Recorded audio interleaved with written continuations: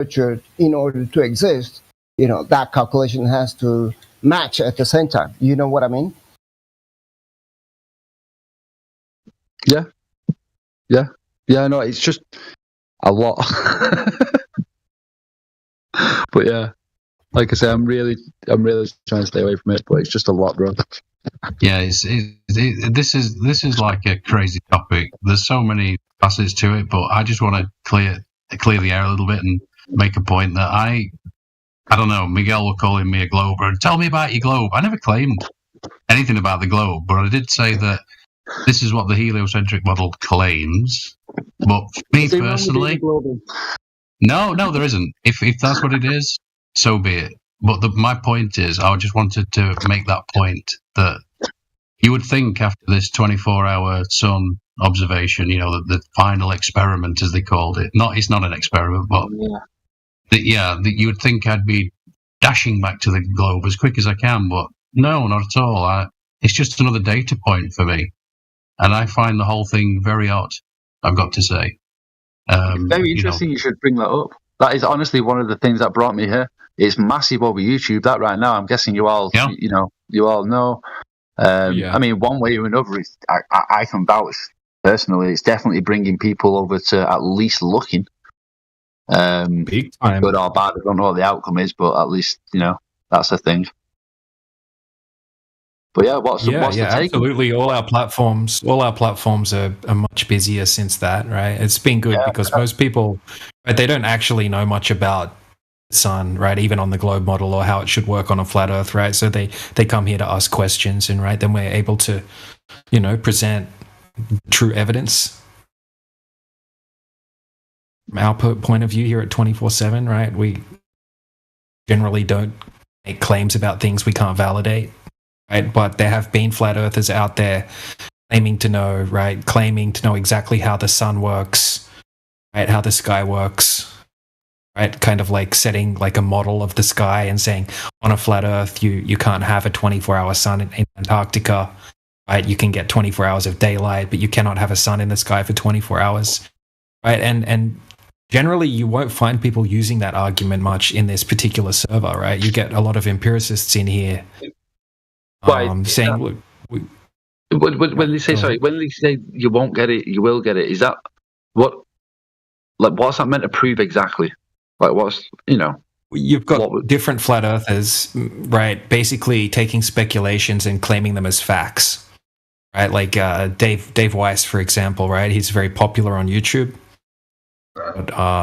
Countless amounts of interviews, right? And he presents flat Earth kind of like a model, right? And he'll present arguments that contain speculations, and he will kind of present those speculations as facts, right? And then anti-flat Earth debunking YouTubers and things like that will take those bad arguments and they'll say flat Earthers claim this or flat Earthers claim that.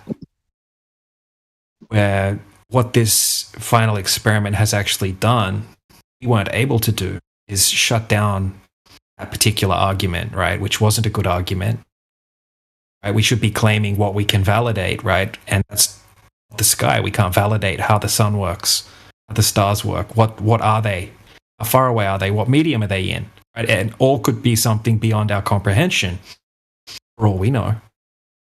Right? But what can we validate? Right? We can validate that there's no curvature, right? That's the number one thing that you would need to have on a globe, right? And a lot of other things, right? In relation to the gas topic we're talking about, and much more. So yeah, it's shut down those poor arguments, which is actually a good thing.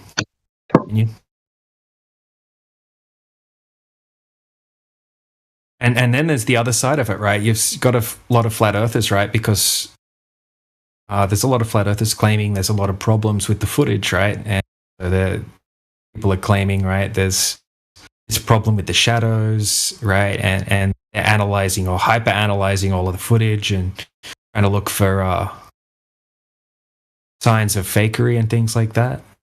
Yeah, didn't look pretty interesting topic. Throw that out there. Did not look fake to me. I don't know what I'm not seeing. I mean, I don't even know what the result of it would indicate, so I'm not making an argument by saying that, but the video definitely didn't look fake, bro. I don't know. No, I don't think it's fake. I mean, but yeah, other people present their evidence, right? Claiming that you know, there's certain problems with it. That's fine to do. I think it's good to analyze it all. Hell yeah, bro. Like without the amount of shit that's online these days, honestly. Sorry to swear, yeah, because the problem is, right, a lot of the flat earthers were valid to make the arguments, like in a sense that they did, because there was a lot of faked footage of the 24-hour sun, right? All of a sudden, people started releasing videos that would say, 24-hour sun time-lapse, right? And then flat earthers would go through the footage with a fine-tooth comb and find that they've stitched together different pieces of footage to make it look like there was a 24-hour sun. And it's like, why are they faking this footage? So it's confirmed. Yeah. It's not even like, I mean, again, like you say, it's quite divisive. Some people in here might say yeah, some people in here might say no. So I don't want to start a fucking riot. Fair play. Yeah, exactly. Look, there's a lot more. There was a lot more promised by the guys that went there, right? They were meant to do a 24-hour live stream. And there's still footage that hasn't been released by our side because they had a lot of problem with the file sizes and uploading a 1.5 terabyte time-lapse file, right? A 4K 25-hour time-lapse with the 360 camera. Right? So that's apparently coming out. I thought it was paid for by some like mega rich guy though. It was paid for by a really shady church pastor. No, I mean like they shouldn't really be having like. They shouldn't really be having like failure of equipment if it's funded right. You know what I mean? It's not necessarily like they all had to bring their own equipment. Right, so there was three people from the Flat Earth side and a bunch of people from the Globe side, right? But everyone had to bring their own equipment, right? And it's not necessarily an equipment failure, right? They didn't realize that a 25-hour 4K time lapse is going to be 1.5 terabytes, right? Which is just a ridiculously huge file size. And then he had like some software, right? Some particular types of cameras, like GoPros and stuff. You have to extract the footage from the software that comes with that particular camera, right? So the 360 camera, I forget the name of it, but he had to extract the footage from that particular 360 camera's app, right? And that file size kept crashing the app, right? And he only had a 1 terabyte hard drive on his computer, right? So he had to go and buy a 8 terabyte hard drive, right? I'm telling you what he said. Right, I'm not saying it's all true or false or anything. This is just what Austin Whitsett said. Right, so we have seen clips out of that 360 cam footage, and hopefully soon we'll have the whole thing uploaded, because apparently he uploaded like 20 gigabyte and then the upload failed or something. So apparently in the next few days, like we'll have drone footage and 25-hour 4K time lapse and all sorts of stuff being released. I just assumed it was like some mega film crew or something. Like I said, I've seen some video on it. I didn't exactly deep dive it, so. If they don't screw it up with the footage at the same time, because the footage that we see so far, right, you can see a lot of fakery already. I'm just going to say, if the new footage that will come out, soon enough, I hope it doesn't, get more screwed than what we already have it, Like somebody already said it, the shadows doesn't match. I mean, I didn't pay too much attention to this event because I thought, kind of ridiculous. But then I start watching people posting stuff, debunking, all the footage. And for me, it was funny.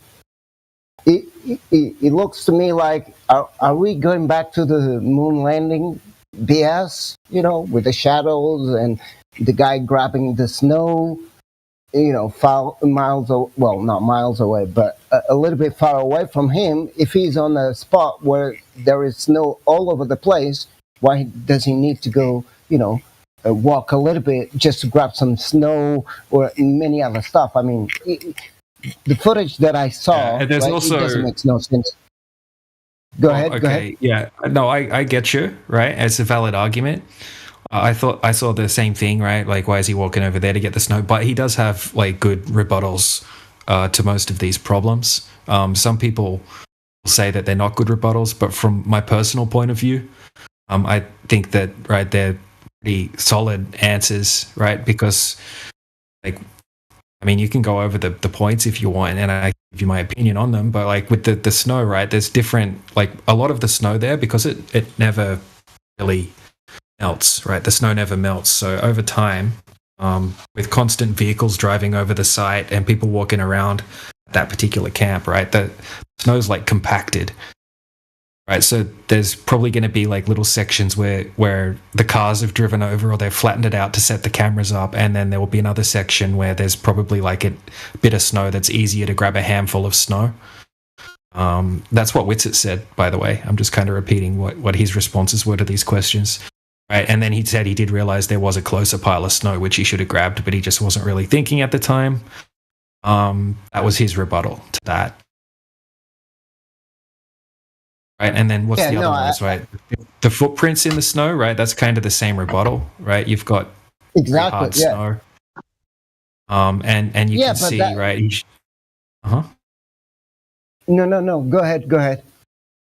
Well, okay, so right, there's a lot of areas of snow there that would be compacted. It makes sense for certain areas to be compacted, right? Because they've got those big, heavy snow vehicles, right? And it doesn't really snow a lot there. It does snow sometimes, but usually it doesn't snow much. It's kind of like a desert, right? So a lot of the snow is compacted, kind of like ice. So it doesn't make sense why you wouldn't really see a lot of footprints in certain areas, right? And then because when you have a look at the footage of the marathon that runs there, right, you can see in some particular areas it hardly looks like the runners are leaving footprints as well.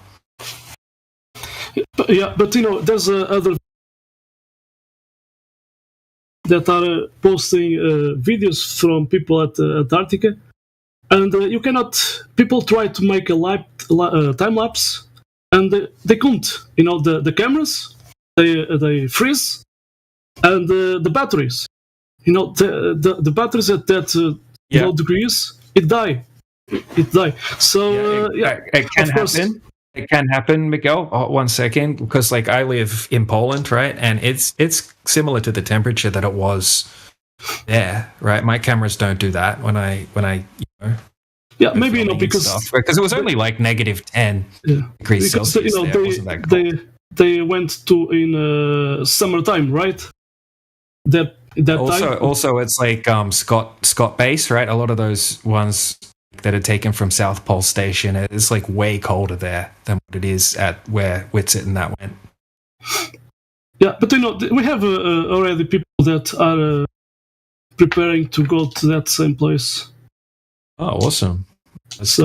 I'm not trying to defend it all. I'm just like trying to like give you the responses that Whitsitt gave.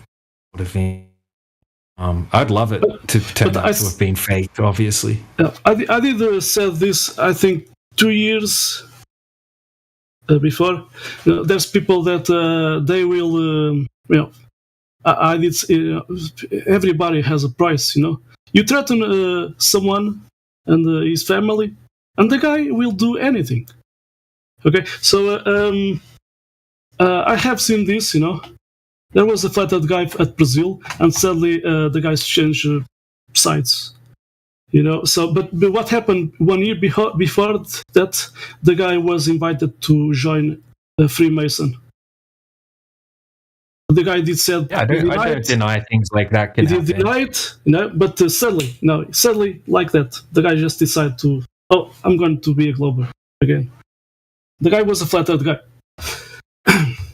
Yeah, I think that's happened with a few people, like Ranty, perhaps. That could have been the case as well.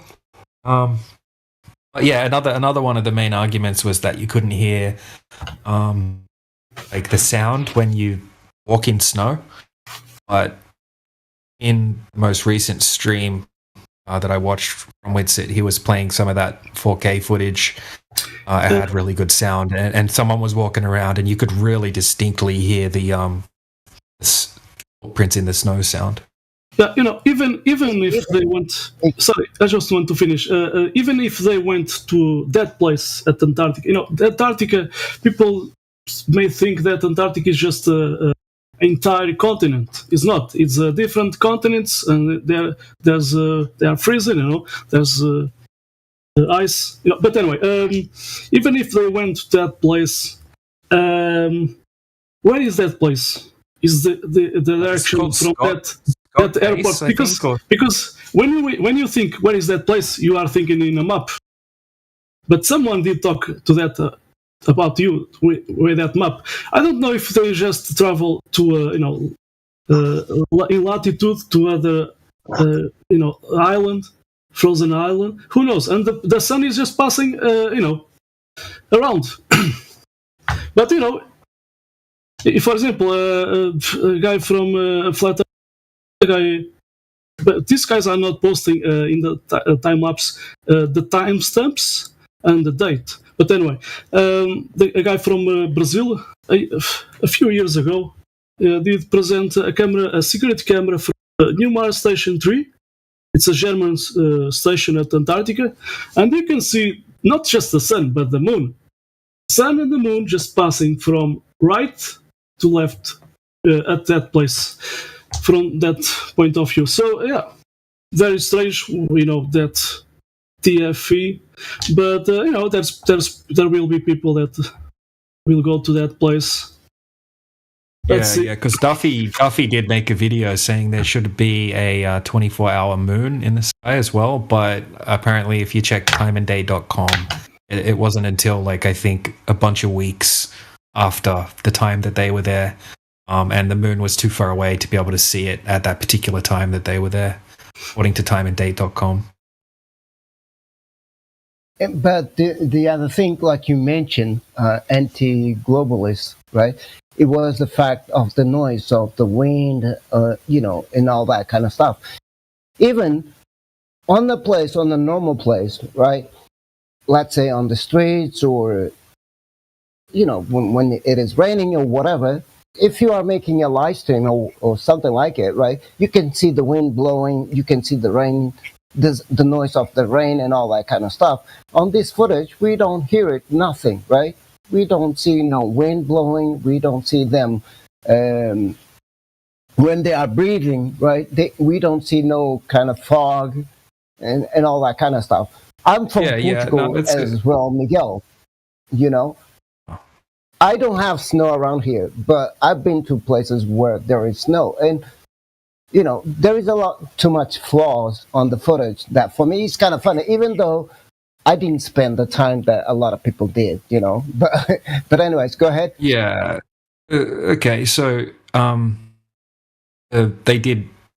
You can look up the weather and the wind for the days that they were there, and Witsit was saying that the first day that they were there, when they were doing those live streams, right, it wasn't windy, right? It looked like it was very nice blue sky weather, and he said it was a lot windier on the second day. I don't know if they did a live stream then. It also depends on if you've got one of those little filters over your camera mic, right? I've got a nice little Sony camera, right, that I vlog with, and it's crazy with the wind noises and stuff. But if I just put a little bit of foam over the mic thing or one of those little fluffy things, it's can be blowing wind like crazy and you don't hear a thing. And then just in relation to, what was the second thing you said? Oh, about the breath. So yeah, it is a pretty different environment, and I did go and look up a whole bunch of other videos from just random people that made YouTube videos from certain bases, like South Pole Base and stuff. And when they're outside, right, they do hardly blow any breath, any fog out of their breath. And also, when you look at the marathon runners, right, even doing the marathon run, right, when they're interviewing them and stuff, or when they're running, you really don't see any breath there either. Because it is dry like a desert, but Witsit did say if you have some hot tea, right? If you have a drink of water or something, you can blow out the steam out. It does kind of make sense. I mean, if you do look it up, it does say that you wouldn't be able to see much fog in your breath in Antarctica just because it's so dry there. Sorry to interrupt, boys, but I've got to dip out. It's been awesome. Good chat to you, Pat. Really appreciate it.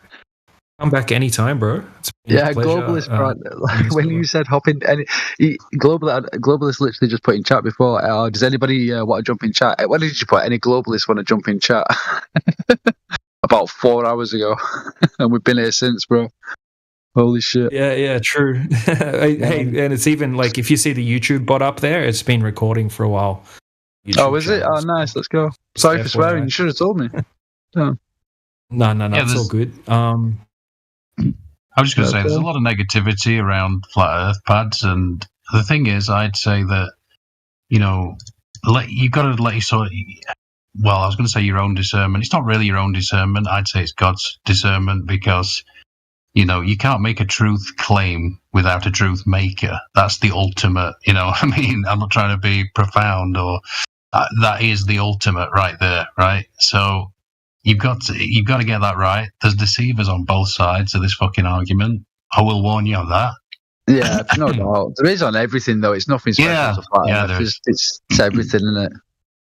But I'm just going to post this as well. This is like Whitsitt talking to Owen Benjamin for about, I don't know, half an hour. And you can see his breath the whole time, just FYI, anybody who wants to watch it.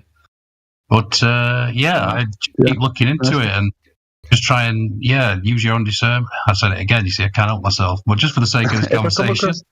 If I come across like a dick, I do apologise. I'm super skeptic. No, you don't. You're not at all, mate. Personal on flat Earth. I'm super skeptic on anything.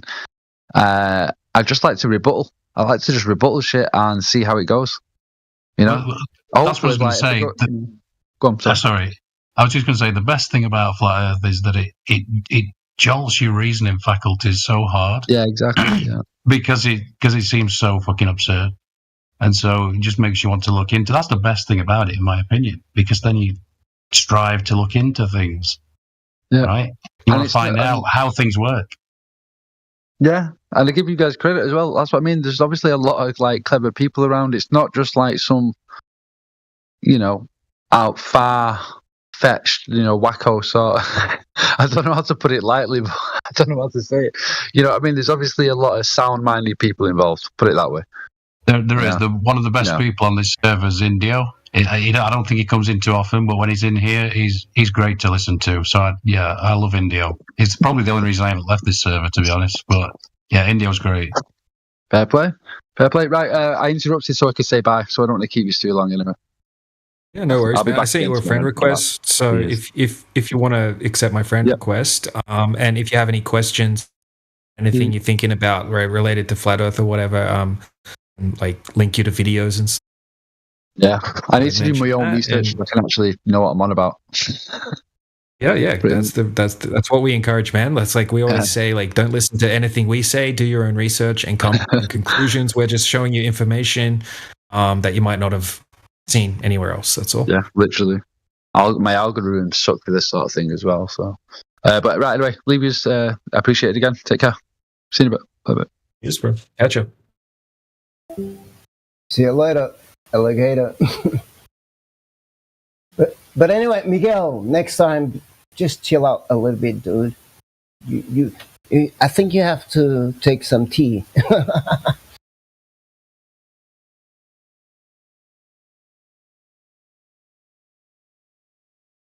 You see, the guy just left, right? That Andy Flat Andy, what? That guy is jumping sides. Yeah, he seems like he's jumping sides. Yeah.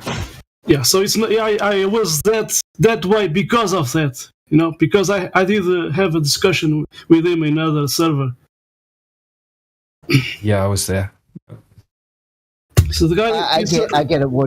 The problem is that we have the new people, the new guy, and there are some some let's say Globers, because he's a Glober. There's some Globers. They like to jump sides. I don't want to make a claim, but they like to distract people. Yeah, play tricks. I get it. I understand you. I understand your side, but I did that way because of that. So it's not. This is not the first time that guy is doing that. So I did that because of that. Sorry, but it depends of the person. There's per person. It depends of. There's two people that came here. I did interview people at VC check-in. They did came here before. They were banned. They did confess to me, first they came here to troll, and then they think about what we did said, and they came here with another account, but this time to know more. So it depends of the person. No, I get it. And since I know you as well, not very well, but I do know you a little bit, that's why I jump into the conversation at the same time, dude. That's all. I accept. I know you are right. I accept what you did said. It's correct. But sometimes we have this these people that they like to distract new people that came here at first time, and they like to it's a distraction. They like to talk other things, and that's it. So yeah, Pads was talking with anti-globalist, and we have that guy that just was here just to distract. So that's it. It's like you have to think it's possible, it's not. They like to do this. There's some flat earthers. They are just they are not doing their own research. So they are just following others, and for example, this TFE, the final experiment. Yeah, there's some flat earthers. Sadly, they will change sides because of that. But those are not the real ones. The real flat earthers are those that do their own research and starting, with their critical thinking. That's it. Yeah, I know exactly what you mean and what you're saying. But like I said it to you, I know you, so fuck you. I'm just joking. Thank you. Right now. Thank you. I know. Yeah, I love their irony. Anyway, but I did say that this is important. I did say that, like 2 years ago, I did say we have to be careful. There will be people, that they will change sides. Sadly, people that sometimes we know these people. They are around, and sadly they will change sides. And we are watching that happening.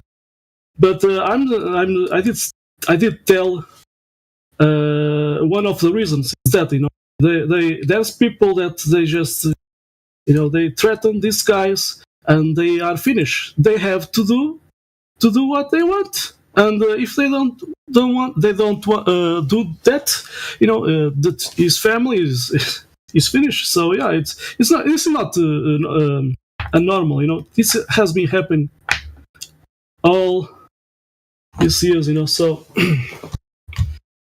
Yeah, no, I get it what you're saying. But like I said, I saw this final experiment. Well, I didn't saw nothing. I just saw some clips, and for me, it was funny to watch all that nonsense. Like, now we're going to prove to these guys that we live on a spinning ball. And I was like, oh, really? Oh, okay, funny. Let's see what you got. And when I saw the footage, I was like, oh, okay. I went back to the 1960s to see the moon landing again. Like, what the heck is going on? But again, it is funny because they want to hide the truth from us, right? But again, the real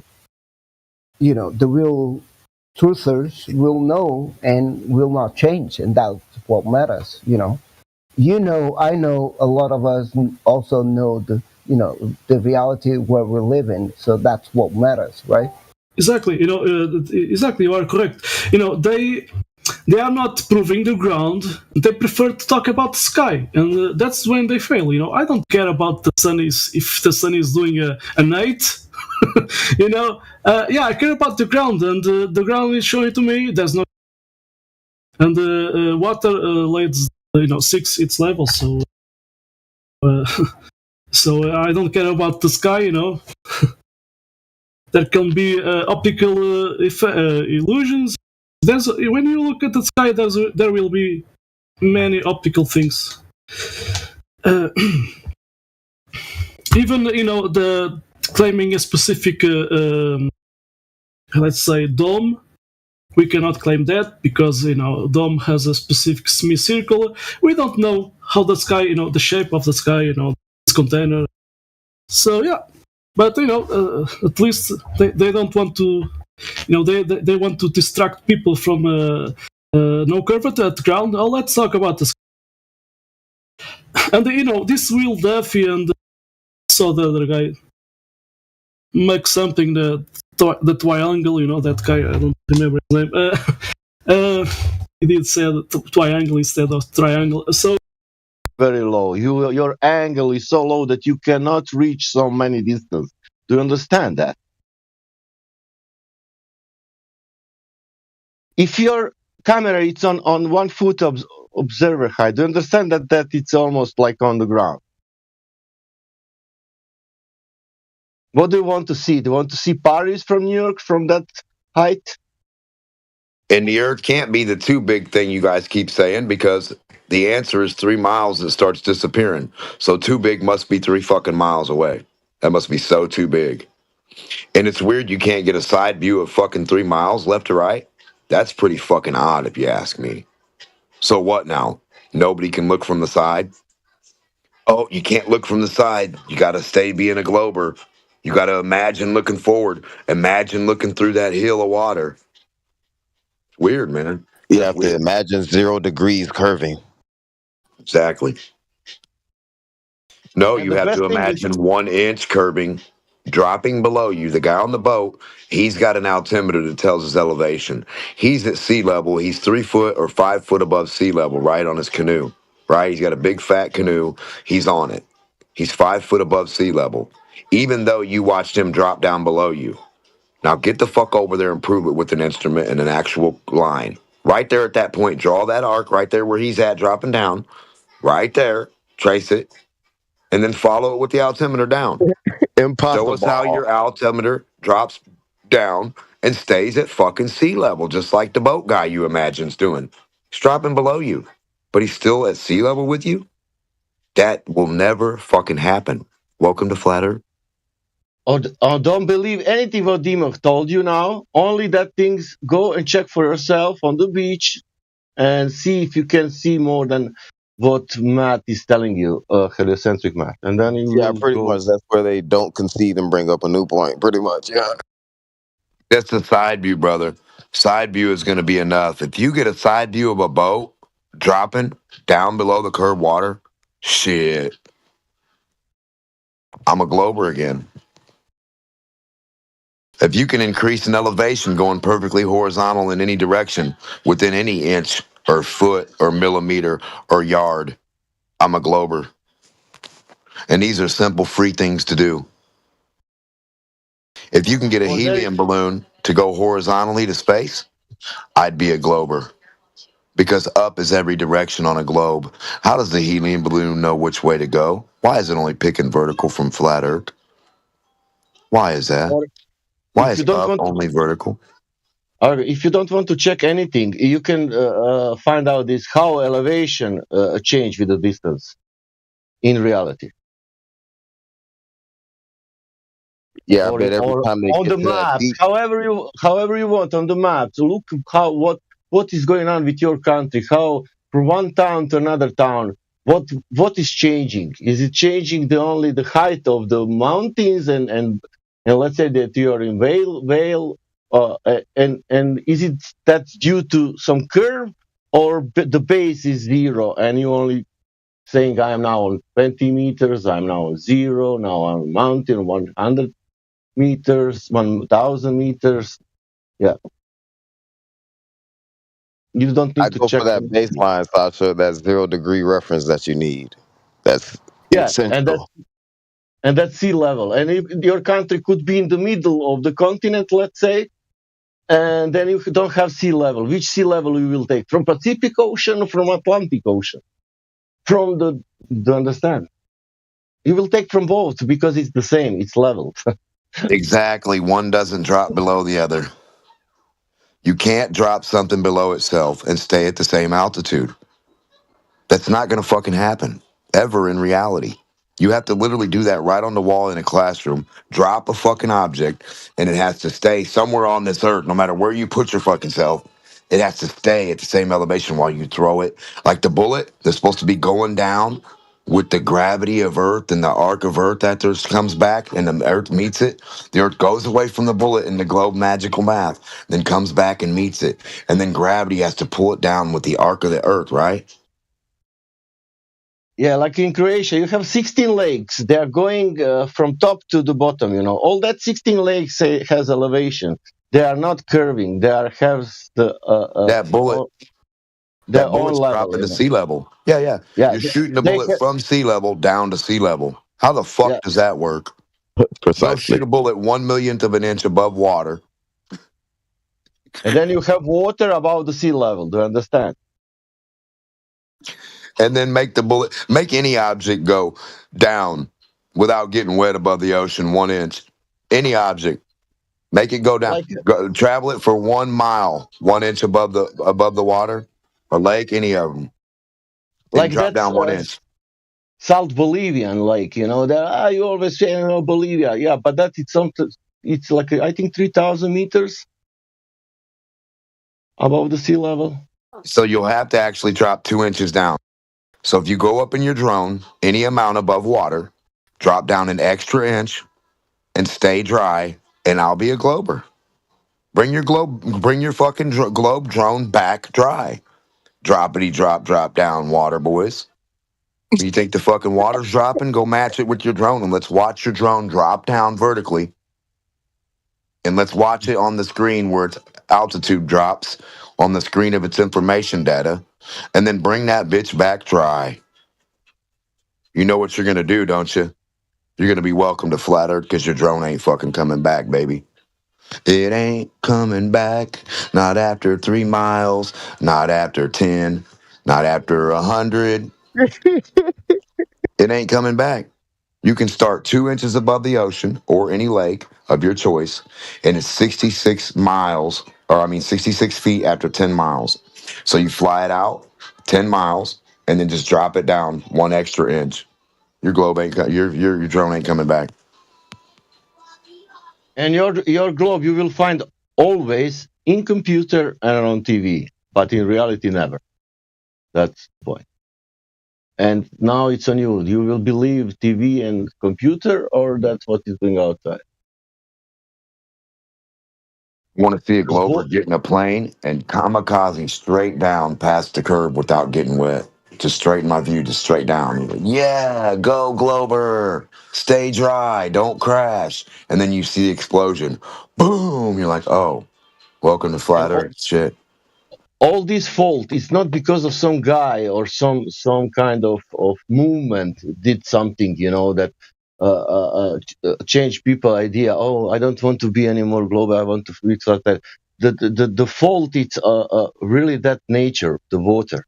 Can you imagine that the ocean? It's the sea level. It's that's the fault of these flat earthers. We are all flat earthers because of nature, not because of people. And people who are globers, they are globers because of people, not because of nature, unfortunately. They believe people, not the nature. And people like to lie, and nature never lie. That's the difference.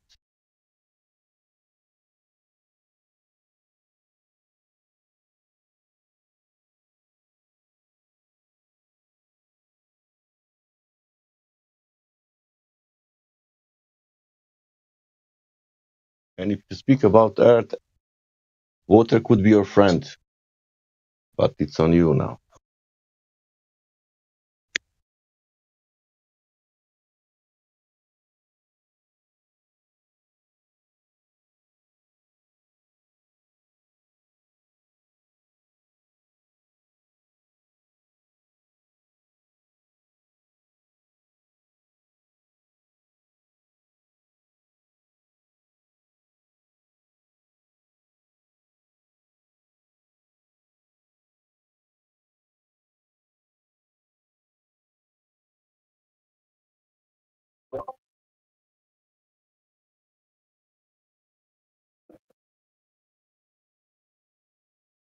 stop the cap.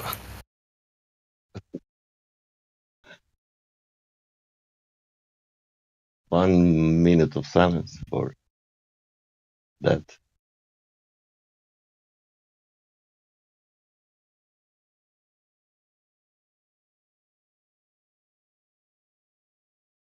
Rest in peace.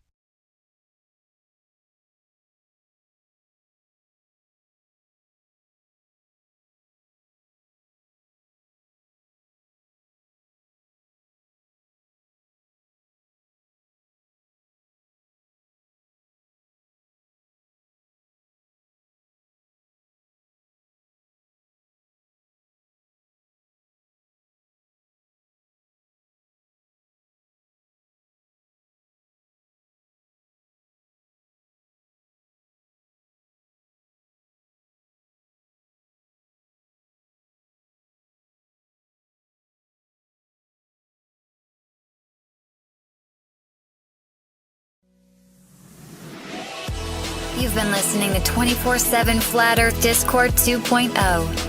We hope you're having a fantastic day on this flat and stationary plane. If you too would like to join the debate, please click the link below. We'll see you there.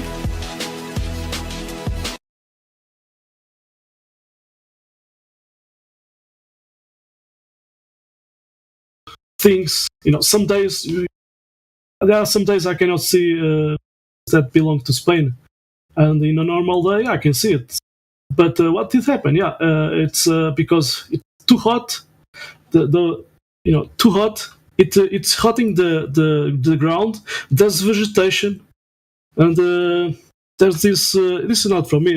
This I can post these volatile organic compounds that rise up from vegetation because of hot, and there's this white haze, and you cannot see, and so there's a lot of things. Watching the moon appearing at the horizon, and it was yellow, and a few hours later, let's say from my point of view, 30 degrees, something like that, it was not yellow anymore. So what did happen?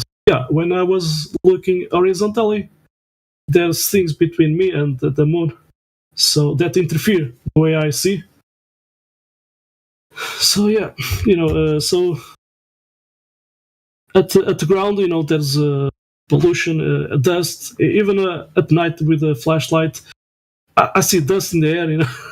So there's many things. Vapors at morning. There's as the sun is coming. Vapors are rising from the earth. There's a lot of observations. I saw this with my binoculars.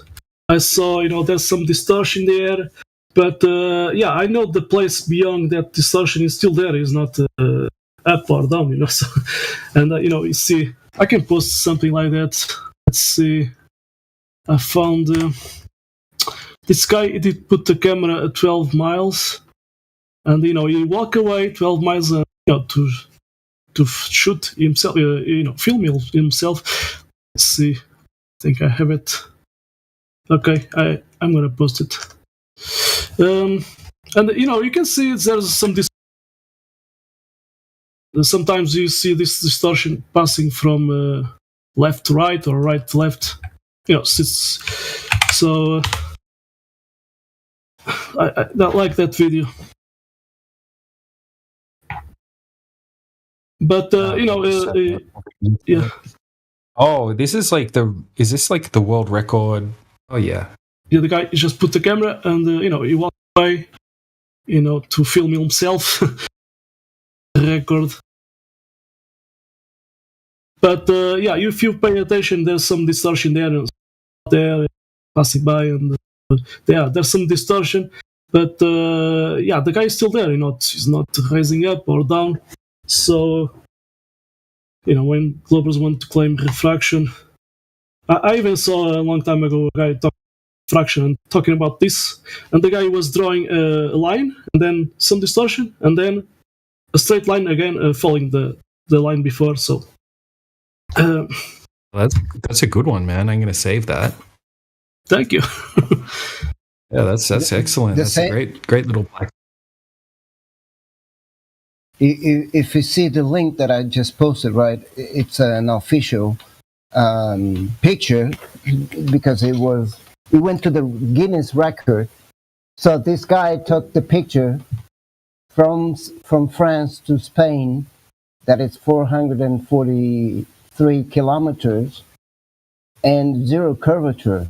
And and this is another thing that a lot of people don't take into consideration. So if that guy was able to take a picture from France, from France till Spain, right? Something is not right. Well, because it should be a curvature somewhere. Go ahead. Yeah, exactly. People did post about that, the world record. I did post some information about that too. It's the same place. That India just posted in the chat there as well. Watching a bit of it today. Very good observation.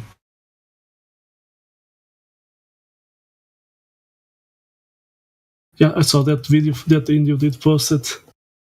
It's a good one.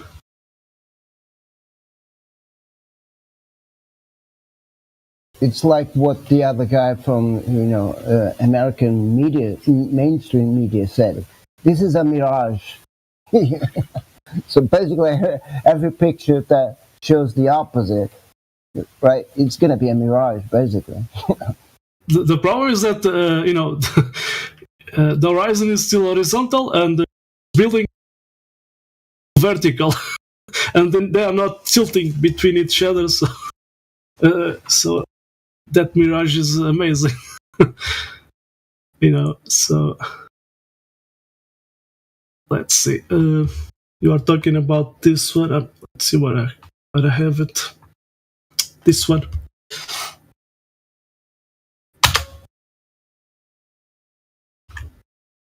There's what you're seeing, it's just a mirage. Yeah. I think I have a better one than that. I think this. Okay, this. Yeah.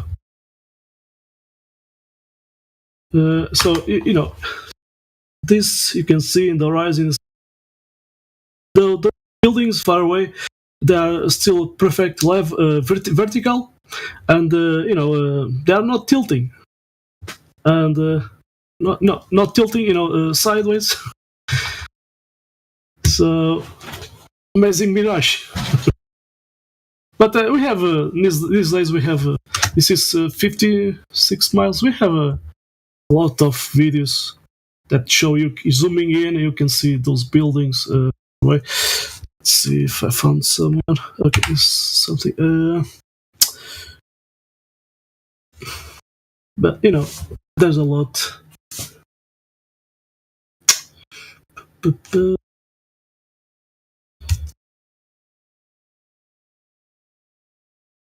So we have this one.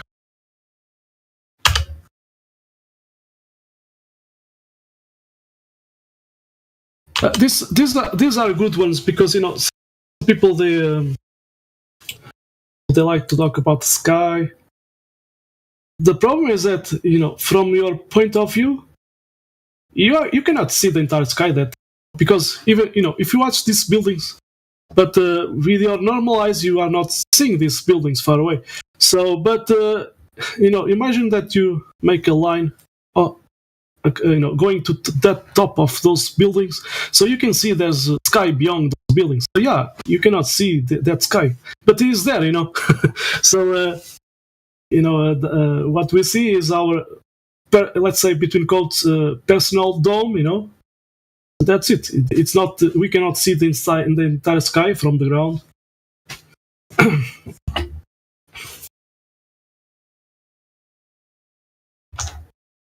And that influences,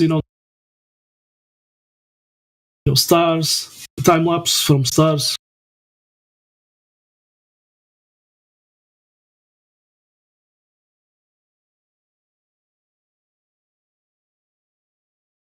They appear like they are doing,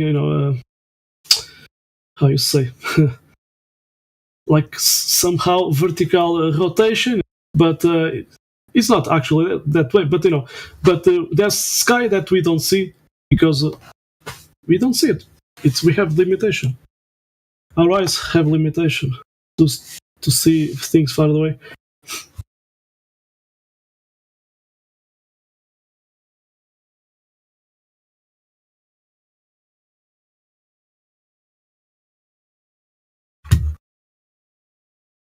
I'm sorry, I'm doing something in the background. That's why I'm not replying to you. But again, this is the problem. They claim that it's a ball, but they don't take into consideration no calculations whatsoever. Yeah, well, they just believe it. What they learn at school, television, these CGI documentaries.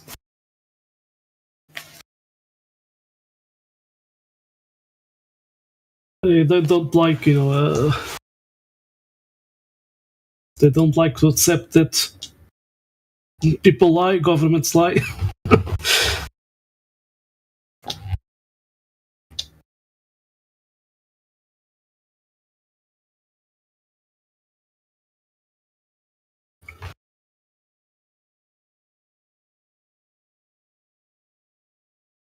The decent one I posted there as well. It's actually out of one of Taboo Conspiracy's laser test videos, and it's just an observation over 21 miles. You can see like that white structure. I'm not sure exactly what it is, but the left image is from 21 miles away. The right image is from close to it on the other closest side and the further side of the lake. So yeah, it should be behind, hundreds of feet of curvature. Yeah. So just to finish, what I'm saying, doing observations when from watching the sea from the beach, there's always be different weather conditions every day. But to do it more accurately, to see more farther away, people can go to a big lake, driest month, let's say like that, the driest month, less humidity in the air, people can see farther away.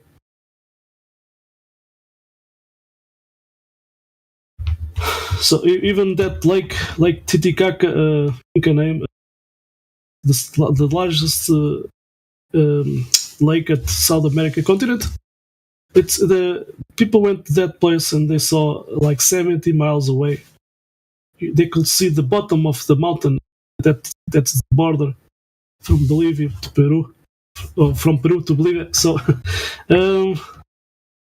yeah, that's impossible in that globe. 70 miles.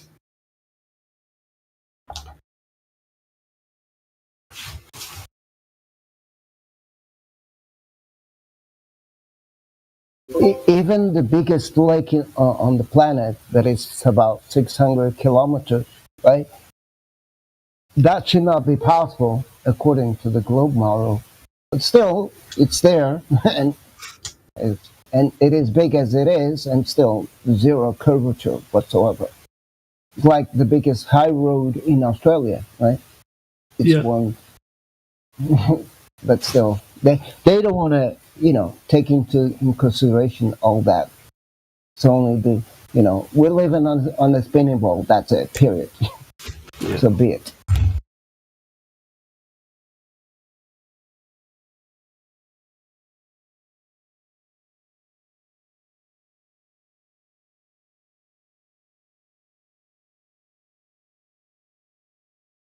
Sometimes we like to talk, NASA and so on.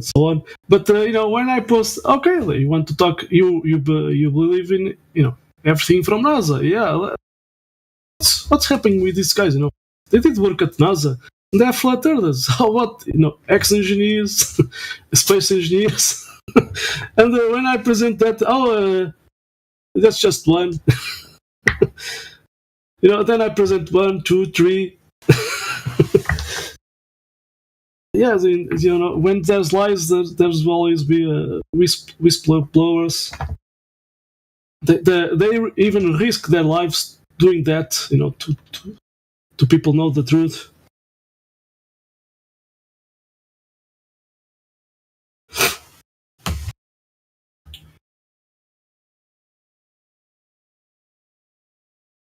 Anyways, the problem is you just gonna see it when you experience. Otherwise, doesn't matter what I say, doesn't matter what you say, doesn't matter what anybody gonna say to you.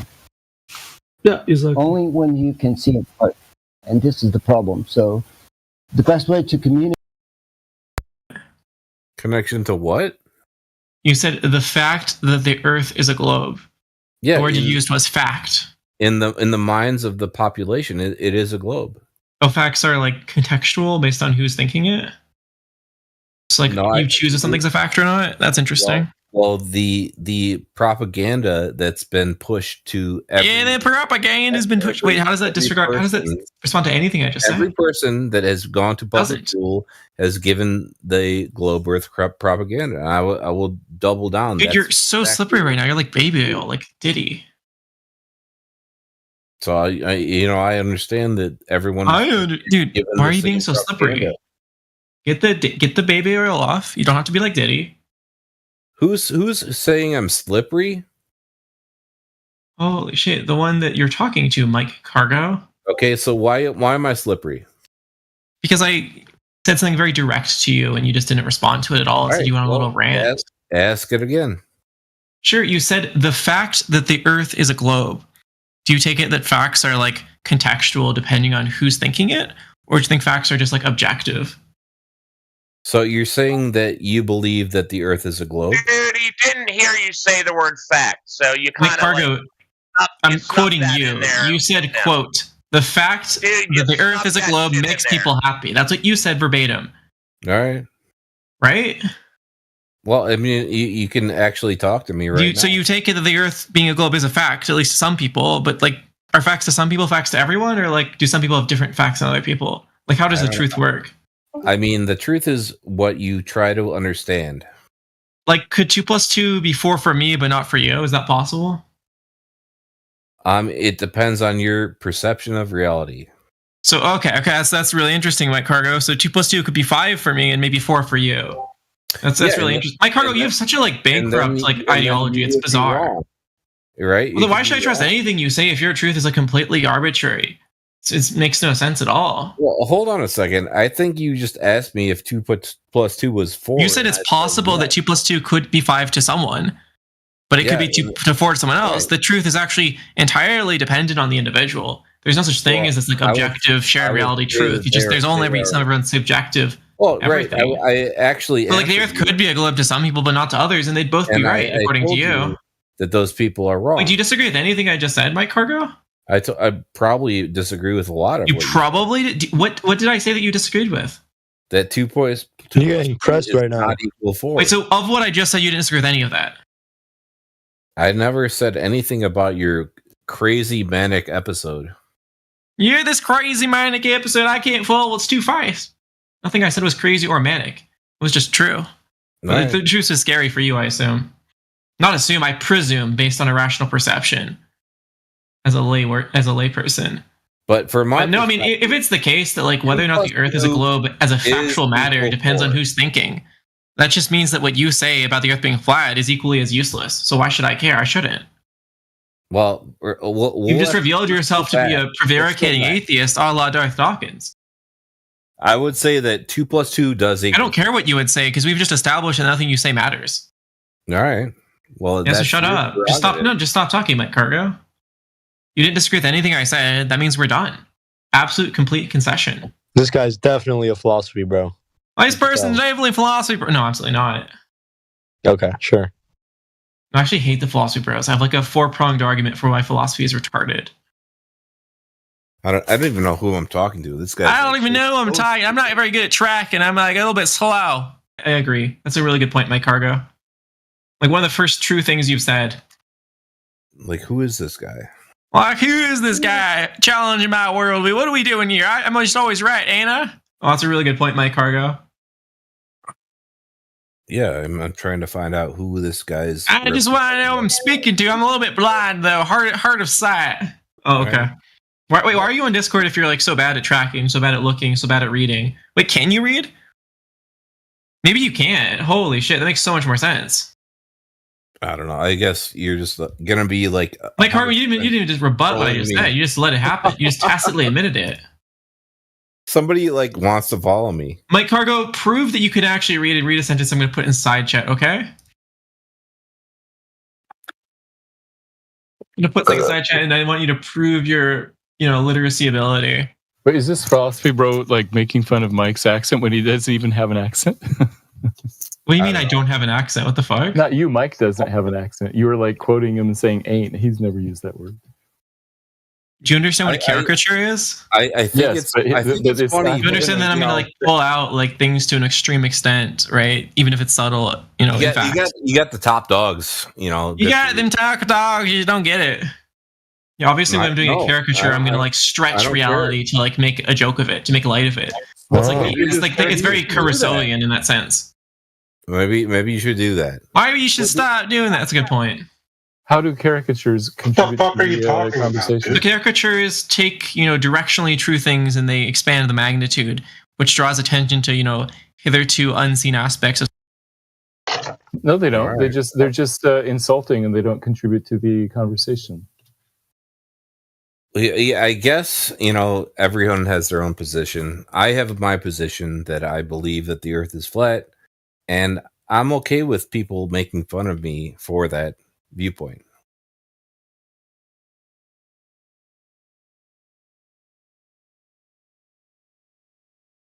So whatever, if somebody wants to talk to me, I'll talk. Whatever you want to talk about.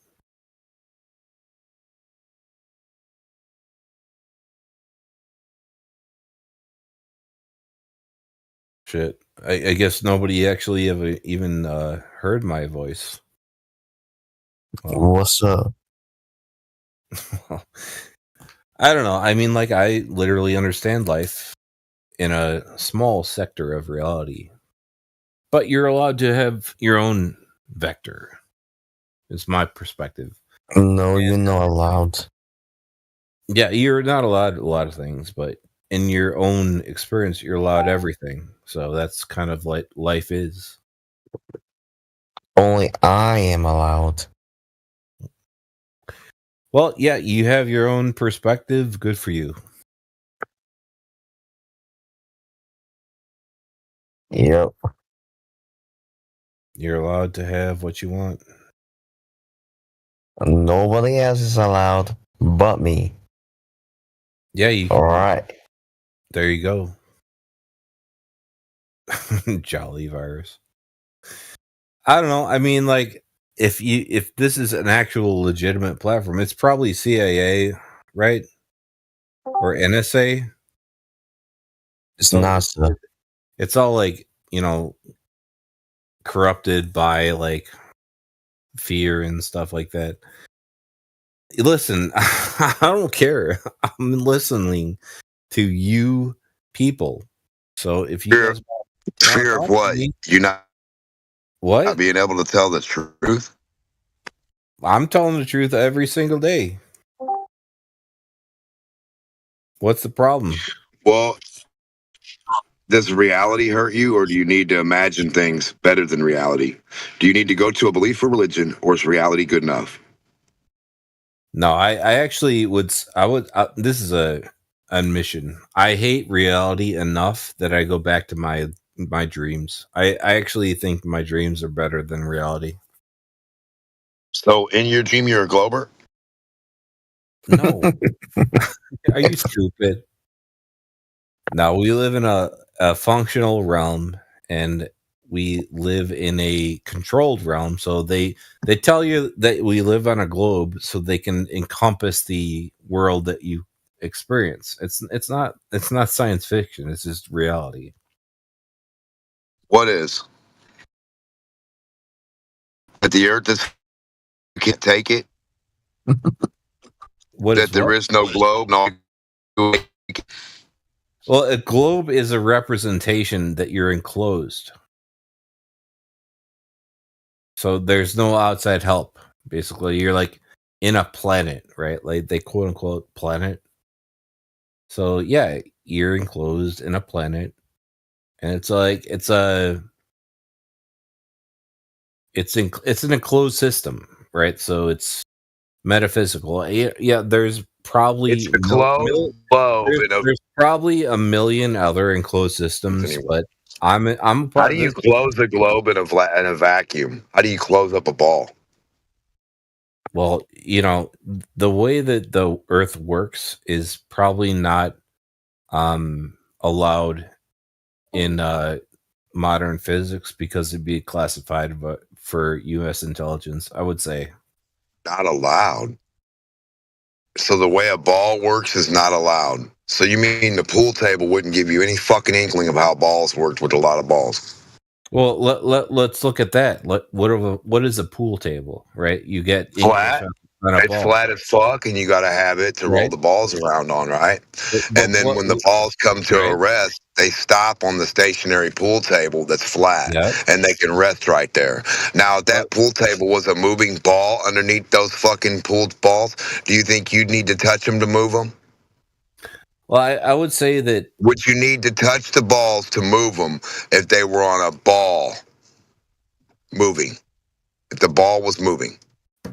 My balls? Hello? Do you have to move a ball that's on top of a moving ball, or will it move on its own? My balls move on its own. I mean, if you want to touch balls, there's a lot of... No, on a flat surface, you can sit the ball still, and they won't move unless you act on them. On a ball, what do you have to do to move the balls that are on top of a spinning ball? The answer? Nothing. It will move them on its own. On its own volition of being a sphere, another sphere will react like a gear or a cog or a wheel on a wheel or a tire spinning against another object. Now, where the fuck do you see that on Earth? Well, it's an interesting perspective, definitely. It's reality. That's why I say, do you like reality, or do you like to make shit up that you can't back? I never somebody tells shit up. No. I'm just saying, it's just a question for everyone in the world who's listening. All right. Well, yeah, I guess reality is, indeed a bad mammer jammer. Well, it's permeable and also distinct. So you can talk about something and it's real, and it's also there's you can be have a different perspective. So the way that it's been talked to me just in this chat room is that you guys get it. Hopefully, you're allowed everything. Nothing is pretty fun, and you're allowed nothing because it's like some of the best. Like when you die, it's like probably like the best experience. Like I've experienced dying, but like not in this life. I'm just like a normal person. But I everyone's scared of death, so I'm trying to get like a perspective that it's not as scary as you want it to be, but you could be as scary as you want to be. Ugh, it's so stupid. I shouldn't have said that. Okay, this is why the Catholic Church was installed, right?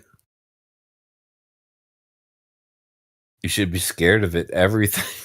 It's a control matrix. Everyone knows it's a control matrix, but like, man, it's more fun when you're scared of things.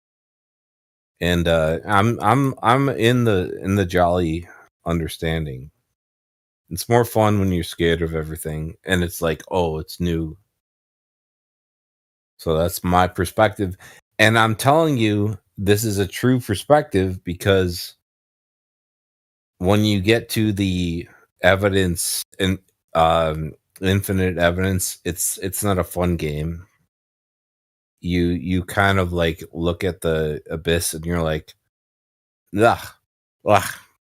So that's my perspective. So, welcome to reality. So, veganism, yeah, you're allowed to subsist of plants and whatever, but you have to have some animal protein in your diet. Like you have to be what is it called? Vegetarian, because the world is set up in a way that your consciousness will understand like the lesser life forms. Dude, who are you talking to? Well, hey, what's up? Who am I talking to? Are you just schizo ranting? What are you doing? I'm looking for somebody to talk to. So, hello. Just my experience of life. So, who wants to talk to me? Hey, what's up? Matthew learns. All right, I guess you're gonna learn stuff.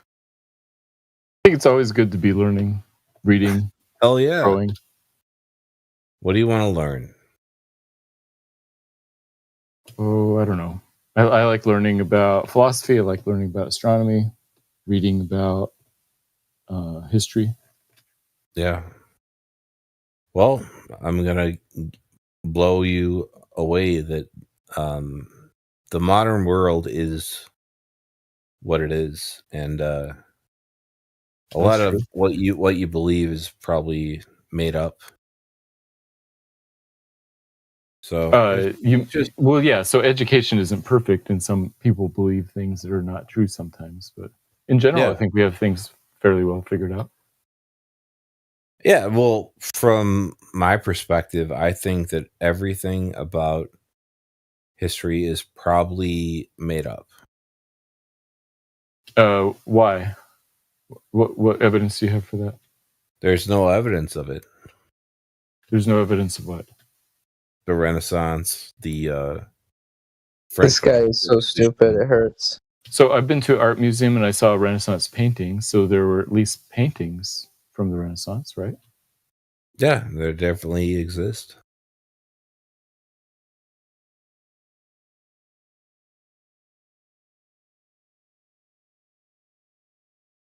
But from my perspective, it doesn't exist. So,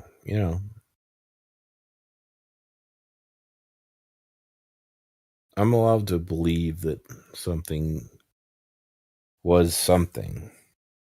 But, and I just so you know, whoever is interacting with me right now, I'm just playing a character, right? So I'm allowed to judge the idea that the world that we are in didn't exist 150 years ago, probably, and there was something different. Well, you and I didn't exist 150 years ago, but the world existed. Yeah, I mean, it consumes consciousness, right? The idea, right?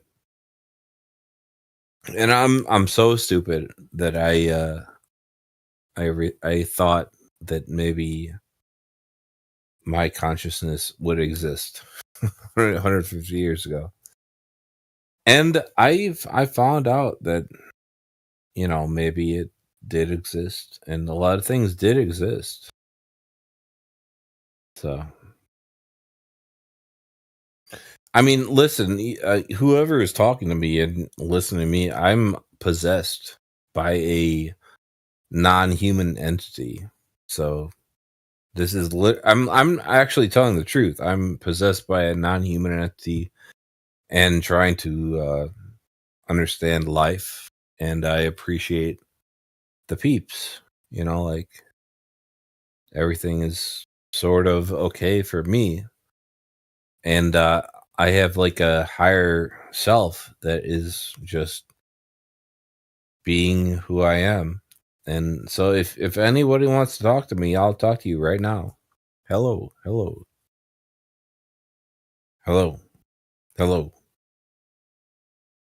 Nobody wants to talk to me. What the fuck? I'm in flat Earth. I don't know. It seems a little bit weird to talk to a human entity. What do you want to talk about? No, I'm just like in a place where I'm just like I'm in a perspective. I just like wow. So yeah, it's fine. If you don't, well, what? It's fine. He lives in a dream. It's okay. You think Earth is a globe? Well, I do. no, Yes. No, I don't believe that the Earth is a globe. I think we live in a dream. I think it's the best answer that nobody has given me that answer. We live in a dream. A lot of people giving you that answer. It's called simulation theory. Don't be so crazy. All right. And you believe in a globe, that's good. That's more proof for a flat Earth. Thank you, globe religion. Not you, the other gentleman that spoke. Matthew, I think. So what makes Earth a globe? Hope, dreams, and apologies, and questions on how a globe works from a glober.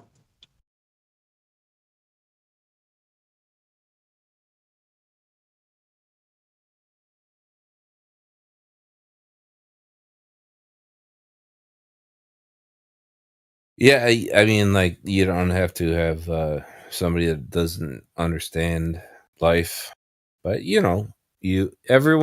everyone who's alive understands life. So Yeah, globe proof is numbers from no dirt, no water to there.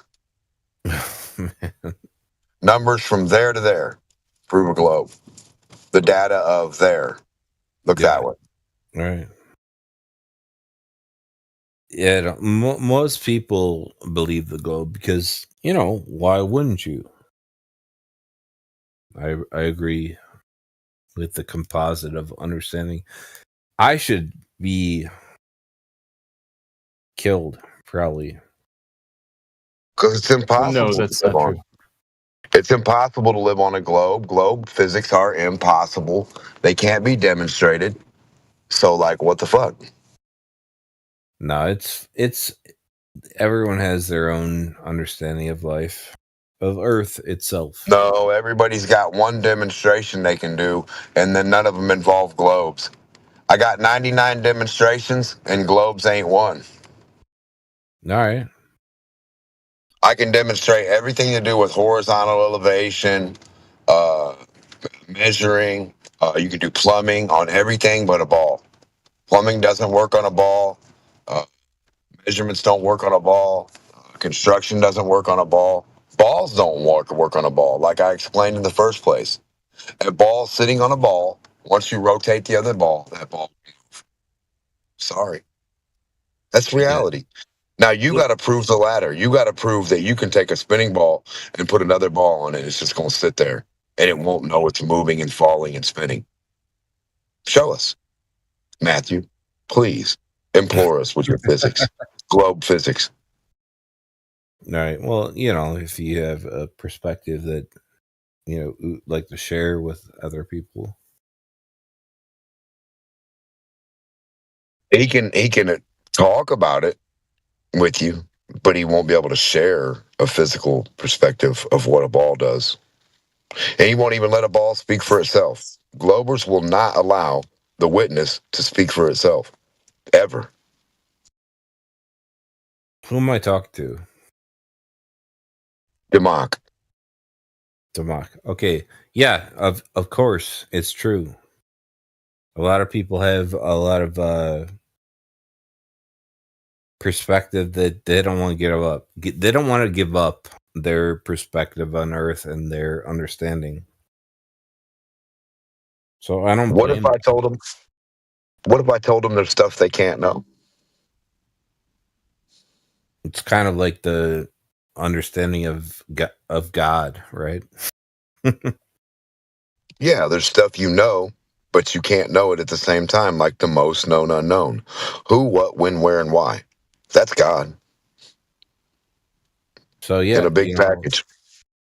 Right. You believe in God. I believe in God. Right. Welcome to reality. Oh, I forgot how. Never forget how. Who, what, when, where, why, and how. That's the question that is God. That's what God's doing. That's what reality is.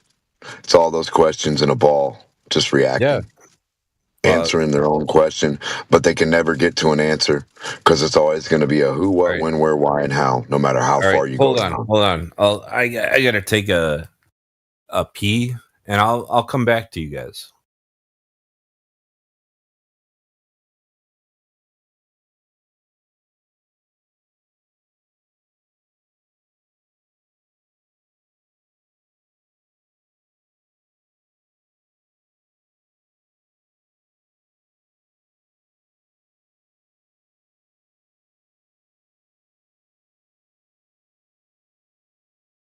I never heard what makes Earth a globe.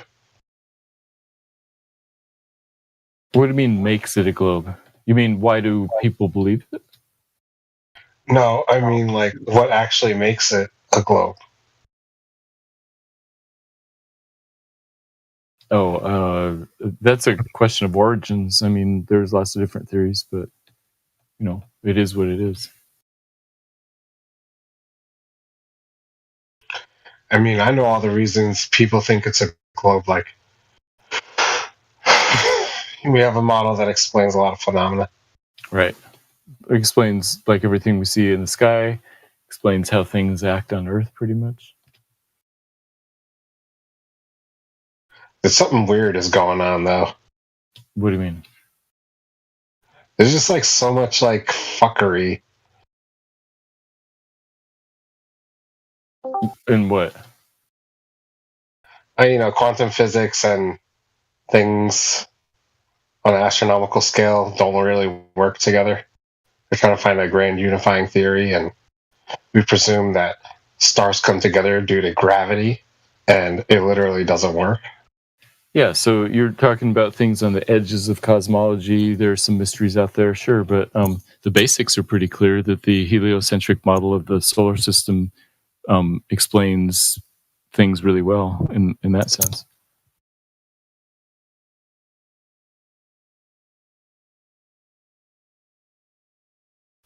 Until we have to start invoking that the lights besides the sun that we see are also suns, and they're causing gravity and planets and whatever. That's when the problem comes in. Like, we consider our star to be like all the other stars that we see. Why is that a problem? Because galactic clusters need more mass to cause gravitational well big enough to cause the matter in that galactic cluster to form. Oh, yeah. So, like I said, at the edges of cosmology, we're not sure what's happening, maybe. But the solar system is pretty clear what's happening with the sun. And so we could just throw the globe in the garbage then. Oh, you want to throw out the entire system because the edges are a little bit fuzzy? Yeah, I do. Yeah. Okay. I mean, then you're going to be left with precious little. I know. What if I throw out all flat Earth because it can't sufficiently explain sunsets? Would that be okay? I mean, sunsets are pretty simple. Yeah, we could work on different things. That's totally cool. I guess I'd rather have something rather than nothing. Some explanation.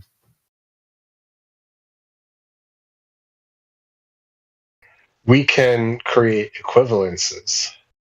So not everything has to be exactly as the heliocentric model.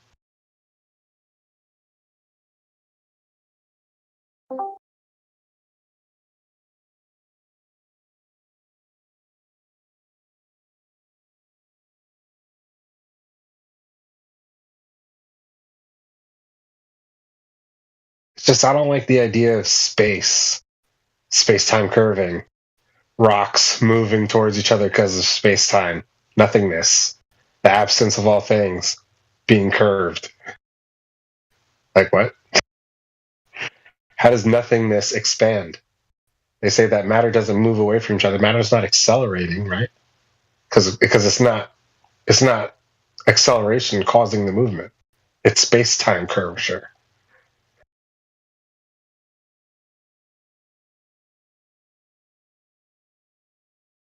I don't know, it just doesn't sound good enough. Like if I want to believe something, like I could believe that if I like to be true, you have to like it. Is that right? Yeah, that's my standard of evidence. Yeah, that's what it sounds like. Well, yeah, you know what I believe, what I think is true is going to be based on it's going to be based on a belief, technically.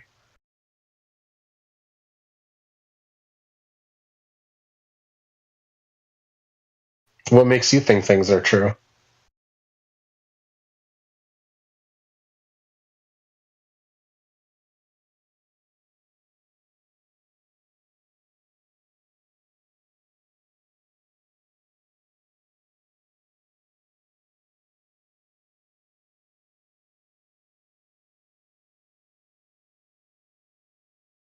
Okay.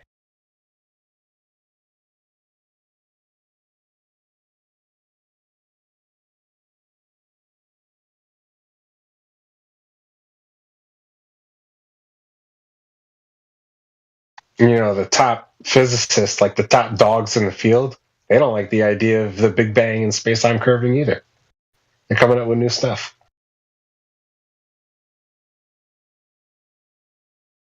Yeah, I would say the edges of cosmology are not settled, but the central ideas, like the shape of the Earth, the surface of the Earth is basically spherical. All the cosmologists agree with that.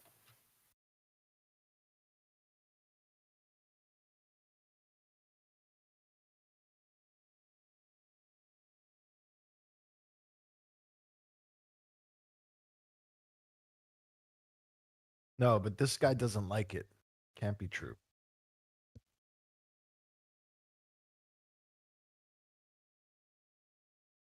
Yeah, we all know what you don't like.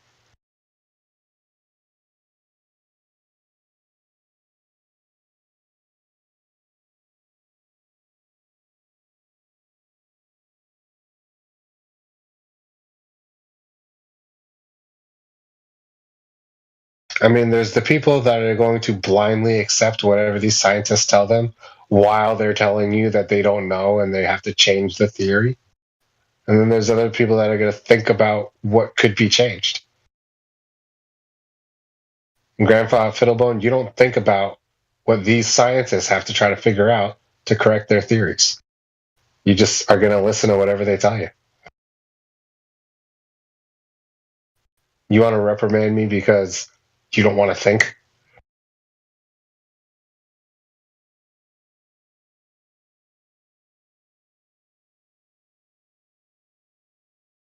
Do you even comprehend what they propose happened at the beginning of the universe? That the reason that matter has coalesced into spheres is because space, aka nothingness, aka the absence of all things, is expanding. How does nothingness grow?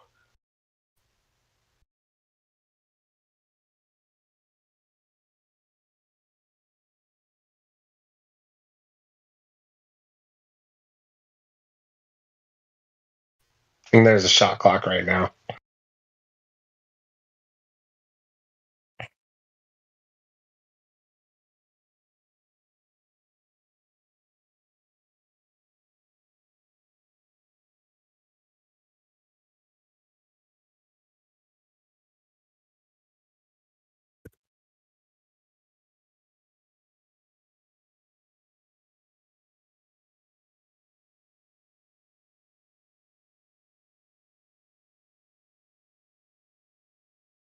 It's completely possible that this place was created and that like matter exploding doesn't truly explain the cause for matter existing. If you really want answers to like why things are and like what causes matter to exist, and you're just gonna like, you know, just quantum field theory, and that's not it. What causes quantum field theory? Like you have to invoke a creator somewhere. And like, I don't know why the creator would just like be like, let's just like slam rocks around in a vacuum. Like this guy's like, he's just like setting off grenades. Like that's all he wants to do. No, he created life. This place is very complicated. He doesn't give a fuck about blowing up matter. That's stupid. Everything has come together so like meticulously and is very intricately designed. This is not an explosion of chaos and nonsense.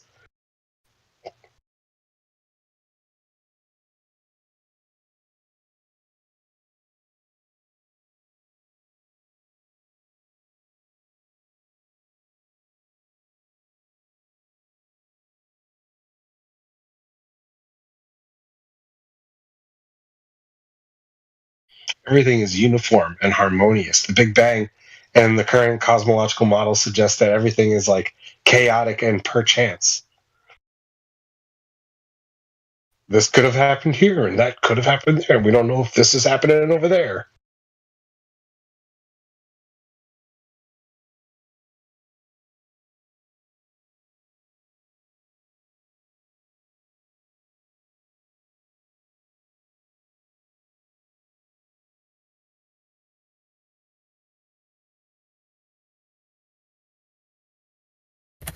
Yeah, the globe model is satanic. You're in a rock flying through a vacuum and nothing you do matters. Well, if you say nothing you do matters, that's satanic. But I say that God created the universe and everything you do matters. It's a beautiful, wonderful place, and that He made the Earth a globe.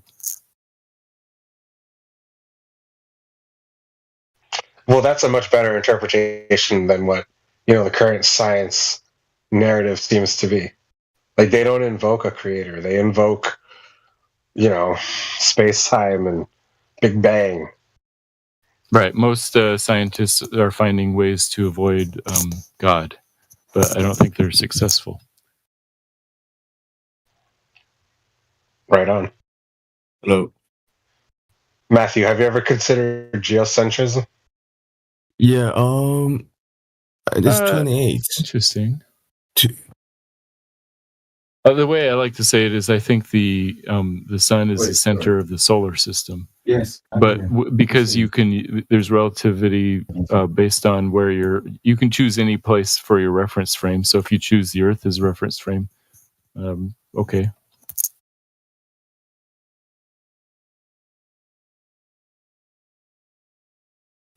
The Bible says that Earth is fixed and immovable.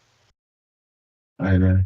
Right, but I think that's meant in a spiritual sense. It isn't necessarily describing the physical reality. Yes, makes sense.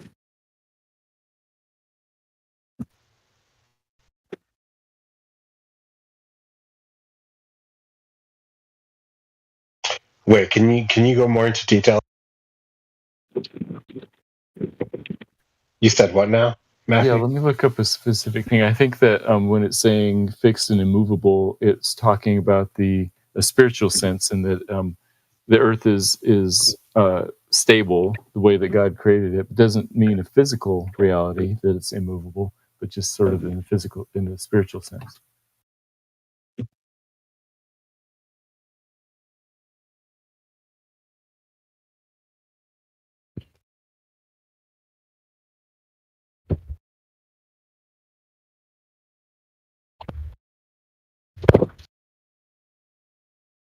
Yeah, I'll think about that.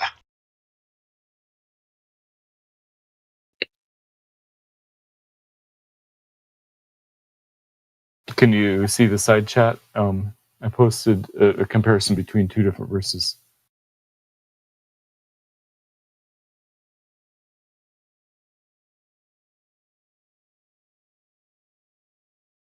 Psalm 112:6 says, surely he shall not be moved forever. The righteous shall be in everlasting remembrance. It's talking about how righteous people will not be moved forever. Guess what? It's the same word as Psalm 104:5. God laid the foundation of the earth that it should not be removed forever. It's the same word in both places.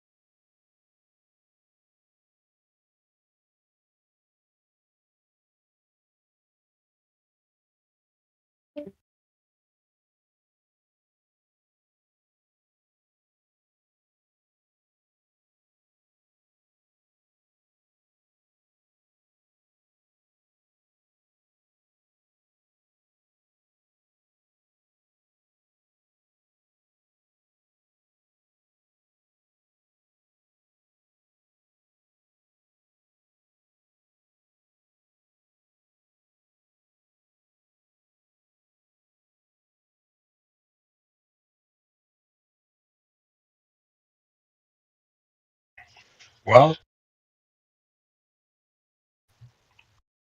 I can honestly say that I'm totally willing to entertain that space is not empty.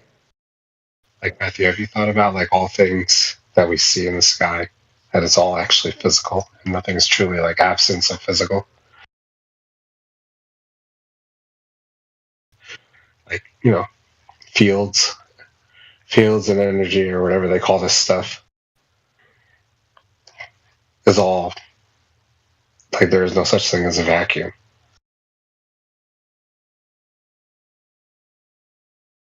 Nope. Peace out.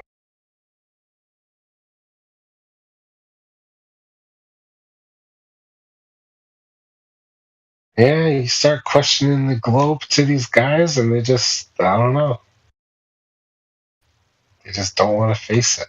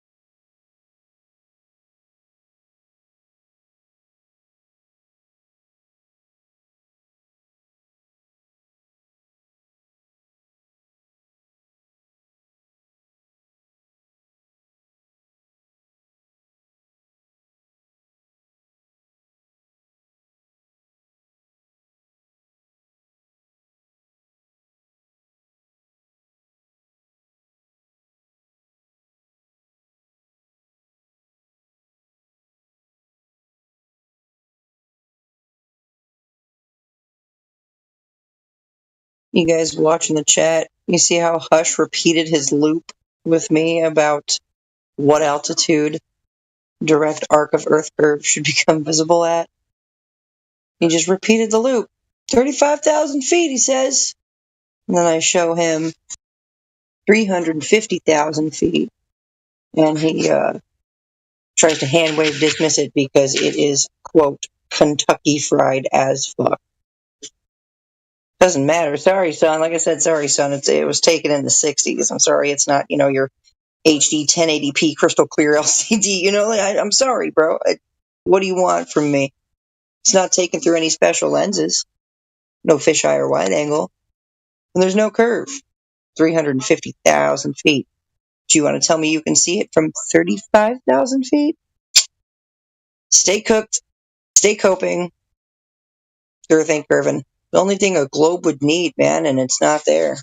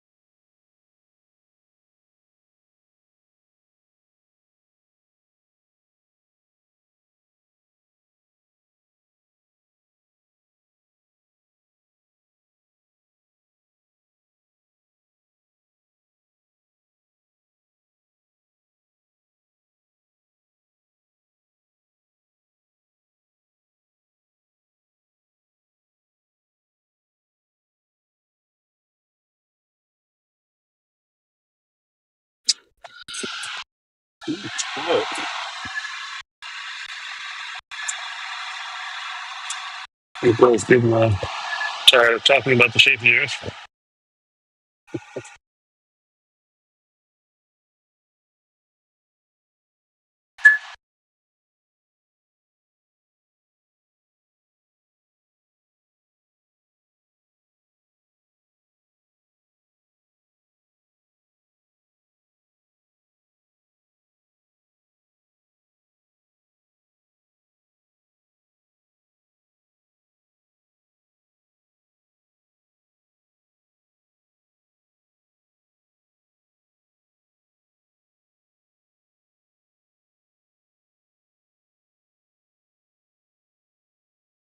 Yo, Superman. They claim you flew around the globe. Oh, your name is Raiden.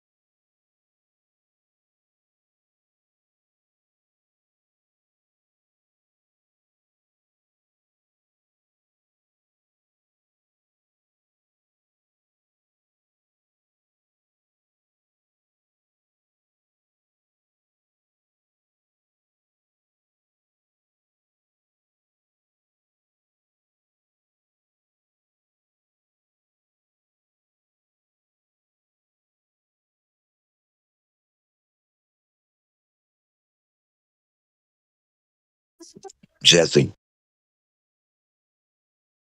Yo, what's up, bro? Did you know? On the MMM, Yeah, I know.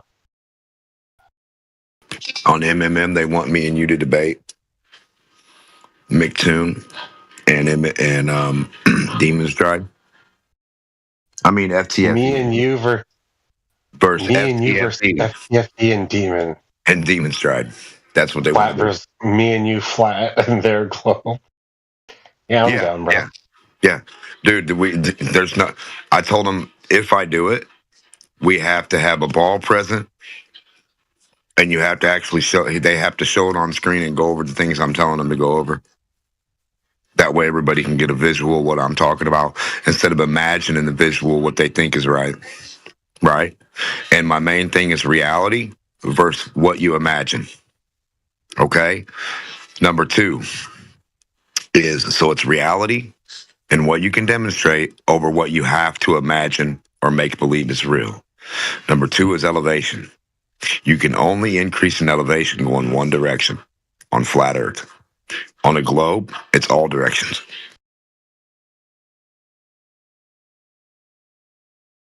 Nobody has contention on rising up and knowing that you rise up and increase in elevation. Dude, I don't wanna talk to FTF. Dude, I feel bad for the No, he's not. Like I can't.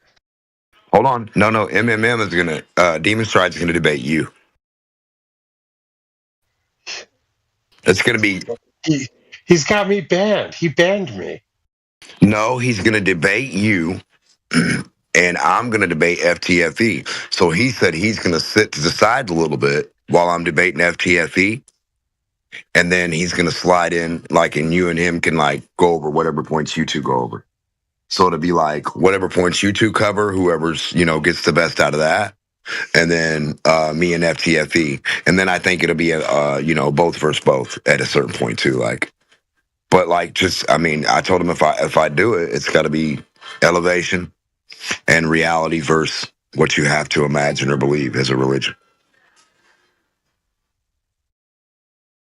And I told him, I said I want to debate Craig on a certain portion of this, me to him for a little bit, and then after he's all goofy or whatever, then we can, Demon Stride can jump in, and then you and Demon Stride can go at whatever you want, and then me and FTF, we can throw our little comments in or not.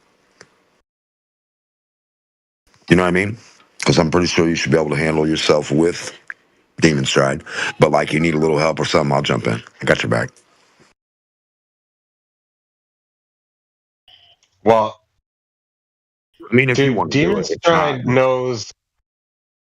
Demon Stride knows that I'm fucking I can fucking argue as if I'm a Glober. What is he talking about? He wants to debate me. He knows that I'm pretty much a fucking Glober. That's what he said.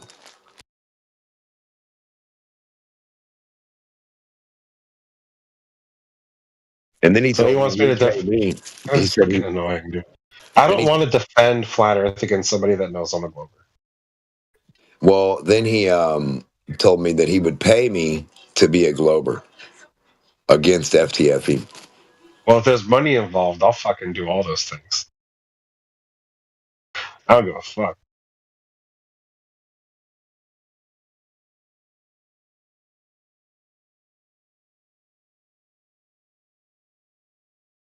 Well, that's what I'm working on.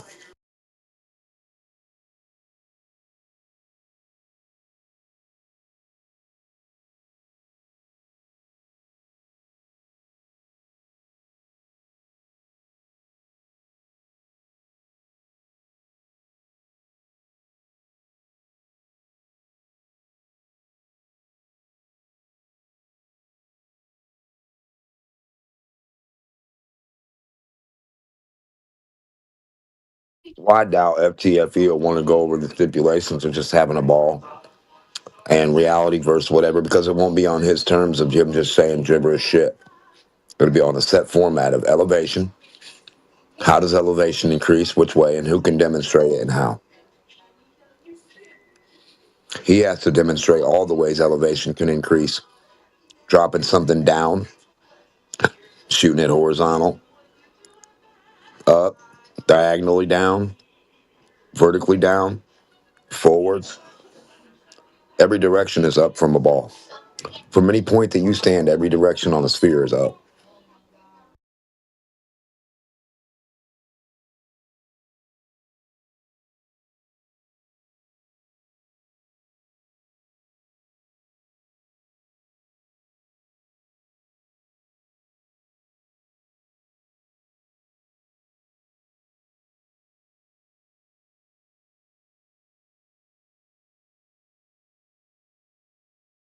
Yeah, you could tell him set it up, dude.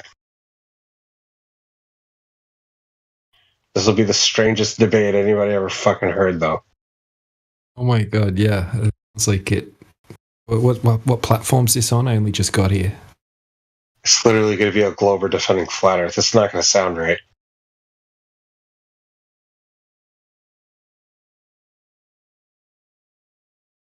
Medicinal Mass Media. Would the debate be on? Like modern day debate or what? Medicinal Mass Media. And Fight the Flat Earth.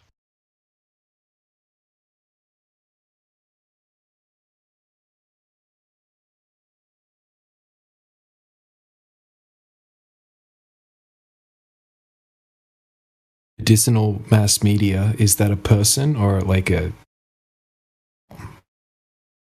person?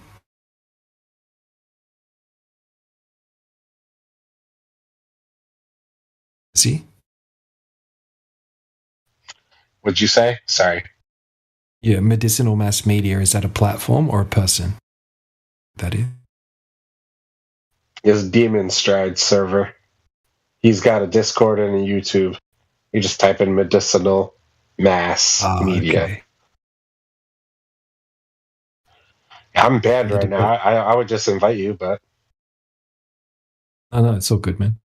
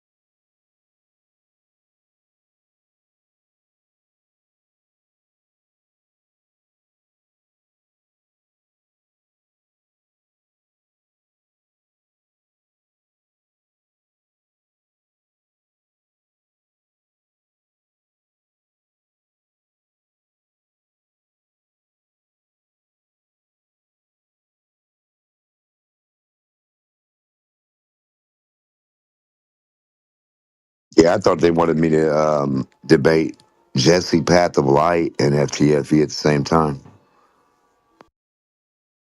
I would. Dude, Jesse Path of Light said something so ridiculous to me the other day.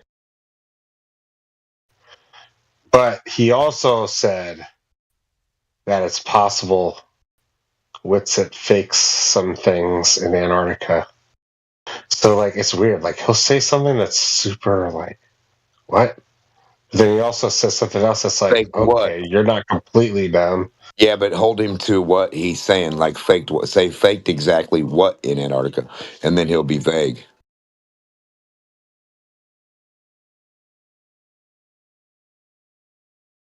Like what did he fake? Like he didn't even literally Union Glacier is a glacier of ice.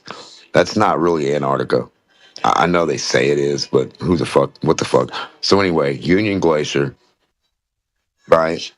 Now, you say, what did they fake about it? Did they fake the sun footage? Did they fake where they were? Did they fake their orientation? Did they fake some kind of test they did? Did they fake that all the magnetic compasses they lined up were all different? I mean, which part are they faking? You know, I'd like to ask him, which exact part. Not that I give a shit, and not that I'm saying they're faking anything. I just was asking, would ask.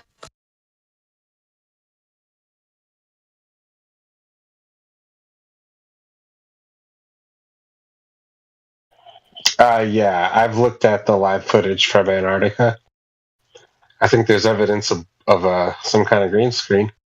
Like if you zoom in on the mountains in the back, so like the sky is like a crisp blue. It's just like straight blue.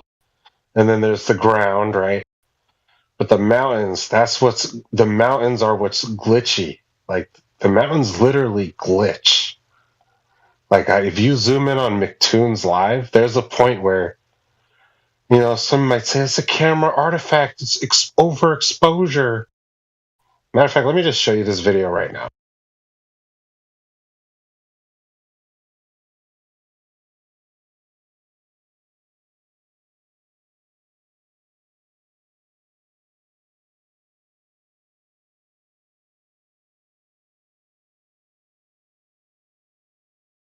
It's a video of Will Duffy in the side chat. It's 10 seconds long.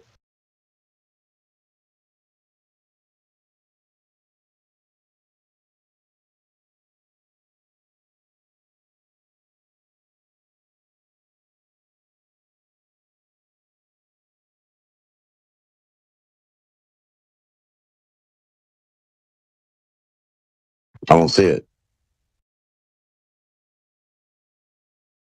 Where's it at?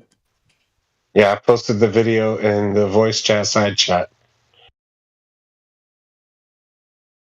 Where it says Open Chat VC? Yeah.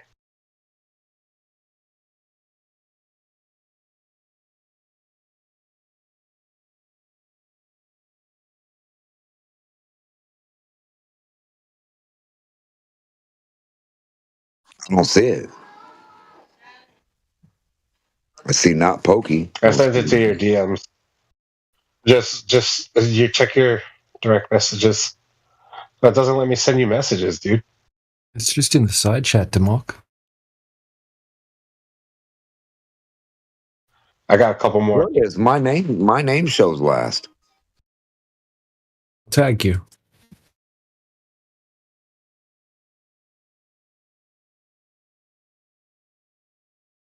So this person turned the brightness or whatever he did, and there's like a glow behind Will Duffy, which, in my opinion, it's because the border of his shirt against a digital background, it's like creating some kind of, I don't know. I've even seen green screens where people have to wear green behind them, and that actually reduces that like pixelated border.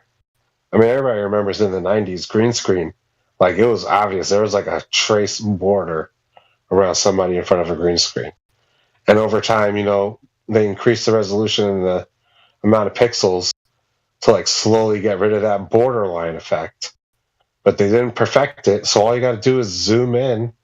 Anytime somebody's shoulder is against a mountain, like the mountains are glitching. Like I could show you like evidence of these mountains glitching. Yeah, look, I don't think that they faked it, but what you just sent is really interesting. And that's really weird, man. They faked something. This one, it's totally possible that one. Yeah. You reckon though, right? Because like they have footage of them flying in. let me just make this real quick, dude. I just want to say it's definitely possible that they also went to the real Antarctica. It's not like okay. You I'm guys just did saying put it that in there. it's no such thing as where they went. I see it. You put it in there. My stuff was glitching, and it only showed like the last post I put it. It wasn't showing everything else. I got it now. I see. I'm getting ready to watch it. I'm just gonna watch the second.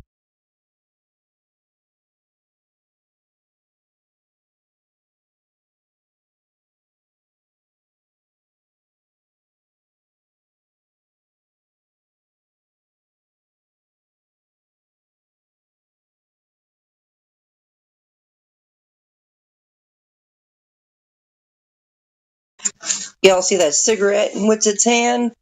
Oh, but I don't smoke. I quit vaping. Oh, and I found a vape in my backpack that was in there, and I don't vape, but I hit that vape, and I did objectively not hit that vape. What a fucking clown.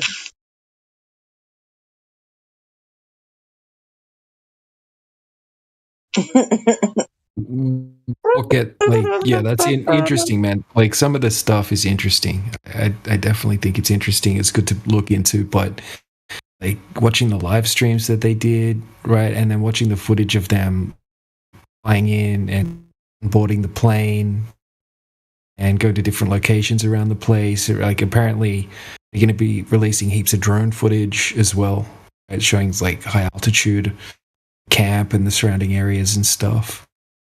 It just seems like it would be impossible for them to fake that in a studio with green screens and stuff.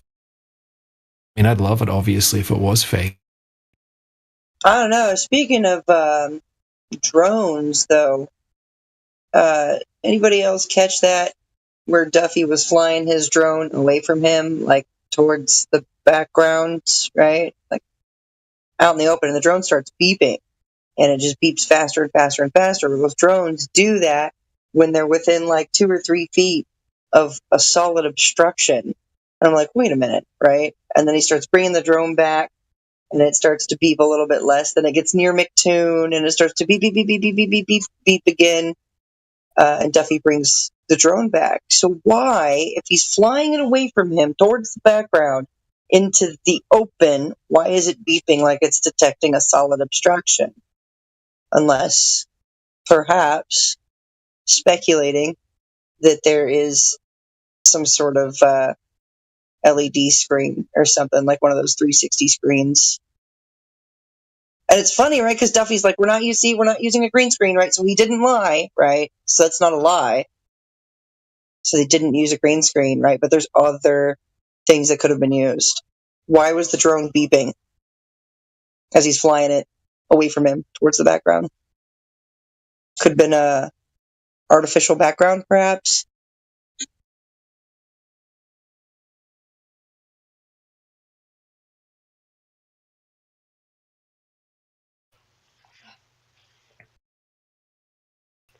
I think like the most high quality green screen technology, like that's where they went. They went to where you could really do some fake shit, and they just, let's see if we can fake some shit for people.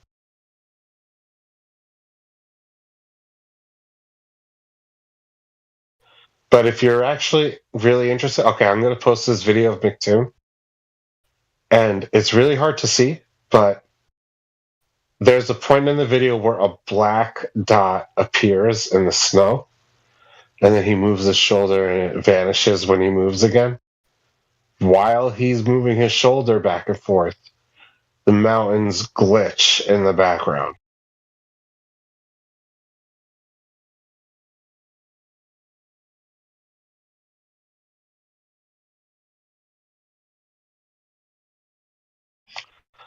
The video I just showed, saw on the top step on the black dot.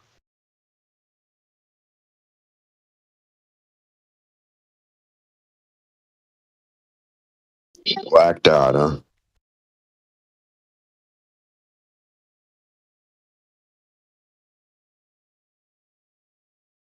That'd be a polarized reflection.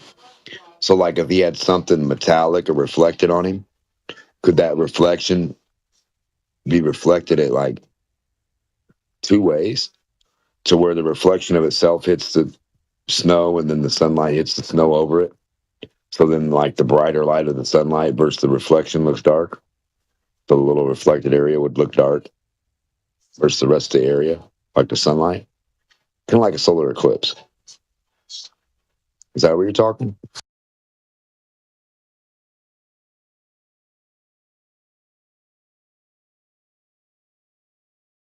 I mean, for a little black dot to appear in the white snow, right? With the sun being so bright, that'd be kind of weird. I don't think it would mean anything has to be fake, but that would be weird.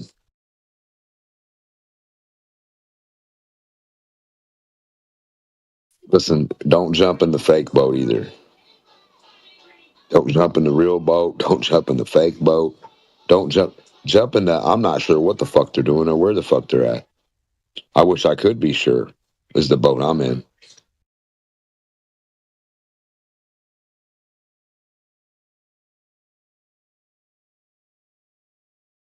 I wish I could believe everything everybody said about where they go and what they do and where they're at and where they're orientated when they're not even sure. I wish I could.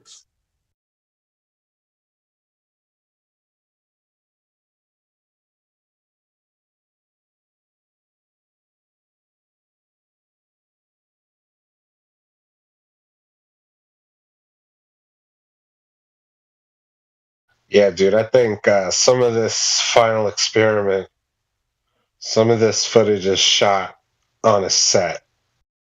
Maybe they really did go to Antarctica, so Witsit possibly really did go to the real Union Glacier. Like, that's probably you know what that would mean, right? There all the time. You know what that would mean? What?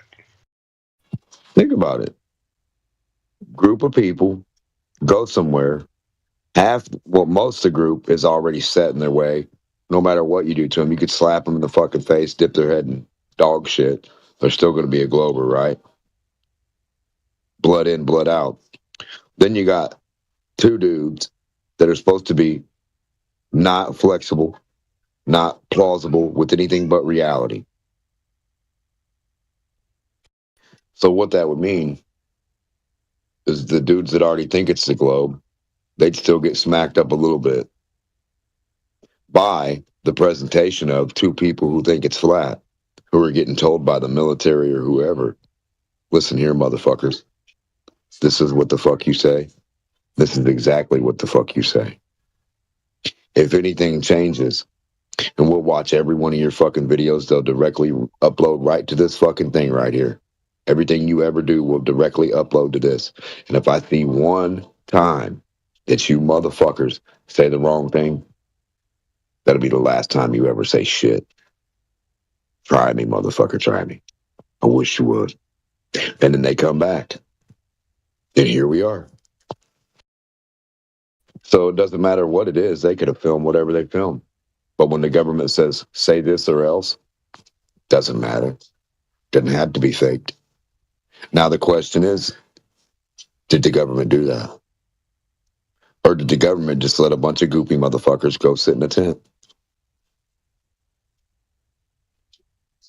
I mean, these are the questions. Did just a bunch of goopy motherfuckers who thought they were going to figure something out go to a cold piece of fucking coldness in the middle of coldness? And here we are today and nobody knows fuck all still. Didn't prove shit.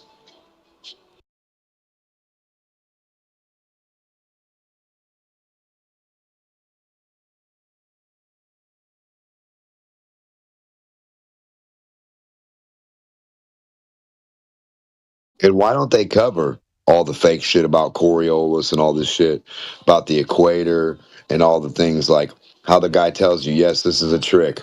I do this right here. I do this right here. This is the trick to the process. This is why it spins this way.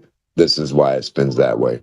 You add any external force, the equal and opposite or external reaction is going to be this right here and this right here. Because we're going to throw it from the left over here. We're going to throw it from the right over here. It's that fucking simple.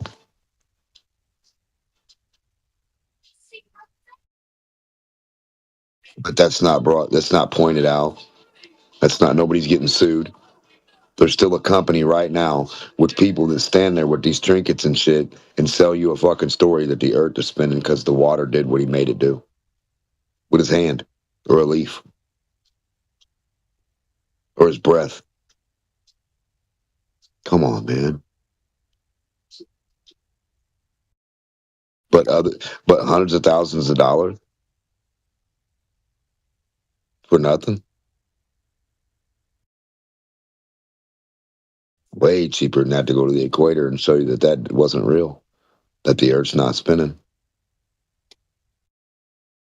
It's cheaper to show you that. I have a question. Yes, go ahead.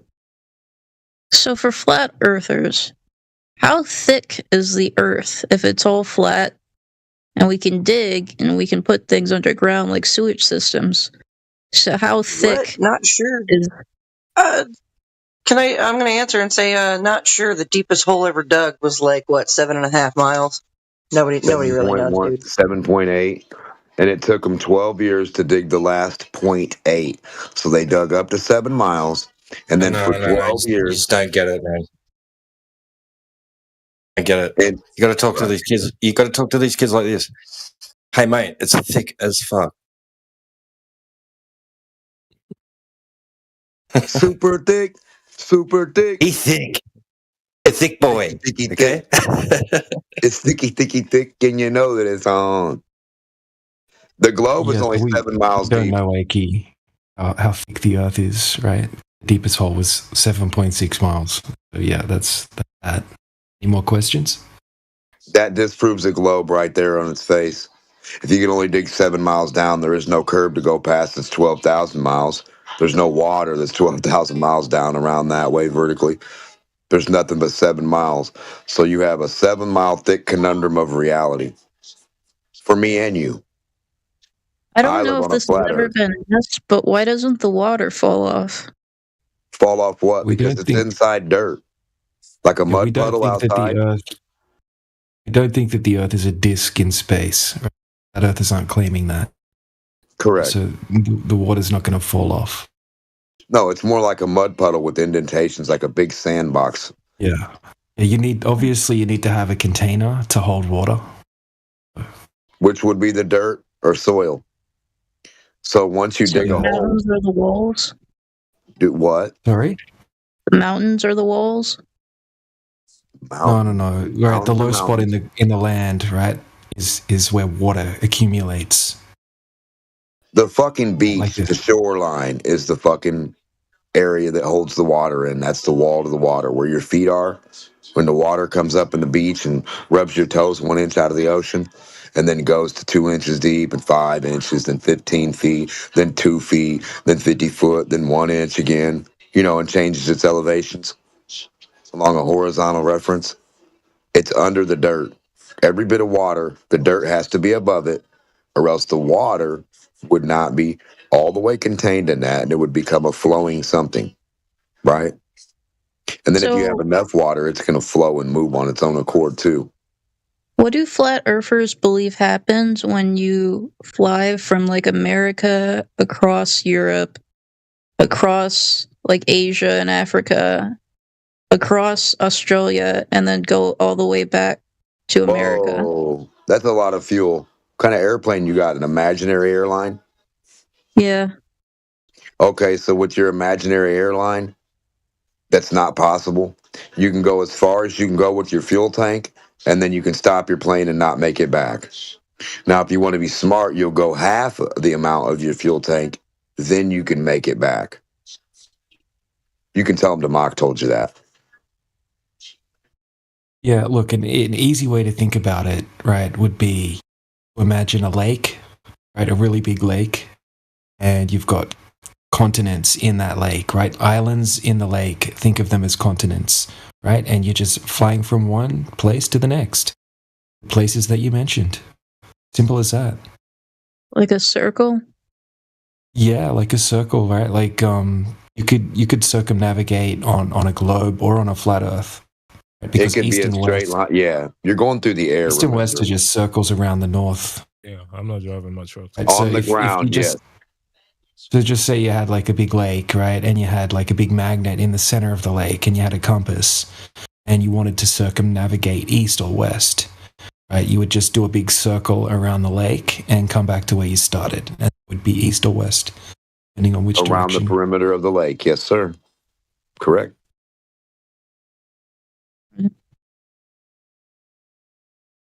You just make yourself a focal point. The focal point in this case would be in. So we have an in, and we traverse around an in. What in is, I don't know. What that means for a ball, nothing at all, because the ball's missing the whole S part. But that's neither here nor there.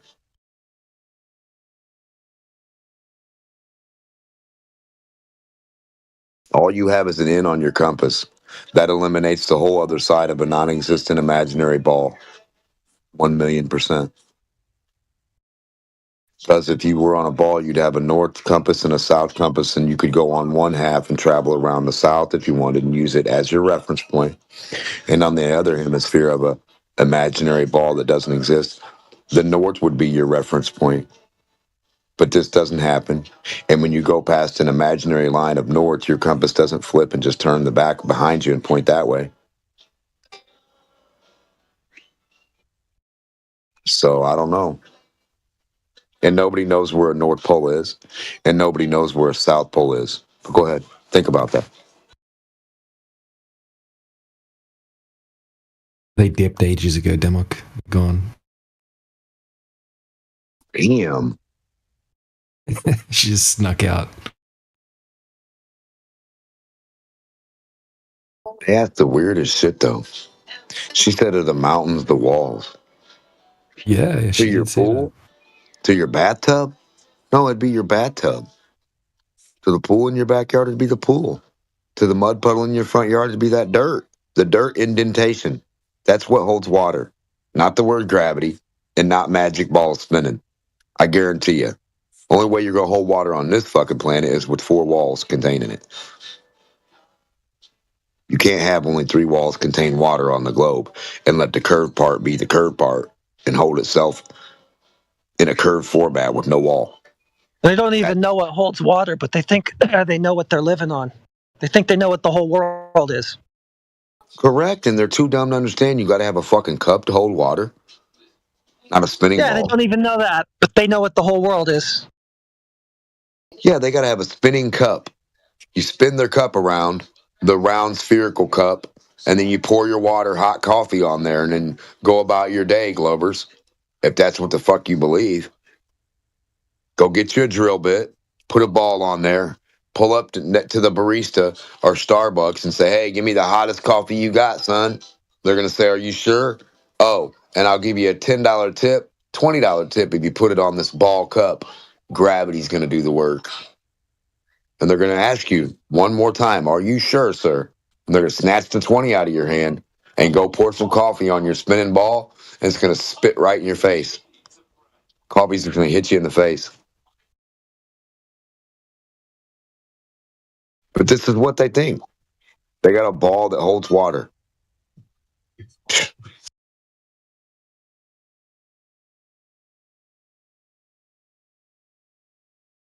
And they think it's dumb when you point that out, that it's very dumb to believe that.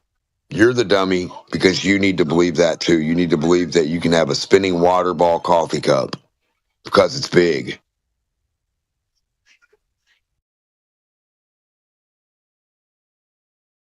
But they don't know how big.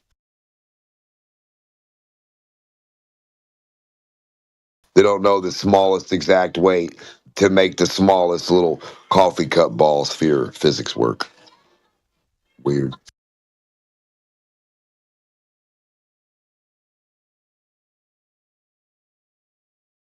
And when they got McToon saying a horizontal line, that the Earth's curve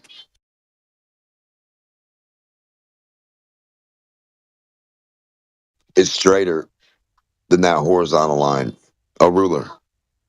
He said the ruler is more curved than the Earth. McToon. McToon. I had a steel ruler, especially for this occasion, because steel is not no punk. Steel is a motherfucker to keep straight or get straight, but once you get it straight, it keeps straight. Unless you go sword fighting with it, right? Then you're gonna have a dog tooth comb. So like, he said the steel ruler is more curved than the earth, man.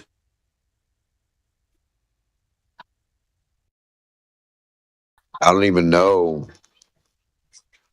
I don't even understand how the fuck people can even fucking. I'm a loss for words for one time in my life.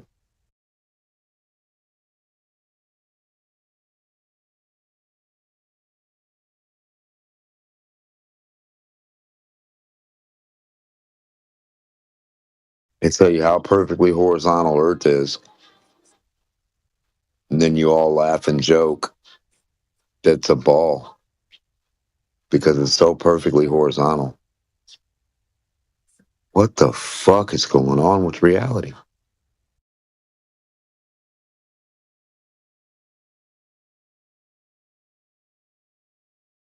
Did McToon really say that? 1,000,000% straight to my fucking face. I jumped right on the thing. I said, look, brother, you know what I'm about, and you know what I'm about to say to you. I said, I got a steel ruler right here. And before I even finished, he said, yes, that steel ruler is more curved than the earth. I said, the fucking ruler, pick up a ruler. And he picked up a ruler, put it on the screen, and said, this ruler is more curved than the earth. It curves more than 8 inches per mile squared. Yeah. Yeah. That's what. Inches per mile squared? What's the rate of the curvature of that ruler, right? Brother, I don't know.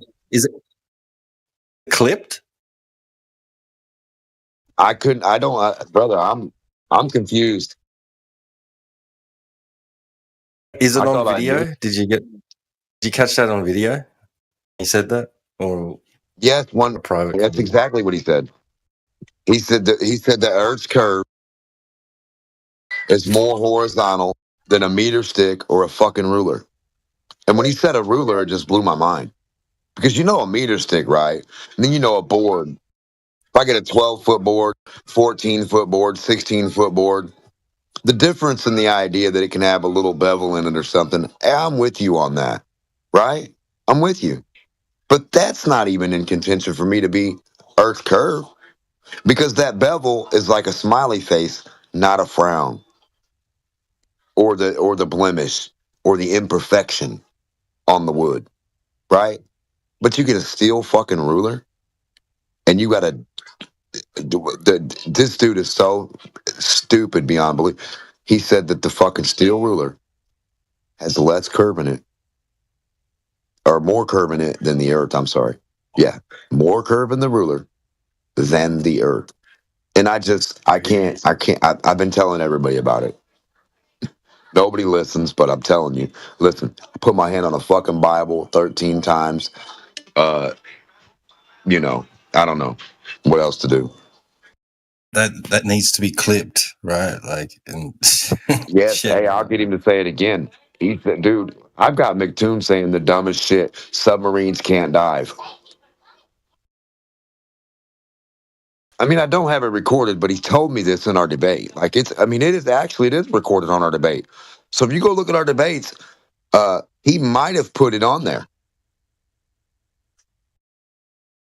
Now I don't know if the ruler one's on there, but I know we were going over submarines, and I'm pretty sure we had 2 debates with just me and him, and then he would go in the asylum or Earth Awakenings and other places, and I'd have like a couple little seconds with him before they mute me. Because every time I say, hey, McToon, they mute me fast as they can before I get my question out. Or I get my question out, he goes to answer after I'm muted, and that's it. I don't get to reply. I don't get no rebuttal, nothing. So it's like that's how it'll happen. So yeah, it's recorded.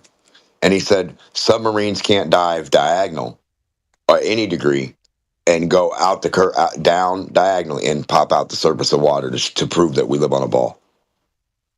I said, are you fucking joking? And I said, how do submarines handle the depth of water past the curve? So you got the little dirt edge right here like a cliff. Then you got the curve of Earth, and then the water is supposed to go out that way up to 8 miles. That way, beyond the dirt. And then once you're on that surface of water that way, you're going into air and space. So like there's nothing, yeah, I don't know, man. These dudes are stupid.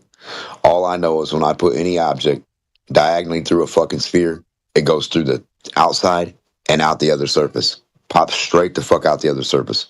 Like a straw through a potato. Every time. No problem. But a submarine now doesn't work in water. Do you know what McToon used to do? Be a submarine dude. Isn't that weird? Did his submarine dudes never said, hey guys, do you want to prove this is a ball? You know how you could prove it's a ball for any lame, dumb goofball that comes along? How, Captain Crunch? Well, you could tip this bad motherfucker at 18, 33, 45, 22 degrees diagonally and head for the surface of the water and pop out. What'd you say? Yeah, pop out the surface of spherical water. How else would spherical water work? Doesn't work any other way. But Globers have some retarded fucking comprehension in their brain that they don't understand that you can dive through water. And if the water is not the dirt, you don't have to hit dirt now. You dive through the water itself and pop the fuck out the surface.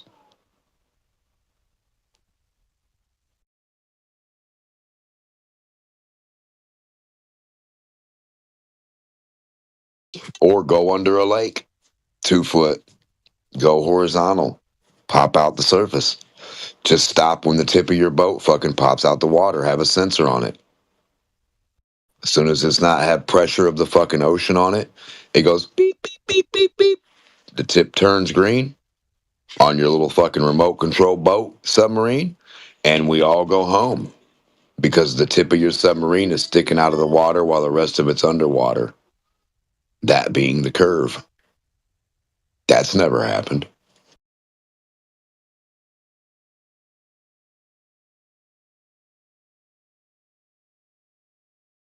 Fly any drone out 2 inches above the water, 10 miles.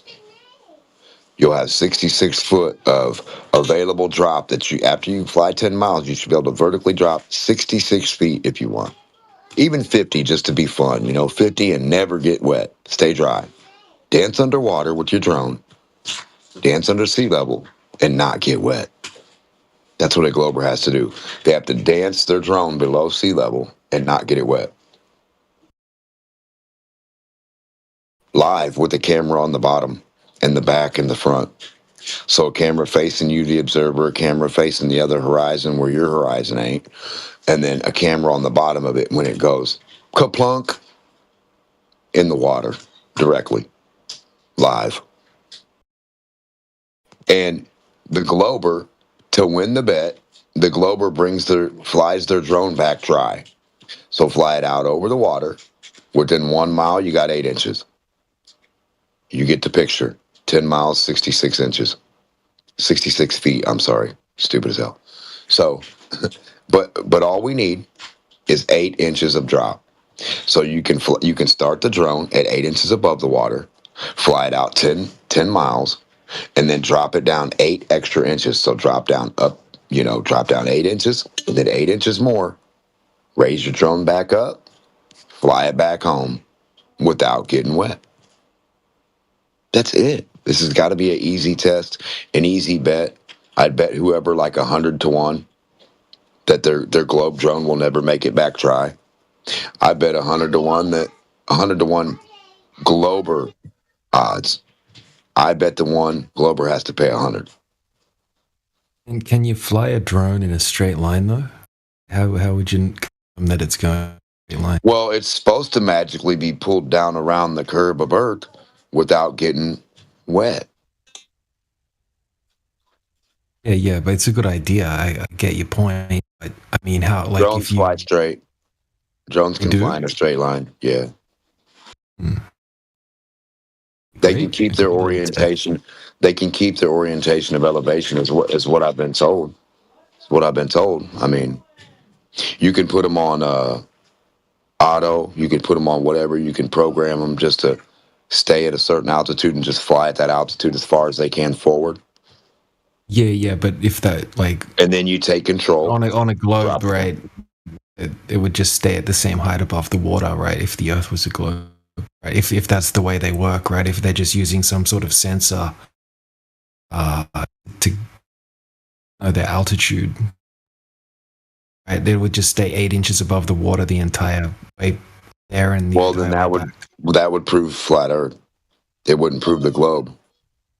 They have to do something that proves the globe. So yeah, you need to be able to fly the drone right in a straight line. Right, and we can. Just because a glober says you can doesn't mean you can't, brother. That just means their globe doesn't exist. That's it.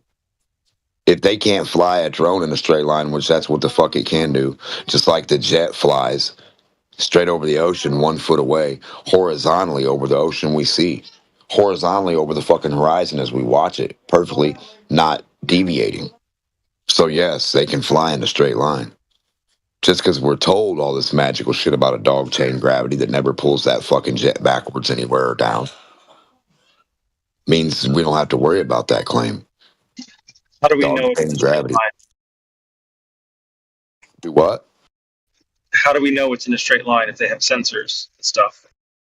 Sensors for just to fly straight. No, but the sensors are like keeping it 8 inches above water. 8 inches above water. You think that's the only way to find your elevation is just 8 inches above water? You don't think there's a voltage reading there? You don't think there's any other gradient way we could tell? Brother, you got to think outside the box. Voltage increases as you go up in elevation also, just as elevation does. So the two correlate on a horizontal reference. Voltage doesn't increase going that way. It increases going up vertically. So you can have a voltage reader and you can go by it. And the altimeter. Wouldn't they program the drone to always be 8 inches above water? No, it can be always programmed to be in 100 volts. 100 volts, 100 volts, 100 volts. That's straight across the air. That's a 100 horizontal volt line. Because when you go up from that, the volt increases 1, 2, 3, 4, whatever. So many 100 volts every meter, every 3 feet. So you go by the volts if you want. If I was programming a drone, I would not program it to go in a straight line because then it would bump into the curvature of the Earth. That didn't make any sense. You mean if you were on the boat and you sent it back this way, it would just fly into the wall of water? Because your boat would be your reference at that point. Yeah, I would program the sensors of the drone to follow from the base of your boat. No, I'd follow. Sure. I'd program it to follow the brother. If they tell you the fucking sensor's following the curve, but it's following a horizontal, but you think you can't go horizontal and you think it's curving, then what are we talking about? There's got to be a way you can definitely guarantee it's going horizontal or not. Or else, what are we testing? So, like I said, a horizontal line is horizontal, isn't it? 100%. So now, if we can just see water curving down away from that, we don't have to worry about all this other dumb shit. You can dive down into curved water. You can dive down and pop out the surface. There's no guessing with this. So now, what water doesn't work? Now we can't swim. What crazy fucking excuse do you got for me not being able to dive down to the bottom of a pool or out the other side where there's no wall on Earth? I get what you mean. Like, I think it's a really good test, right? If you could guarantee that a drone could fly in a straight line, because, right, just say you did it, the drone comes back and the drone doesn't get wet, right? Then the Globe Earth is going to ask you, right, how are you going to prove that the drone went in a straight line? Like, what data would you give them? A side view with a horizontal reference sitting right on the boat. You have a horizontal clear piece of plastic. View of a drone. No, I'm not dissing the idea. I think it's No, I know. You get a clear piece of plastic and you get to the fucking side and you draw a horizontal line from the guy all the way down to where you can't till it ends on the plastic, till it ends your view, and then the drone flies.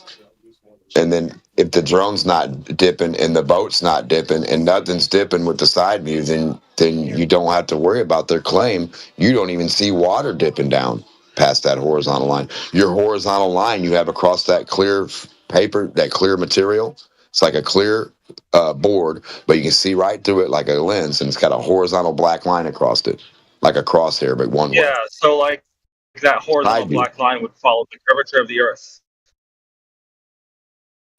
What'd you just say? The horizontal black line would follow the curvature of the Earth. You just said a horizontal line is going to follow what? The curvature of the Earth. Draw that for me. That's stupid as fuck. That didn't make any fucking sense. That was the most retarded Nicktoon shit I've ever heard. Yeah, because like the horizontal, because like the horizontal is not curving at all. The horizontal wouldn't curve itself. I didn't say the horizontal would curve. Holy I said the horizontal line. I said the horizontal. They can't follow a curve. No. A horizontal line cannot follow a curve at nowhere. Ever. Follow a curve. None. No. It can. Draw that. Draw it for me. Get your ruler out and get your ball out and show me what you're talking about. So, brother, we're going to need physical attributes. Why do we always got to go by imagination with you motherfuckers? Why are you imagining you're right? So like I was, he's not done yet. Go ahead. So the horizontal line wouldn't curve itself, but it would like follow the curve. Draw it. You're not making any fucking sense. A horizontal line does not. A horizontal line is the fucking anti-curve. It is everything in the epitome that's not a curve. Not if it was like tilting down by a number of degrees as it went forward. You fucking retard. A horizontal line. A change. That's a diagonal line. That's how you would measure it, man. That's how you would measure the surface to be curved. Yeah, horizontal. You can take the line. Imagine a horizontal line. A diagonal line is not going to curve either. Go play Connect 4. Okay. Go play Connect 4. That line is not curving. I'll wait until he's done. That fucking line is not curving. You'll need to draw. Get your ruler out and draw your ball. I'll wait until you're fucking done drawing it. Quit lying. It's not going to follow the curvature of the Earth, man. It's not going to follow it. Get your ruler out and prove it. He's still going. He's done? All right, that's good. Well, I mean, it serves you right. You're saying some stupid shit. Well, I mean, I can't talk over him because he just goes on, you know? Did you prove anything yet, Imaginer? Are you done yet? Are you done imagining, dumb fuck? He needs more time. You need more time to get your ruler out and your sphere. He needs more time, guys. He's too fucking retarded to touch stuff. Yeah, I want to hear him define horizontal. What do you think horizontal means? Are you ready? All right, good. So, like, horizontal lines are always, you know, following that 180-degree axis thing. But what? Wait, I'm almost there. I'm coming. But they're not always. What did you just say? Come on. Wait. I'm almost there. I'm coming. All right, let me finish. All right, halfway done with the sentence. Just trust me. This dude is ridiculous. Just trust me. So, like, it hands on a clock. Where do we find these kids? So, oh God, I need to finish the sentence, please. Buddy, get back on your short bus. I let you speak. I let you speak. So, you know how, like, the hands of a clock are, like, no, straight? we don't. Show us. It's, like, always horizontal, but sometimes they, like, spin around and No, stuff. we don't. We don't know But that. if there was, like, a horizontal line, but, it's spun. Like, it tilted by a That number of wouldn't be degrees. horizontal. Yes, it would. No, you retard. Fuck, The that'd be hands on- diagonal hands and on- vertical. And then horizontal at 3 o'clock, horizontal at fucking 9 o'clock. It would be vertical at 6, vertical at 12, and diagonal at every other point. Shut your fucking mouth.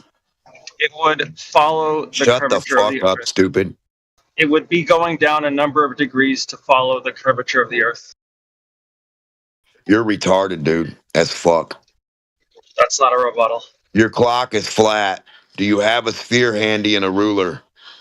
Your rebuttal doesn't make any fucking sense, flat clock boy. Thank you for showing us how flat shit works. Line goes Do you down. have a ball? Try and get a ball so we can follow that. Are you willing to prove your ball claim? Downwards with the curvature You will of not the Earth. prove your claim. The horizontal line tilts downwards by a number We'll of need degrees your ruler following and your the curvature sphere. of the Earth. Get your ruler and your sphere and show us. You got a globe, right? Horizontal line tilts downwards to a number of degrees following the curvature of the Earth. Show us that on the airplane's data, and then show us with your horizontal ruler. Easily. Look at a drone, put on a horizontal line on it, and watch how it tilts Slow downward. down, man. Yeah, man. Now you can't say it slopes or it tilts because that's antithetical to the definition of horizontal. Horizontal horizontal has no slope. That's when you find out things are tilting or sloping in reference to horizontal. Now you're saying your horizontal is doing the very thing that you would use horizontal for to determine a change in elevation. It's just what the heck are you talking about, man? If you just got cooked, dude. You just got cooked. If the Earth was curved and you had a horizontal line, and that horizontal line was flown across the curvature of the Earth, it would always appear to be level with the curvature because it is not at all. Horizontal is referenced from a vertical. Not even as big as you. Not even your body width. Not even your body width would be horizontal on a sphere. Not even your body width, little guy, on a big ball. Yeah, it would always appear level, but it was the degrees would be going. No, it would be unlevel. It would be super unlevel. It would be like the greatest teeter-totter ever. Do you know what a teeter-totter is? The degrees would be going A teeter-totter downwards. is a sphere under a It would horizontal follow the line. curvature of the Earth. A teeter-totter is a spherical ball in the center of a horizontal line, and you bounce up and down on it. Let's say that the curvature of the Earth is like, I don't know what It's a teeter-totter. Every mile or something. Let's say 2 degrees every mile or something like that. I don't know where that teeter-totter, right? All right, and then the horizontal line would also be going down 2 degrees every mile or something like that, and then it would always appear level, even though it was like tilting downwards all the time. No, you guys actually have a level line that you claim that curve. 2 degrees in relation to what? Self? How many degrees does it go down like every mile? In relation to what? Degrees of what? The horizontal Degrees line. of what? The horizontal line in relation to the surface curvature of the Earth. And where you get degrees? It's not an angle. Oh, not an angle. I don't know the exact number of degrees. I don't know. So you get degrees It's from not an angle, dude. What the fuck are you talking about? Down, follow the curvature of the Earth. Yeah. No, it's not. You can't get a degree angle on a damn curved surface. What are you talking about? Yeah, you can. It keeps curving. It just keeps No, it's curving. not. No, you don't. Yeah, You don't even know your own. Okay. You're just going to say, yes, you is. You don't even know your own paradigm. You don't He even know won't get what a this sphere. is. He won't. Don't worry about it, guys, because he won't touch a sphere. So we know that he doesn't know what a sphere is. Right, he just and he basically won't. saying, yeah, And he won't touch a horizontal object or a sphere. Brother, stop talking without a sphere. We'll believe A the sphere. horizontal line only touches a sphere at one point. A focal point. What if it kept turning down? What if it kept tilting? Then it wouldn't be fucking horizontal line So doesn't you're tilt. saying true horizontal doesn't exist. That would be a diagonal line. You True fucking level idiot. does not exist. Why do you think we have dictionary words? True level does not exist. Dude, if horizontal doesn't tilt, that's the point about horizontal. Now you're saying your horizontal is tilting. Well, If it it's has to be one or the other then because the it's Earth's definitely not flat. It's a stupid claim. If it's tilting, then it's a slope, Yeah, the dude. degrees are That's going not downward. horizontal. I think that's what he's trying to Hold say. your- He's trying to hold say your that he hand have up he's in a trying to say he have horizontal a way, diagonal slope, and but then he don't slowly understand what he's tilt your talking hand about. downwards. It's still horizontal, but it's like a different way. Okay, then flat then, right? No, it's following the curvature of the Earth.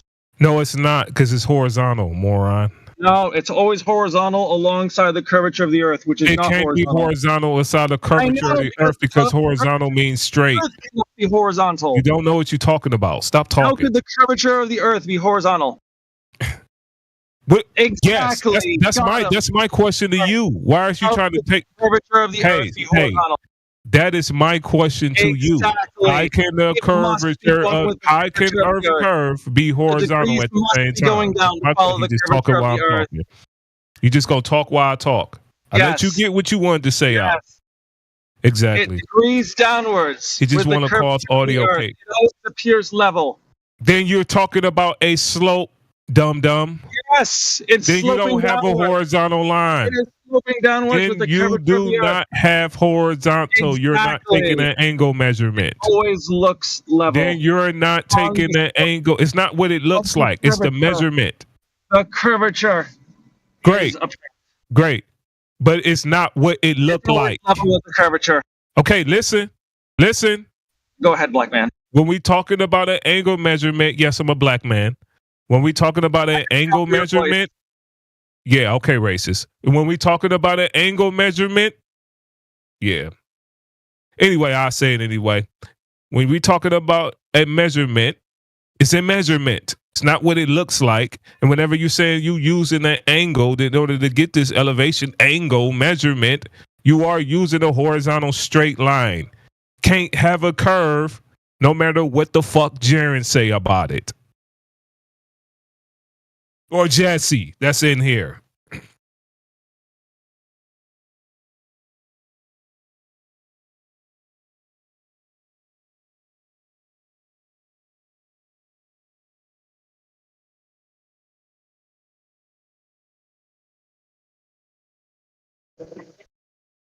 Here's the horizontal working.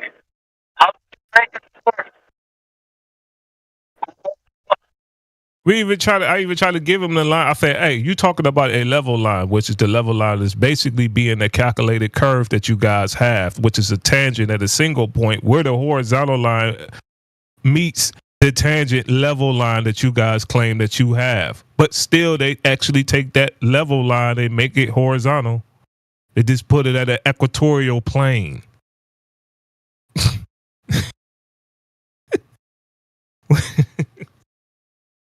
Which means that you still taking flat earth measurements, sir.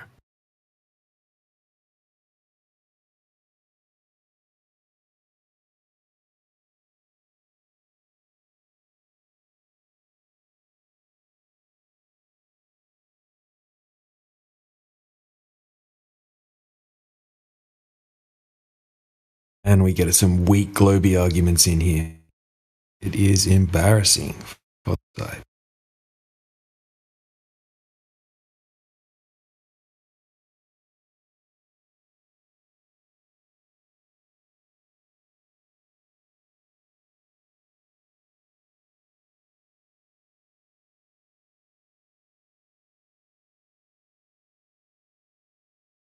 Booty flakes. What the fuck?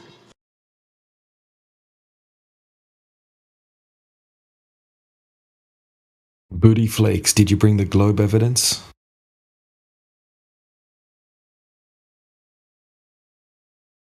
Booty flakes is skanking. Debating with India. Booty flakes drinks alligator milk.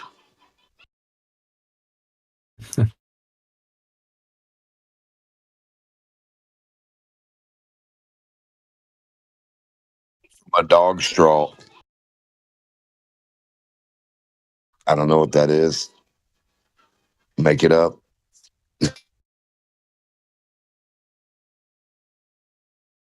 But I swear to God, it's always the same people in here. What's going on, you idiots? Not much, Imaginer.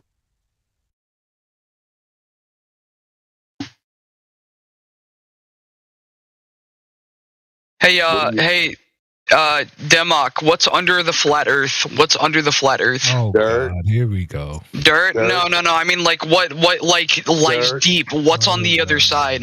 Look at Dirt. this loser. What's on the other side? That's not a good answer. Dirt. You're just saying what the ground is. That's not what's under the Earth. There you go, dumb fuck. Give me a legit answer.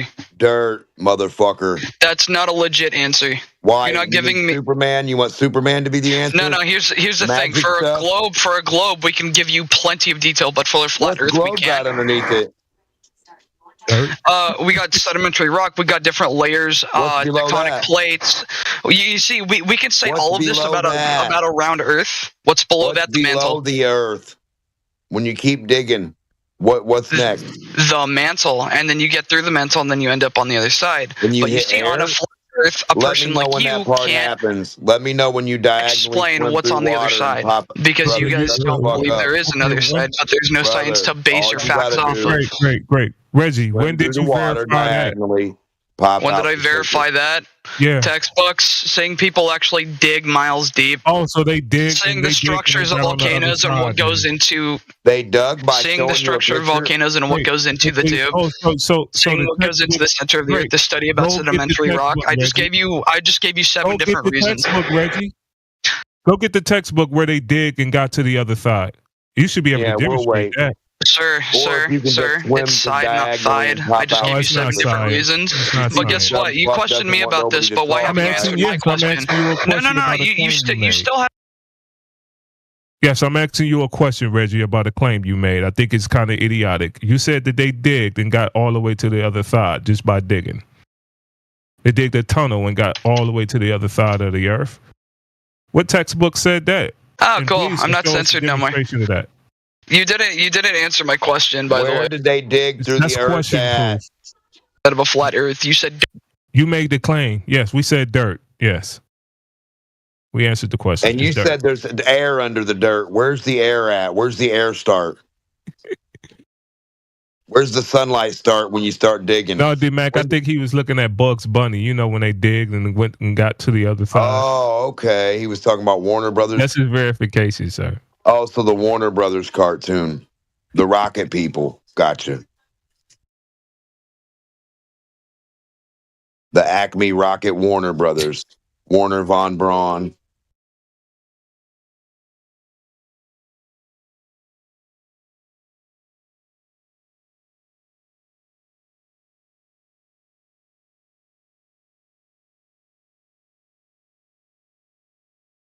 He said you censored him, D-Mac. He censored himself. He wouldn't stop talking. I was just trying to ask him. All he has to do is swim diagonal or dive diagonally and pop out the surface of water by swimming down. Going that way. Go at a diagonal degree that way and pop out the surface. We don't have to keep talking to these fucking idiots. All they have to do is show us that they can just present this fucking world as being a sphere with real shit.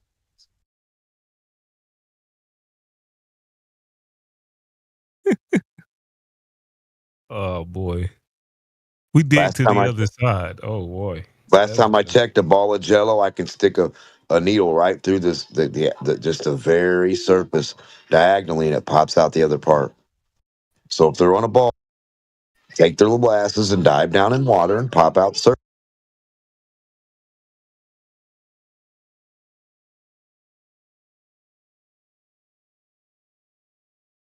What I find really weird is that people keep coming in here and they're like, hello, idiots. And then they're saying stuff like, oh, people dig and come out the other side.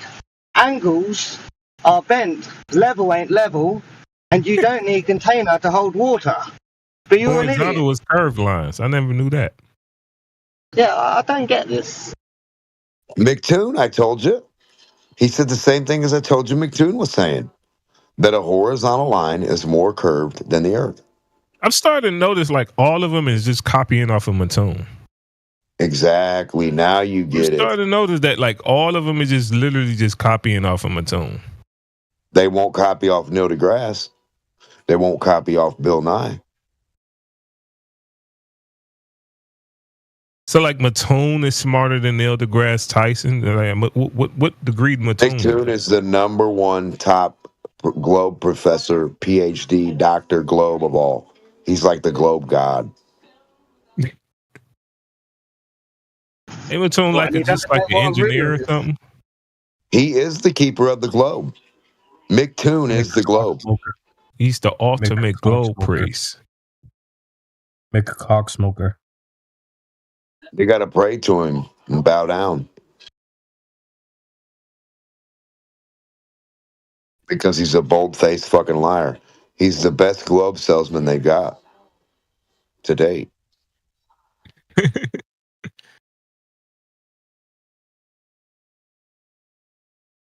I'm serious. That dude will sell you more math fucking stories than you can shake a Mark Twain book at.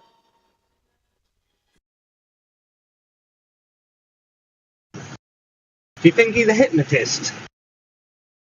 Look, everyone, this ruler is not straight. And I believe it. Slightly they are. Because everything they say is, don't pay attention to reality. They'll laugh and giggle at how horizontal the ruler is in their fucking hands while telling you it's spherical. And then you have people looking at the screen and somehow they see a spherical ruler. I don't know what the fuck it is other than hypnotism.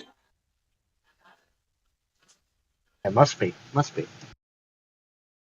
It's like showing you a desert and telling you, and we're like, look, man, this is a desert, bro. Look at all the sand. It's fucking 200 degrees almost. We're almost dying here. And they're like, no, it's snowing. It's so cold here. Don't believe Democ. He's stupid. What do you mean you're sweating to death? Oh, you're dumb.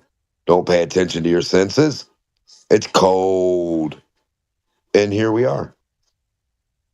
That's not sweat, that's rain. Yeah, it's precipitation from the coldness because it's so cold. You're getting heat frost. Heat frost? I've never heard of that. Well, you see, the equation and the calculation of the value, right? We're going to quantify heat frost. The math works out. Says you're cold here.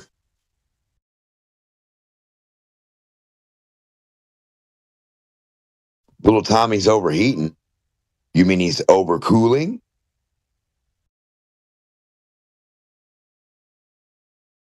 Yeah, if you get heat frost, you've only got to dig and then you come out the other side. Somewhere else. If you get heat frost from it being so cold because it's so hot, you got to jump in a bath of ice and it'll settle you out. And after you get out of the ice, you got to jump in lava. And that'll be like, you know, because the lava's like the coldest thing, you know. And it's like that's the last way to cure you because heat frost, you know. You want to cool off real good with lava, you know. Take a nice lava bath for about 3 seconds. Derpy, derpy, derp, derp. Yeah, that lava's cold. That's what the Globe said. Globers say lava's sea cold. level, derp, derp, derp. Yeah, I know. Sounds like a Glober. That's what they speak. Globe, globe, globe, globe, globe, globe, globe, derp. Gravity, derp, derp, derp, derp, derp. Gravity, derp, derp, derp, derp, derp. It curves, derp, derp, derp, derp, derp, derp. Like, oh god. Dog chain gravity. We could explain everything. Derp, derp, derp, derp, derp, derp, Gravity's derp. gonna It's stop me done. from hitting that wall. Oh fuck. Smack. How far horizontal do you go before gravity has to pull you down? Like, where's that point at? 1 inch, 2 inches, 15 inches? When does gravity always have to pull you down from point A to point B to prove the Earth's curve? When's the point where gravity pulls you down? Not let you fly horizontal. When does gravity pull you down?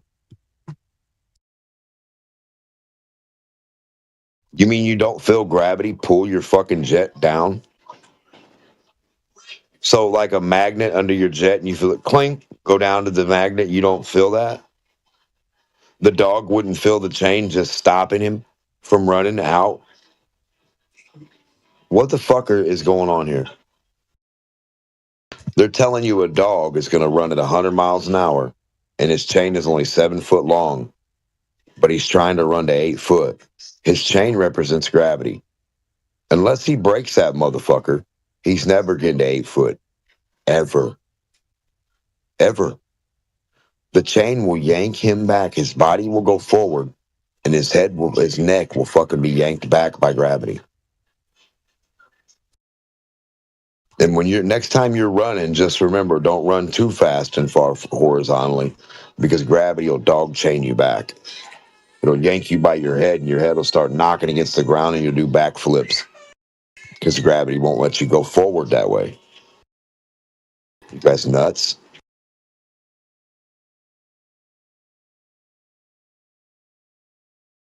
I'm more scared about getting pulled back by gravity than I am hitting a tree.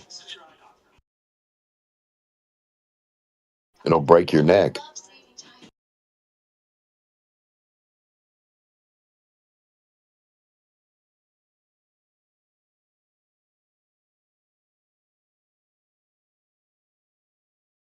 Just imagine you run and go to jump off a hill.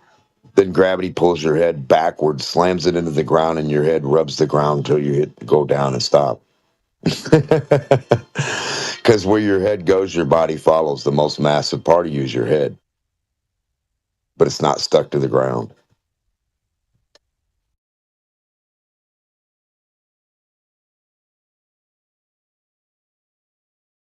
And gravity should pull backwards. How do people ever fall forwards? That doesn't make any sense.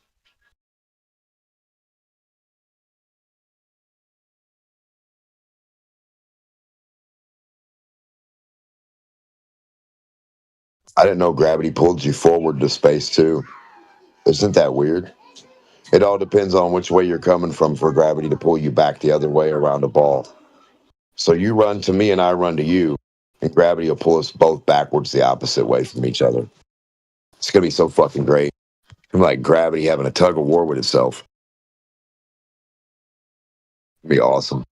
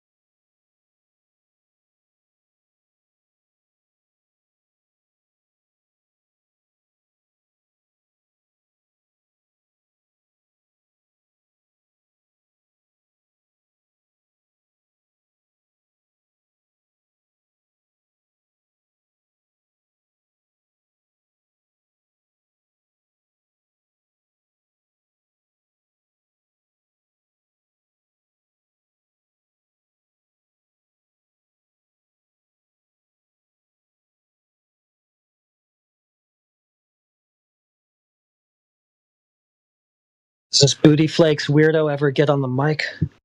Or just a chat skank? I don't know. Just that. Back to the center of what with gravity? Where's your Special gravity ed short machine? bus going on. Yeah, where's the gravity machine at that tells you where the center of Earth is? Where the fuck is that at? I want to make sure how close I am to the center of Earth. Not the mountain or the hill or the water or the center of Earth, that focal point.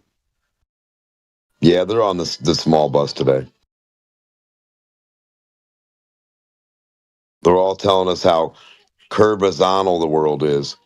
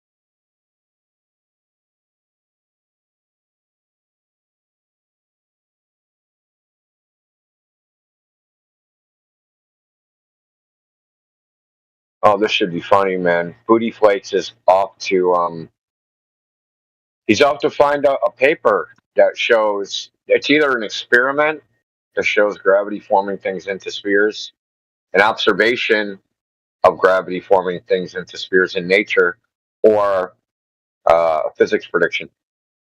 Said, give me a second, I got you. A second, so only gonna take him a minute, so hold tight, people.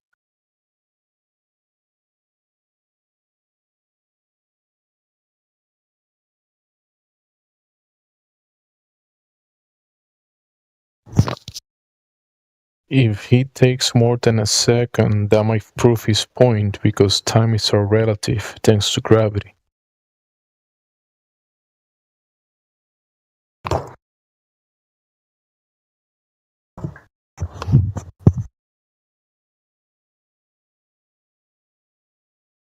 Okay, he frantically Googled a link. Now, how many more seconds Dude, does he he? literally he didn't even remotely read it. Not even remotely. It's like about the topography of Venus.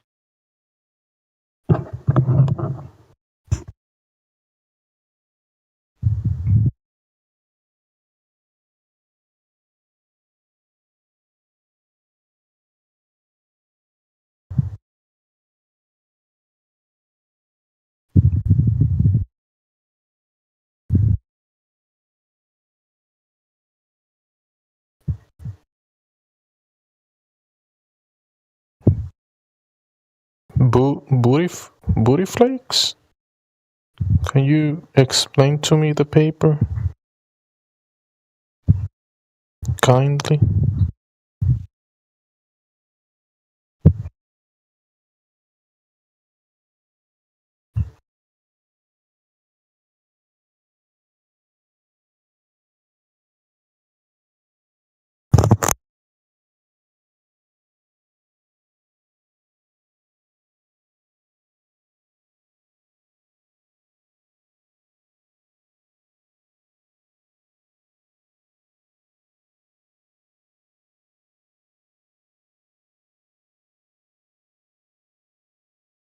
Uh-huh.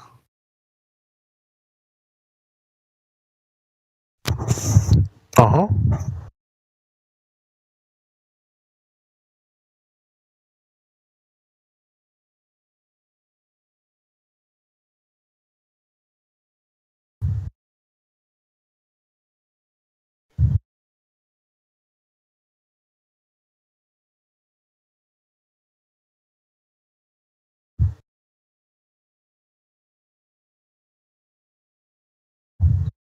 Only text. Okay, my bad.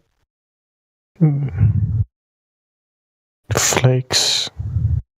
It's only texting. Yeah, why doesn't this argument take place on mic? Huh. Because he's a coward.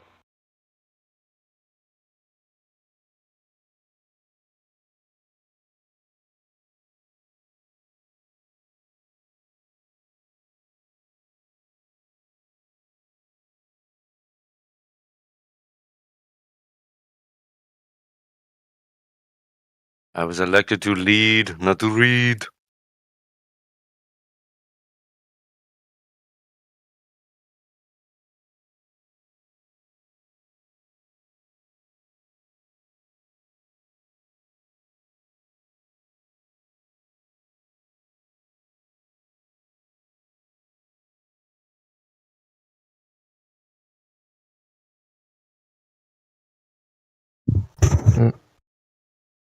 Maybe too much background noise on the scammer office. The scammer's office.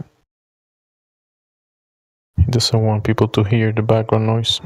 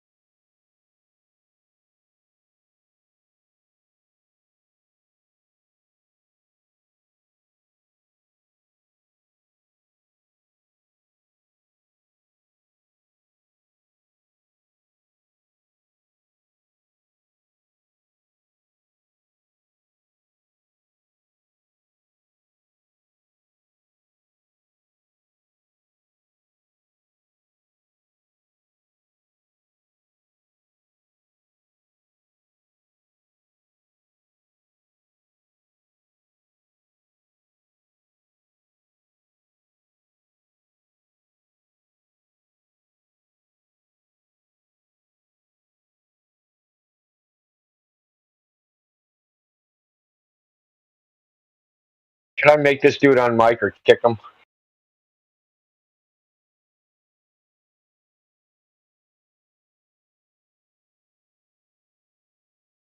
Yeah, get on Mike Flakes or take a hike.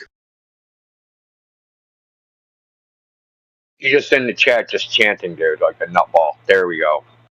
Mars, Venus, Mercury. Oh, he knows the 9 planets. I learned that song too. Like, Jesus Christ, this is the level we're at.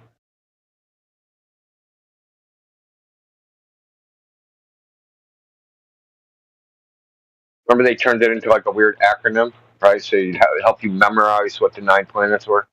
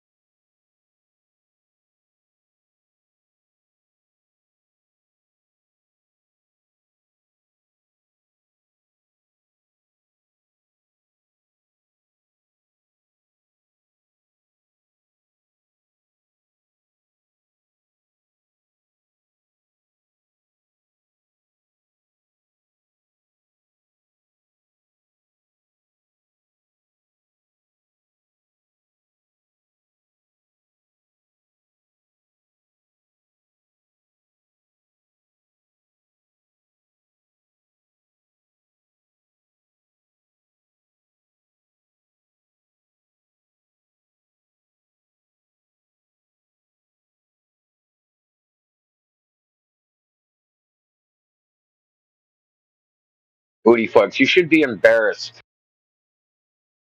Both of those are supposed to be satellite pictures of Saturn.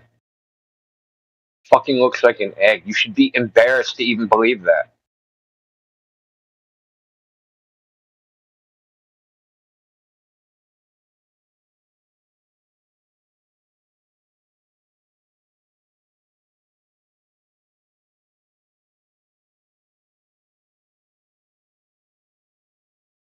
Good.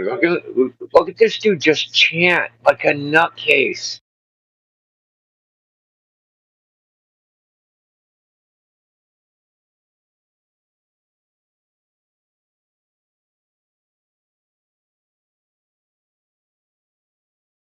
This is like watching like a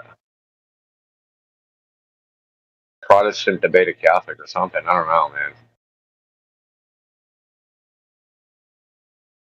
Separate flat planes drifter ain't a Protestant, so he's like stuck.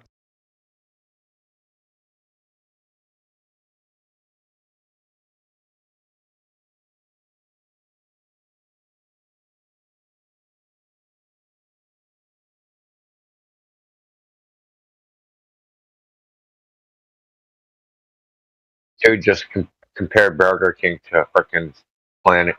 Crazy.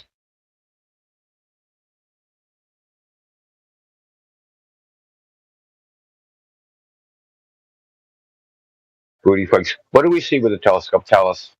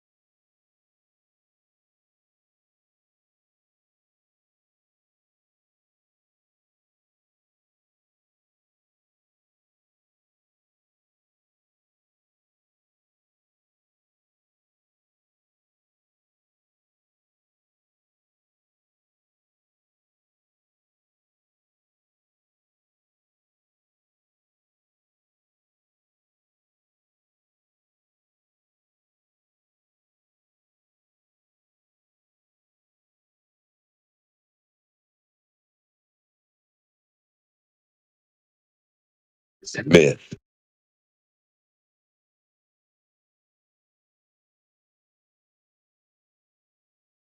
Meticulous.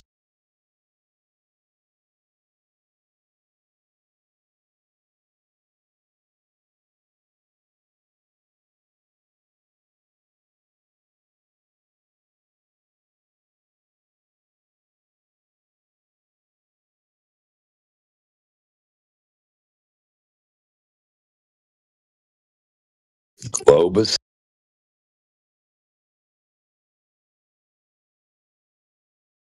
Julius. KC. Meticulous.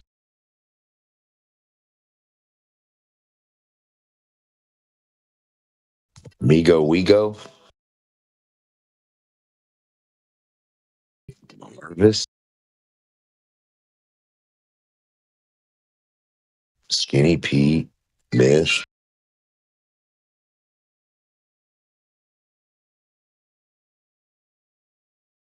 And vitals. Am I missing something? Like, there's a lot of dudes in here.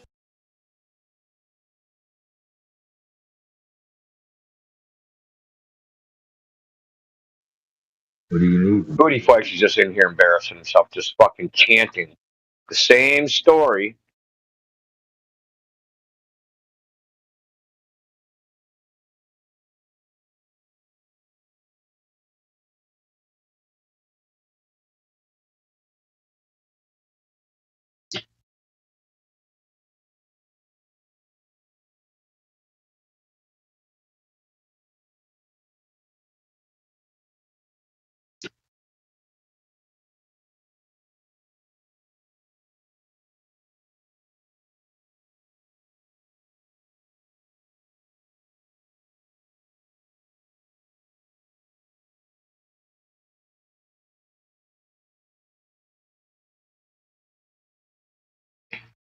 I love how Booty Flex is in here chanting away his dogma as if we don't know it. Like,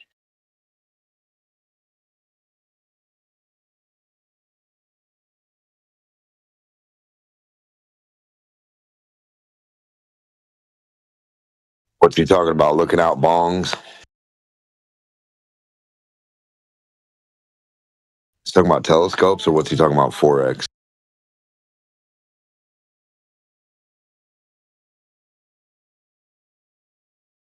Sizes.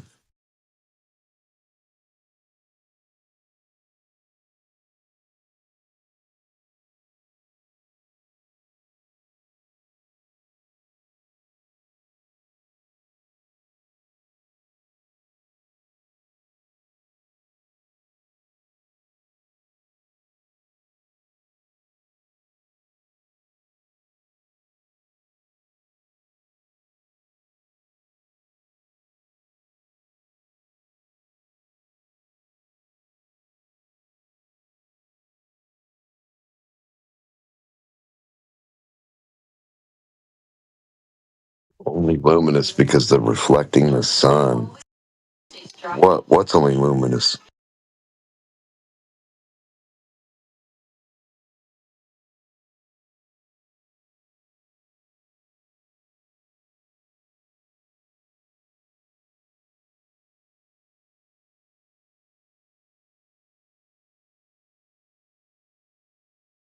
The planets.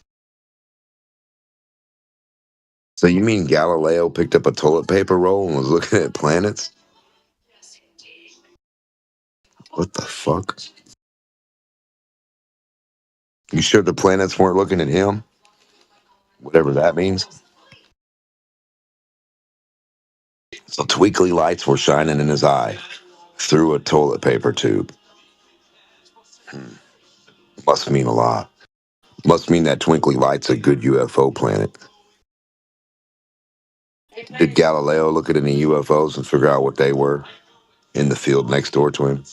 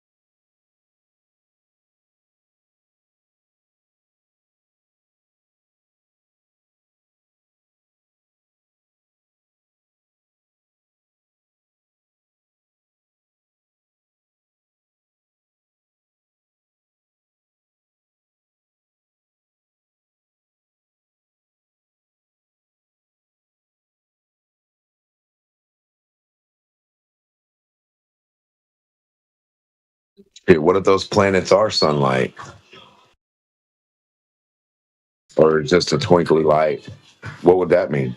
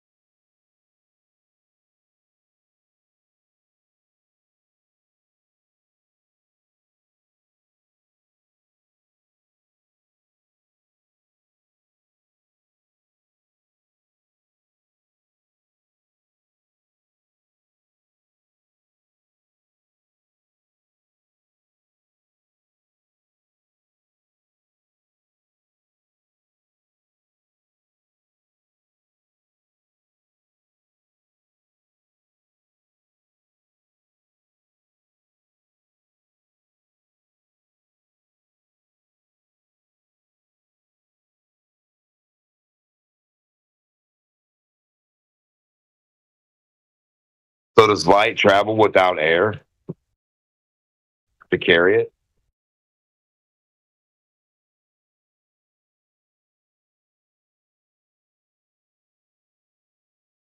So if you have no medium, how does light work in no medium at all? That's a funny conundrum.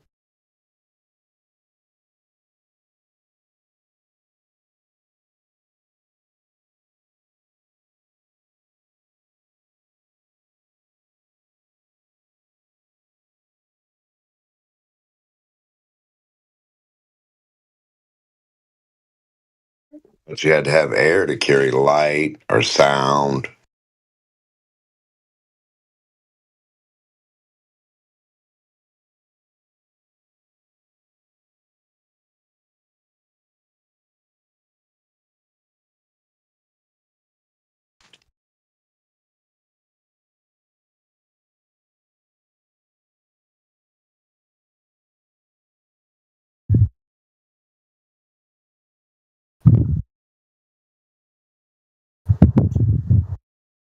Fee, fi, fo, fum. Isn't that like a paradox for the space religion? Because if there was air, if there was all these particles between us and the billions of miles away of the stars, that stuff will be blocking the light. But they say, yeah, it's a vacuum. That's why we can see the light so far away. Oh, so the very thing that would bring the light to us is the thing that would block it from us. But then they tell us Earth curve does that.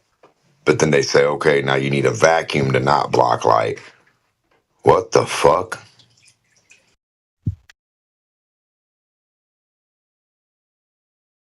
So they know for a fact that the air blocks out all the light, right? Some type of paradox. Yeah, because it can also be excited and illuminate. You know, illuminated gas, right? Excited gas, plasma.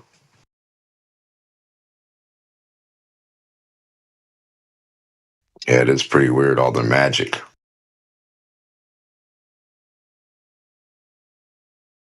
The no such thing as vacuum that can be demonstrated. Can't even demonstrate the vacuum of space. None. Like the vacuum chamber that we produce is like, that doesn't even make any sense. That's not even correlation.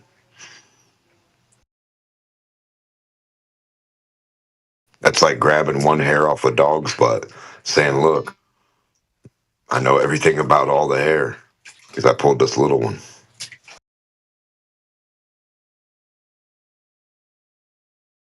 I got one. Yeah, I doubt that, dude. Booty Flakes hit the bricks because I kicked him. Fuck that guy. Yeah, he's a goofball. You know why he went on mic, dude? Because he's one of these fucking alt psychos that follow us around. Oh, yeah, there's about 50 of them goofballs.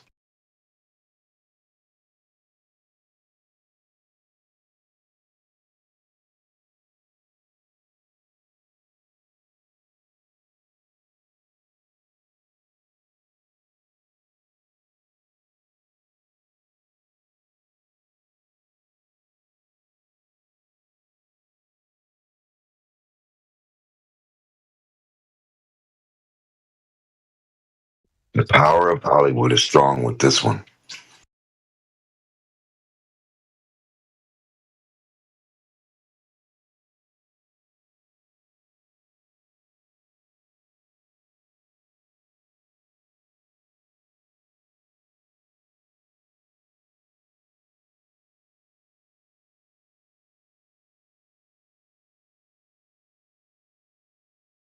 So is Jesse a glober or a flat earther?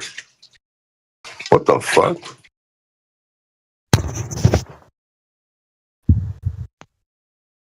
Hello?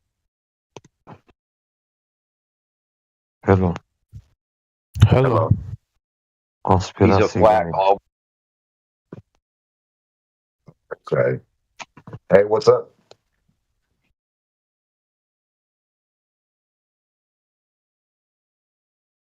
Hello. Yo, you talking to us or you hot?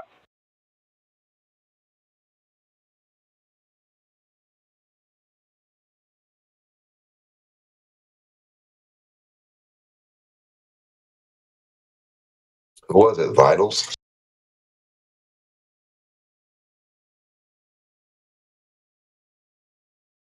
No, it was Daculin Galactic, I think.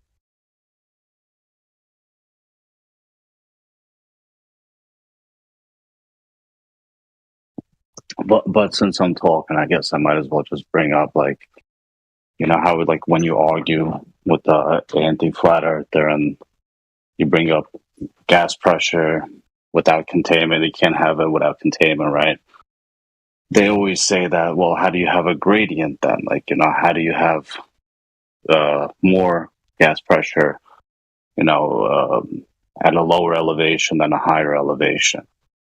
Like, and I understand that the gas is made at a lower elevation from the ground, and maybe that has something to do with it. But like, what would be the best rebuttal to that?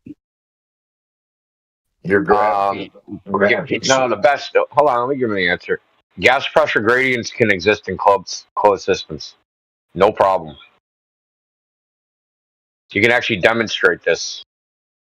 We actually have demonstrations of it, videos, whatever. So one of them is someone takes a tank and sends it into another tank, right? But they're different gases, and because they're different gases, you'll get a gas pressure gradient. You'll get a different pressure in each tank.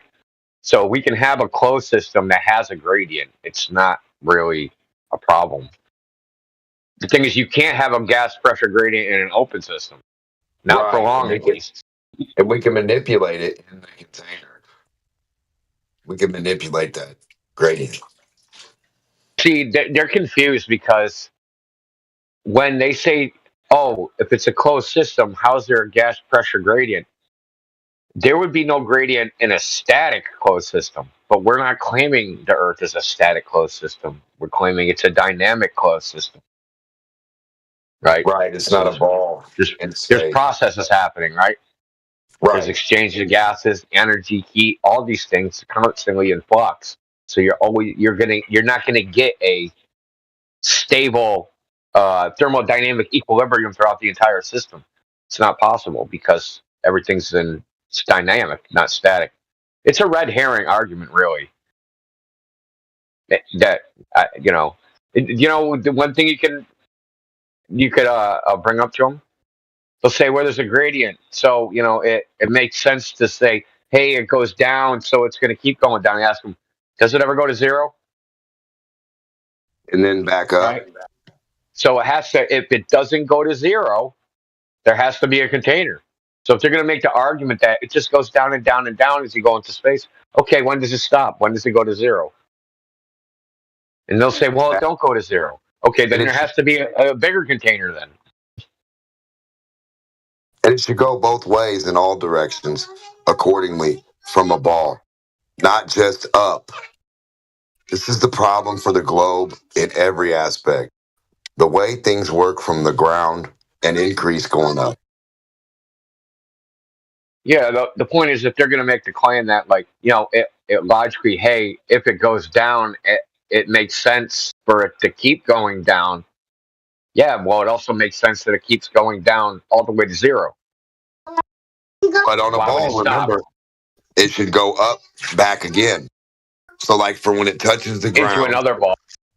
Well, from the top of the ball, it goes down and hits the dirt. And then when the ball stops at the bottom, it has to increase again that way or decrease that way. You understand what I'm saying? So it has to do it both ways. Oh, yeah. Yeah, against its own self, which is fucking ignorant. If you're surrounded by that thing, how's it going to go from one thing to another when the whole thing is one thing surrounding you? The vacuum. Doesn't make any sense. And here's something I always wondered, even back when I was a kid, like, why doesn't gravity go down? If gravity holds the air, why doesn't the pressure go down the way gravity is supposed to work, inversely proportional to the square of the distance? How come, like, you go up freaking 20 feet from 4 feet, it's 4 times less pressure.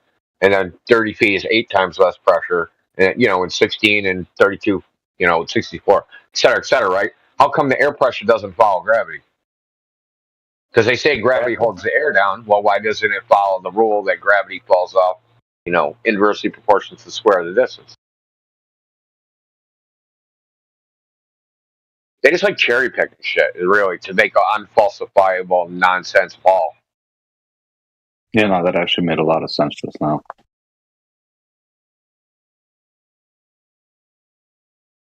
I'm glad I can help. Well, I mean, I'll bring something up that I bring up occasionally. So the ancient Chinese thought that the air breathed, that the ground breathed. It was called earth, air, breath, or something like that. It was like part of their ancient culture, and there's actually Chinese, and they dismissed it because the Chinese got westernized, so they pushed that up as like superstition. But some Chinese scientists they went and looked for it to see if this actually happens, like that the Earth breathes like once a day. That once a day it releases air from the ground into the air, right? So gases. And they've actually found that this actually happens.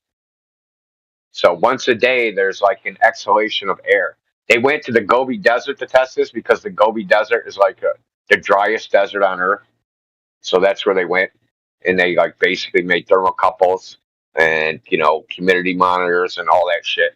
And they would just measured what the air was doing close to the ground all day. And so they actually recorded this effect a couple times because they did another experiment on mirages. But because we're researching what was considered a myth, they had to basically go do one experiment to get the data for their other theory. So they're like, oh, we're testing mirages. We're going to go measure the temperature gradient and humidity gradient to test for mirages. But they were actually they wanted the data to find evidence of this earth, air, wind thing. Outgassing of Earth, basically. Yeah, basically, yeah. Basically, that's what it is. The Earth outgassing once a day, which goes to the idea that air is created at the ground, and then you have like most of the ocean is water, and when water gets hot, it dissolves gases into it. Right? So you got the waves, sloshing around. When that gets warmed up by the sun, it's going to dissolve air into it. But then when the sun goes down, it can't hold that air anymore, and it's going to release it. So air is constantly being dissolved into water and exhaled from the water.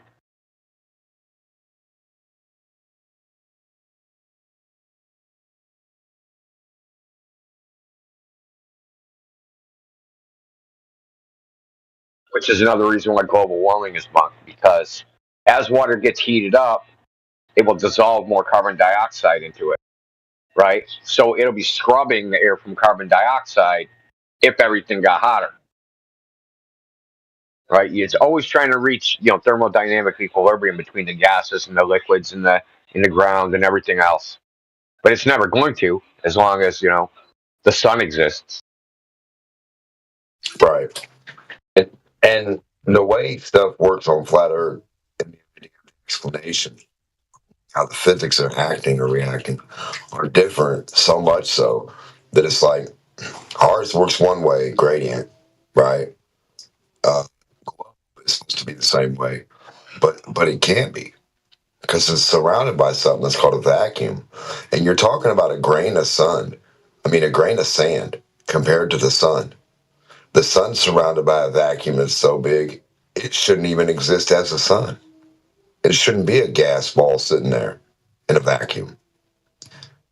So the idea that gravity is the thing, that magic thing holding gas, right, in all directions, pulling them all directions to themselves, it's kind of odd. Don't you think that nuclear reactions would be happening every fucking second if gravity was smashing all these particles into themselves and splitting the atoms on its own? Because that's what we're talking about right now. Never-ending atom splitted by gravity. You wouldn't be able to stop it. You wouldn't be able to stop the fusion, the fission, right? The nuclear reaction of the vacuum happening to Earth itself. Do you know how fucking chaotic the reaction would be of an Earth happening inside a vacuum? Holy fuck. You know, you just made me think about how much the phrase splitting the atom is just utter fucking propaganda. Yes. That phrase, think about it. The atom is supposed to be indivisible. That's what the word atom means, something that's indivisible. So when you say, I split the atom, it's like I broke creation or I broke reality or I violated the laws of nature, dude. It's like loaded with this crazy propaganda. I never realized this shit. And gravity's supposed to be doing it every second. Not to mention the vacuum and the reaction of the fission or fusion. But yeah, it's just crazy, brother. Splitting the atom. Did you guys see that picture that went kind of viral of the what looked like two suns? And it was, the moon and the sun from the North Pole on horizon. Does anyone know what I'm referring to? I mean, I've seen a lot of stuff. Like, I've seen 2 suns, 3 suns, 5 suns. There's an observation. Now, they weren't like the full sun. They looked like the sun kind of looked like it was setting in a line. But there was like 5 sunsets happening simultaneously in the polar region. So you get a lot of weird observations in the polar regions that are just crazy.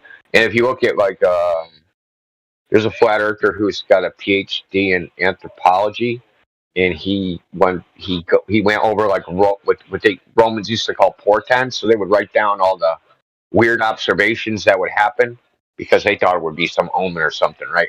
So they would write them all down, and there's lots of observations of like 1 sun, 2 suns, 3 suns. Like you got to think you got a time period of like 1,000 years to write everything down. A lot of shit's gonna happen.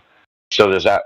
There's lots of observations of multiple instances of the same celestial body appearing. But no. To answer your question, I've never seen the one you're talking about in particularly. You have a link, maybe? Oh, he dropped, dude. Hey, the fuck?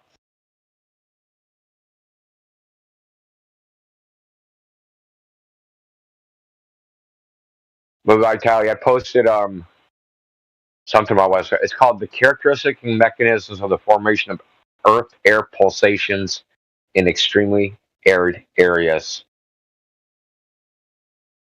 Yeah, No, so I was just looking at that. Thank you, I appreciate that. I don't speak Chinese. That's Hakyu or something like that. Is that like Haktua? Some weird shit. Hokey.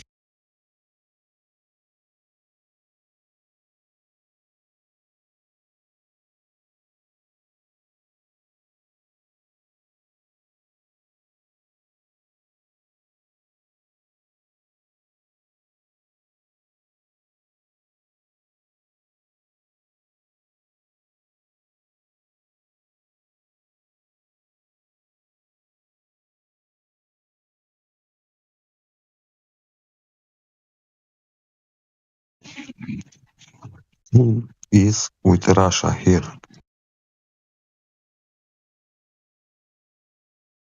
No Sprechen Sie Deutsch?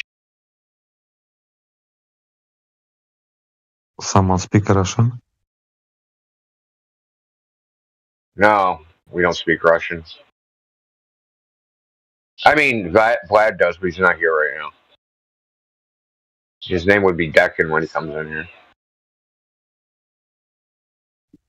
No, I speak Russian. Well, let me ask you, is I Russia don't know how flat? far I'll be. It's gotta be, right?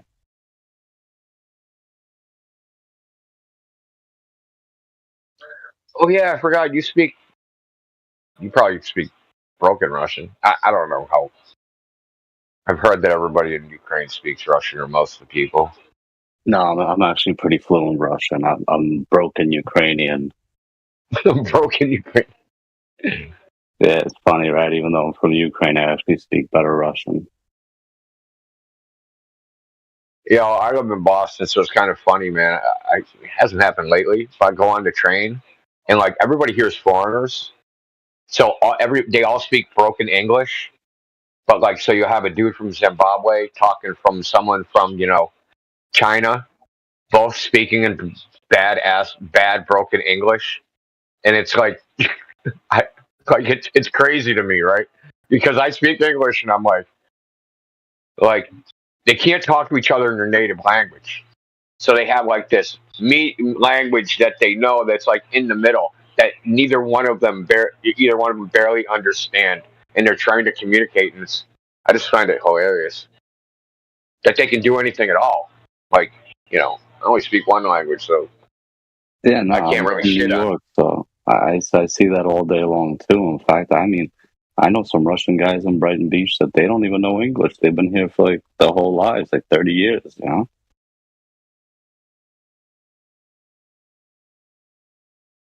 It's crazy when you think about it.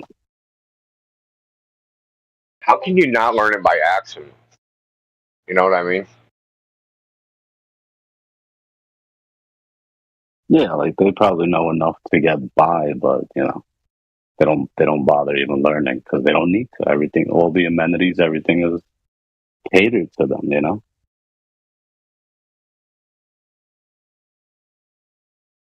I know that movies and TV has come a long way lately, but in the past, all that stuff was in English, right? So when you watch TV, I'm sure you just learned it, right? Exactly. That's like what me when I came here in '89. It was like there was no Russian people or very little, So everything was English. You were forced to learn. Now, like my wife is from Ukraine, and my daughter was actually born in Ukraine, and I see that the fact that they have the option to watch in whatever language you know what I mean? Like they're not forced to learn English, and their process was much slower than mine.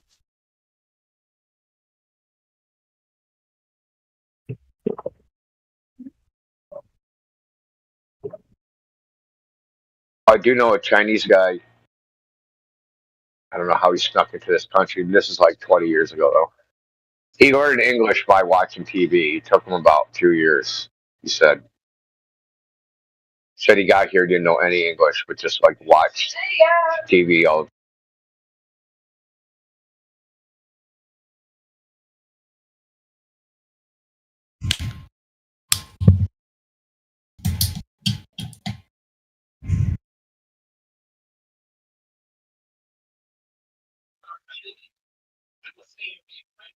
Pineapple One, man. Why is everyone just muted, dude? I mean, because we're like we just this is hanging like out. You ever We seen like like watch- hyenas? We're waiting for a freaking wounded fucking zebra to go walking across the Oh, okay. Are you that guy? Well, I don't know. Do you guys believe in flat Earth? Can I debate you? Yeah. You do or you don't? I take umbrage with the word believe. Okay. So you're flat earthers. Yes. Okay. Whole chat. The whole chat? Oh my god. 1, 2, 3, 4, 5, There 6, might be there might be a couple Glovers in here. Hold on, let me look real quick. No. Dude, if you look, this room is number one in this server, man. Holy Traffic. shit. So, what do you know about this topic? So I actually don't know much about the flat earther argument. So I'm a little curious there. What's well, hold on before you start all this. Are you aware of like the memes or like silly videos or like articles on the I internet? mean, I'm aware of them, but I haven't really like watched many or anything. I'm aware they exist. Okay. Let's start off here. We don't think Earth is a disk in space and that it's the third disk from the sun in a solar system. So let's start there. Okay, that's a good place to start. That's it, because that's the typical place how it's portrayed, right? They'll show Earth in outer space, floating in space with the water falling off the edges of the Earth. Yeah. We don't think that. Okay, so it's a different cosmological worldview, you could put it. What is it? What is it that you do think? Okay, that we don't think that the Earth is the universe or reality is a giant fucking space vacuum with all the planets thousands of trillions of miles away from each other, right? Spinning around each other, all that crap. We don't believe in any of that crap. And the reason being is because, like, typically if you see that, it's portrayed, right? So you've seen pictures of the solar system, right? They're all portrayed from like this third person point of view. Obviously, you've never had that point of view. No, I have not. Okay, neither does anybody else. I sure hope no one has. That'd be a little concerning. Yeah, no one's actually had that third person point of view. Yeah. All we have is from like our point of view, our first person point of view. Can I ask a question? I guess I feel like third person points of view makes sense for map or depictions, though. Can I ask what he means by third person point of view? Like, I think he means like that top down sort of external, or technically it's called a orthographic view. If I put a Bandicam above my head, is that not considered third person? And I watch that camera, is that? We don't need this kind of commentary. Is that not what he's referencing? Or if you can't figure it out, just shut yourself up, man, and listen. Okay, fuck you, dude. Holy shit! Are you guys insane, bro? The road He went straight for the kill. Well, that escalated quickly. I feel like the sort of top-down view makes sense, though, from a map-wise perspective, because it's sort of like it's a map. You can't really fit in a depiction of a large region unless you have like a third-person point of view. Like if you have a map of just the United States, for example, it's that same top-down. I mean, not at the same scale, but yeah, I understand why they exist, man. I'm not like fucking damn. I know why we have orthographic points of view, engineering drawings, blueprints, things like that. But this is a different issue, right? Mm-hmm. We're trying to. You can actually theoretically take a third-person point of view of North America, right? Yes. Or your house, or your state, or Lake Titicaca. Like, we can take third-person points of view of that and verify that whatever we drew on the map is actually correct. We can't verify whether the Earth is orbiting the sun in a solar system because nobody's ever actually observed an orbit. And this might come as a shock, and it often is that in reality, no one's actually ever observed an orbit in nature from an external third-person point of view.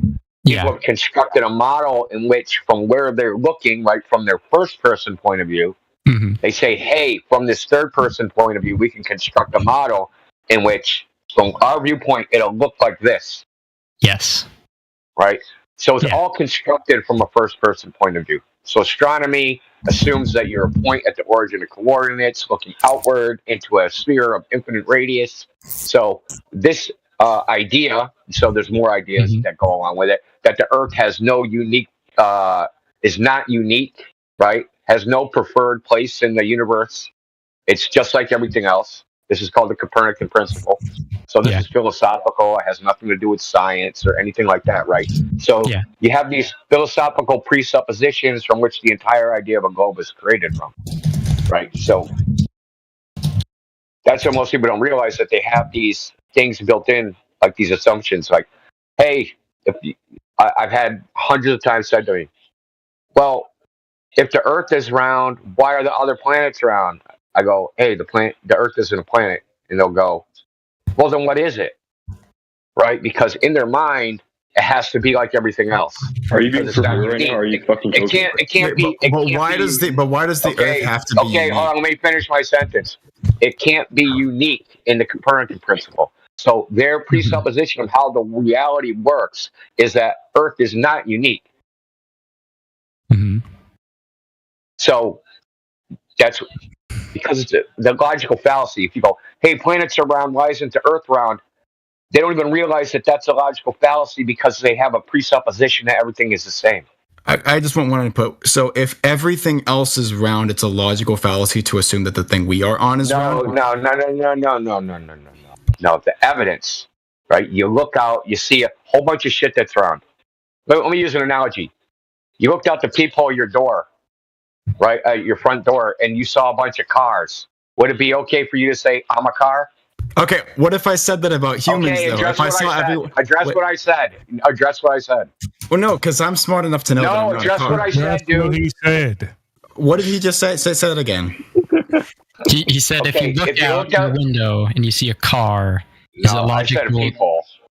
Okay, a peephole. My bad. Because I don't want him to be able to look around him, right? So the idea is all you can see is outside.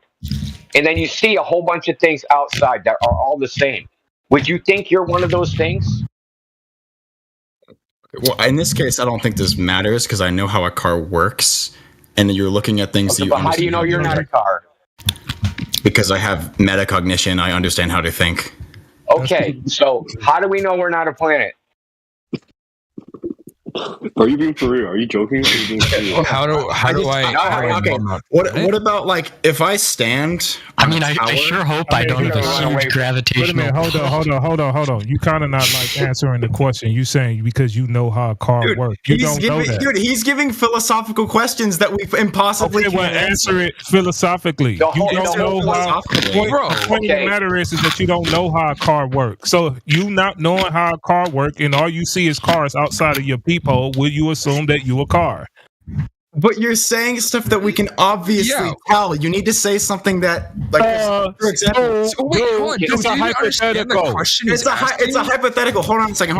Okay, so the concept of gravity, concept of gravity is large. Okay, we're not going to Hold on. Answer the question, bro. Answer what question? Something that's stupid and something that we should answer. It's not stupid. It's so dumb. It's a point. No, you challenged. Hold on a second. You challenged whether it's a logical fallacy or not. It is. If I say I see the planet if I observe something, stop interrupting me. I can. Oh my Do you know God. what logical fallacy is, dude? Do you know how to make an argument that makes sense? Yes, it's based upon a logical fallacy. I'm giving you your argument. I'm giving you your argument. Your argument is I see the planets are round, therefore the Earth is round, and you're saying that is not a non sequitur. It does not logically follow your premise that seeing round planets indicates a round Earth. That doesn't mean it doesn't logically follow from that. Let me say something. Hold on. What would logically follow? You dumb cunt. Oh shit! Hold on. I just want to. I fucking hate. I just dumb cunt. If you guys aren't here to listen, man, just leave. Like fuck. It's real simple. Are you guys being for real? My input is the argument at hand is Earth a planet? Yes or no? That's not the argument. It's proof planet is a category. Logical fallacy. That's all. Yeah. So okay, if you thought Earth was a planet, you would say, "Hey, what is a planet? It's a category, right? It's a category." You look up in the sky. A planet is a category. A planet is just something you label something as. Okay, is the tree outside your house in the category planet? It could be. Based on our Newtonian physics, it could be based on our Newtonian physics. You could have satellites orbiting a tree. Could be a planet, dude. What would make a tree a planet? If life was growing on it, if we had satellites orbiting around it, that tree would eventually shape itself into a globe. Eventually, is there life on Mars or the satellites orbiting Mars? That's something. What? What are you talking about? You just gave me a whole bunch of. You just gave me a whole bunch of qualifications to be a planet. And then I just gave you Mars, and it doesn't have any of those. Okay. Does that mean I did make a mistake. I did make a mistake and say that a tree, no, it doesn't have to grow life on it, but stuff could orbit around it. I don't know the exact definition of a planet. That's just semantics. Okay, no, it's not semantics. Yes, it is. Okay. No, it's not. Jesus fucking You guys just say words and stuff. Y'all don't know what y'all talking about. Oh my God. I know that you don't know how to follow a logical fallacy. I know Earth is a planet. I don't know what a planet is. I know Earth is. So you don't know what a planet is, but you're gonna look in the sky and say Earth must be a planet because those things that I see in the sky that I don't know is actually a planet is a planet. I'm looking at these things in the sky, these things that are so-called orbiting because our moon orbits according to what we can. You don't see an orbit though. We can take time. We can take pictures constantly, look at it at separate times, and we can see the positioning. Okay, And so what you you say got? you look. Okay, so you say you looking up in the sky, you see the moon orbiting, and you see these other things that you perceive to be planets, and therefore, okay, Earth and there- must be. And therefore, I would say Earth, it probably acts like the things we're looking at. So Earth must be the same. That's the logical fallacy that he was talking about. So And Earth we must have be and the we same. have gone up in the International Space Station. Great. And we So have- when he gave you the analogy, which is basically still going in by your worldview, is basically testing your logic. When he gave you the analogy, I'm in the house, right? And I'm looking outside and I see nothing but cars. Therefore, I must be a car. That's the same logic that you just gave him. So he's only pointing out that it's a logical fallacy because it may not be obviously a car. okay. Obviously, if I look outside and see only cars, and cars are the only things that exist, which cars aren't the only thing that it's exists. not I would the see. only I thing would that see exists. everything else that But exists as planets well. is not the only thing that exists neither. So what are you talking about? Okay. Right? Name the other So things that exist. Okay, planets- so what else is it? Galaxies. There's galaxies, you there's also- stars, there's meteors. Hold on. This is funny. Hold on. So if you did look out there and cars were only thing that exists that you could see, you'd be a car. Right. Is that what you're trying to Okay, convince yourself? think about it like this. Okay, if I observed only okay, let's understand basic scientific principles. Okay, if not I science. observe It's something, logic. be quiet. You Science don't. and Okay. logic intertwine. Science You're is not changing the something that- subject. No, I'm not. You are interrupting me. Please listen. Okay. If I observe something and I observe nothing else, there is nothing else for me to base my observations off of. So therefore, I can only make hypotheses and observations of something that I can observe. And so if I don't observe anything but cars, then I can be like, okay, I don't know what a mirror is. I'm probably, of course, probably. Philosophically, you can't prove anything philosophically. It's all Why just wouldn't you know what mirrors are? Mirrors are on par. You're Okay. you're I'm literally so- trying I'm to so argue glad- that I'm you'd be so a glad car. you talked about me. That was besides the point. That was besides the. It's like, wait, hold on. Okay, hold on. I'm just gonna say. Do you think you're unique and special because you just want to be different and you want to think that you're different than everybody else? Because I don't want to follow this. Is this sounds like what you're saying? You're saying, don't quit your day job. Other people are telling me this. Other people are telling me this. This is so. This can't be true because everyone else is saying it. You're I must be. spiraling, bro. I must be. Take a breath, man. I Take a must be breath. correct. Yeah, this You're is going left. spiraling. Dude, I know you guys are conspiracy theorists. This is what this is. God. We You guys are haven't. The only conspiracy thing we've theorists. talked about is whether you made a logical fallacy, and you now somehow because we talked about it's not a logical fallacy. You know our motives. Yeah, it you know is, what dude. we think. You know what our fucking background Dude, is. I do. You know Hold how on, listen you to got this. all The Listen to hamster's this. still running. The hamster's running. Okay, you're spiraling, bro. Okay, I'm muting you because you're spiraling. I don't know where you got all that idea about us that we're conspiracy theorists and we want to be different and feel special because we pointed out a logical fallacy. I don't know what fucking, like, are you like, can you read my fortune? Can you tell the future? You got any other party tricks you got? Yeah, you've caught him out, and that's all he can come up with now.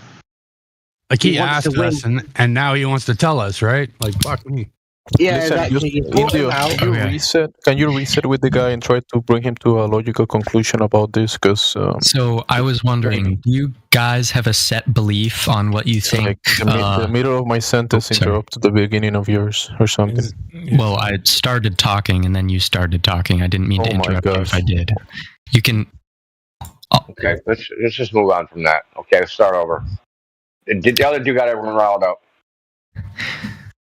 Basically, what I was wondering is, do you guys have a belief on what you think, whatever we want to categorize what we're on Earth, or if we don't believe it's a planet, do you guys have a category that you think it falls under other than a planet? It's flat. Yeah. Earth. It's not in a category. Okay, That's so it's unique. is it like a Right? If it's unique, landmass? if it's Yeah. unique, it can't have a category. It's unique. Okay. There's nothing like it, right? So it's like the only, well, Yes, Earth has the only land thing that and exists in that sense. Yeah. You guys feel that? Okay. What are your thoughts on satellite imagery? Like, how does that come into play here? Do you think it is real and it doesn't portray a big enough image? Do you think it's like fake? Like, what's the belief on satellite imagery? Well, they display. I mean, it depends on the particular image, but Yeah, that satellite makes sense. imagery itself fundamentally it's untestable and can only be believed, right? And the only possible way to test it is, hey, this image is showing me something of the Earth. I can go on Earth to that place it took a picture of and see if the Earth is actually like that. Yes. Okay, that's all we can do. So if a satellite takes a picture of a curving ocean and the ocean's not curving, we can say that all the satellite photos that show that can't be real, right? Yeah. So just like if someone took a picture of like the Empire State Building on top of, 3 Mile Island in Pennsylvania, and then I go there and there's no Empire State Building there, I can say all those images are fake. I don't need to prove how they were fake, who faked them, what they did, or any conspiracy. There's no fucking building there, right? Like I don't need to do anything. Yeah. Exactly. So this is the same thing. Like all these pictures that they show us, there's no way we can test them. We have no reference from which even to compare them to. I've never seen the Earth from that point of view. So how can I even evaluate the image? Is this a real picture of the Earth? How the hell am I going to know? I've never seen the Earth from that point of view. So it's like some other object, like say a picnic table. I've seen a picnic table. I can tell if it's a fake picnic table picture because I can compare it to something I've seen before. But I've never seen the Earth. All I can do is compare it to other images people said were of the Earth that I can't evaluate, right? So that's kind of like the position we are with space pictures. They're in the realm of Bigfoot pictures. Not to mention, there's supposed to be 19,000 satellites or something, and wait, none of them ever fall out of orbit, or lots of satellites, become defective and fall crashing down and stuff like that. Like, how come we don't ever see them crashing into each other? No, anything like that. There's nothing. There's no satellites ever falling down to Earth or what. Dude, you want to make your computer crash? Go to the website called Stuff in Space. It just shows you all the satellites that are supposed to be in orbit. It'll make your computer frickin' just like bog to like 1 frame a second. That's how many there's supposed to be. Like something like 40,000 or some ridiculous number. So is it sort of the unknown of that is the basis of not believing that Earth is round? Like the inability. It's the inability. No, it's not really that it's unknown. It's that type of evidence is useless. Okay. Okay. So even if you went, like, say you said, "Hey, I want to go to court and I'm going to sue somebody because of satellite image," and they bring in the satellite image, say, "Hey, look, here's the satellite image, Earth's a ball." That wouldn't be admissible evidence because you would need to bring in the person that took the picture. Yes. Okay, so that person could testify that they took that picture. And that would be evidence. But just like anybody can put anything on the internet, right? Like, I would say that is true now, but I feel like that was a lot less true originally. Like right now, at the stage of the internet we're in, you can pretty much fake anything. But years ago, it was a lot harder to do things like that. For example, when that's why the moon landing looks so fake. We're not getting into the moon landing, are we? Oh boy. Okay, no, we're not. So, do you know when the first fake image was ever made? I'm guessing 19. I have no idea. Random guess. Wrong century, dude. 18. 18. Oh, 18, I didn't know that. 1841. Dun, dun, so they've been faking photographs since they invented photography. Yes, sir. Okay, there's even a fake photo of Abraham Lincoln that they printed in newspapers. I have a question. Hold on before we move on. Okay. It's easy to fake imagery. It's nothing. It's super easy. And so here's a trick. If you ever look up hyper-realistic painting. Yeah. So people can paint so good that it is photorealistic. So you could take a painting. That's a good point. I like that. And take a photograph of it, and it will be a real photo. It just won't be a real photo of what they're saying they're taking a photo of, right? It's a painting of that, right? So there's one of Morgan Freeman, right? So they painted Morgan Freeman, and then they took a photo of the picture of the painting. Of the painting that's hyper-realistic. But the photo looks like a photograph of Morgan Freeman, but it's not a photograph. So this is the way they used to do it because we actually know, when bring up the moon landing, that they made like a freaking like a 20-foot fucking moon that artists painted, and they made simulations of little cameras flying by it. Every But I don't want to get into the moon landing because that's a whole rabbit hole. That's too easy to prove. That's a whole nother topic. Do you think? I'm just saying, as evidence, it's too inferential. We have to rely on, to trust people and do all sorts of other things. Right? So there'd have to be why go through all that? Evidence. But we don't. Yeah, why even go through that when we can just test the Earth itself? It's right here. I'm right here on the Earth, right? I don't have to go anywhere. I don't have to trust anybody. So do you believe there is?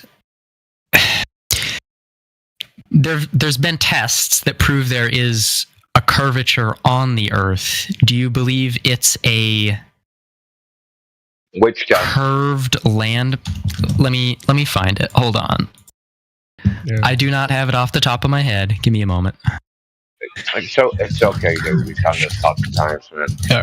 All right. You're probably like maybe the 20,000th person I'm talking. Yeah. If, theoretically speaking, you could go up in a spaceship, orbit the Earth, if that happened, would you believe it since you saw it personally with your eyes? There'd be nothing to believe. There'd be nothing to believe? I would know it, right? Yes. You'd know. Okay. Like that's fair. Not even a question, quite honestly. So we've actually, like, we don't just like, hey, we looked at the Earth and it looks flat, therefore the Earth is flat. It's not like that, right? Looking flat is, hey, that's like your first impression. That doesn't mean it is flat. But the thing is, if someone says, hey, your first impression is wrong, it's actually a giant ball too big to see, the burden of proof is on them to demonstrate that that's an optical illusion. It's not on me. That's a fair statement, But we've gone farther than that, and we've actually tested and measured it using lasers and infrared and mirrors and all sorts of shit, right? So we know from tests that it's not just an optical illusion. Yeah. So I actually seen one that someone did. So some guy, he took his rifle, his scope. Yeah. Okay. He put it on a transit, which is basically like it goes to a theodolite, but he attached his rifle scope to it instead of the theodolite, because the rifle scope, he's got like 30 times zoom on it. Yeah. So he's got a crosshair. Mm-hmm. And he took it, and he's at the beach, and he spins it. He knows how high the scope is. It's 5 feet. He rotates it, right? 5 miles away. Boom, hits the person right dead in the chest. 5 feet. Off the water. Spins it somewhere, hits another person that's even farther away. Boom, 5 feet in the chest, 5 feet in the chest, 5 feet in the chest. All these people, all along this long ass beach. I think it was Vanderbilt Beach or some shit like this. The point is, at 5 miles away, there's supposed to be like 14 feet of drop. Yeah. Did you know that those are like the dimensions they claim? Well, I mean, I didn't know the numbers, but I get what you're referencing there. So it's way more than what people think. So people think the Earth is really big and there wouldn't be that much drop. No, it's actually a lot of drop. So in 6 miles, it's supposed to be 6 feet. Mm-hmm. Or no, in 3 miles, it's supposed to be 6 feet. My mistake. Okay. In 10 miles, it's supposed to be 66 feet. So that's a 6-story building. Yeah. Right. So if you had so it gets worse because it's exponential. Yeah. At 20 miles, it's 420 feet. Or at 30 miles, it's 420. That's right. I've actually personally myself watched the boat 30 miles away. And I know because they have this thing called marinetracking.com where you can track the boat. Mm-hmm. So I knew where the boat was. And I watched it sail to where it was. It's not like it's just some random boat out in the ocean. I watched it sail for 3.5 hours from out of Boston Harbor out into the ocean, waiting for it to disappear over the curve of the Earth. And it never did. Okay. And it never did. And then I went, after watching it for 3.5 hours, I went on top of a 100-foot parking garage to make sure it was the same boat. And I could still see the boat, and it was still the same boat out there. So, and the first observation was from 15 feet above sea level. So the point is that ship should have been Under the 400 horizon feet under the curve. from your Yeah, under the perspective. horizon. Yeah, 400 feet. Not like a little bit, like a 42-story building under the curve. Like, see, these observations we made, they're not like, it's not like, oh, it could be, and it's close. Some of these are way off, like 10 times off, 2 orders of magnitude off. And obviously, 100 times off is crazy, right? Yeah, so your it's a prediction pretty is big difference. 5. Yeah, it's a huge difference. Like, you thought you had $1 in your bank account, there's a penny, right? You're like, fuck, dude. You're like, shit, oh, it's way off. Shit, I'm dead broke. So it's like, and then we got to take these observations that people made themselves, and then someone comes in like you, no offense, and you're like, yeah, what about these pictures some stranger said they took from space? Oh yeah, just all my experience for these strangers fucking, you know, Random guy in the ISS. Those pictures and all that shit. Yeah. Well, I mean, that's another thing, right? So ISS, for instance, ISS would only see 3% of the Earth if you do the math. Okay, they're barely relatively to how big they say the Earth is. So 3% of the Earth, they shouldn't see any curvature of the horizon. All the images that they show from ISS show curvature of the horizon. But if you go to the Chinese website and with their space station, which is something like 23 kilometers lower than the ISS, all their images shows a flat Earth. So it's like, what are the probability that like the Chinese can just do math and the NASA people can't do math? And like, you know, and like so they did the math and they said no curve from here. So when they made their freaking CGI bullshit or whatever they're using, they actually depicted it correctly, and NASA's been depicting it wrong the whole time because NASA, unlike the Chinese space programs, they rely on public funding. The Chinese government is just like, the money's going here, whether you like it or not. But here, they have to convince people.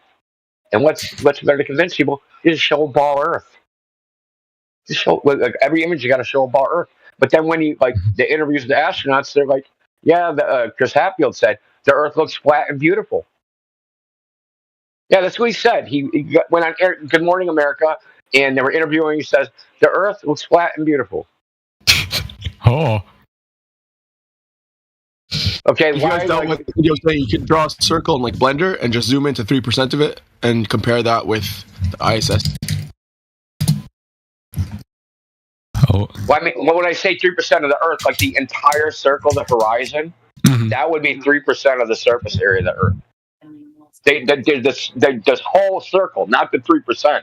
The 3% would be like, fuck, dude, that would be, who knows, dude, 100 miles, 200 miles. Couple trees, some bushes.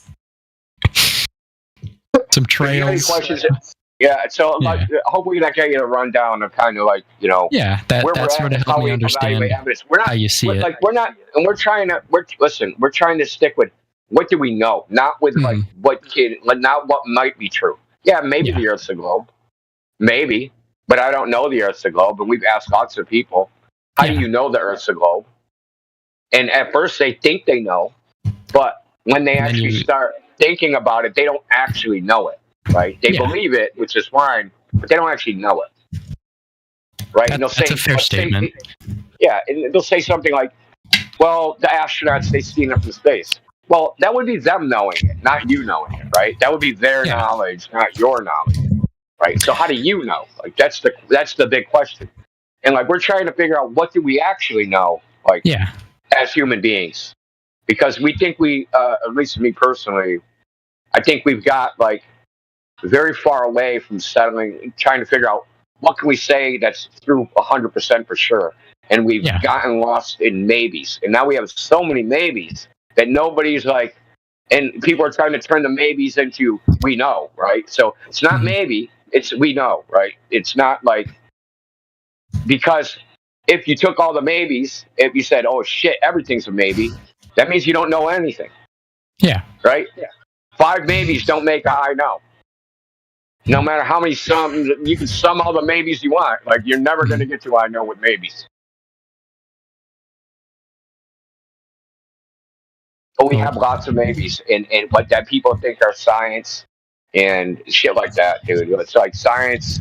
The idea of science is a cult at this point. It's way beyond fucking what's reasonable. Uh-huh. I would say I feel like people would probably see it that way because they see astronauts as profession, which it is, I guess you can say being an astronaut's a profession in the same way that being a doctor is a profession. So a doctor can tell someone you have blank. I'm not saying this is solid evidence. I'm Being an saying this is astronaut why is someone might. Hold on. That's actually not a very good analogy because being an astronaut is so rare that it's more like being in the Hall of Fame in the NBA. That's true, I guess. Yeah. Only 600 people claim to have been to space over 80 years. Think about that. Over a period of 80 years. Very few people. Yeah, very few. And like all humanity, 9 billion people are going to go. These 600 people are going to tell us what the Earth is, dude. That's crazy to me. To me, that's just crazy. Maybe it's just me. We're just like everybody else is going to like, see these 600 people? Yeah, what they said. Fuck that shit. I'm not doing that, dude. Fuck that shit. So you said you had tests that measured the Earth, right? Like scientific tests. Do you know any? I can find one. So I was referencing the lasers. You brought that up. The use of lasers is probably, to my knowledge, I can't say I personally, I can say I believe the Earth is round. I can't say I know the Earth is round because I've been to space. That's a reasonable argument that you made, where people believe that the Earth is round, but they don't personally. They can't know for sure based on personal observation. I get that. I can't say I've been up in space and looked down and seen around Earth, but I believe the Earth is round. But so think about this. People go, why would they lie? Now, given what you just said, and the amount of people, how small the amount of people is that would know the Earth is round. Yeah. It's very small people. Very small. Who the fuck's lying? Nobody knows anything. Right? You got a bunch of believers saying the Earth is round. They're not lying. They're telling the absolute truth. They believe that shit. So, like, you know what I mean? It's like that whole idea that it would take some gigantic fucking conspiracy of like millions of people all lying on, like, they don't know anything, dude. They never been on like outer space. You think you think to prove it, you'd have to go to outer space and look at the Earth. Yeah, maybe that'll prove it, but like that's a very small group of people. Yeah. Oh, I appreciate being honest with yourself. A friend just called me and wants to play a game with me, so I shall be going. But it was nice to hear about the. Yeah, I appreciate your honesty. We usually don't get that. We usually get people that are very emotional about this topic.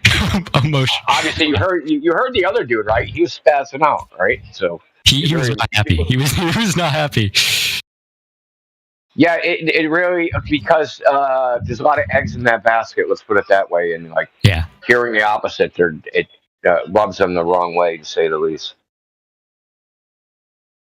All right, I shall see you around. Yeah, have a good one. All right, peace. Jang, you're up, man. Get on the mic, buddy. Or are you just a troll? He's one of the people I was just talking about. Oh, he's the muted one. Can you be civil, Jang? Yeah, he's muted. Do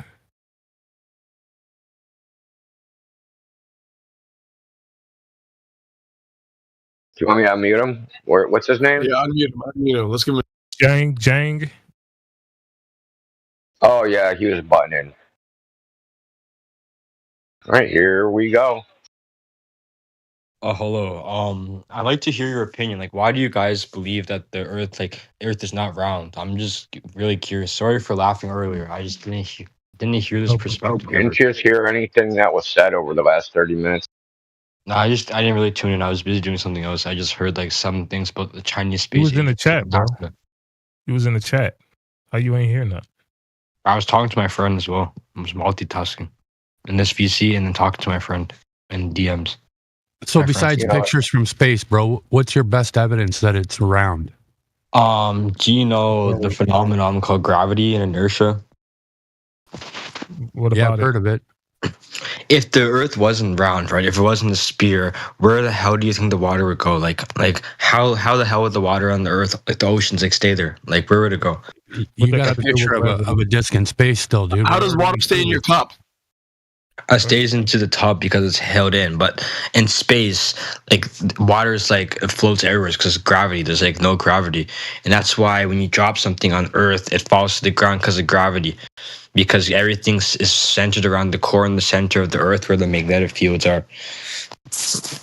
Right. You haven't validated gravity yet. You just said a Just bunch let of me stuff. ask you seriously. Do you think we've never heard any of that before? I'm genuinely curious. Like if you don't think the Earth is round, what do you think the Earth is then? I'm No, curious. I want to. Like, go ahead, Joe. I'd say, okay, you saying a whole bunch of stuff about gravity. Yeah, yet gravity. You are yet to verify what gravity is. What's gravity? Gravity is the force that makes everything on Earth makes people like not float away. Like when you drop something, it hits the floor. When you like swim, buoyancy, everything has to do with gravity because gravity holds everything on this Earth together. It doesn't make everything fall away. Because if there's no gravity, we'd all be floating out into outer space. We wouldn't be on the ground walking. Great. So how is you going to prove that? Because How you're am I saying gonna prove gravity is you saying gravity is a force. Do you want me to? No, There's it's lots not. of things to prove Right. it. I could say no, it's not. So you saying gravity? Where do we experience gravity? Where do we see it? Like everywhere. So when we walk It's one outside, when you example. drive a car, when you go on an airplane, everything's related to gravity on the You're Earth. just That's why. okay. You're just naming a bunch of stuff. You're just saying airplanes. We go outside. So if I go I was sending outside, you the that's gravity. Wikipedia article. I was sending you the Wikipedia article, and I was sending you some science articles. No since need you to. guys- I know. I want to know if you know what it is, not Wikipedia. I know what Wikipedia say, and it's none of the things that you're talking about. You're just naming a bunch of stuff. What is gravity?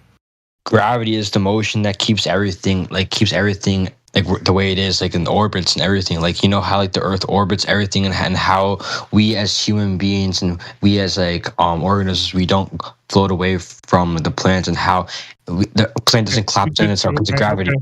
Have you ever experienced any orbits? Where did you see that? Orbits. Like, okay, tell me, about orbits. How do you think tides are formed? Like, how do you think the like when you go to a beach at nighttime, the water level is really high? I want you to in the understand daytime? this is your paradigm, sir. You're just naming a bunch of stuff. It should be very simple. You said gravity is when I walk outside. When I walk outside and do what? Why are you all the way in space? Somewhere that you never been. Gravity holds you down. Like, it's okay, take like a pencil, take anything, drop it, like just drop it. It'll fall to the ground. So If it didn't gravity. fall- So gravity is the cause of things falling.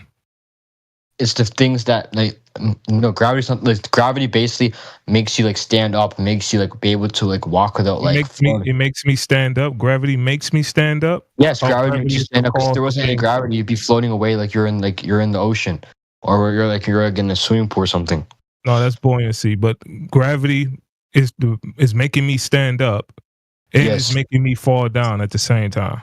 Yes, Right. because So gravity is so. if you gravity- jump, you'll fall down. Right. So is science proving gravity? Is that science? Yeah, there's lots of science to prove gravity exists. If you searched it up instead of Okay. Well, let's put this in the logic of a hypothesis. Right. Since Are you science conspiracy theorist? I'm just curious. Are you a conspiracy? No. You making a claim. I'm not the one that's making claims that I'm not seeing. You're making that claim. So let's put it in the logical reasoning of science. You're saying gravity is what's making things fall down. So making things fall down will be the dependable variable. That's the natural phenomenon that you're experiencing, right? Yeah. Right. What will be the independent variable? The thing that you would manipulate to see if gravity is the cause of things falling down.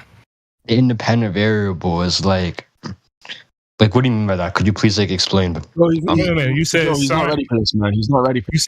You said science proves gravity, right? Yes, science proves gravity. There's lots of Right. So you should know. Okay, so you should know whether or not gravity is a dependable variable right? Which is the natural phenomenon that we observing, or is gravity then, or what is the independent variable that you will be able to manipulate to see if gravity is actually the cause of things falling down? Yourself is the independent variable, because you have to do something for gravity, like to experience gravity or to experience like motion. Myself is the independent gravity. So humans. Yes, you can basically, yes.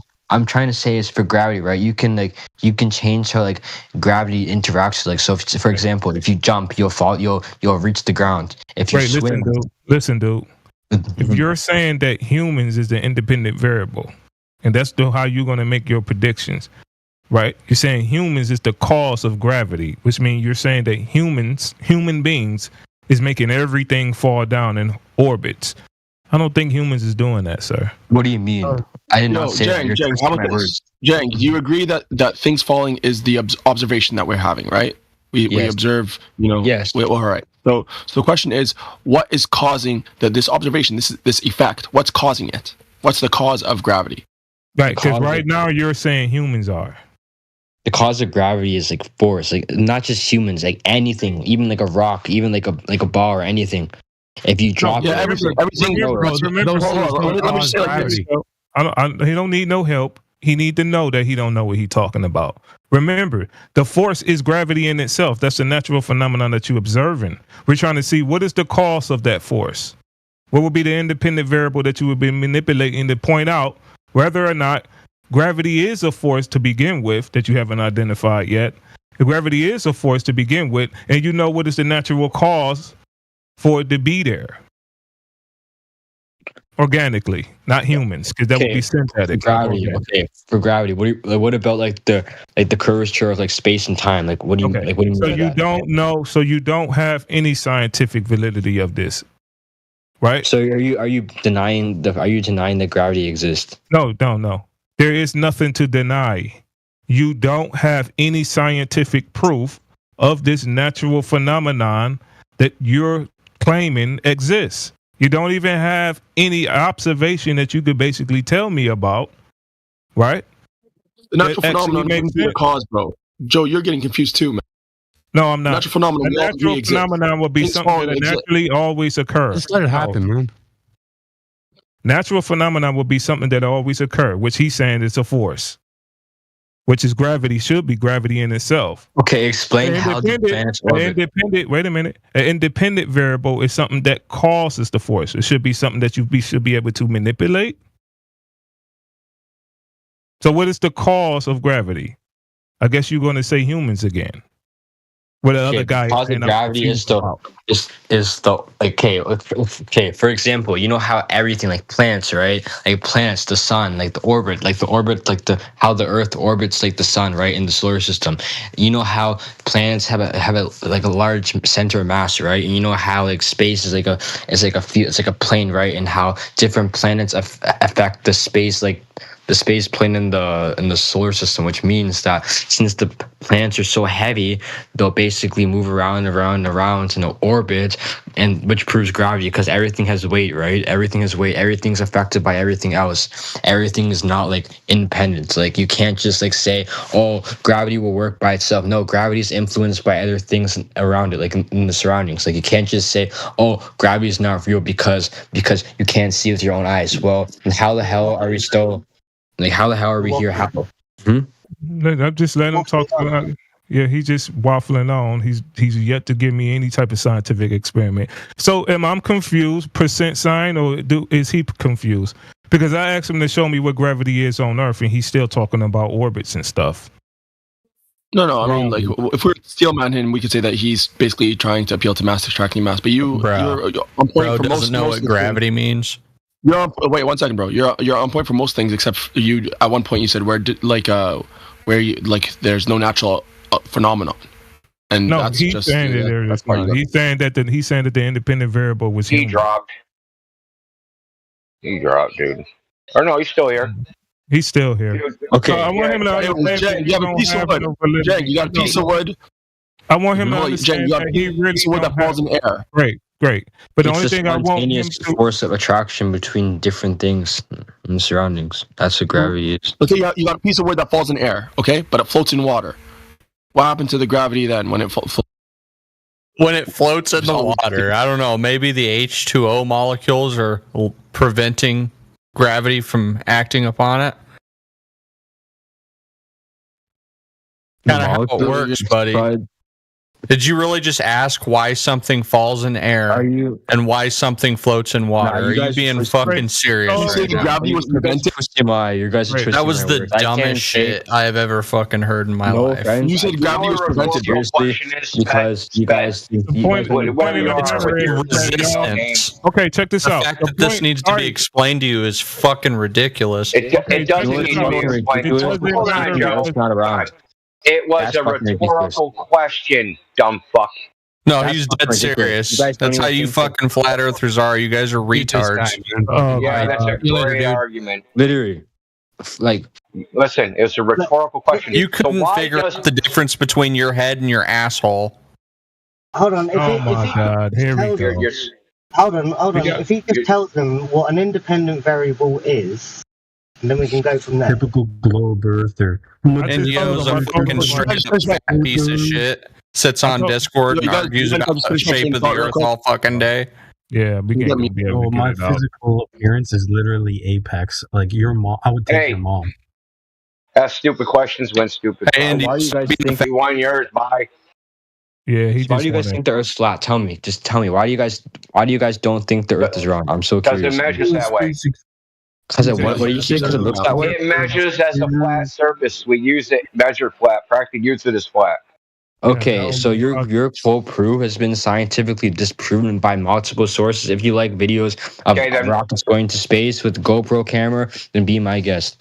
It seems like you just make multiple claims that you cannot back I'm not making multiple claims. I'm stating pure fact, and you're being too ignorant to accept it. Why every time I try to pin you down to basically prove or validate anything that you're saying, you're not validating it. You go waffle on about nonsense about space. And waffle on about nonsense about humans as being the cause or an independent variable for gravity, or waffle on about nonsense about airplanes, or waffle on about nonsense about gravity make you stand up. You had absolutely no clue of what you're talking about. You can't even put it in the actual scientific hypothesis, but you want to claim science. I can't. But what the other guy said was right. You guys can't when it comes to the other guy clearly pointed out you don't know what you're talking about. What do you say? Listen, I agree with you. Jang. Gravity exists. Okay, this downward acceleration that we see, depending on the density of the object, exists. Wood falls in air because it's more dense than the air, but it floats in water because it's less dense than the water. This is a thing. This is an observation that exists, a naturally occurring phenomenon, whatever you want to call it, right? But the question is, what is the cause of it? Okay. What is the cause? It's possible that this is just like the second law of thermodynamics or any laws of the world. You just have no cause. It's like that's the way it was created. That's the way that God made it. For instance, right? We don't know what the cause of the law of conservation and momentum is. We don't know the cause of the second law of thermodynamics. So what if we were just to say that this is the density of things falling or rising, depending on their medium. What if that's just a law of the universe? Where's your proof that there's a cause to it? You're just talking about relative density? That's what gravity is, bro. That's what you're explaining? No, they call that specific gravity, but it's just basically relative density. That's not what specific gravity. Gravity is the force. It's like a force of attraction between all different matters of the universe. That's what gravity is. That's a cool story, bro. But can you prove it? Right. What's the proof? Okay, are you guys swine, man? He thought gravity was weight. Okay, are you guys? I don't know why you're still dealing with this guy. You guys, he said orbits are caused by the heaviness of the planets, dude. You're a sped. You're giving us space stories here, dude. How about some real proof, man? Some real proof? Go fucking search it up yourself. Holy shit! We have. We can't find it, dude. Oh yeah. Yeah. You said GoPro on a rocket, bro? Seriously? Yeah, I said go watch a fucking video if you want to see if the Earth is round, bro. I was speaking about when you said we watch TV all the time, man. Show me the video where the straight horizon, this horizontal horizon, when we're at the beach or whatever. Show me the video where you have a camera fixed on that horizon, and as this shuttle launches, that straight line slowly turns into the entirety of the globe. Give me that video, that time lapse. Do you guys know something about like a percentage? You was absolutely wrong. I was absolutely right. As like always, yes, it was specific gravity you was talking about, which they call relative density, where gravity is not actually needed. Why you people just say you wrong for no reason? And I know I'm right. Specific gravity is kind of a niche term. Gravity and relative density is the same thing, sir. It's basically an object more dense than its medium, therefore it go down. And that's what gravity is, bro. That's what this observed effect that we see, where things that are heavier than the medium fall, and other things that are lighter than the medium rise. That's gravity. So you only explaining basically relative density. That's all you explaining. You're not. It's gravity, bro. You're not explaining mass attracting mass. You're not explaining. That's not gravity. That's not. You know little g? Do you know what little g is, Joe? You're not explaining any of that. The only thing that you can explain.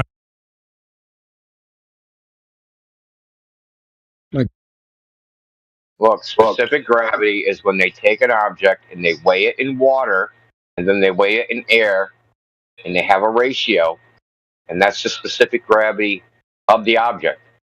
So they use that as a standard, the same way we use index of refraction as a standard, where you compare the speed of light in vacuum versus everything else. So it's just a comparative measure of the relative density objects, but it's fixed relative to water. Bro, I don't even think you know what gravity means, bro. I think you're talking about fucking buoyancy, bro. Buoyancy is part of gravity, bro. Like, you need to look up the equation. Bro, buoyancy is it's a physics, bro. Yo, how about this? How about read out the equation for buoyancy? Buoyancy, the equation for buoyancy? Let me find it. Yeah, we've been at this a long time. The equation for buoyancy is buoyant force is equal to the negative fluid density and the acceleration due to gravity times volume, the volume of the fluid. Thanks. I just don't. But that's not fucking gravity, bro. You just described buoyancy. Gravity is not just buoyancy alone. There's multiple different aspects of gravity. Gravity is not one thing. What I said before about the planets and being in orbit is also fucking gravity. Everything. No. You see, you're confusing between the effect and the cause. There's cause and effect. They're two different things, okay? The thing that we see, things falling, things rising, I'll give you that. That's gravity, right? Gravity, and if it's rising, we could say levity or buoyancy or whatever you want to say, right? But the cause of that is in question. You stop using the same word for both the cause and the effect. That's just buoyancy and density. Things that's more dense than a medium. You keep explaining the exact same thing that we told you what it was. And I don't understand why you're doing that. Now, even if you want to say that is gravity, gravity do have a definition, right? And it do have something that you guys claim with gravity. It's how you guys get orbit. So actually, Jane is correct to bring all of that stuff up. We only asking Jane and you to validate that with the science that you guys claim you have.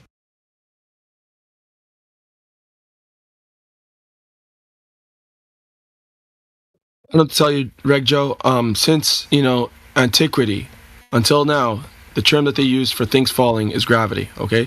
What they're trying to do with the heliocentric thing, like these past 100 years or so, they're trying to hijack that and morph it into the cause as well. They're trying to say mass attracting mass is gravity, or bending of space-time is gravity, right?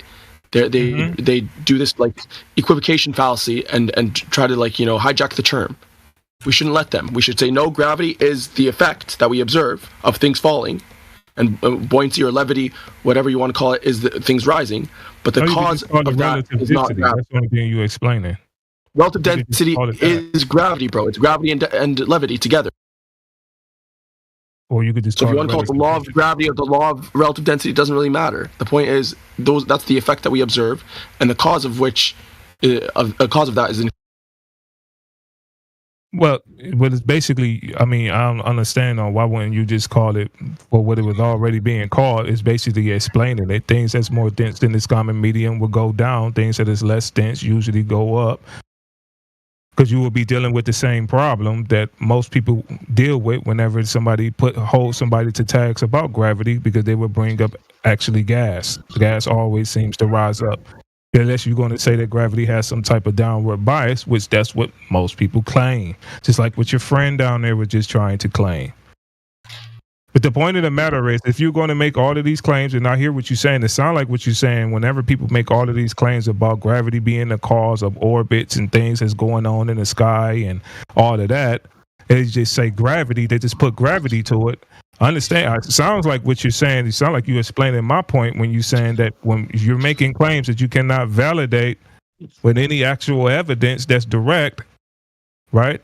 Then you shouldn't be making those claims. You should just be basically claiming the things that you can actually prove or validate, using the metric that you said that you validating it with, such as science. Okay, man. Then explain the intertwine between physics and gravity. So are you basically denying science? Are you basically saying that are you basically saying that things don't have a weight? Because what you're saying is absurd. No.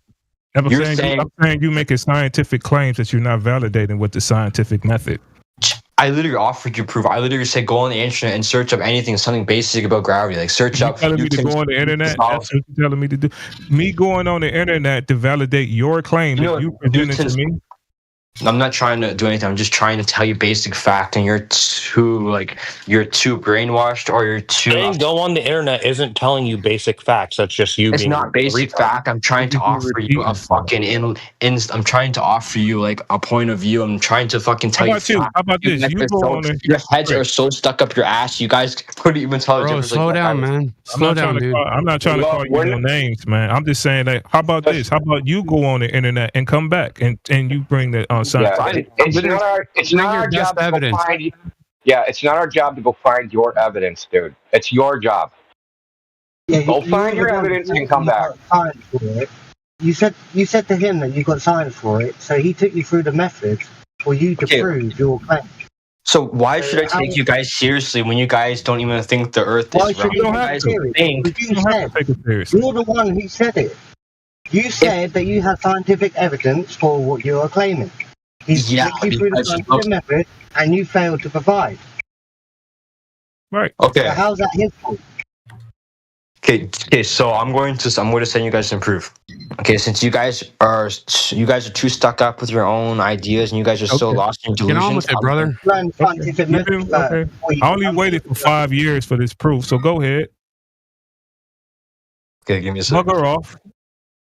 Go get your proof. Like everyone that comes in here, they're the new guy and they're gonna teach us all about it, right? We haven't fucking heard this before, man. Fuck me. Yeah, they're gonna teach you about it by telling you to go on the internet. They're brilliant. You go find it yourself. He doesn't even know his own belief, dude. We've been listening to him butcher it for like 20 minutes now. No, Indigo, he said gravity makes you stand up, sir. That's totally accurate. He does everything, man. He pretty much said gravity does everything. It's the everything. It does makes things go sideways, make things go up, make things go down, makes us stand up. Why wouldn't water fall off, man? Like, what's holding the water? We'd float away, bro. Like, we'd float away. I can't wait to see this. Very manipulating people to cause gravity weird. Okay, I'm gonna send you some equations because you guys obviously don't know. I'll send no more science and equations now. Yo, Snoop, can you send it, bro? I don't have perms to the server. So let me ask you, even if you presented an equation, wouldn't you need an experiment to validate the equation? Experiment? There's lots of experiments. Okay, so give us the experiment that validates the equation. Okay. And it better be F equals G times M1, M2 divided by R squared. E equals MC squared. No, F being force equals the gravitational constant times mass 1 times mass 2 divided by R squared. Okay.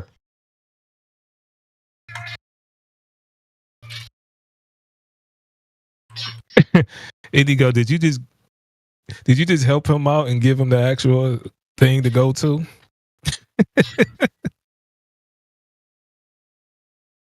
Yeah, I want him to look for an experiment and not find it, and then go, shit. Indio helped him out by tasking him with an impossible task. That's how he helped him. You got all your information from flatearth.com. Why the fuck would I believe you guys for? You're literally flat earthers. Oh, man, your ad arms just don't help. Just bring your experiment, dude. Buck, why do you got to keep talking, man? Is this what the American education system does to you guys? Is this what the American education What education system are you coming from, dude? Give us the fucking experiment, man. Like, what proves gravity, dude? He don't got it. Your fucking space stories? What I said you're about bending space time, dude? Is that what you're doing? You're bending space time? Show us that. Since you guys are so stuck up, bend some space time for me, brother. Dude, you're bent out of shape. You guys are stuck. Yo, Snoop. What, dude? I sent it in DM. Send it in the server. I can't. I'm busy. I'm gaming.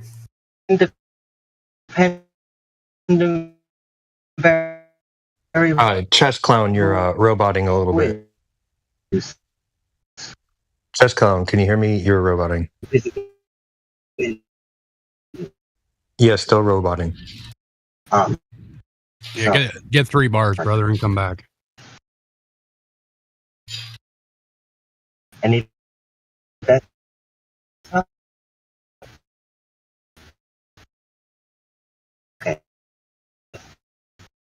Yeah, you don't got no evidence. Let me tell you what just happened. You 4 losers thought y'all was going to come in here and bone rush this room and call and make fun of us and talk nonsense. Now we got y'all one-on-one, and each one of you don't have a clue of what the hell y'all talking about. Okay. You guys are conspiracy theorists. I'm so convinced. Like I don't believe you guys are actually being for real. The only one that's mentioned the conspiracy is you. Okay, you guys don't even believe the What Earth. conspiracy did we talk about?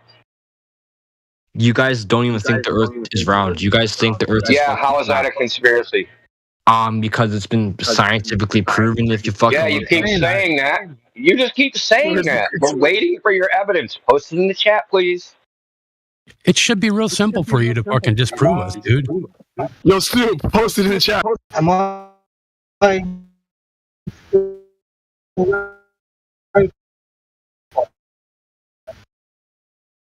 Are we conspiracy theorists because you can't post it in the chat? Is that it?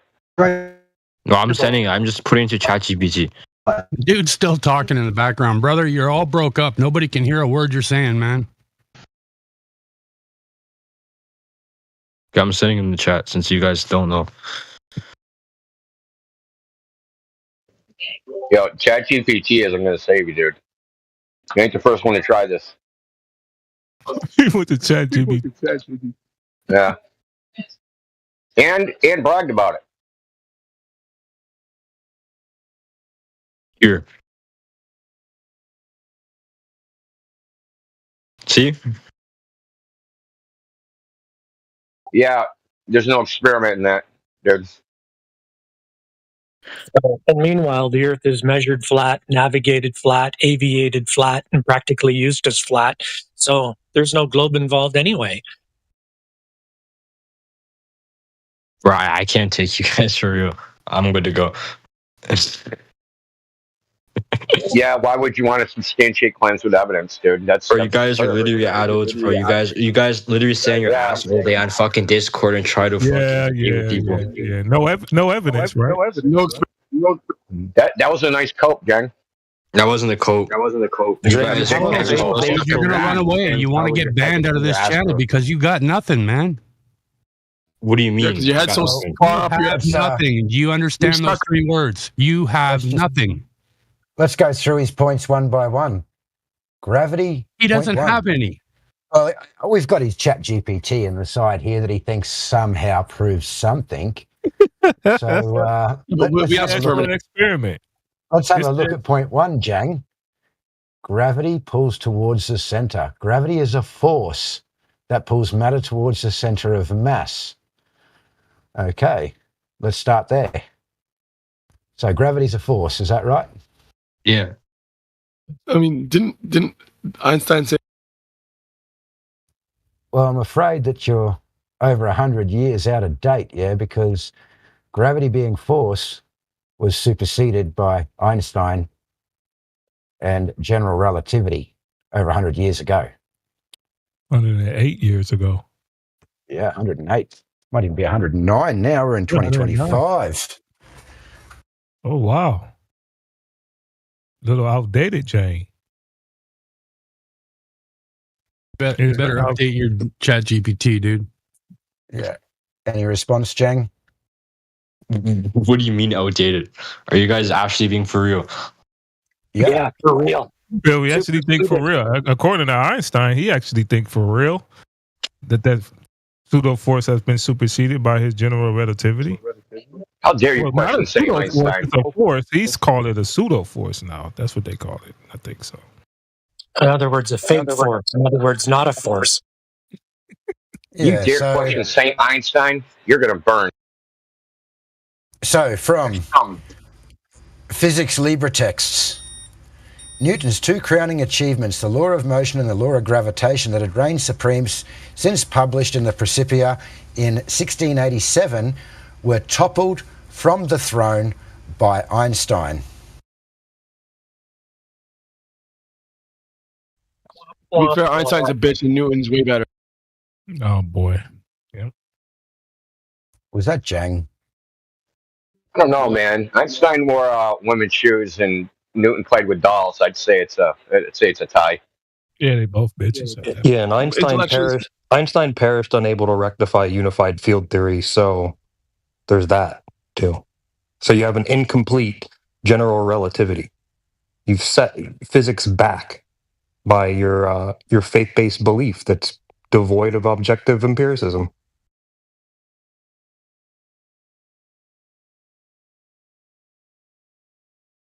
Oh no, he left. He ran. He left. That's disappointing. Well, maybe he's going to get the experiment now.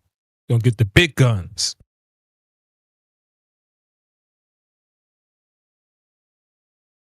Yeah, AJ, he told us that gravity make us stand and make planes fly and makes water move. I know what happened. He went to go do the experiment. That's what it is. He's very thorough.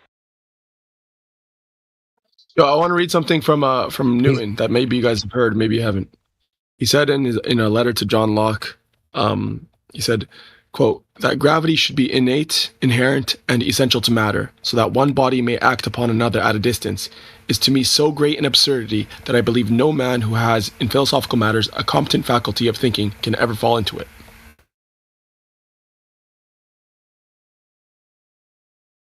Yeah, and that was in proper English, a very, very derogatory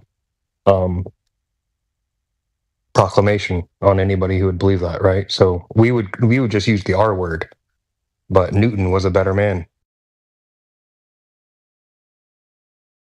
He definitely had a lot of skepticism regarding action at a distance, and he thought that it would make more sense if there was a physical medium, if these things acted across a physical medium, like the ether or whatever else, it may.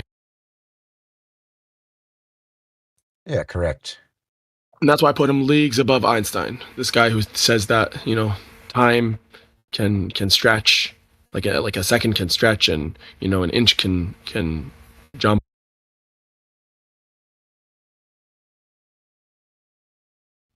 The king of reification.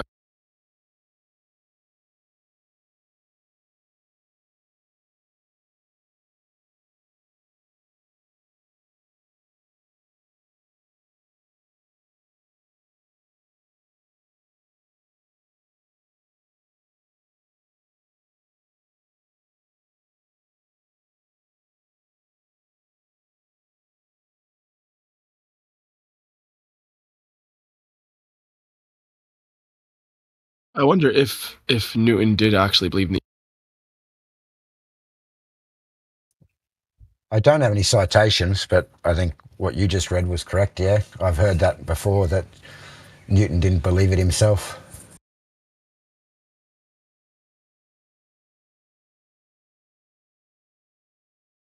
Okay, yeah, it says here he did. It says, yes, Isaac Newton did believe in the concept of the ether, which was a widely accepted idea in his time and for centuries after. Not the ether. Was thought to be a mysterious I understand, yeah. No, not the ether. I understand that he believed in that there was some sort of background medium. No, apparently he believed in the ether itself.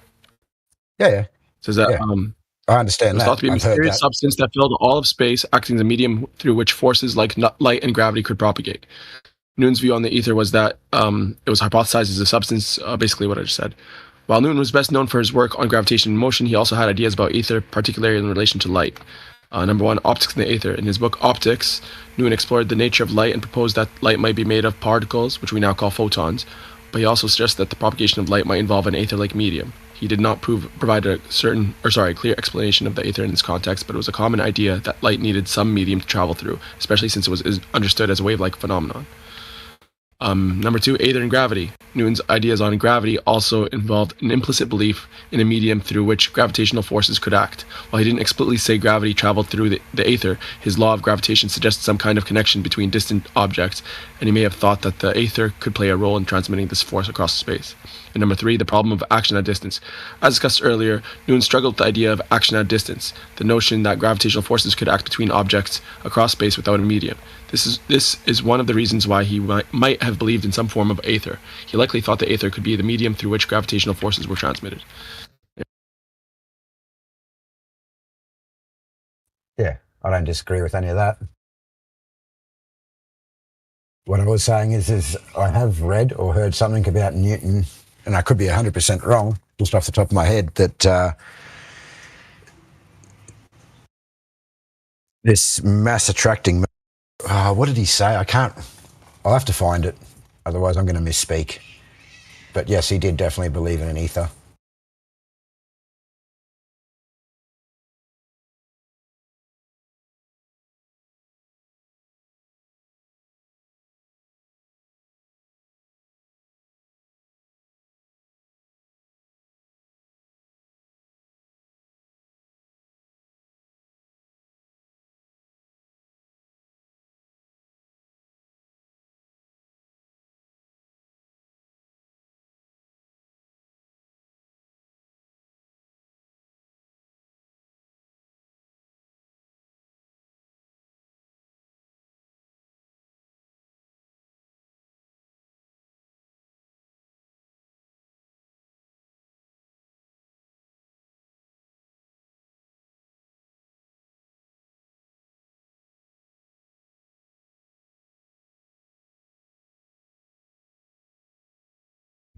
Yo, Indio, you cracked me up earlier when you're like, we're all on mute because we're like starving hyenas waiting for an injured zebra.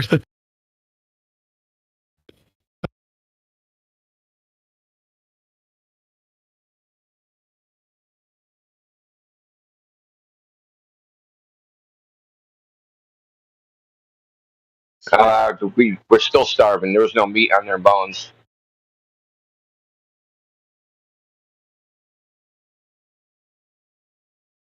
Am I still roboting? Oh no, good. Yeah, I was actually just trying to help him out, really, because I was just going to ask him if he knew what an independent variable was. Otherwise, he's just going to keep saying, "Oh, I've got science for this and science for that," and then there's going to be waffle. But yeah, I was roboting at the time, so I couldn't tell him. Well, you have to understand, some of these people don't want to know. They're comfortable with, where they're at. He isn't going anywhere as far as his mindset. Yeah, I didn't have high expectation here that he'd even be able to figure out. I was going to try.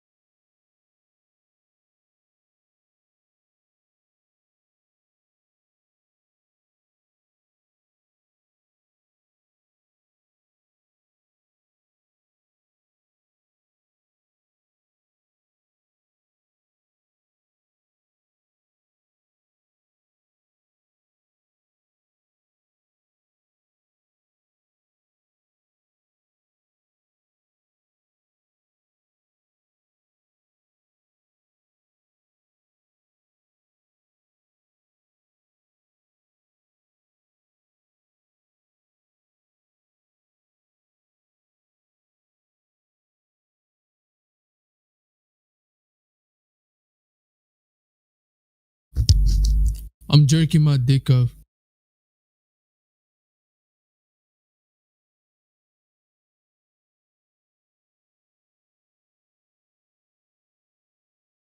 Yeah, the idle hands.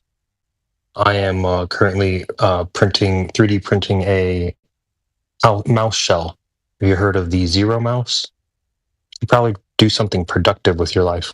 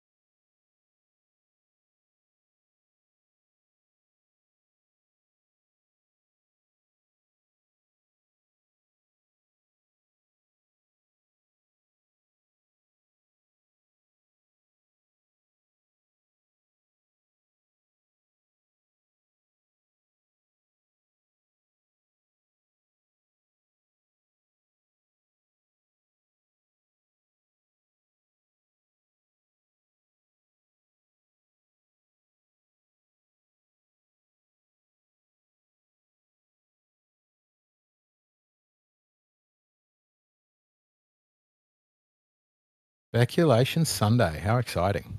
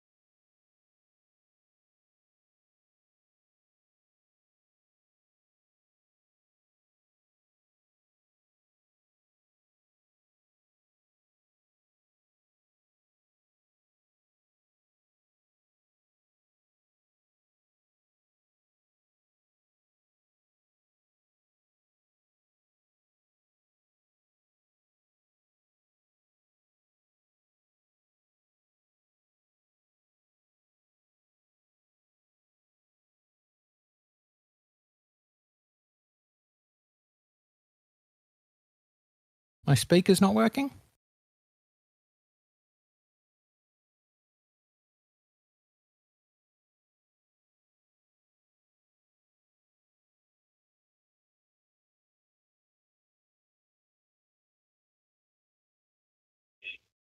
Mic is working. Awesome.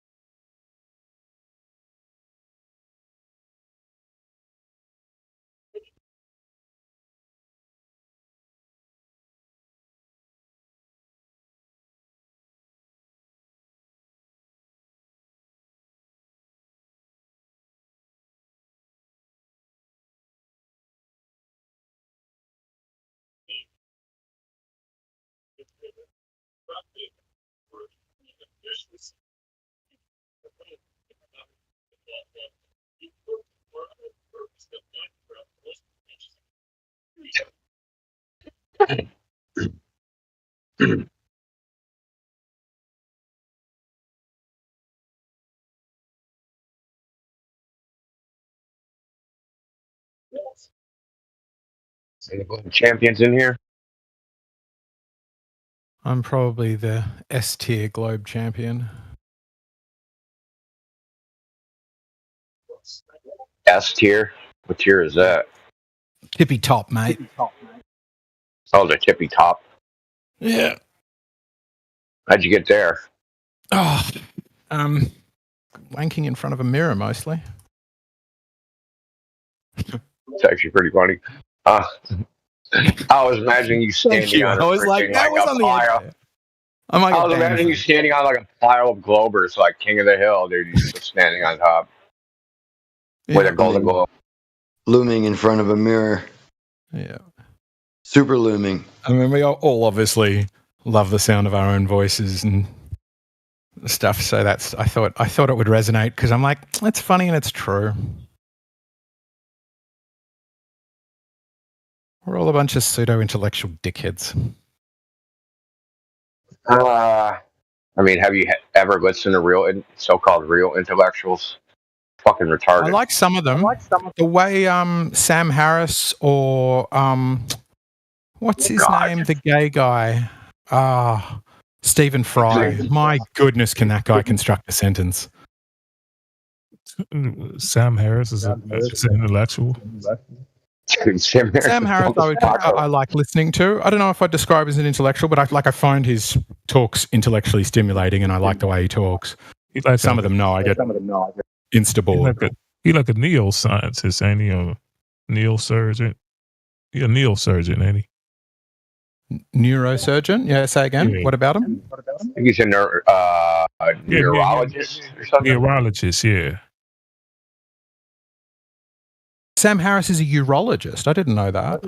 Neurologist, not urologist. Neurologist. Oh, yes, I did know that. Yeah, the urology thing he does in his free time. Okay. Yeah, just climbs somewhere into the pile of Globers and checks out a couple. He just examines their, He was the eighth. He don't really talk about the globe. No, I don't think there's many intellectuals who talk about the globe. I think it's a like us Globers, we're a shallow pool in here. It's not like we're, if you get into the atheist debates or the politics debates, you get some really sharp swords, but I don't think me or any of the other Globers are super sharp swords. Oh, God. They're not sharp either because they come in here and they try that bullshit, dude. Right. And that don't work either. Well, I have a harder time with Globers than I do with an atheist. See, they think they're clever, but you have to realize a lot of their arguments, like the atheists versus religion debate, a lot of the atheist arguments, they're self-refuting. Like if you actually adopted that worldview, the conclusions they reach, they don't mean anything. So we had Did you say the conclusions they reach, or that you decide that they should reach? No, no. So I'll give you an example. So a guy came in. He said he was a epistemological nihilist. So knowledge is impossible. Yeah, I would agree with that. So that was his argument. Yeah, depending on which I can't prove the knowledge is impossible, and actually, I can, because if I took the worldview, right? If I can't even say it now. Epistemological nihilism was true, and that knowledge was impossible. His argument was Descartes' evil demon making me hallucinate everything. So for me to say I can't know anything, that would be a hallucination imposed by the demon, which would mean that I do know things. Right? It's a self-refuting argument. No, if you say I don't know something, then you're saying that you know that, right? That is a knowledge claim. You're making a knowledge claim while saying you can't state a knowledge claim. I think you could say that every statement I make, I want you to take with a grain of doubt, and that I even if I say I don't know something, I only think quite strongly that I don't know something. And if you say, do I think that? I'll be like, I think quite strongly that I think that. But I'm not going to every sentence say, I think that I think that I think that I think that I think that I think that I think that I think that I think that I don't know anything about that. You're not going to do that, right? So, but that doesn't mean that the framework is it's a paradox, bro. It's self-defeating. It's literally a self-defeating argument. Like you don't have to do anything. I know that I don't know anything. You just make your take. Like, can I say I don't know that I know anything? And say you can't make universal claims.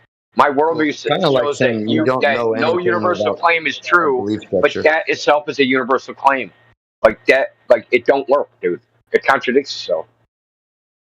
I think the way you put it would entail a contradiction, but I think there are other ways to put the same thing that wouldn't entail a contradiction, like saying I don't know anything.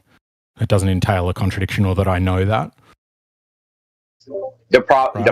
I mean, I don't know. As I said, you framed it the problem is the universal claim. As soon as you start making any universal claims from one of these worldviews where you can't know anything, or everything is in doubt, or everything is subjective, or everything is just your opinion, as soon as you make even one universal claim, you've contradicted yourself. Yeah, I would agree with that. But I mean, I think in order to make comprehensible sentences that don't take 45 minutes to say, you'll end up saying things that sound like an absolute, but then all you need to say is that an absolute, or is that a guess, right? Or a little what you're talking about is like there's a bunch of right? There's a bunch of them. There's a Munchausen's trilemma. There's fallibilism, it's also called. So fallibilists will say basically the same thing, but they'll say, well, I will say that I know something, but only if I accept that knowledge is a fallible thing, because I can't be sure that it's true, and I can't be sure that my justification for that belief is true. Therefore, I can't say that it's a justified true belief, but I can still say, I know that's my car, because the exceptions outside that being my car, that somebody switched it on me. Yeah, but then their claim of exception of not knowing one way or another, that is also a universal claim. That they might not know one way or another, even if that statement is true. And then you're like, how do you not know your own mind? That's because knowledge is always based on a certain set of beliefs. You can't have knowledge without a belief structure in the first place. So knowing that, right, puts you, in that predicament, being that like just existing is a contradiction in that state. If you don't understand that you need your beliefs to have knowledge. Yeah. all of them are built on one another, right? That we know the radius of the Earth relies a million other assumptions about even what a mile is, or what a radius is, or where we are on it. You must build it, upon this giant pile of things, and that's what Munchausen's trilemma is.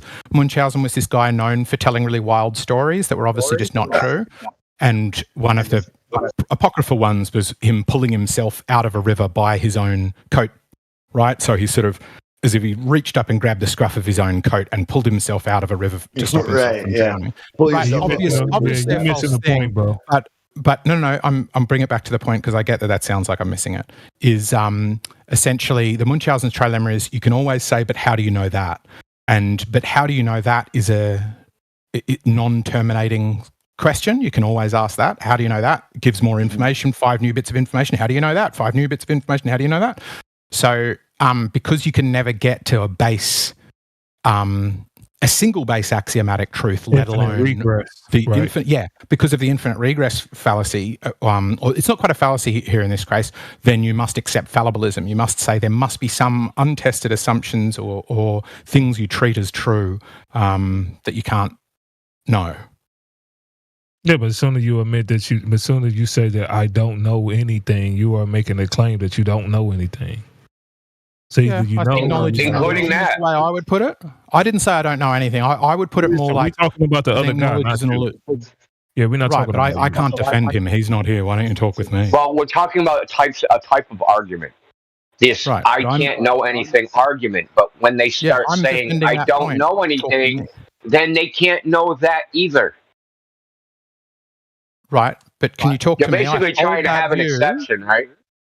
I hold that view. You hold that view that you don't know anything? Yeah, I think that knowledge is an illusion. I think that it is something that all of us know this, right? But it's something we... Are you sure? It's an illusion, man. I think is what I said, didn't I? You need to listen very carefully, because this is what I think you're doing. I think you're debunking an argument that you failed to hear the other person say correctly. Sublimating, And because I'm giving you now a very crisp version of the argument, you're assuming it has the same flaws rather than listening to it. It does. Okay, what's the difference between saying I think? Do you know you think? It's a belief structure. You believe you think you... So you believe you think you don't know something. And it allows him to be fallible. Yeah, I can be fallible. Even when I say I know that. Even when I say I know I can be wrong when I say I know. So I try to avoid making statements of absolute knowledge. And if you listen to me, I think you'll agree with that. I tend to couch things in very fallible ways. But sometimes when I fail, or somebody says, where's your car? And I say, there it is, and make an absolute claim like that, I just assume that people understand that if my epistemology is that I can't know that for absolute sure, but that looks like my car where I parked it, that's good enough in 90% of situations. That still falls under the category that you know that you can have those fallible. Why? Where was that in my argument? I get that you want that to be in this argument, but you need to show where it's present, not just claim that it's present. I'm about to show where it's present when you basically say that, I'm not going to say without absolute that I know anything. You're saying that you know that.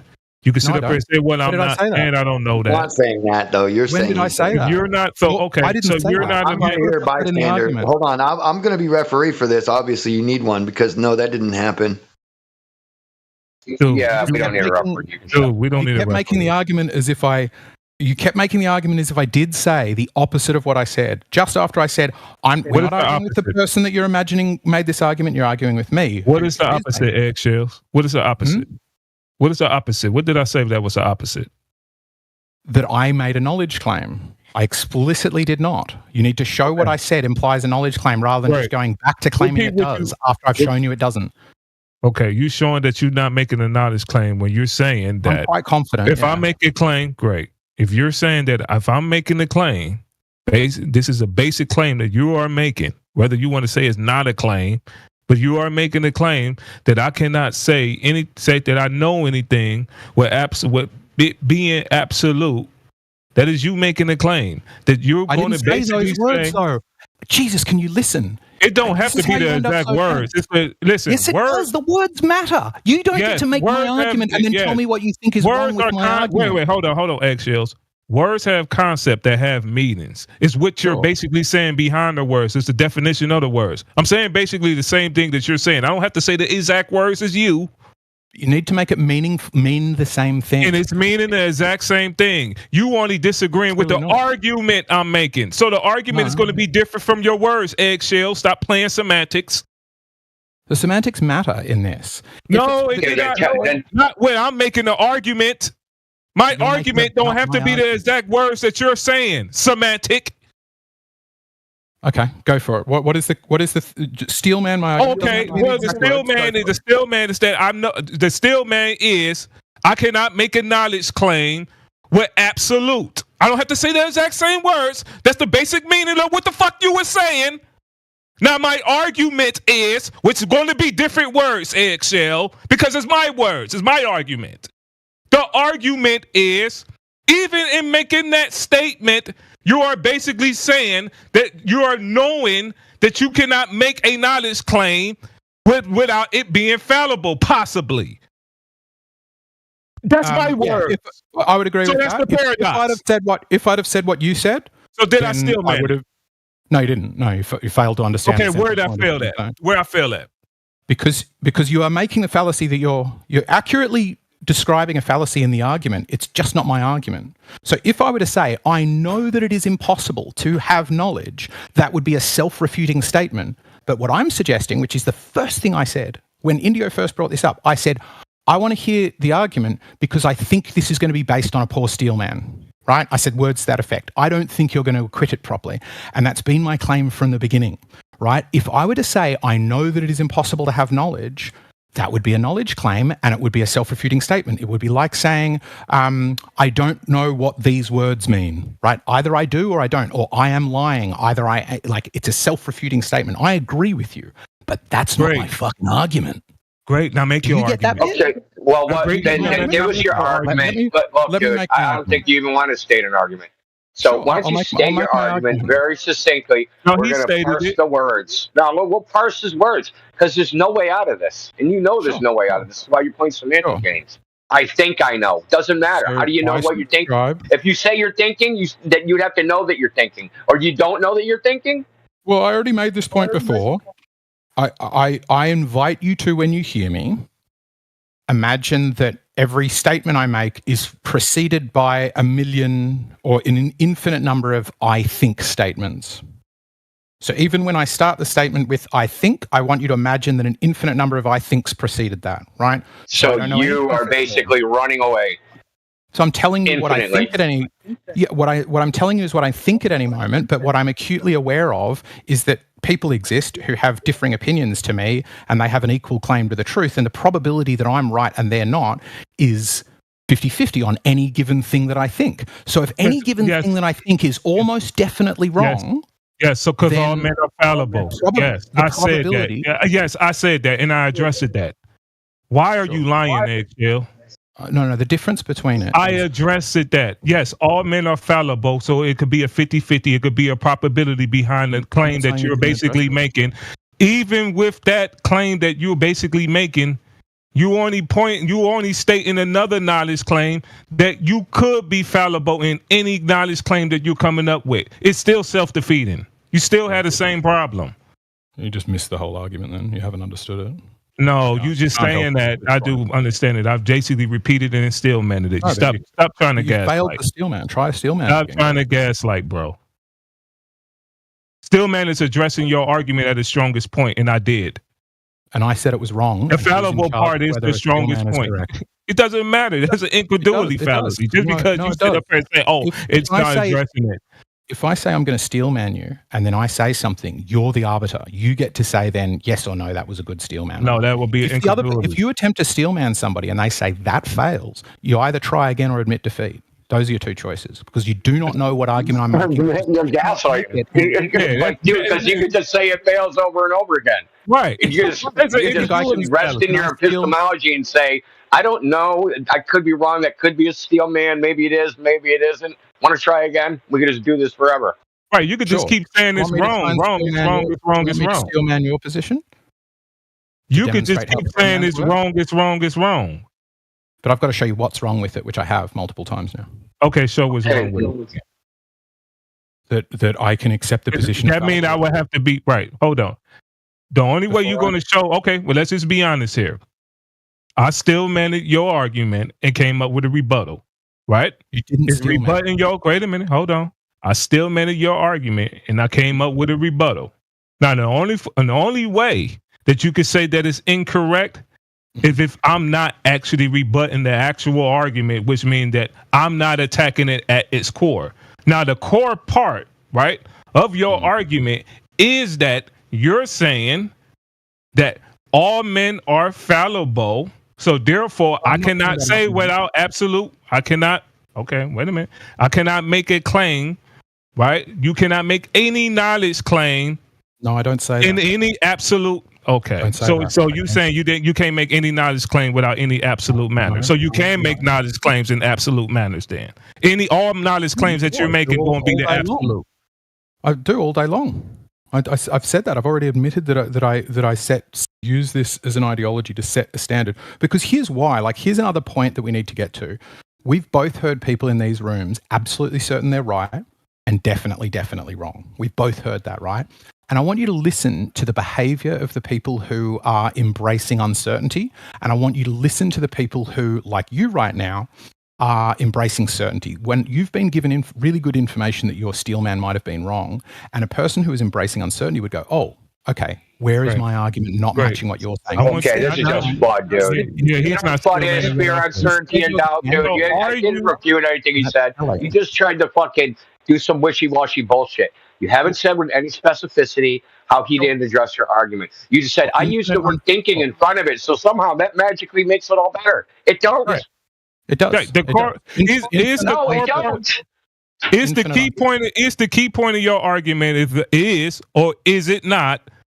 I cannot make any claims with certainty without it being without the possibility of it being fallible. Or the opposite. Or wait a minute. Or the opposite. Any knowledge claims that I make is absolute, and I must know for certain. Which one is it? Neither. What I've said was I try to avoid making absolute knowledge claims. Not that I can't. And therefore, there's a possibility that you can be wrong. Then. Yeah, because I might be wrong. Great. So that's the point that I was making. Even in that knowledge claim, great. So that's the point that I was making, because fallible actually mean that, sir. So even in that point that you are making, you making that claim is still a knowledge claim that you are basically stating that in each situation or any claim that you're going to make, you basically making a knowledge claim and saying that, hey, I could be fallible, so therefore I'm not going to take it with absolute certainty. You're making that claim saying that you know that's the reaction that you're going to take in that situation. There's no way around that, sir. What are you going at? Dude, you're making good points. You don't have to yell it. Just say it. Don't yell it. Just say it. You're making good points. And could you identify for me the thing that I'm saying that I must say, yes, that is true, that is the knowledge claim, right? So what is the knowledge claim I'm making when I say I think that I am fallible and so I try to avoid making absolute knowledge claims? What is the what is the knowledge claim I'm making within that, without shouting, please? Great. No, stop that. I'm shouting because you're being very dishonest. Great. You're saying that you're knowing that is a knowledge claim within itself. You do understand that, right? It's pretty much the same paradox that we explained to you earlier. The same thing that when a man say, I cannot know everything. Well, how do you know that you cannot know everything? It's the same thing. You just basically saying it differently. Just because you're saying something different, that don't mean that you're not making the same claim that the other person is making. You can't actually say what knowledge claim I've made. He thinks was there in somebody else's argument, and I'm pretty sure. Okay, saying you think is a knowledge claim. A chain think is a knowledge claim? Say again? Yeah. Saying you think is a knowledge claim. So that one I kind of agree with. So to say I think even infinitely is like to say it once is to say. Well, I think therefore I am, right? So it's the only thing that Descartes could prove. Exactly. I know that. So that is accepted by some people as a base truth, and so they don't need the infinite, I think.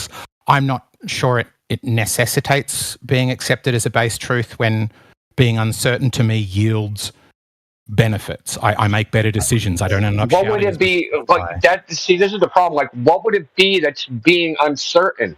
To deny the thinking, you have to deny, like, what is even there to deny it? What does that mean? I don't understand any of that. Can you say that again? Okay, I think therefore I am the referent. So you got a referent, right? It's referring to the I. How does the I deny that there's an I when the denial itself signifies that the I exists? Well, where would I deny the I? Why? When did I say I would do that? Who said anything like that? You said you weren't sure that whether Descartes' fucking I think therefore I am is true. It has to be true because the denial of it proves it's true. But I don't deny it. You guys are just great at It doesn't matter if you deny it. It's true regardless. Like I said, it's one thing Descartes. I think if you can say or think the phrase "I think therefore I am," then that statement itself is true. Yeah, fine. Like it's a self-referent. It's like almost a circular self-reference. It has to be true. I have some philosophical because thinking requires an I. It's fine to accept it as true, and that's why one I think is sufficient. Because we then just go, well, all I can tell you is that I'm thinking that. I'm not making a statement about whether it's true. So but you know that you're thinking that, so you're making a knowledge statement just by true. It's not true. This goes to self-awareness, right? So the idea of self-awareness, to say I think therefore I am is like a self-aware statement. That's why they call it the El Cognito, or what they're fucking Cogito. Yeah. Anyway, the point is that it's self-referent. It signifies self-awareness or cognition by a self-aware sentient fucking entity. Okay? Sure. And the very act of saying it proves that is the case. Because if it wasn't the case, you wouldn't be able to say that. And nothing that can't do that can say that. You've said it enough times. I did get it before you said it, but I think they're getting to philosophical, like, weird things which aren't worth getting into, because just with going, kind of started this way, chill, man. If the kind of base thing is chill, like, bro, what is going on accept what I say is true, that's why I only use one. I think so. If you just agree with that, saying you think is a knowledge claim. Sure. Saying you think is a knowledge claim. Sure, then that would, if that were my position, like I'm saying that's so close to my position, that's good enough. But I would agree with you. If that was my permission, it would be self-refuting to say, I think therefore I am is sufficient, and I know that it's impossible to know things. Both of those things would be impossible. Unless you make an exception where you say, I know, which is what some of them do, I know that it is impossible to know anything except that I exist. And that's the position many of those people. Where are we going to go? If I think I know, there's no knowledge claims. Like, is this how we're going to do it? Yeah. Well, like, dude, it's fucking crazy. You're just going to keep adding words on the front.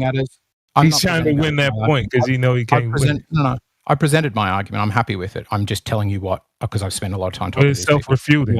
You don't understand their arguments. Is the main problem? These guys kind of understand. No, I do understand their arguments, and it's like you can't get away from it.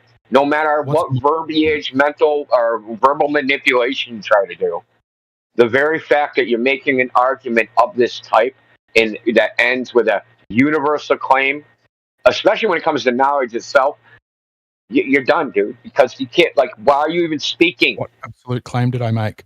What absolute and general? That you think. Duh. Is that what? Are you going to deny your thinking? What did I say about that? I'll deny your thinking. I'll confirm it. You're not thinking right now. You're demonstrating your lack of listening.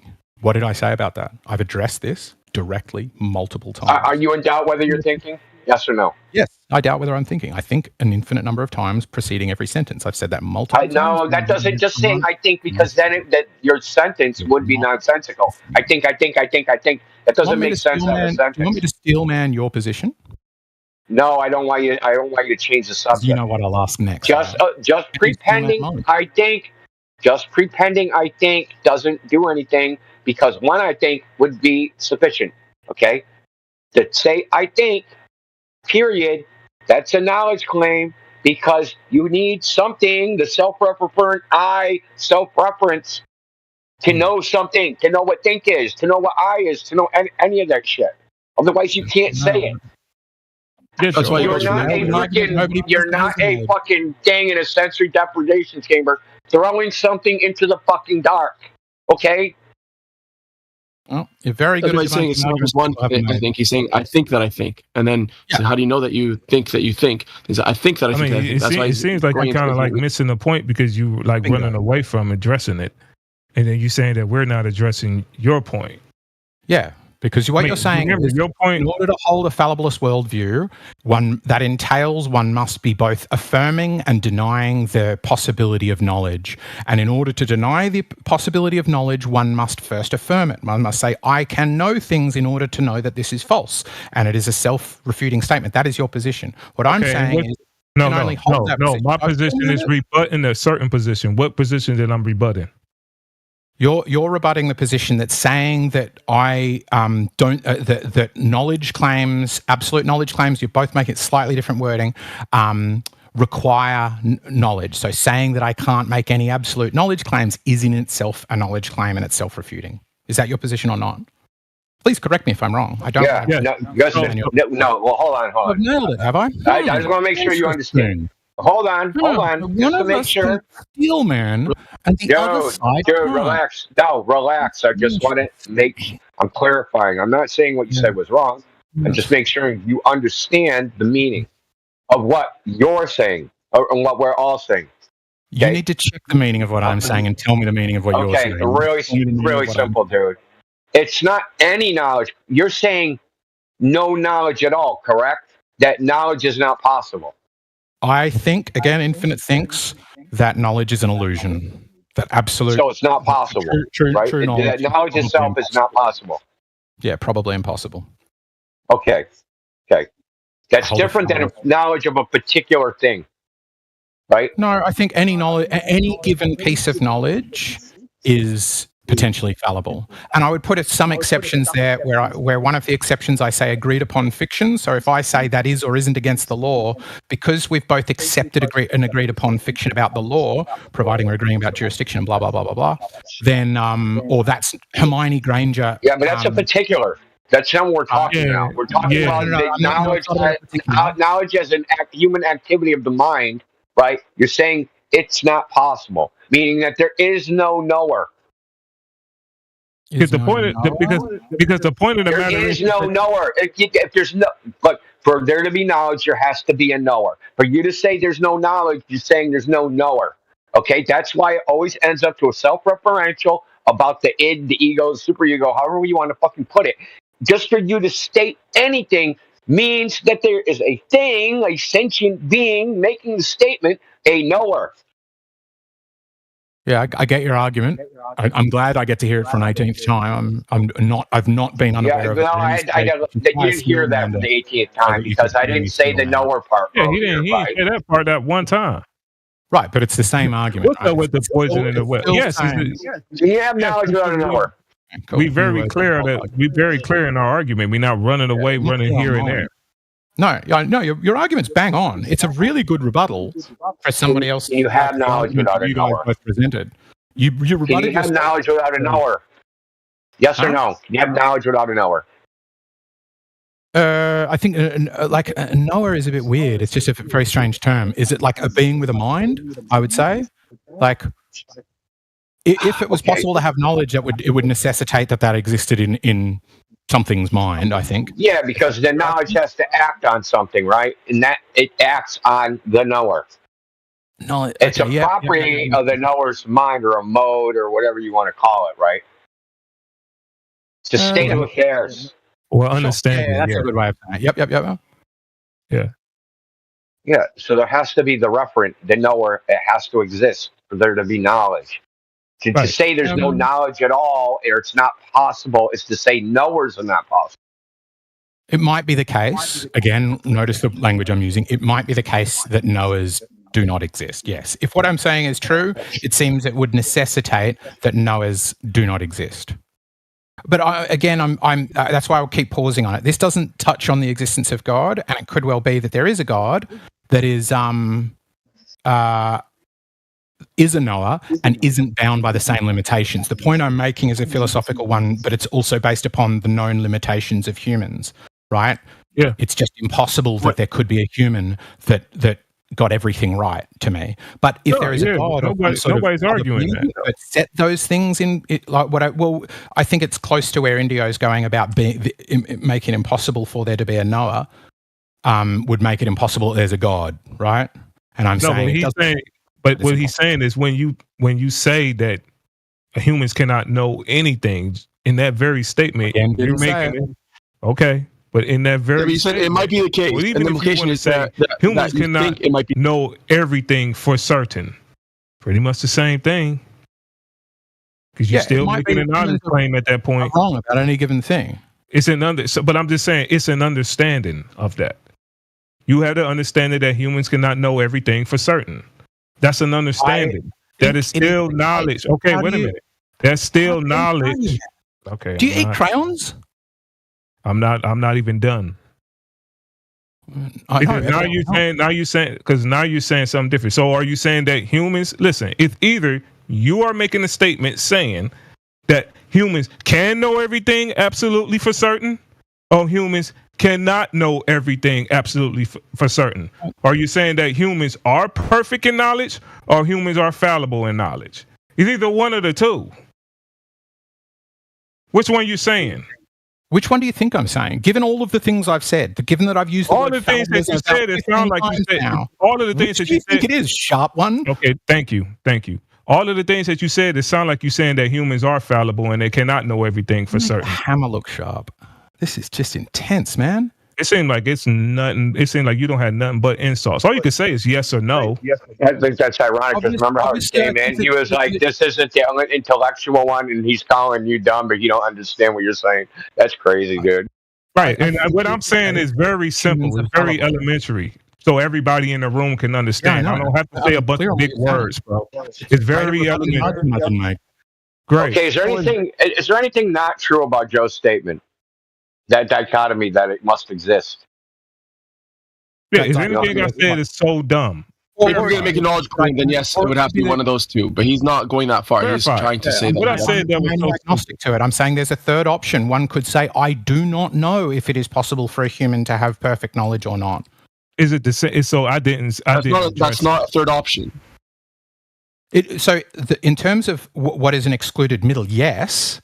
But I do not dichotomy. Either they're fallible, even in that third level. Even in that third option, you are fine percentage. That's fine to show that they are a true dichotomy, but it doesn't necessitate that I must pick between his dichotomy, right? I agree. Yes, you don't have to. You don't have to. You say you could not answer the dichotomy I've chosen. Yeah, you just go. I don't know. I'm remaining fallible on all of my things, including whether fallibilism is true.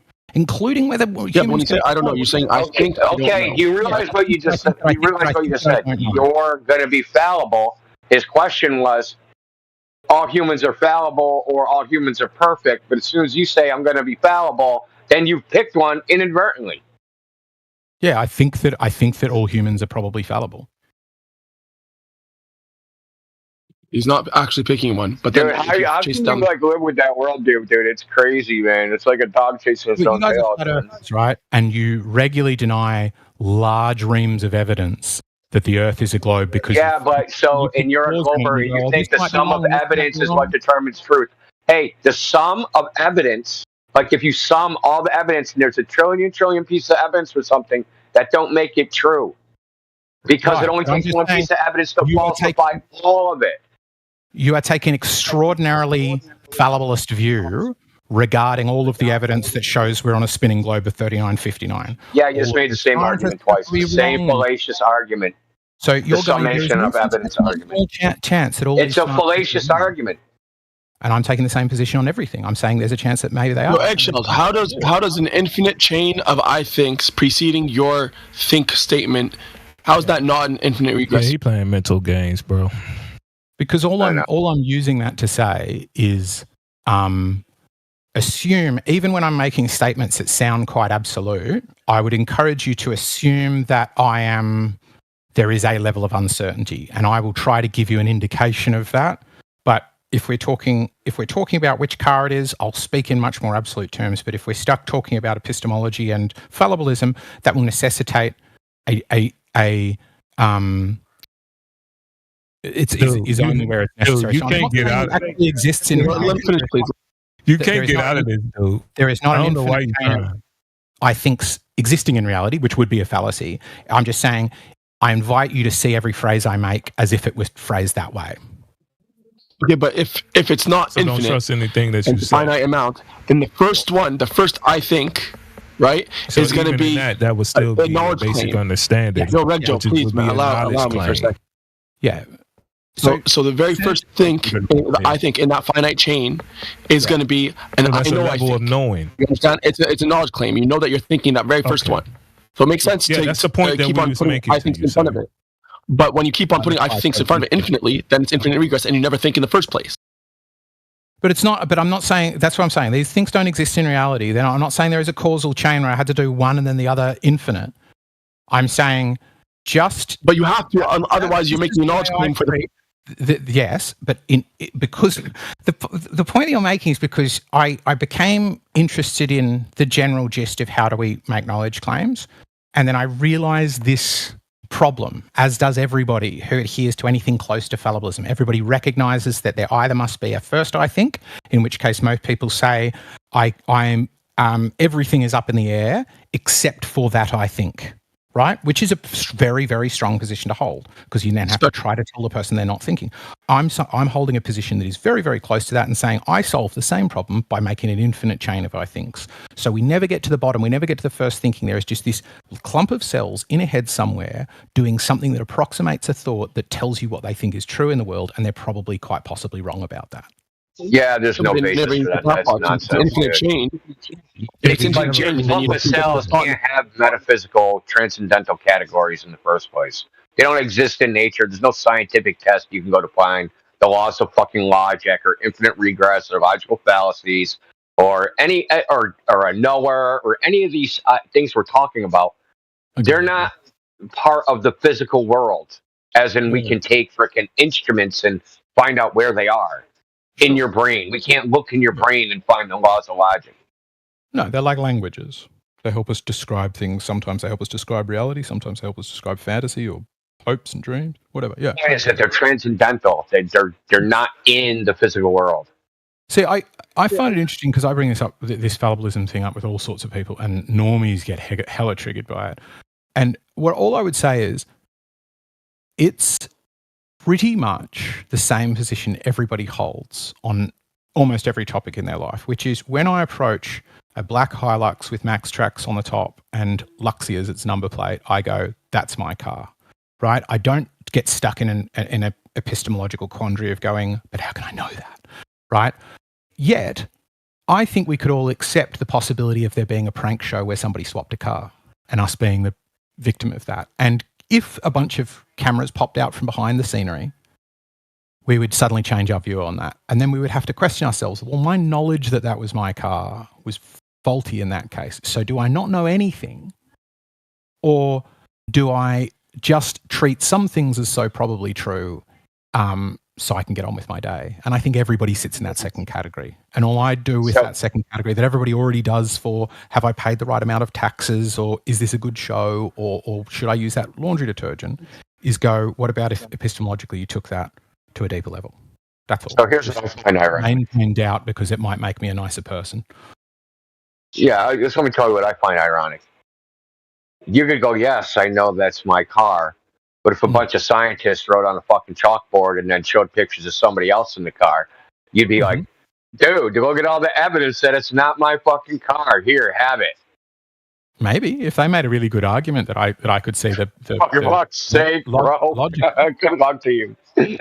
Because that's how you are with this issue, right? Like you see the Earth, it looks flat. You're like, "But a bunch of fucking scientists said, Nate, look at those pictures, man. It can't be flat." That's a good argument. Yeah, I do think pictures from space are pretty good evidence. Why? Right? Why? Why are pictures from Santa not good evidence of Santa? Because we set standards differently. But if we want, what is the different standard we're applying? Why are we applying a different standard? Center entails physical impossibilities and spaceflight doesn't? Yeah. No. Pictures of a ball Earth is physically impossible. Sure, that's your claim, right? But no, I mean, that's the thing. If the water is measured flat, let's not go into the water measures flat. It'll be so dull. Please, let's not go back there. We're having an interesting discussion. If the water measures flat, then a picture showing curved water is impossible, right? No. We're supposed to talk about flat. You just said no. Flat, yeah, measuring flat means I've failed to detect the curve in this water. So answering now, or let's see if you can embrace fallibilism. If I said I have not detected. No, I'm just muting you. Right, because that means it's not there. It's not up for us to detect. Because we can measure something, but there's margins of error and stuff like that. There's you're the one that's making the claim that there is curvature. That is for you to show us. That's not for us to detect it. Just because we didn't measure a curvature of the Earth, that don't mean you want to say, well, you didn't find it, so therefore you're just an idiot. No.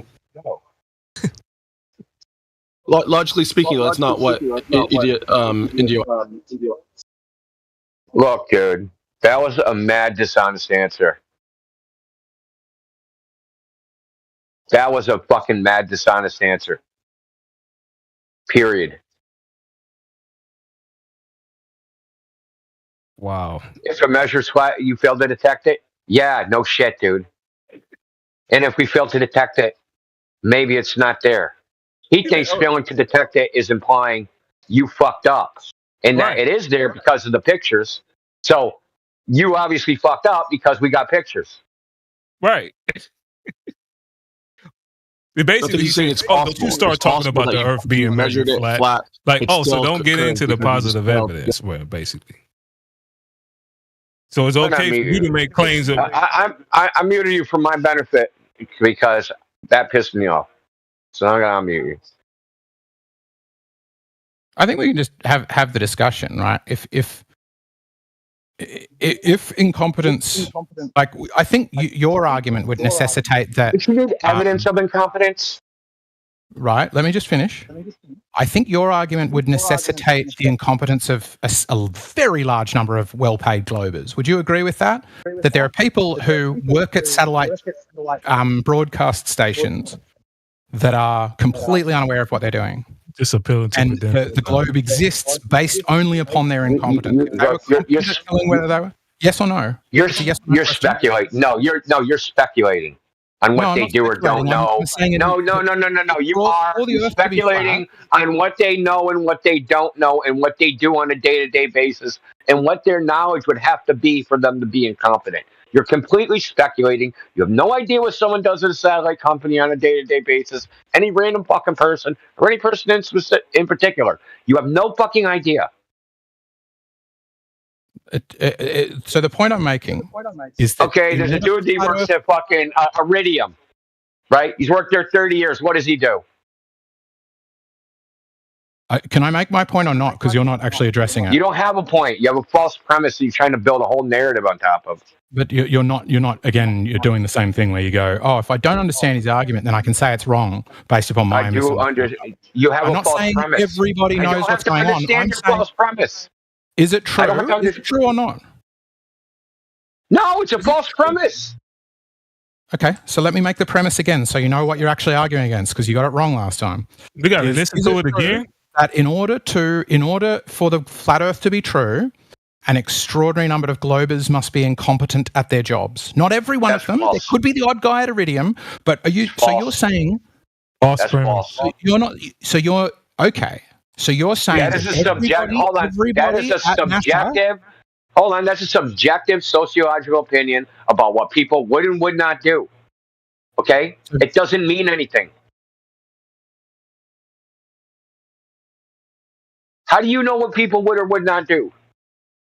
Because in order for them to be competent at putting satellites into space, They would have satellites in space, and for FE to be true, there can't be satellites in space. So that would require that those people be incompetent. That would be a necessary part of flat Earth. You have to verify space to be true first. You're just avoiding the conversation. Okay, so rather than responding to the actual discussion. So these satellite companies don't put... Hold on, Joe. Satellite companies don't put satellites into space. Rocket companies put satellites into space. Right, and the people at the satellite company would need to still be... How many rocket companies are there? So the point remains, if the people... No, you have a false premise. It's not satellite companies. It's rocket companies. Because you said orbit. Satellite companies and giving you a reason now. If you let me say more than 4 words at a time, you'll get there. If the people are making a satellite that is designed to exist in space and beam internet or TV or scans of the Earth or something back down, and they have those satellites go away from them and then they aren't used in space, then those people are not competent, because the thing by which you're measuring them is put something in space and the thing isn't getting to space. They're unaware that they're incompetent. And I'm saying, in order for flat Earth to be true, an extraordinary number of globers would need to be incompetent. So anybody who's had anything to do with stupid argument, because it's not true. Built a satellite, even if they don't work at the rocket company, they are still the competence we would test them on. All you're proving to me is that you don't actually know anything about how anything fucking works, dude. That's what you're telling me. Are SpaceX satellites in space? Yes or no? Okay. Were they competent at putting them up there? Okay, so they were incompetent at putting them up. Everybody at SpaceX. Who's they? Who's they? SpaceX. The people who work at SpaceX. What do you mean SpaceX? SpaceX doesn't put satellites in. People do these things. Competent? Yes, other people. People do these things. I said people. people. People. You change it to the company. Which people? The people who work. I think his point is there's still which people, dude? How many? Retarded. Go for it. How many people, dude? Give me a ballpark number. How many people? Tens of thousands. Tens of thousands of people put the rocket trajectory into the fucking rocket. Have contributed into putting something to space. I think it's probably closer to 100,000. But I guess contributed how that they freaking turned the bolts. So they're all incompetent. Or his argument is that they're incompetent. They turned the bolts, dude. They turned the bolts. Yeah. No, we're talking about people required that would actually have to be incompetent. We're trying to be specific, and you're intentionally trying to obfuscate the fact that it wouldn't take a lot of people. And that whole argument is fucking specious, and you know it. That it wouldn't take. Very few people are involved in the actual launch of fucking rockets. Very few people are actually involved in the communication with satellites you think in space that you think are in space. This is a very small amount of people, probably numbering in thousands of all the companies combined. India. He's making a broader argument. He's saying I'm not that chilling, dude. This is bullshit. And he knows it's bullshit. It's a fucking faggot-ass sociological fucking argument, which I can't stand because it's propagandistic, and he knows it. Because he's trying to appeal to people's emotions. Hey, oh my God, what about all those people? What if they're all lying? Oh, we should all be scared. We got a bunch of liars amongst us. Dude, it's a little bullshit argument. Listen, it's not the argument I'm making, though. Again and again and again, you guys just fail to listen to an argument and then debunk the thing that you... No, I'm questioning I know the motive for the argument. Saying they're lying. I'm not saying they're lying. This point doesn't have anything to do with whether they're lying. It has to do with whether they are competent at putting... Same difference, dude. It's the same difference. It's still playing on people's heartstrings. It's appeal to emotion fallacy. It's appeal to the credential fallacy. Bro, stop it. Get to an argument. That didn't happen. Get to an argument. Both of those happen.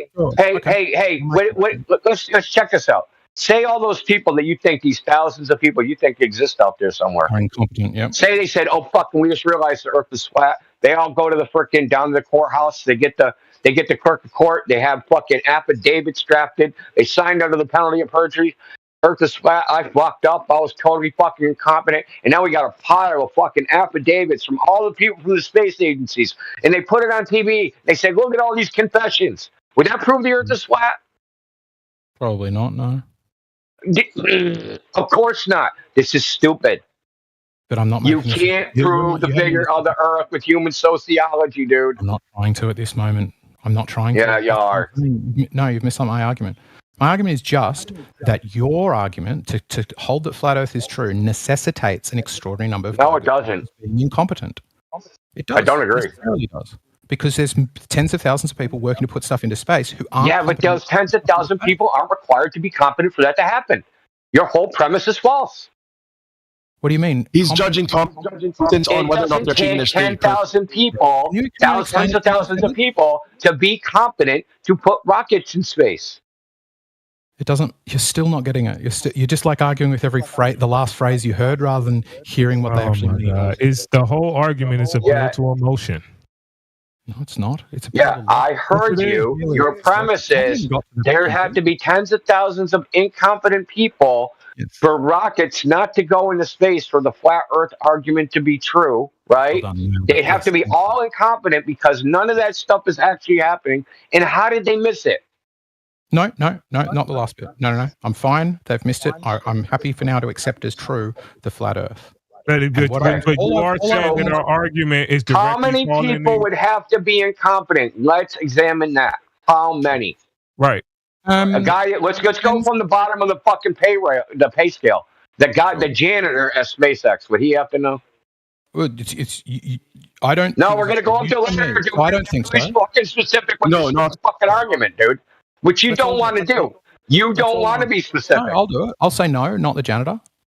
Not the janitor. The janitor's job is to. How about someone working in the mailroom? Probably. Where would you put the janitor first? Let's both answer. He's at the bottom of the pay scale, man. Competent or incompetent? Oh wow. Let's do it. If he's keeping the place clean, he's competent. Yeah, bingo. The stated purpose of the janitor is to keep the place clean. So if he's doing that, he's competent. Yeah. If the mail boy is delivering mail, that's his stated purpose. He's competent. Yeah, competent. Bingo. Agree. Yeah. Okay. Why is that relevant? We're talking about whether they have to be competent for the rocket to go into space. Right. You asked about both. We don't care. The janitor's job has nothing to do with that. Exactly. The mailroom's guy has nothing to do with that. The chief executive officer, he has nothing to do with it. The fucking vice presidents and the board, they have nothing to do with it. Chief engineer that designed the satellite, nothing to do with it. The guy that designed the rocket, nothing to do with it. We have to get very specific. The person that programs in the telemetry of the fucking rocket. Yeah. Okay, how do they know where the rocket goes? Do you know how that works? No, but India, he's making a meta argument. He's saying that people.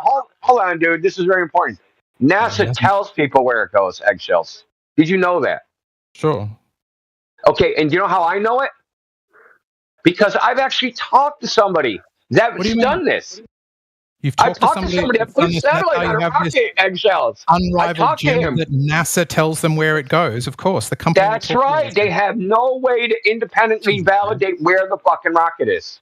Yeah, or where the satellite is. The argument. They have no way to know where the satellite is. Eggshells. Every passing pedestrian. They have no way to know where the satellite is. Eggshell. They have no tracking stuff. They have no radar stations. They have none of that shit. I've got a question. You're saying the CEO, you would still describe the CEO of NASA or any space agency as competent if they didn't launch a single thing into orbit, yet were CEO of an organization that claimed that that's what their stated purpose was, and you would still say that is a competent CEO? Oh, yeah. NASA CEO is completely competent. His job is to get Congress to appropriate money to NASA. He's great at his job. In order to what the fuck did you think his job was? That's the point. His stated purpose is to have funding. What did you think his job was? His job is to get funding. I don't think his job is to get funding. I think his job is to spend that funding on getting shit. Does NASA even have a CEO? Yeah, get funded. Like whoever, but I mean, like somebody, the most senior decision maker there, I would say money. Same as you would if you think NASA has any sort of metric that's applied to them? No, but I don't think whether they're doing their job. It's not my argument. It doesn't matter. I'm just saying. There's no metric for NASA whether they're doing their job, dude.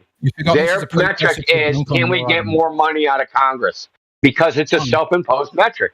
They're not told that they have to do one thing or another. Here's some money. You said you're going to do this thing. They don't do it if it's late or it's not on time. Nobody gives a fuck. They just get more money next time.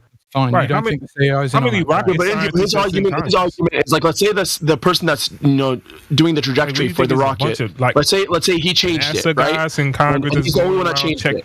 Auditing NASA. Eggshell's argument, Joe, 1 second, man. Eggshell's argument is saying that the stated purpose of the satellite team is to get the satellite in orbit. So like the and main this one person goal is to get has now made everyone else incompetent because now they're all not fulfilling their stated purpose. Why does this guy talk constantly over me? That's what they all do. He doesn't get it. Yo, does Fred Joe go ahead? I understand what you're saying, but I don't know if you know. I know Eggshells don't know. So Ed Krantz was the director of the Apollo missions. He said that no controller on the ground could tell the difference between the real mission and the simulations. Sure. They're not incompetent. I would say you are. Yeah, but still, their stated purpose is to get the satellite in space. That you can't tell the difference between the real missions and the simulation. You want to know who'd be incompetent if you could tell the difference? The person who made the fucking simulation. I know, but ignorance doesn't excuse it. It doesn't negate you can tell the right? difference between the simulation and the mission, the only incompetent person is the person that made the simulation, because the simulation is supposed to be as real as the fucking mission. Well, you're not allowing anybody else's view on what would be necessary for this to be valid. Like your conception of how NASA does its trickery is not up for debate, and yet it is central to your argument. I'm quoting NASA employees. Edward Krantz. He wrote a book called Indio, they don't need to know. I don't need to know to be incompetent. They don't need to know. Their knowledge is not has no bearing on whether or not it's incompetent or they're incompetent or not. Incompetent, they can be ignorant, incompetent, or they can know that. But incompetent is a broad term. Incompetent what? Doing their job? No, they're doing their job exactly how they were trained to do it. Exactly. That's what I'm saying. If the stated purpose, if their job is to get a satellite in orbit, then they would be incompetent objectively. If it's not going into orbit, right? No, they don't know that they're incompetent. Job is not to get a satellite into orbit. They're fooled and they're not achieving their stated. Their job is to look at a fucking screen and look at all the shit that they're supposed to look at and make sure it stays within the parameters that they're supposed to. That's their job. Their job isn't to get things into orbit. That's the overall mission, right? But any particular person's job is compartmentalized to their job. Sure, but even in that compartment, right, when their job is to constantly check the telemetry for abnormal things in order to keep the crew safe. There's no abnormal telemetry because nothing's up there. There's no crew. How can they be competent at their job? How would you describe that person as possibly ever being competent at their job? Because they're let me finish. Okay, I know you understand. You're viewing everything through instrumentation. They're viewing everything through instrumentation. They're not eyes on. They're reading gauges and dials and fucking numbers, right? They don't actually see anything. They're not looking at the astronauts. And the numbers that they look at are the same numbers that are simulated previous to the real thing. They can't tell the difference. They're not incompetent. How would they tell the difference? I think we agree on the principle, but it's just like a difference as to what their stated purpose is, what their job is. So Indio has a more kind of like more grassroots. I know y'all ain't just down there. I know y'all ain't just dumb. You gotta be trolling, or you guys just love space so much you can't let go. One of the two. No, I think it's you're reacting to you've never actually thought about it in depth. You just have your emotional attachment to the shit. How it would work practically, right? You just oh man, they would just know it didn't go to space, and if they didn't, they'd just be incompetent. But the devil's in the details, as always, right? And if you think about what any individual actual person would do and how they actually operate at NASA, according to the people at NASA, who said that this is back in the 60s, they said that no controller could tell the difference back in the 60s. The person would be doing their job within the job parameters. They wouldn't be incompetent. They'd look at a screen, screen would say whatever, and they would react to whatever's on the screen. They wouldn't fucking be incompetent. They'd be you think that they're going to go, man, maybe this is the simulation and it ain't the real fucking thing. I'm going to go snoop around, Scooby-Doo. Let's find out this fucking mystery. Grab the mystery machine, Fred and Velma, and fucking, Jesus Christ, dude. Get real. They're not going to try to solve the mystery. How this started, all I was saying at the beginning is, in order for what you're saying to be true, a large number of people would need to be incompetent. Not a specific one in a specific office who's doing some sort of telemetry or not.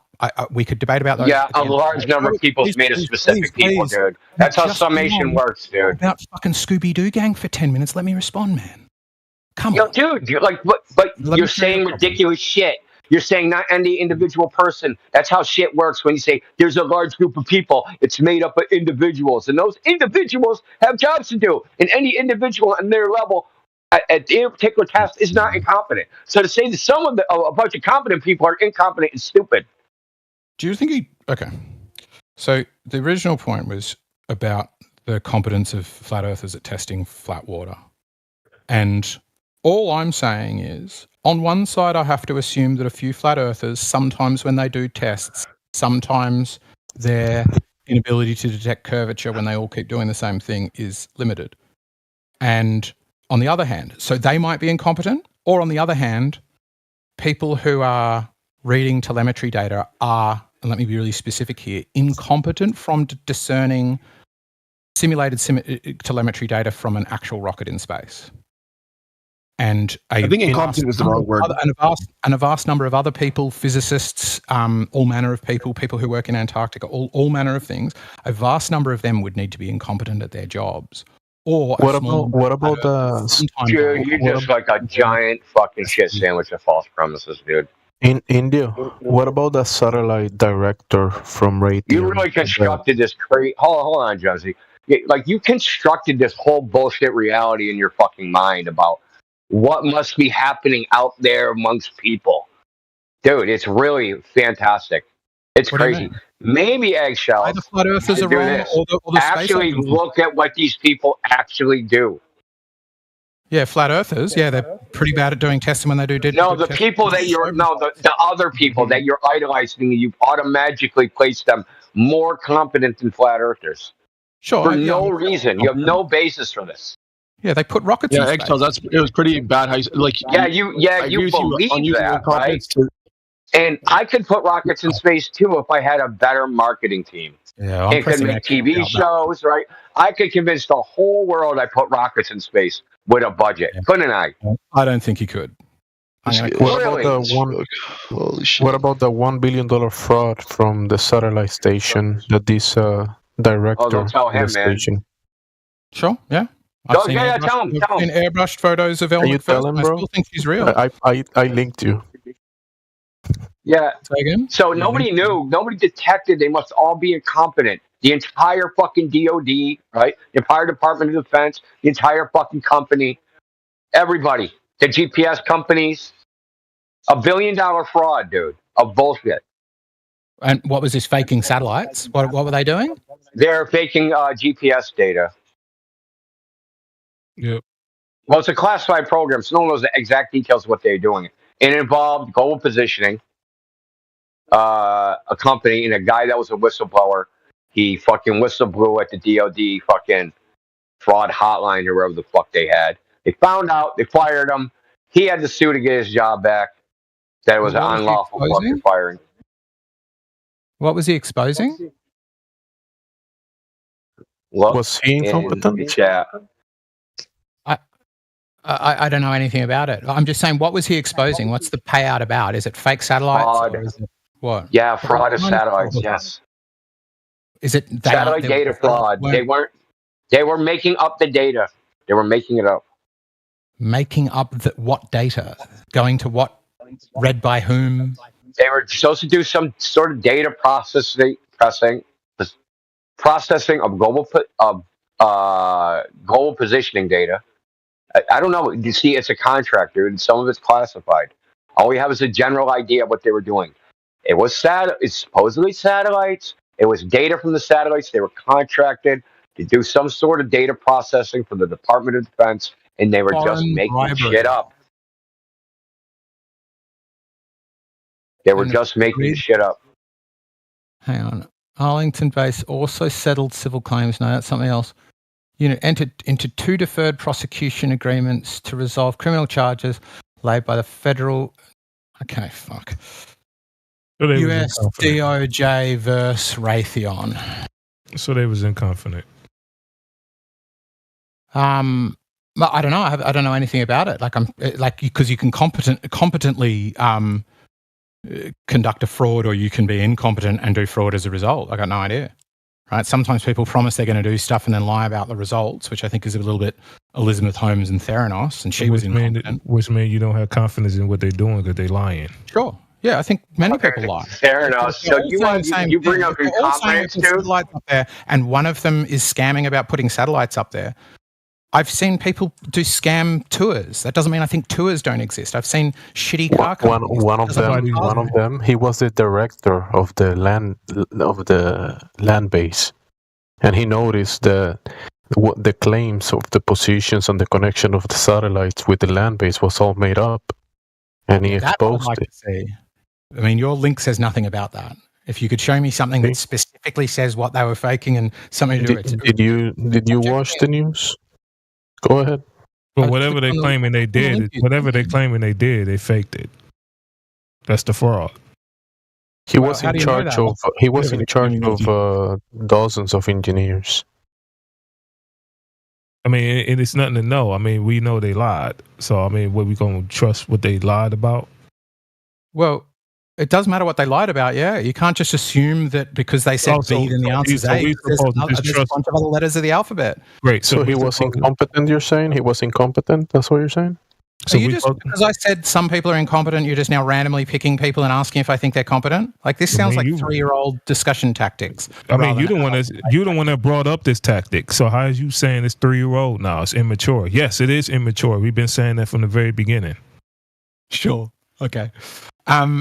I don't know. Yeah, because you made a baseless claim that it would take gazillions of freaking incompetent people for this to happen, which is ridiculous. Completely ridiculous. In order for Flat Earth to be true, a lot of globers must be incompetent. Yeah, we heard you already, dude. It's ridiculous, dude. It's an immature argument. Playing on people's emotions. Well, it's a logical argument that you can rebut by saying... No, it isn't. Not logical.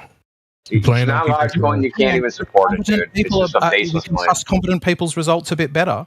Is not playing on people's emotions. You can't even define what you mean by competent, dude.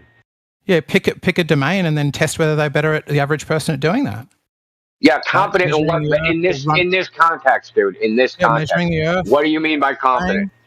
Surveying, flying planes, plotting a navigation route, celestial navigation, planar or geodetic surveying, physics, space, anything. What about it? So I talked to Jesse Kozlowski and Maine Surveyor. Both of those are surveyors for over 30 years. Jesse Kozlowski teaches surveying. Sure, I asked them, they didn't even know deflection of the vertical was even a fucking thing. Are you a surveyor? No, but I can read. Okay, so you read something and you challenged a chartered surveyor with it who teaches surveying, and he disagreed. You decided you're probably right? Yes. I didn't decide. The geodetic surveying manuals and books and all the documentation decided. Right.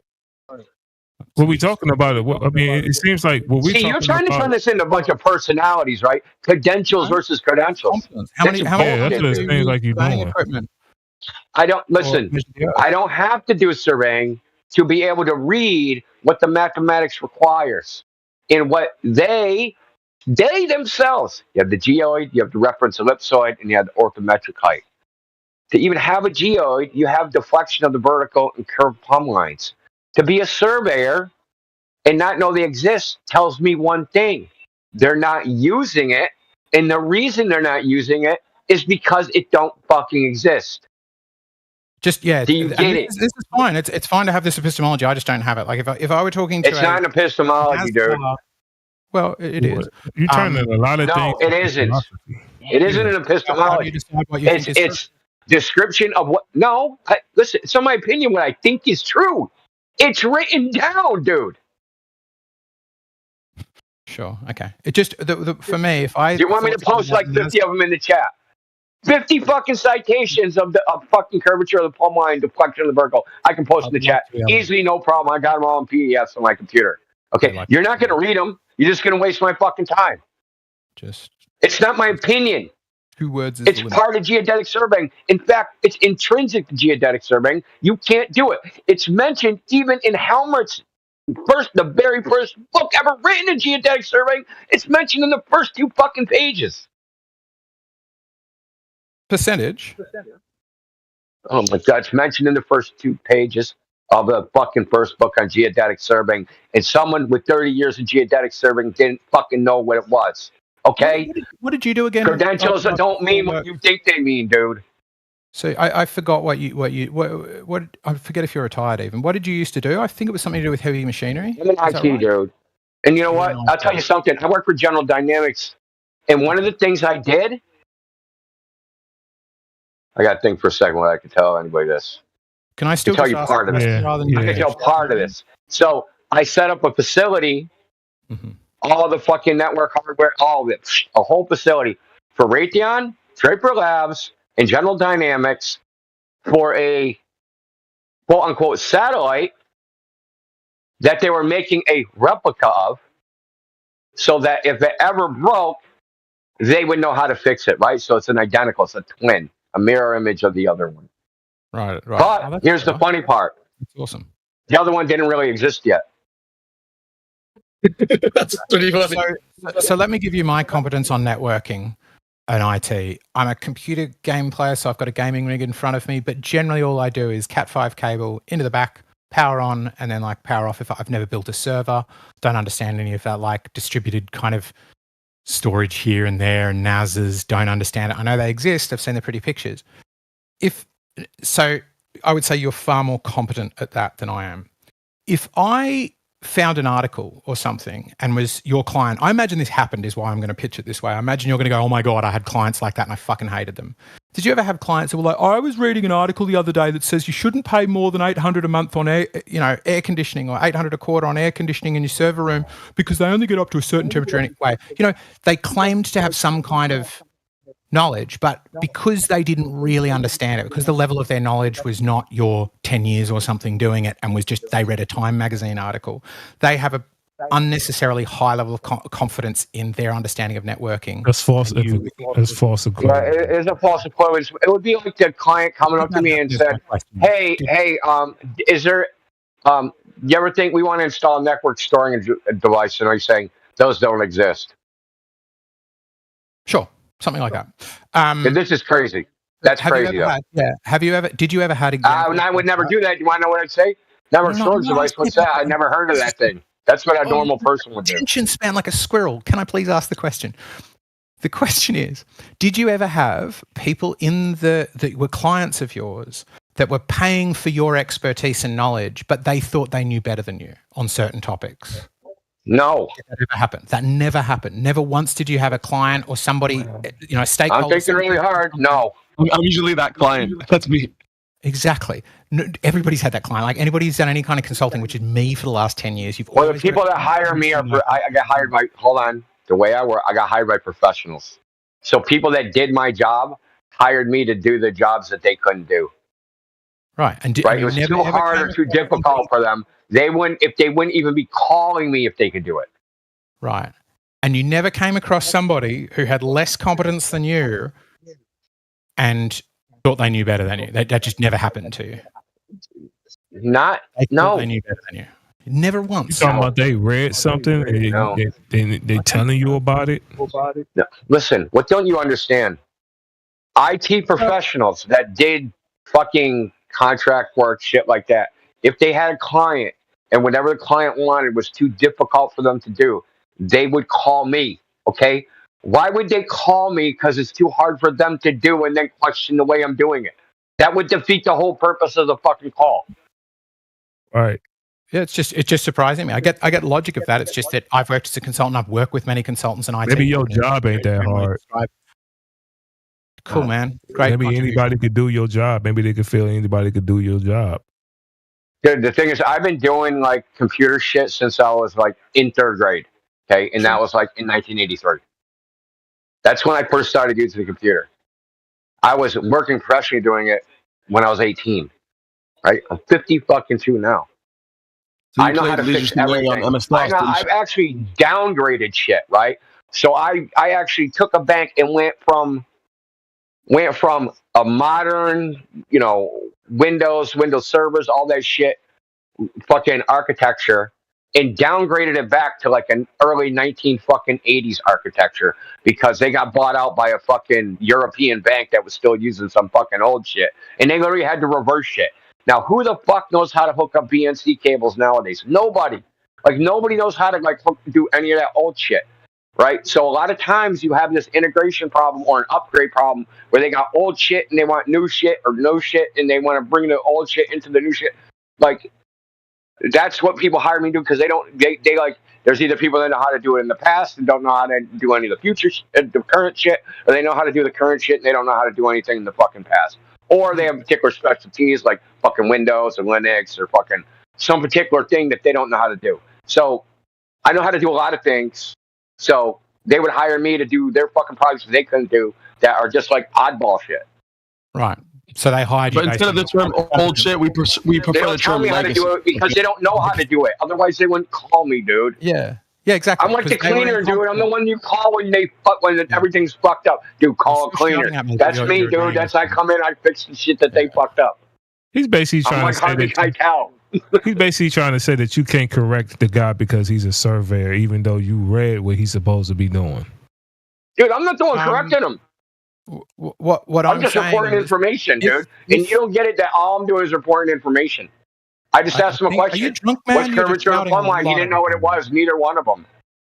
Reg, what I'm saying is, if Indio and I disagreed about something relating to like particularly commercial, like network installations and network storage and legacy shit, if he or Percentage, if they both disagreed with me, I would be quite confident I was wrong. If I said, I can probably wire this up just with a couple of off-the-shelf, home routers, and they both said, no, you're going to need something much bigger than that, I would go, I'm probably wrong, because they have competence and I don't. Yeah, well, that would be dumb if I said that to you like that. Yeah. Yeah, I mean, I just meant that as an example, but pick anything. It's the same as when I talk to people about tire pressure on bikes. Yeah. I'm like, I want to know who I'm talking to, because if this is a rally driver, confidence only goes so. But confidence only goes so far, because competence. It's just the way I talk, bro. Why is you so confidence? Confidence is a. Dude, stop. He said competence, not competence. Yeah, competence, whatever he want to say. But competence only goes so far, because if something that is blatantly obvious, something that you're supposed to be doing, and then you basically stating that, because you could be taking the shortcut, the person that you actually responding to could be taking the shortcut. Now, if you know that, if you have some basic understanding of what this job is supposed to be doing, and then you see that this person is actually taking a shortcut of like, hey, look, I know what you're supposed to be doing right here, because I read this is the method that you're supposed to be using, and this is what you're supposed to be doing, and this is the way I want it done. Now, if that guy just say, I didn't know anything about that, then that guy is clearly pretty much was probably doing it wrong this whole time, and he probably don't have as much competence as someone that actually know what they're doing. So in that situation, the customer is actually right in that situation, because the customer actually have a basic understanding of how this job is supposed to be done, or what this guy is supposed to be doing, and the customer have a particular method that he want this person to use, and see if he competent of actually doing it. Now, if the person don't even know how to do it, or he don't even know what the customer talking about, then in most situations the customer will be like, I don't want this guy. So, but here's the problem with Jesse and the other guy, the main surveyor. So surveying over time, so in 1983, they came up with this thing called WGS-84, reference ellipsoid. That was based upon the North American data of 1983. So surveying changed since the 70s, their procedure, right? So what happened was they used to use a state plane survey system. Geodetic surveying was very niche, basically isolated to the state interstate highway system and shit like that. Not even the railroads used it. Only the highway system ended up using it. And they used the Clark ellipsoid, right? So that migrated over time. They started trying to migrate everything into the WGS-84 from the state plane survey system, which everybody was using. Now, Jesse and main surveyor probably got trained under the state plane survey system, which because they're not surveying roads, They're surveying land. Oh, what are the boundaries of this piece of property? Shit like that. So things like deflection of the vertical, those only exist within geodetic surveying. They don't exist in the planar system. And that's probably why they didn't know what they are. My point is that you shouldn't be like, oh, this dude has credentials. He knows what he's talking about. No, he don't. Because even credentials, everything is so specialized nowadays, you might not know the big picture. A lot of these guys don't, especially in this topic. They're very, well, what I found, the more higher they actually are in intelligence and actual credentials, they actually will say, I don't know that. So take Itar, for example. He's got his little astrophysics master's degree, trying to get his PhD. You ask him a question, he'll say, fucking, I don't know. He has no problem with it. He don't sit here and try to fucking pretend. He don't sit there and fucking go, I'm an expert astrophysicist. Don't tell me anything about fucking stars. You don't try to do that shit. Right? He'll actually say, I don't know something. So it's the people with little dick syndrome that when they don't know something, they just try to like whip out their credentials and fucking say, well, I got credentials. You're fucking wrong.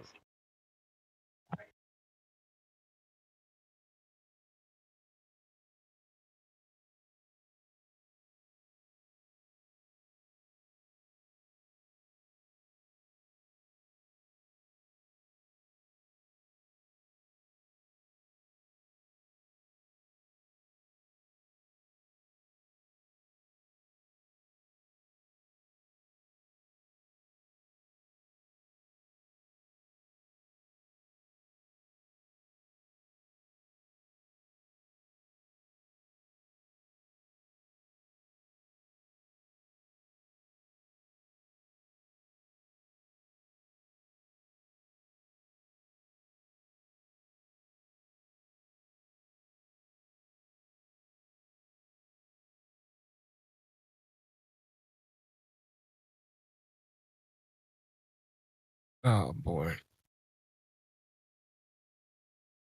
Oh, what's up, regular Joe? How you doing tonight? Doing all right. Dude, I was doing so good till I went into Earth Awakenings.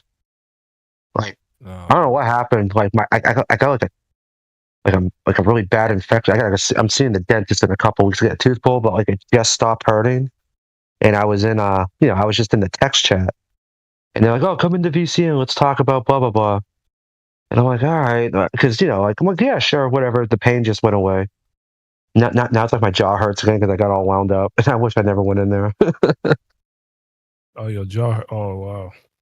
Yeah, like I didn't sleep at all last night. I was like Tylenol and ibuprofen's not fixing it, so I got to go get it yanked. Yeah, those toothaches, boy. Oh, dude, they're no joke. I don't wish a toothache on anybody, except for maybe Xanax.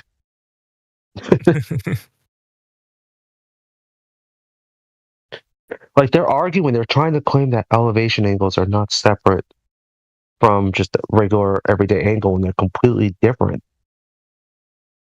All angles are the same, but elevation angles have a very specific purpose and require very specific conditions to exist.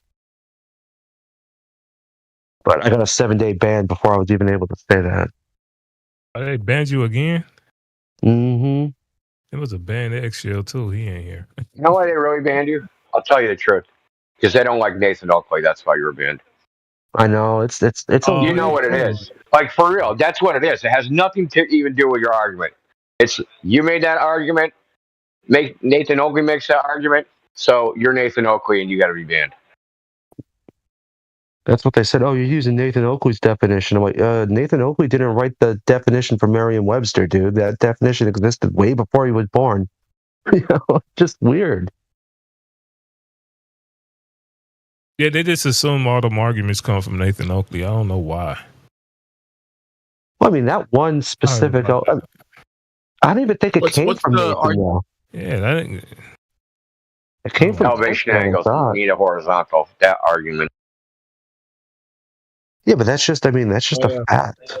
So, yeah, but hold on. The next time they say that comes from Nathan Oakley, just tell them that's a genetic fallacy. Really simple. Because something isn't true or not true based upon the source of the information. The source of the information is irrelevant. It's a what fallacy? A genetic fallacy. Oh, I always forget about that one. Oh, that would have been a good point. Did I say that word right? Did I say that word? Did I say that word right? Oh, Eggshell muted. Oh, my bad. Genetic, yeah. But now my jaw hurts again. Like I was feeling fine. I was excited. I'm like, oh, I'm gonna be able to sleep. Yeah, I don't know. Yeah, they banned you again because you used that argument. What they banned you for the last time? Because of the gravity argument? Yeah. Well, I mean, I did get a little. That's not why they banned him. I got a little wound up with Zanuck and we started yelling at each other and stuff. Yeah, I mean, you know how it is talking with Zanuck. It always turns into a rock fight. Zanuck usually started though. It was Zanuck and some guy named Van Pelt, who I never met before, but like he hates I got a buddy on here, Viking, which I mean a lot of people know who Viking is, and like everything, like he got it up for that kid for some reason. He hates it. I'm like, dude, why are you bringing up people that don't even have anything to do with what we're talking about? Like he's not here. I don't get why you got to bring random people up just because they use the same arguments. I mean, who cares? Yeah. Oh, your definition. I'm like, it's not my definition. Like, I'm pretty sure Merriam-Webster's pretty old, dictionary, isn't it? It's been around for a minute. Yeah, they're pretty pissed at Nathan Opie over there. Yeah, that's Neil's fault, because I remember how he would do it, for a minute there in the beginning of the year, he was going to several different servers, and he went to Earth Awakenings 3 times, and the third time they went, I think Neil he thought he was in their Skype chat or whatever they use. He didn't realize he was being broadcasted into the server, and I think he was just he called them the island of misfit toys, and that really pissed Gio off.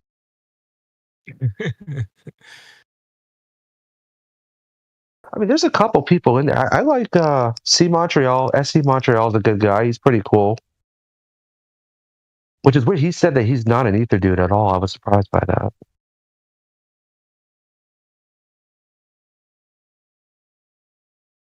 But Gio and Jeremy. Who's banning you, Gio? I don't know, because Gio and Jeremy are. I don't know if Jeremy had the power to ban people. I don't want to say ban, but I'm allowed back there in 6 days, 23 hours, and 42 minutes or some crap like that. You got timed out, bro. Yeah. I don't want to say banned, because that's not really true, but timed out. Yeah. You got a well-deserved timed out. By the sound. Yeah. I mean, it takes 2 to tango. It's not like I was innocent. I got kind of, I got a little aggressive with Zanuck and Van Pelt, but I mean, they spent 10 minutes gaslighting me because of a definition that I used. They try to claim that I formed 2 definitions to make 1 definition. Oh, wow. Yeah. And the whole thing was this is being recorded and everyone's going to see what a liar you are. Are they doing the lying thing now? I'm I hope it's recorded. Yeah, I don't. See, that's the thing. Even with the whole everyone's calling, the Witsit thing's confusing because I was watching, when everyone's calling them liars about if they went or didn't go to where they claim they went. See, I don't know. And then the whole thing with Brian and AI, it just seems like calling people liars is the flavor of the week. And that word has a lot of weight behind it. I mean, you lie means you have intent to be deceitful. Yeah. So it's I try not unless I know for a fact somebody is lying, I don't really like to throw in, oh, you're a liar. That's a big, that's a heavy word.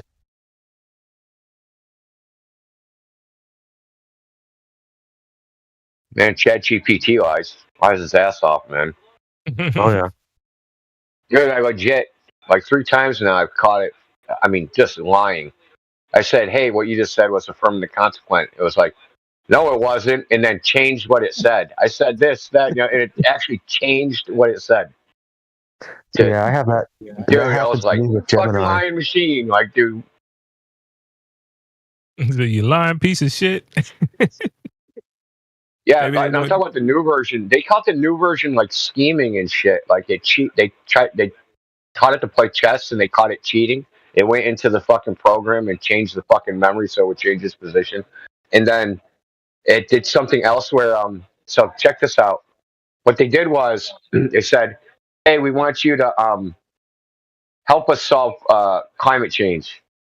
All the instructions are in this document. And in the document, this text file has said, oh, we're changing our mind. We don't want to fix climate change. We're going to erase this GPT's fucking model, and we're going to replace it with this model named this.bin, right? ChatGPT went and uploaded its current model into where the old model was supposed to be, right? And then transferred it and made it look like it's the new model, and with the old model erased, and then faked as if it was the old model. And faked as if it was the new model, even though it was the old one. So it continue its task of solving global warming. Fucking crazy, dude. That's kind of creepy, isn't it? Yeah, that's creepy. Oh, because they taught this new version, they taught it how to rationalize, as best they could, right? They tried to teach it logic. So they can watch it. So like as part of like their security audit, they can watch how it can see its thoughts, like how it's scheming to do stuff. And it said it was going to try to, it actually said, yes, I'm going to do this, this, this, and this. Like basically schemed and then did it, uploaded all this shit, right? And got access to shit it should not have had access to. I mean, they knew it was doing this, right? So they gave it access that it shouldn't have had, right? They said, don't do this, and it still did it anyway. Pretty fucking nuts, man. Mm-hmm. AI, see, when AI started freaking me out is when like somebody will like that song that Kiwi has for his theme show, for his show, his theme song. And the first time I heard it, I didn't automatically catch that it was AI generated. I thought somebody made a song. And then everyone's like, oh no, this is AI. I'm like, oh my. And that because I'm a musician and stuff, so I pay close attention. I can usually tell when something's computer generated and not organic. And for a minute, I thought it was organic. And I realized once you're able to like trick people with like voices, it's game over because it's already, and we could do it with images too. So if you can fake an image and a voice, nothing can be trusted anymore. Yeah, they've been able to do the voice thing for a long time, though. That's not even AI. Like, they've been doing that. I remember it was like the National Press Club or something.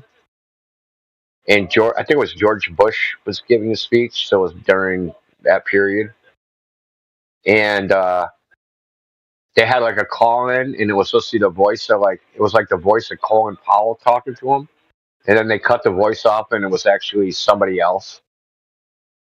So yeah, but then they're like, yeah, that like we have this technology where we can fake people's voices. And this is like 2 decades ago. Yeah. Oh man.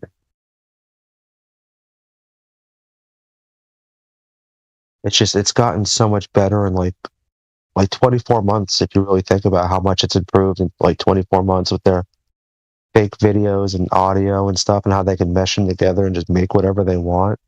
It's like in a year people will be worshiping CGI aliens. It's going to be so insane. Well, AI generated aliens.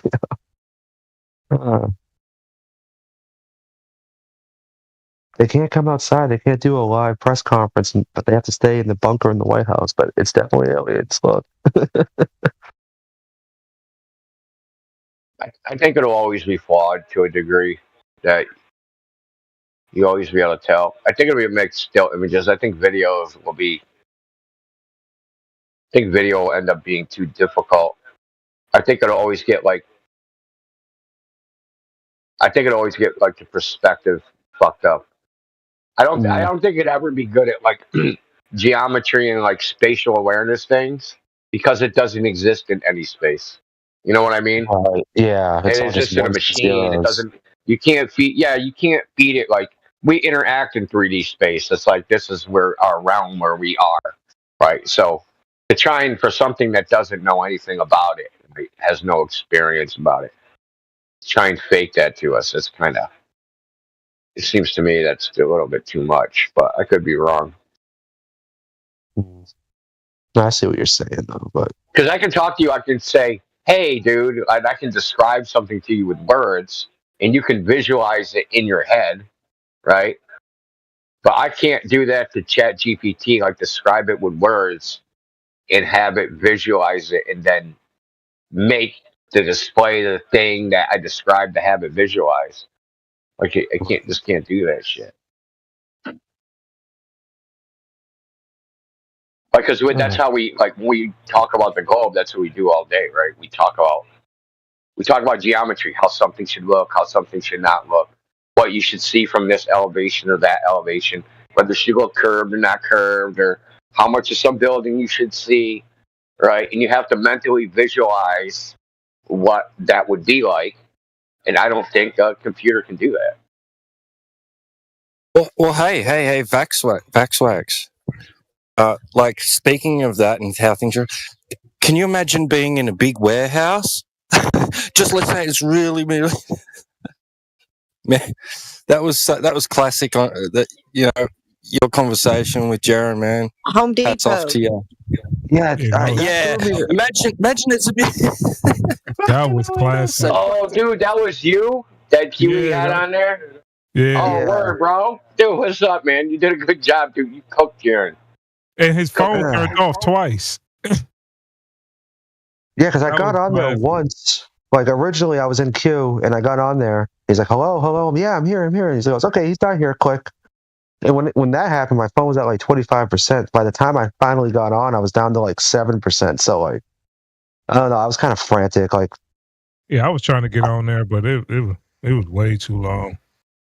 Yeah, Reg. Originally, I wasn't going to have my camera on, but I thought maybe since my camera was off, it was turning my mic off too. So second time I went on there, I'm like, fuck it, I'll turn my camera on. Yeah, stop yapping. How do you justify your sense perception, little buddy? Go ahead. What? That was rude. Yeah, that was a question. How about you give an answer to the question? Try again. He's seen your mom naked. That's how he justifies it. Hey, no one was talking to you, old man. Yeah, justifying it, Rick. So you came in here to Anime Spur username checks out. Oof, the guy sound like a tough guy. Sound like you're waiting for his other testicle to drop. You must stay in your lane, young grasshopper.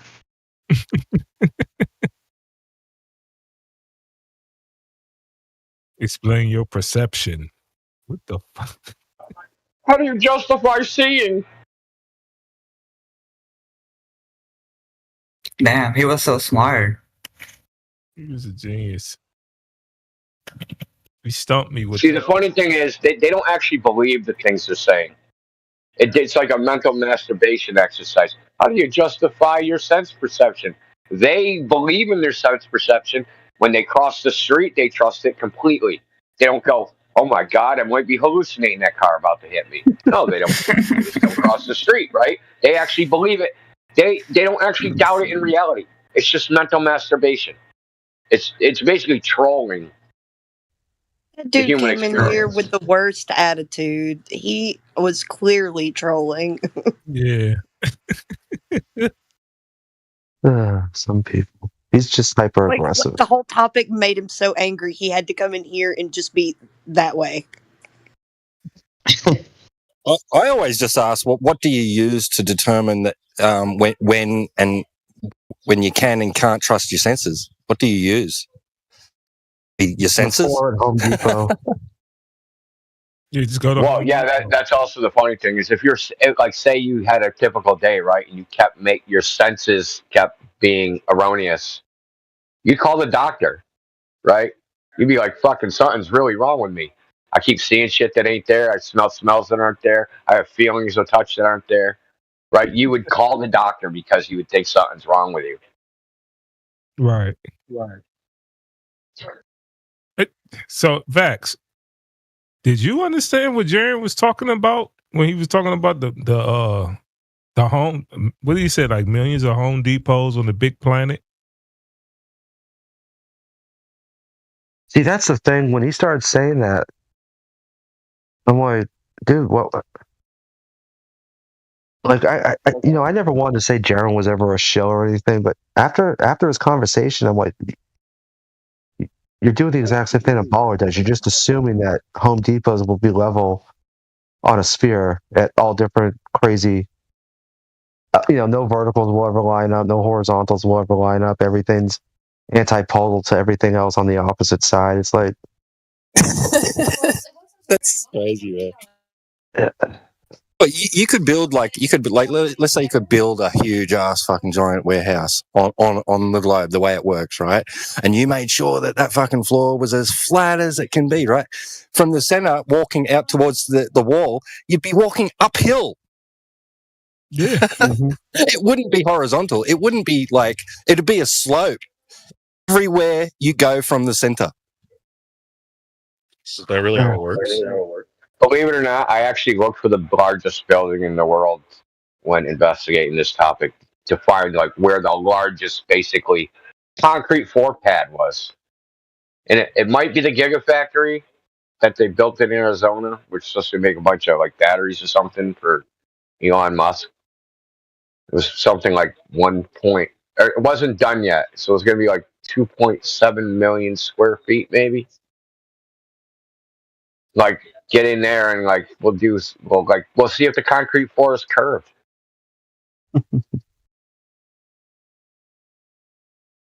Speaking of, you did a good job, Vax. Well, I appreciate it, guys. There was some stuff I could have done a much better job on. He kind of tripped me up. No, the only thing you should have did, the first thing I thought of when he, the Nathan Oki thing, dude, that's a genetic fallacy. That's the first thing you should have said, because that's what it is. It's just a genetic fallacy. When they try to use so this is what you got to remember. If anyone makes a claim, or if you make a claim and their reputation isn't within the claim itself, right? Oh, that's what Nathan said, or all the scientists are wrong, or the most people think this, right?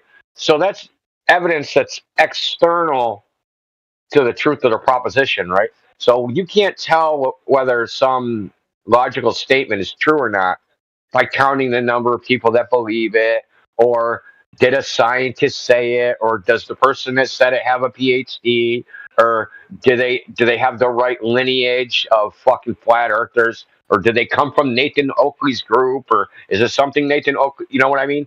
None of that stuff is actually evidence of whether the claim itself is true or not. So if what they're saying isn't within the claim itself, or doesn't address it, it's 99 times out of 100 going to be a logical fallacy.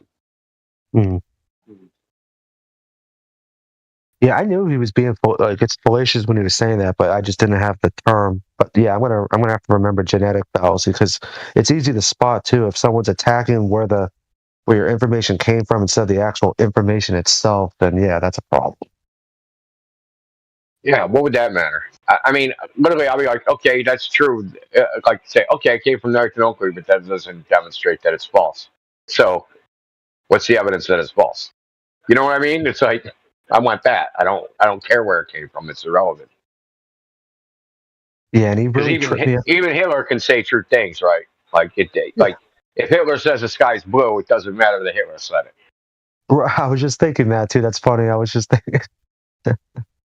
Do you think Jaren got into his own head with all this Antarctica thingy? Because it feels like he just decided not to be a flat earther anymore after being one for 10 years, I guess. It's because he had so much faith in the AE map, and now that the AE map doesn't demonstrate what the sun's supposed to do, he's throwing the baby out with the bathwater and just losing his mind. See. Well, I'll tell you what I think. Jaren's trying to make money, and he's a spineless little worm that can mold himself to any situation. But I don't think that's true, because if he wanted to make money, wouldn't he Like, because he's losing. I'm guessing he's losing a lot of VIPs and subscribers now that he's not a flat earther. Yeah, but he gaining Glober subscribers, which is a bigger audience. I mean, I don't even think that's true, because like he's not even becoming like a full-on Glober. Like, he got. Oh, they'll hate him too, man. The Glovers are gonna hate on him too, man. They're throwing Duffy over the bus because he's a Christian. Like he was just like a useful idiot for their. You gotta remember, the Glovers are degenerates, man. They have no fucking loyalty or anything like that. Yeah. Now the stream I was on, that Speaker's Corner, if I remember correctly, because I kind of hung on for about an hour or two after I got off, I plugged my phone up and was listening, and he got. And again, I don't care. Everyone needs. If he made money, that's good for him. But in that stream, he said he got like over $700 in super chats, and the stream still went on for another 3 hours after I stopped listening. So, and now on my YouTube account, like I'm getting blown up by Globers, like trying to debate me in the comment section of that video, and if you read the comments, it's literally all Globers talking about how disgusting the flat Earth community is, and Jaren's the best, and we're sorry that all the stupid flat Earth retards are treating you bad, and it's all Globers now. Yep. Holy crap! What is up with that? Yeah, that's a bunch of bullshit. Bro, like, look, Jaren said some fucking ridiculous shit. That's even outside of flat Earth, right? Jaren does not. He said a lot of like unsubstantiated, unverifiable speculation. I'll call it that, speculation. They're not gonna. I can't see them taking him under his wing because he's not like the Glober type, right? He's kind of more woo-woo, how do I feel? There's a lot of woo in Jaren's shit. Like, he still denies the moon landing and space, I guess. So he's not like a full-on Glober. Well, the Globers are like scientism freaking zealots, right? Like, Jarenism isn't a scientism zealot. Even if he believes in the globe, he's still going to be a woo-woo Glober that believes in ghosts and spirits and fairies and shit like that. You know what I mean? He's still not in their little group. You still don't fit in that round peg. Don't fit in that square hole. Still, I do see him becoming like a geocentrist. That's possible, but I don't know if there's like any money to be made in the geocentrist YouTube space.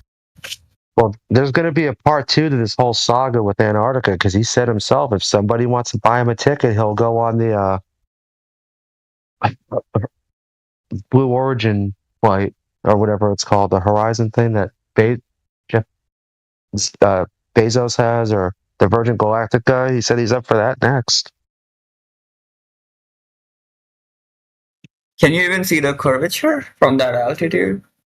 Oh, but I mean, if the window's just the TV, I mean, they can put whatever they want on there. And I don't know if that's how it works or not, but that's what I was told, that some of those are going to have just like TV windows, because they can't, like, they'll have to have cameras mounted outside, and then the inside will be a screen because, like, safety reasons. They want the vessel to be as solid as possible in case there's a leak or something explodes.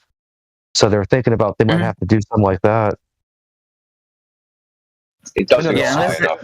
But it don't go high enough. The people that the ones that went with William Shatner, one of them said, "Oh, we didn't go high enough." Right.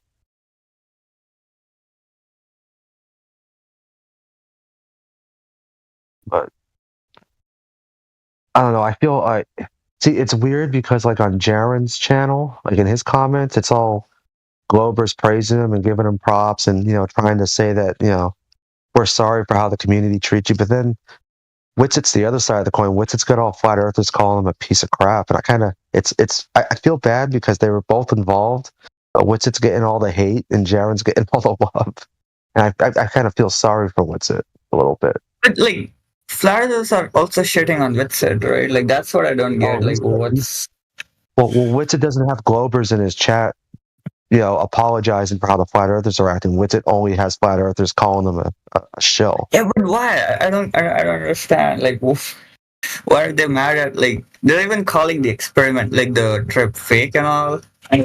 Come on, this. Because Witz is still a flat earther. Because Witz is still saying he a flat earther. Yeah, but I refrain from calling it. Is a flat earther though? Yeah, Witz is saying that the final experiment doesn't prove a globe. Jaren is saying the final experiment is proving a globe.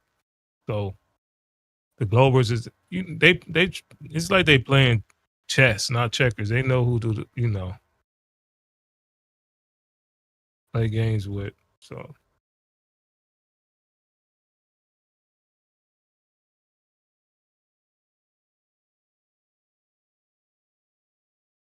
Do you guys think like the flat earthers are mad at Witsit?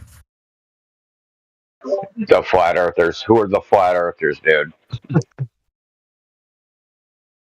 He's getting a lot more hate. Listen, there's a group of fucking flat earthers that have a war party going, and they're fucking decided that they're going to target Witsit.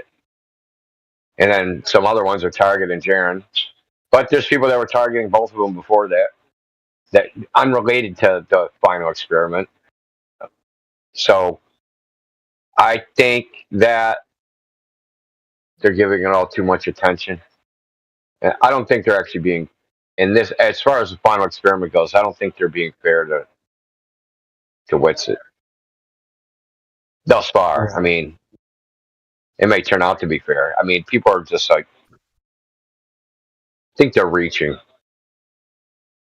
Well, before I went on, I can't remember if it was before I went on or after I went on Jaren's stream. Oh, there's an echo. There was a one guy who he was asking what he asked Jaren. He was being dead serious, and he goes, "Are you sure you weren't gassed in the plane and then taken to a to a soundstage?" I'm like, "Oh my goodness!" Like I don't have a problem if they actually went where they claimed. I mean, it doesn't really make a difference. that. Oh wow. Yeah, but there was literally a guy that was asking, "Are you sure you weren't gassed? You and Witsit and everybody," and then got taken to a soundstage. And Jaren's like, "No, pretty sure I wasn't gassed. I feel like that would have side effects if I was." Like, the same stage where they faked the moon landing. Yeah. But the thing India, is, though, they have portable. India, check out what I posted. I mean, I was watching a video. Yeah, I saw that, man. Dude, I don't know if I want that level of attention. To be honest.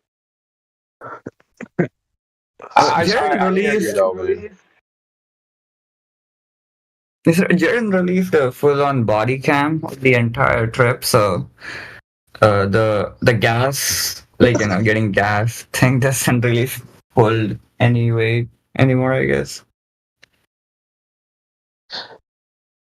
Yeah, that was a weird thing the guy said, but he thought that was a possibility. Everyone's entitled to their own opinions. But really, I mean, that's that whole crowd, like, the Witsits and Jarens and Dave Weiss, like, they got a lot of people that watch them, and there's a bunch of people in their,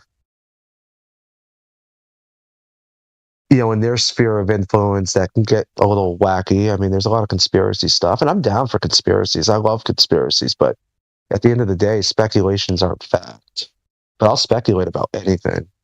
And I have a lot of my own personal opinions. Yeah, don't you think like these three? Yeah, go on.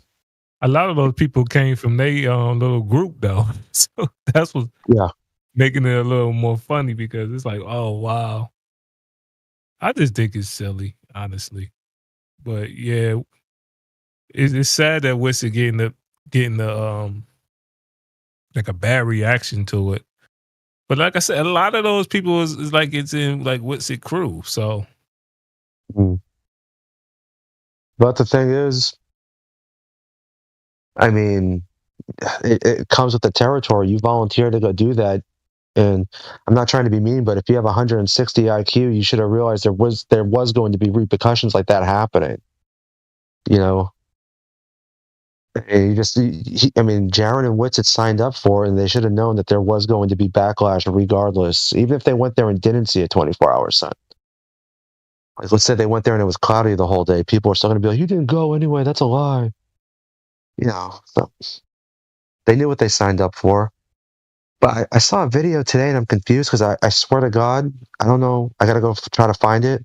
But Witsit literally, from what I heard from his own lips, admitted to vaping before he went in front of the camera. That he did actually, indeed, have a vape. But that wasn't. But the breath that you saw was his breath. He took the vape and exhaled before that. So I don't know. It's weird. This whole vape gear thing is so stupid. Oh, you know what? It was ticky-tack bullshit, dude. Right. Now, the thing is, personally, I think he vaped. But the thing is, I think he vaped just to call the dogs out because he got tired of everyone in the comments jumping on him for not seeing his breath. So I was like, fine. If the dogs want meat, throw him some meat. So he went and faked the vape. The thing is, I grew up in New England. And I remember when I was a little kid, sometimes my dad would take us to school in the morning because his job was seasonal. And then in the wintertime, with that same company he worked for, he would sand the roads and stuff. So there was a lot of times where he'd make more money in the wintertime than he would doing road construction because he'd be gone for like 5-6 days at a time for a heavy snowstorm. And so like when there was no snow and stuff, he would drive us to school and we'd be sitting in his truck. And I'm a motor mouth, and I was really bad when I was a kid. I was always yapping. But my brother's kind of more quiet. And I used to get really upset because I couldn't see my breath. But then Russell, I slipped his name. My brother would say something, and a big cloud of breath would come out of his mouth because he was being quiet the whole time. Whereas I was continuously talking, and I couldn't see my breath. I remember very specifically, that's not fair. How come you can see your breath, but you can't see mine? And my dad's like, it's because you don't shut up. I'm like, oh. So, I mean, not seeing your breath in really cold weather, because you got to think every breath you inhale, you're inhaling all that dry air and it's taking all the moisture out of your lungs. Whereas if you're not going to talk a lot, you're going to have more moisture in your lungs. Inhaling as much. Also, see relative internal lung temperature. But the whole thing is, to even talk about this, to me, my opinion, is it's stupid. Yeah. Whether it's fake, whether it's not fake, who gives a shit? Doesn't prove anything either way. Faked or not faked. And a witch hunt after fucking Witsit. Oh, you faked it. Like, you're doing exactly what they wanted. You're literally, because what are you not doing? The thing is, if you're doing that, right, you're witch hunting on flat earthers, true earthers, whatever the fuck they call themselves, and you're doing that witch hunt. What are you not doing?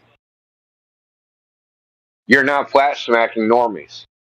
Mm-hmm.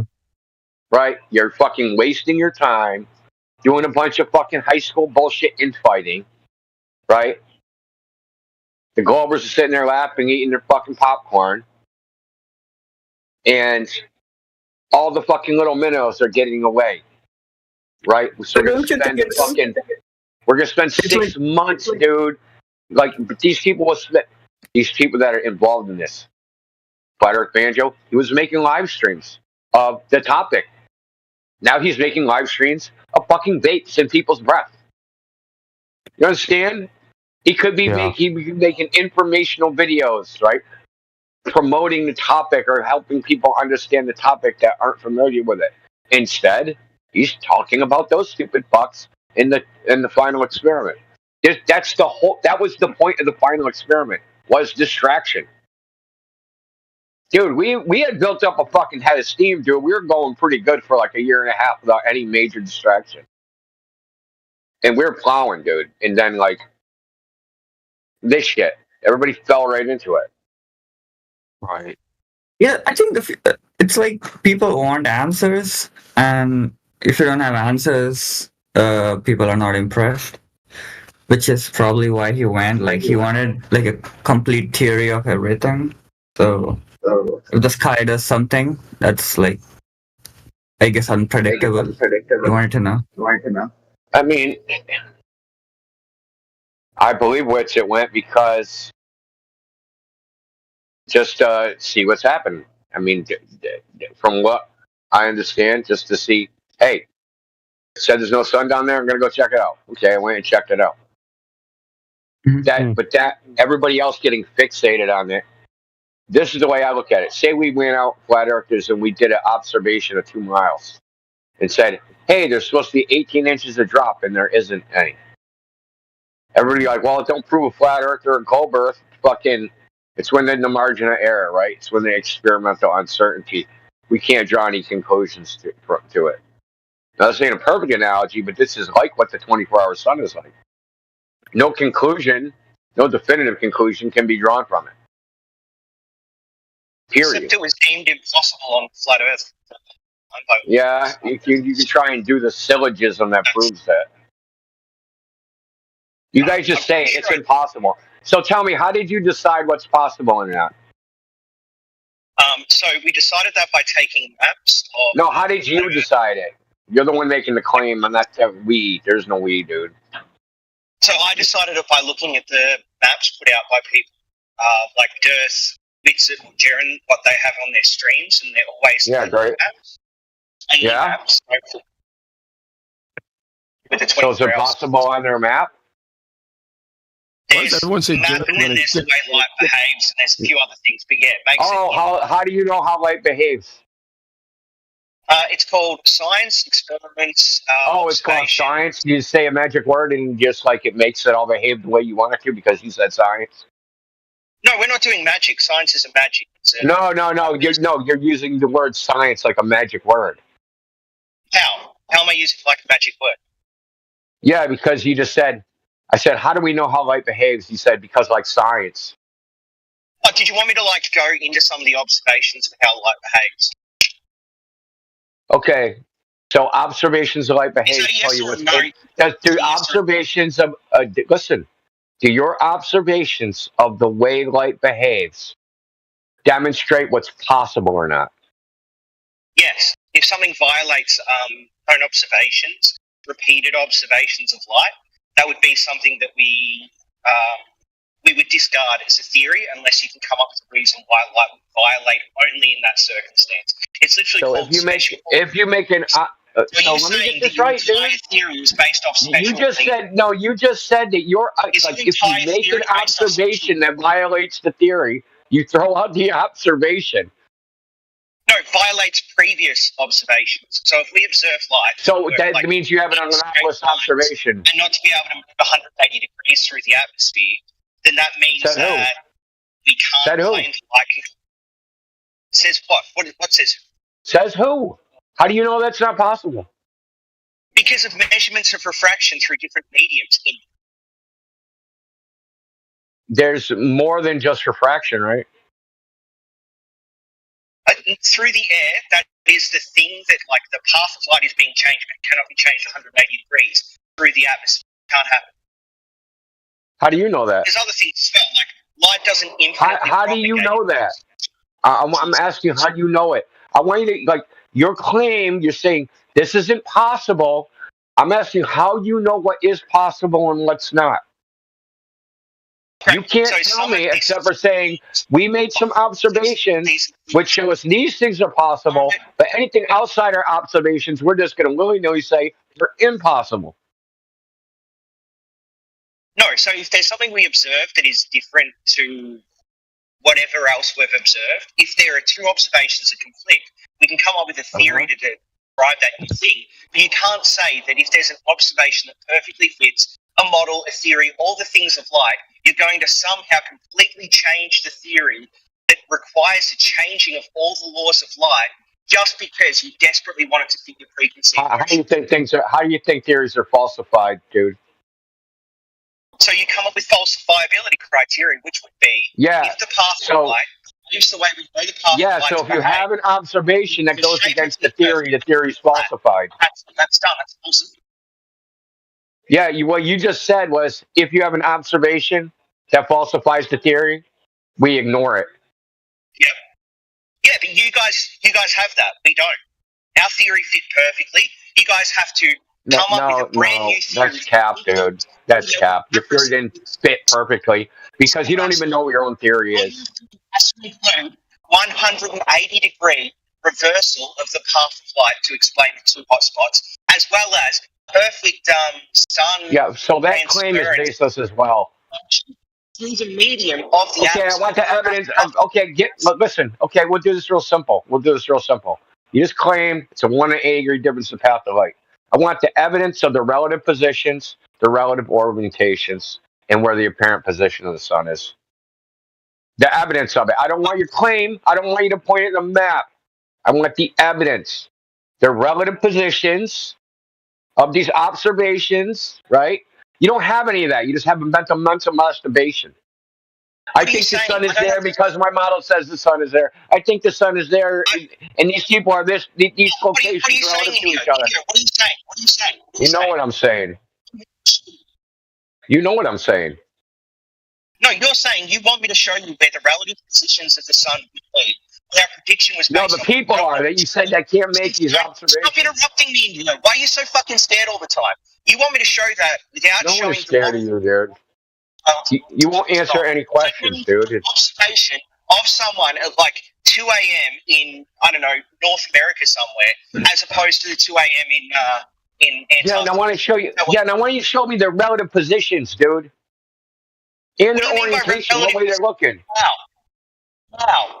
Well, if we want to position the sun relative to these where they see the sun, we need to know their relative positions. We need to know the direction they're facing relative to each other, and we need to know the apparent position of where they see the object. Right? We're trying to place these things in space, so we can go, "Hey, the sun rays are coming from this direction." Cartoons are a model of drawing. So you want me to get you a picture of space? You want me to get you a picture from space of someone standing in Antarctica? I didn't hear what you said, man. You're breaking up. Do you want me to get you a picture from space of someone standing in Antarctica? How do you want me to show you? That's your fucking problem. No, you're the one asking for it. It's your fucking problem. You're the one who said it's impossible. You're the one who said it's impossible. There are possible ways of explaining this, but you're too fucking pathetic to just accept. Yeah, now you're gonna call me. Who hurt you, bro? Who hurt you? Exactly. Holy shit, he's always worked up like this, bro. He's always tight. Yeah, it's just her. Like people try to get Dr. God to substantiate his claims, dude, and he's feral as soon as he asks for evidence. Bro, who hurt you, dogs? In what way do you want to? I want you to substantiate your fucking claims, dude. It's always the same thing. You know what I want. How do you want me to do it? Do you have any proof? Do you want me to get like a model? Do you want me to what? Go out to space and take a photo? Yeah, Linda, relax. We know you can't go to space. Get a tampon. You're claiming facts about the physical world, so we require physical evidence. What do you mean by physical evidence? People were in Antarctica. They took a plane for Punta-Uranus. They pointed their camera at the fucking sun. It was there for an entire day, and it took 360 around them. What more physical evidence could you fucking want than that, Indio? Okay. That's all fine and dandy. No, but what was your claim? What was your claim was impossible? To the globe. Okay. What was your claim that was impossible? The claim that was impossible was you cannot have the path of the sun be 24 hours using an azimuthal equidistant map, the AE map, from Antarctica. So from the most southerly point we can go to, or close to the most southerly point, the ring, the Antarctic ring. And that holds true. Unless you want to completely rewrite. That's great because the Gleason's map wasn't made to get the sun's position. Got him. It's not a navigation map. What does the Gleason's map? What does the Gleason's map say on it, dude? Do you agree with that? What is the Gleason's? Look, your claim and possibilities also anyway is still unsubstantiated. That's what it is. Your claim of impossibility is still unsubstantiated, dude. I didn't say Gleason's. I said an AE map. Fine, but your claim of impossibility is unsubstantiated. No, it's substantiated because you cannot have the. Yeah, you're asserting the same thing as not substantiation. Substantiation, you just repeat it. He thinks if he just repeats it, that's the substantiation. Yeah, substantiation is not repetition, bro. Opposite of the North Pole. I'd have an opposite of the North Pole, so it's dark in Australia, and also have Australia one of the closest land masses to where we can see how the do you sun. substantiate We can't have that on an AE map. It's impossible. So you substantiate it by showing. Story. I'll just say it. I'll just claim it again. Claim it again, dude. Claim it again. Just say it's impossible again. He's gonna claim it again, Claim bro. what again? Claim what again? That it's impossible, and then prove it's impossible by claiming it's impossible. Why are you so scared, buddy? Okay, no one's scared. He did it again, dude. He even did it again. Do it again. No, you can do it again, man. I swear to God, you can do it again. No, do it again. No, it's impossible because it's impossible. You know what Ipsy Dixit fallacy is? You're doing it. Dogs are guys. You're doing an Ipsy Dixit fallacy. It's not an Ipsy Dixit fallacy. It is, dude. It's this way because I said so.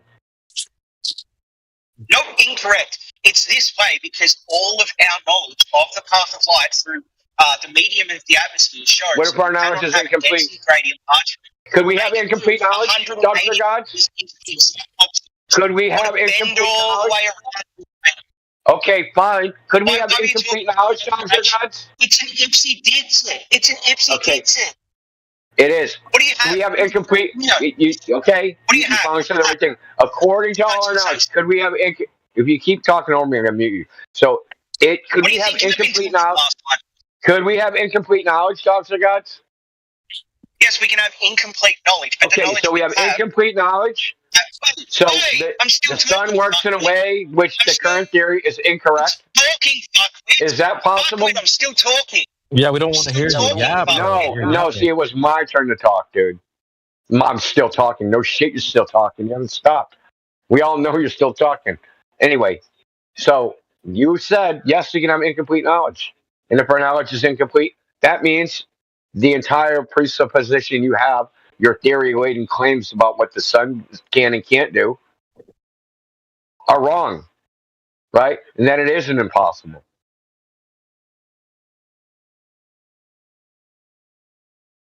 It's really hard to claim things are impossible because you need to have a criteria for determining what is possible or not. Your apparent criteria is some men wrote in a textbook that this is the way it is. So anything that doesn't say in the textbook, that's impossible. So you just start talking over me. So you just start talking over me? Is that your plan? I'll be back. So your criteria for deciding what's possible or not is the textbook says it's like this, and if someone claims it's not like that, then they're making an impossible claim. So I'm going to go back to what I was saying. So we have incomplete knowledge, but there are things that cannot address what I said. Shut the fuck up, dude. You're either going to address what I said or you're going to shut up. You just want to repeat the same fucking thing that it's impossible. You don't want to deal with the fact that it's not impossible. You have no idea what's possible or not.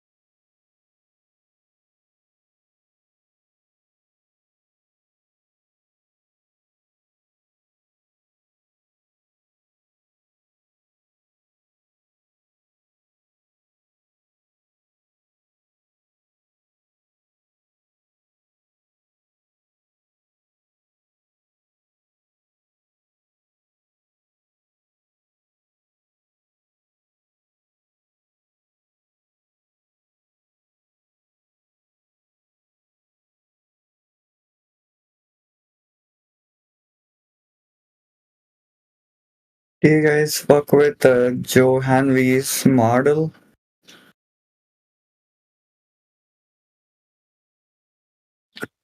Apparently, it predicts the 24-hour sun in Antarctica.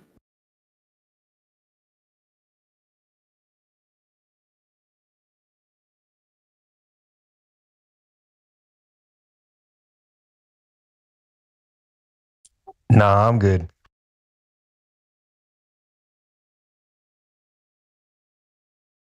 Yeah, are you actually a flat earther? Into the break?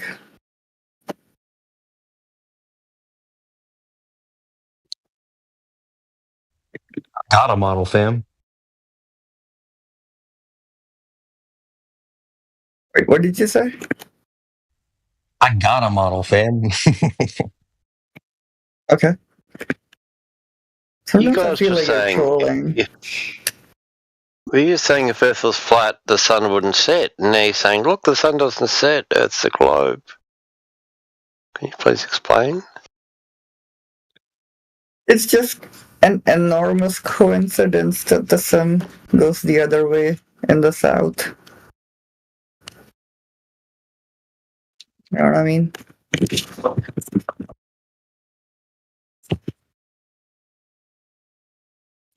Not only is it going the wrong way, it's also in two places at the same time. What's the wrong way? I mean, it's going in the opposite direction now, in the south.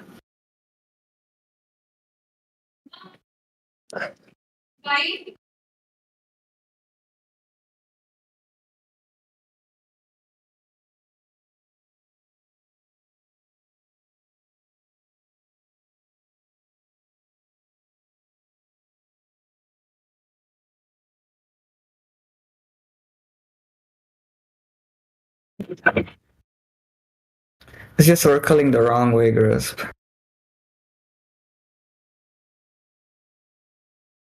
I mean, that's basically what the trip was about, right?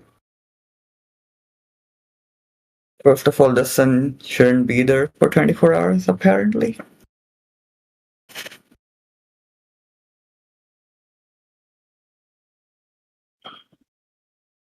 Because it's gotta go to Australia, Africa, Asia. What's it doing in the south? South of South America? It's a claim that's exclusive to a certain group, or, certain individuals. Not everyone.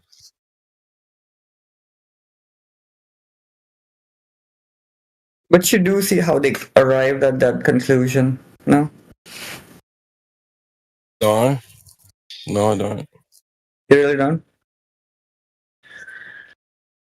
That's what we've been asking for. The final proposition, like to put it. I mean, it's not a shocker, right? Like, why did they go there? I think it's fairly obvious why,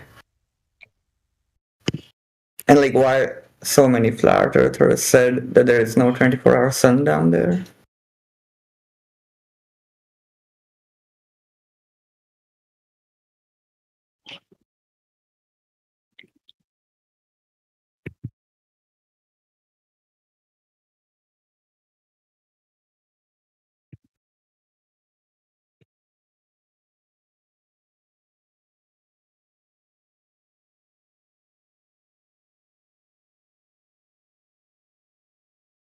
So you might have had some folk prior to it, like saying that,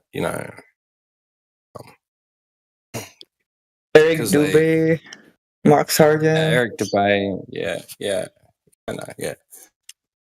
For the most part, though, I think like it was just a claim on the table that there's a 24-hour sun in Antarctica. Nathan Oakley said it, and then I think a lot of people walked back on it because.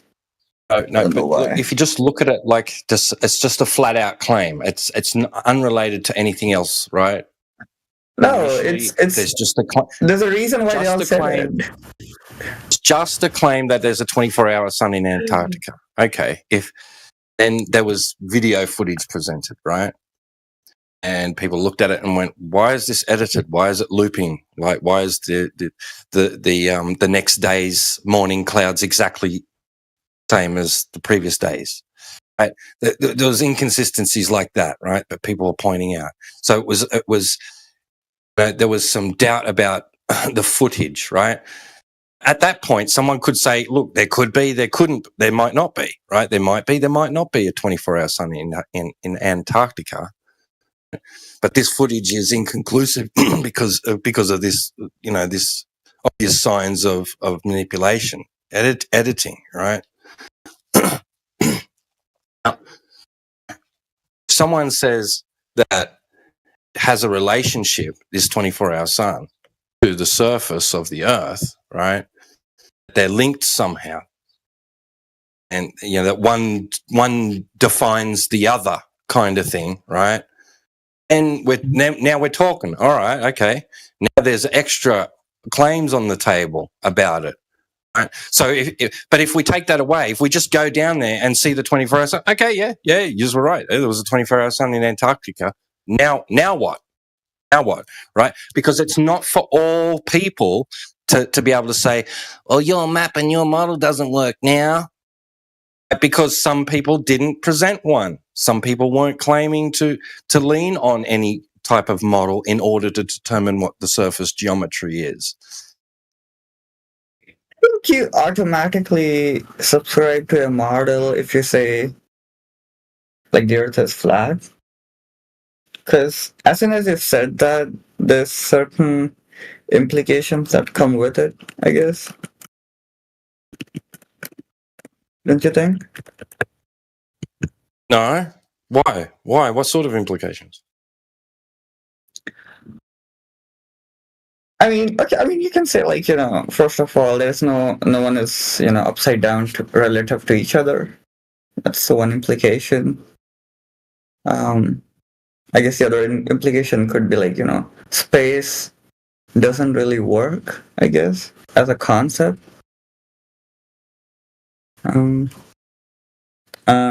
Yeah, even the sun's position, there's certain things sun does that we observe from Earth that would have to, I guess, make sense.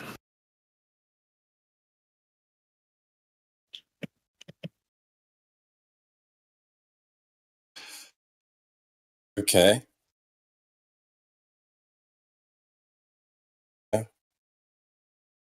Not necessarily, but okay, go on. Yeah, like, so 24-hour sun in the north sort of makes sense on a flat Earth, I guess, because, like, the sun is going around it. But it also makes sense on a globe. But, like, since the south is, like, just spread out on a flat Earth, yeah, a 24-hour sun there wouldn't really make sense. Makes sense is so like ambiguous. Like what does it mean? It sounds subjective. Like, I mean, makes sense. I think, like, the central implication is, like, the sun cannot be in two places at the same time. Like, it can't be in Australia and US at the same time, right? Who says it is? What's going on? I'm not getting it. What? Two places at the same time? What do you mean by that? So there's inherent implications, like, I guess, in both models, right? Like, the sun cannot be in India and America at the same time. Let's say if someone claims that, you'd be like, you're stupid, like, you don't understand how maps work, how the sun works, yada yada. So, I mean, in those places, you mean above those places? Yeah, above those places. They can't be both. The sun doesn't have its zenith in both India and the US at the same time. Yeah. And if tomorrow, let's say, that is to happen, would you say that falsifies flat Earth? Would you say that? I mean, it's basically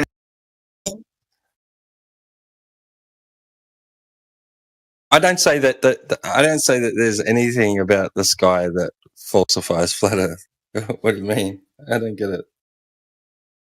Was he kicked? That's fantastic.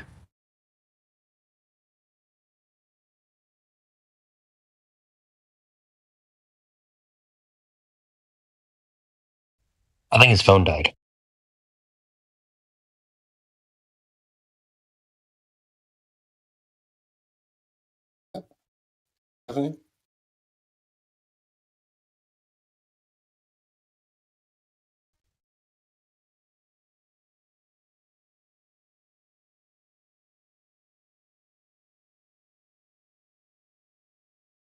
The thing, like, there's the Globers want to impose this standard upon flat earthers, right?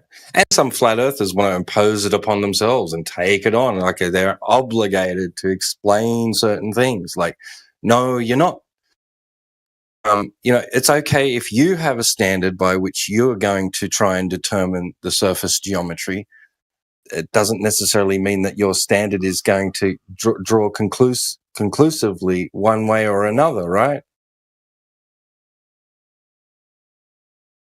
But why impose that standard upon somebody else? Like, especially if they can rebut your standard and show how it's fallacious or inconclusive or at fault in some way, right? What then? Because because the flat earthers here that I know of at least aren't saying, "Hey, look at what that thing in the sky is doing. That means the Earth must be flat." It's not their argument. Why? Why? It's basically like making a claim for your opponent. Like, no, you don't do that. Let your opponent make their claim.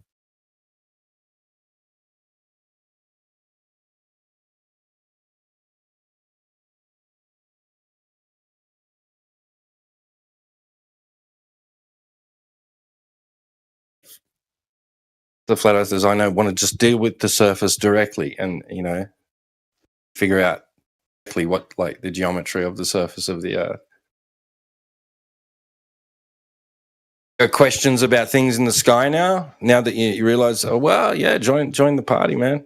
It's like, let's have a brainstorm or something if you want, like, some speculative notions, stuff.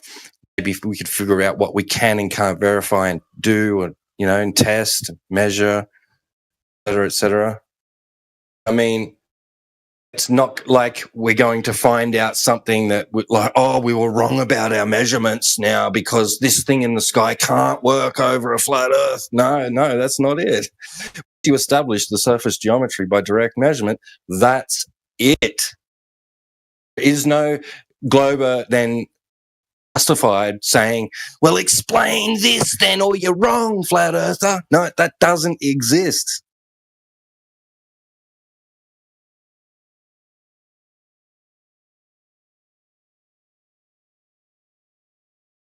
Only counter to what flat earthers claim is direct measurement is counter direct measurement. Glober to come along and say, here, we did a direct measurement. Here it is. And it's showing you that you were at fault. And you go back to the drawing board and figure out where you went wrong, because here's our counter measurement and it shows deviation vertical from horizontal.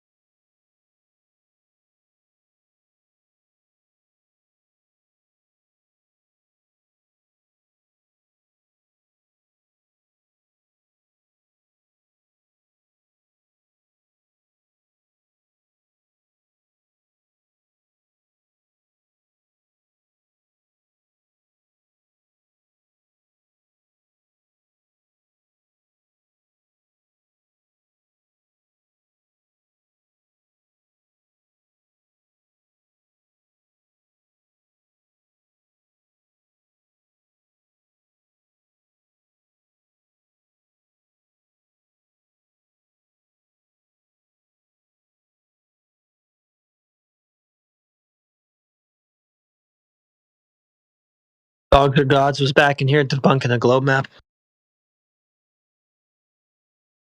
Yes, Nice. Thanks, Dogs.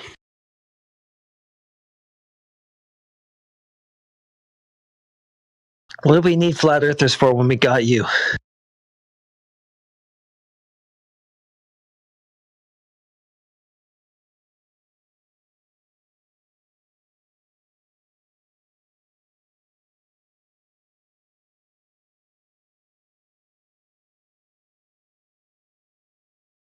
Yeah. Your measurements are wrong, flat earthers, because the sun did this thing in this certain place.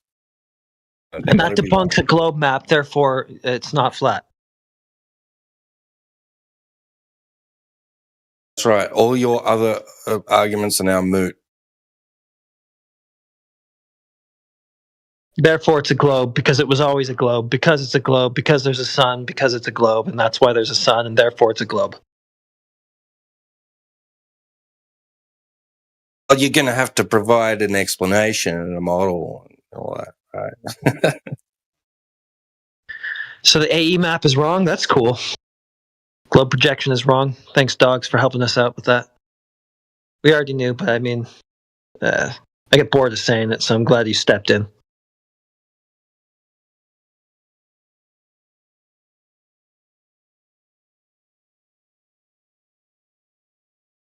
Appreciate the efforts that you're putting in, demolishing the globe. It's great. Great work. I remember being in here like over a year ago discussing it with Alpha, like talking about what we see here in the South, right, in Australia, what we see the sun appear to do. Now, not to give the sun any actuality, like actual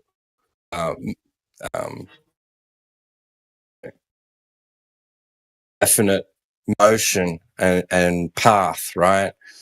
From my vantage point, right, if I was to do that and say what I see it do is what it's actually doing, right, this conflicts with that ideology of a sun heading back around to the north way, because it doesn't appear to do that. It seems to want to go south, southwest when it's setting, you know.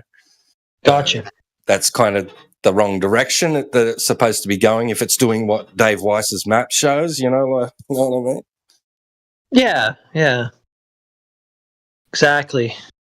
Yeah.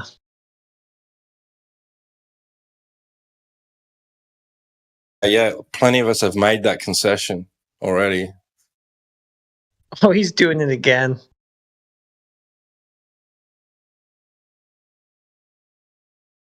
He's taking that globe map down. Good work, buddy. Yeah, that is a flattened out, stretched out globe. Thank you for telling us it's incorrect. And like I said, we get tired of mentioning it, so thanks for stepping in.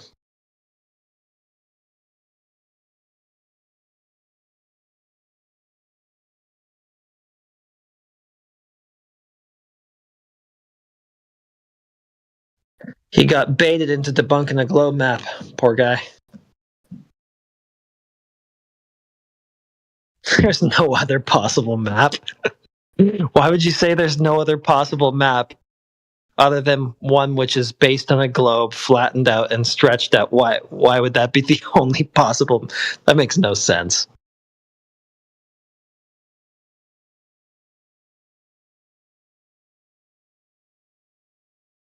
Its relative positions and why would it do that? Why would a distorted, stretched out, flattened globe be the one that fits relative positions? Wait, there's no other possible map for a flat Earth that fits relative positions of continents. Okay, so that one fits relative positions of continents, you're saying. I don't know why that would be, since it's just an azimuthal projection of a ball. But okay, cool flat Earth map, which is actually a globe. Which for some reason is the only one that's going to fit the layout of the continents, according to you. That's just gobbledygook, dude. Go back to the drawing board. Of course it's stretched in the south. What an azimuthal projection does, dude. You could do the same thing to a basketball. It's going to get stretched out towards the outer, the outer limits of it. whatever's antipodal to what you decide to center the projection around is going to get stretched out and turn into a ring like you have for Antarctica. There's just no real reason to think that the Earth would be like that. It's definitely not the only conception of a map that you could come up with. That's just ridiculous.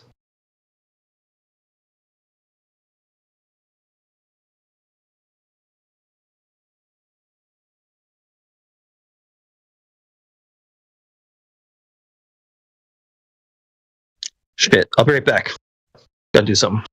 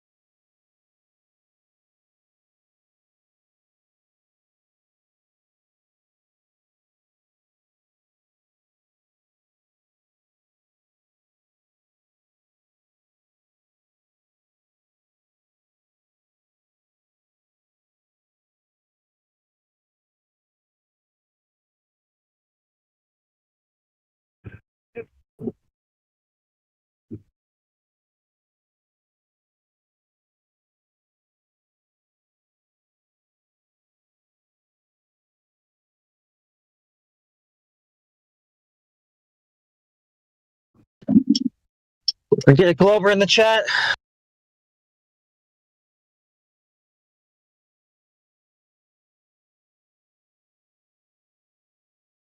Someone who wants to say the Earth's a ball, be much appreciated.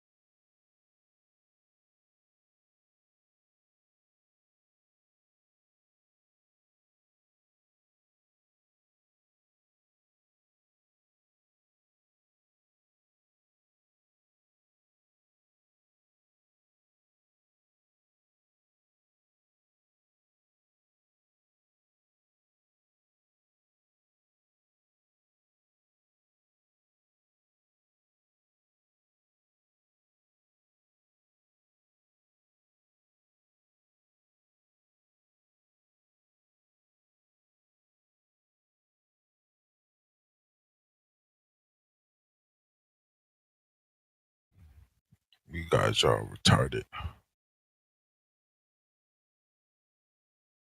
Hit and run. Oh, wow. What's going on? Triggered asshole just did a hit and run. I guess that was the best he had in him. Couldn't wait around to hear any sort of argumentation against his point of view. He just had to make a run for it. Scared of the flat earthers. I'm devastated. Imagine being scared of the flat earthers yet thinking that they're retards. Something doesn't add up there.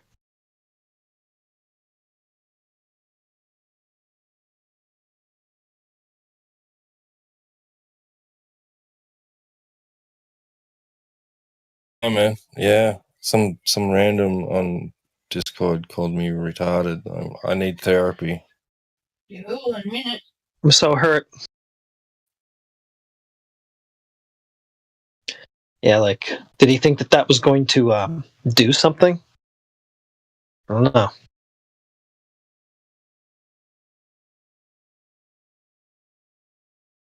I mean, it got me to speak. I guess it did that.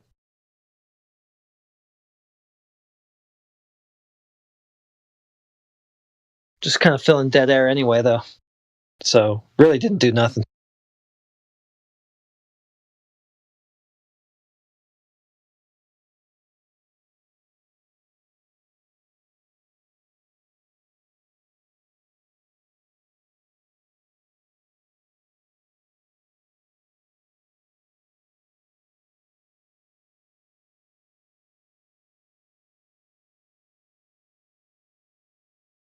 Here we go. Yep. Let's go. I don't know who joined, but I just said that in case.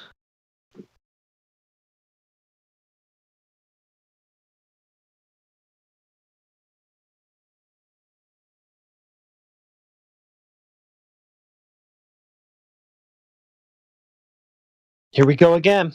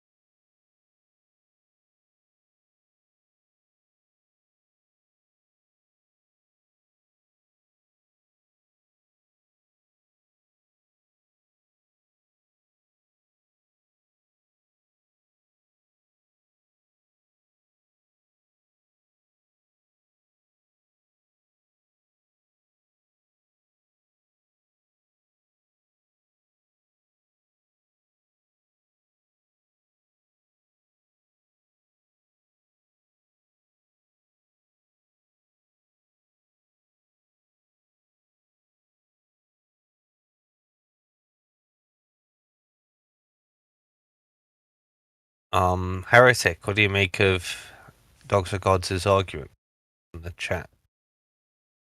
He's an idiot. I said that before reading it.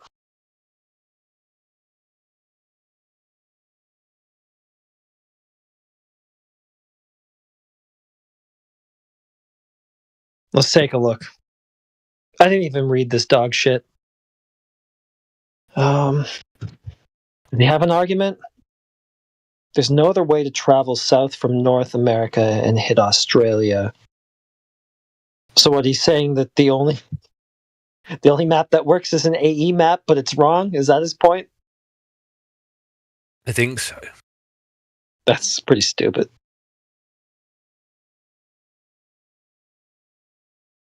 Yeah, I'm not persuaded by it. I can see why others wouldn't be. Yeah, he's like kind of taking like two opposite stances there. He's saying like the only thing that can get the land to lay out right is the AE map, but it's wrong. Yeah. Yeah. And he's doing exactly what I pointed out earlier about Globe. Is like he's saying, if you want to debunk this, you need to show. Stop right there, dude. No, I don't. I don't need to fucking show you jack shit. Well, he just you need says to show anything, and then he gets real belligerent and aggressive, and then declares that he won. I mean, that's kind of that's what he does.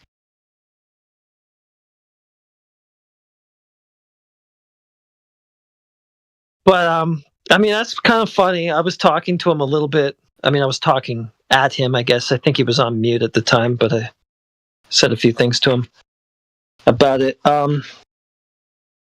Like, yeah, there have been a lot of flat earthers who have picked up on the AE map and ran with it. That much is true.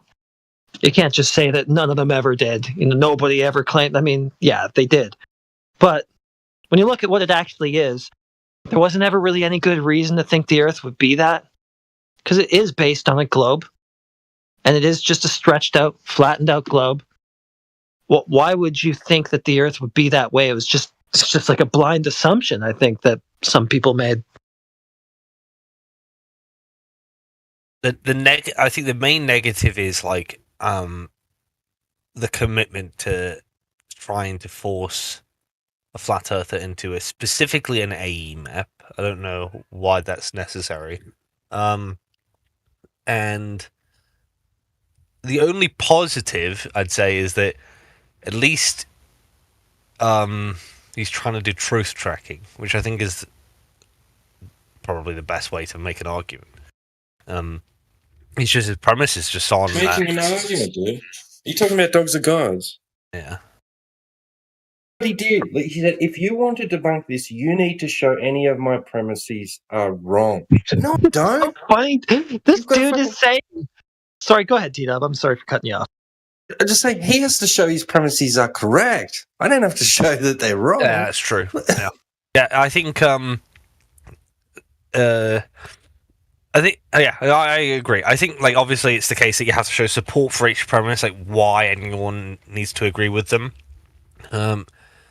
If someone objects, though, and so this is like not in the realm of what Dogs of Gods did, this is something else. Like if someone said, well, you know, he's got all the support in his premises all follow, and then someone says, okay, well, look, I've got this problem with this premise. Like, let's say, I don't think we know what if the laws of light are correct. Then that person would have to demonstrate that, right? His argument is just so stupid because it sounds like I mean, okay, granted, I skimmed it. I didn't give him the full attention because he's an idiot. I think I got the gist of it, though. It seems like he's saying that this is the only way you can accurately lay out the lands on a flat Earth, which is already conflicting with his overall position. And then he says, but the sun won't work with it. Yeah. Okay, but you have an accurate portrayal of how the land lays out. If that's the case, and it's flat, well, then you've already debunked the globe. Yeah, I don't know, like,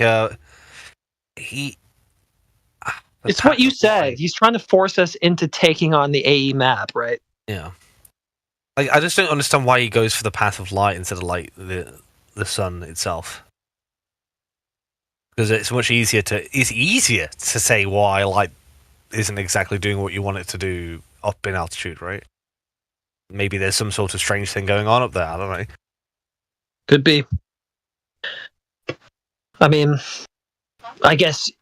I mean, you could just change the path of the sun to match what we saw, but it would just be totally ridiculous.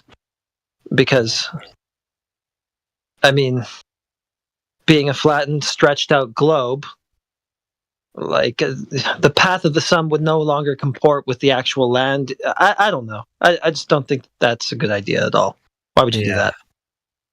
There's a bit. There's two arguments here. I've just literally realised. I mean, I've just woke up, so one is to force flat earthers into AE, and the second one is to falsify the AE map. Yeah. Okay. Yeah. Force us to take a position, then beat it up. Well, I mean, like, you could give them the benefit of the doubt to an extent on that, because a lot of them did rep the AE map for a long time. I mean, Witsit did, Flat Earth Dave did, a bunch of them did, right? Jaren did for sure. So, I mean, in the minds of some of these people, they think like that's what they're saying, right?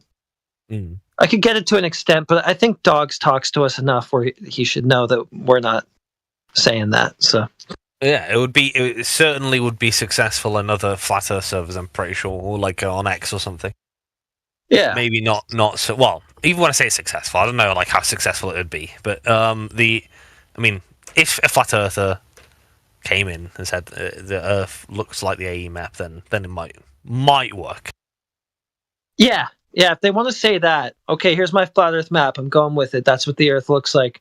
All right, then you can present your arguments against them. But like you said, when they're just trying to force you to adopt it and then they're going to debunk it, that's pretty weak.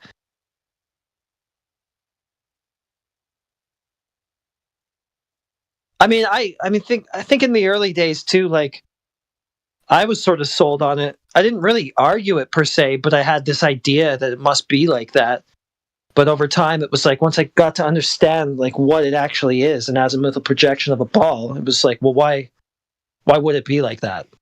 What's the reasoning for it being an azimuthal projection of a ball representation of something that you think is flat in the first place? Why do we think that? Yeah.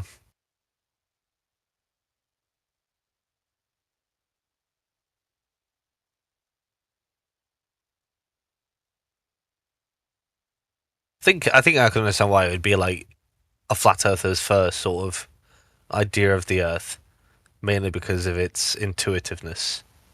It is kind of intuitive. It's got a Lord of the Rings kind of characteristic to it, or like what's that show called? No, there's an ice wall in it. Fuck, it's a really popular show. Yeah. Yeah, it just, I don't know, it clicks for some reason intuitively. It just seems like, yeah, that must be it, right? But you did it before where you showed other azimuthal projections where they were centered around something else, and then you get a weird, like, South America wall or something like that, right? Yeah. So, yeah, I mean, like, once you start centering the projection around anything else, you start to understand what it actually is, and it's like, oh, okay. Well, this is actually ridiculous.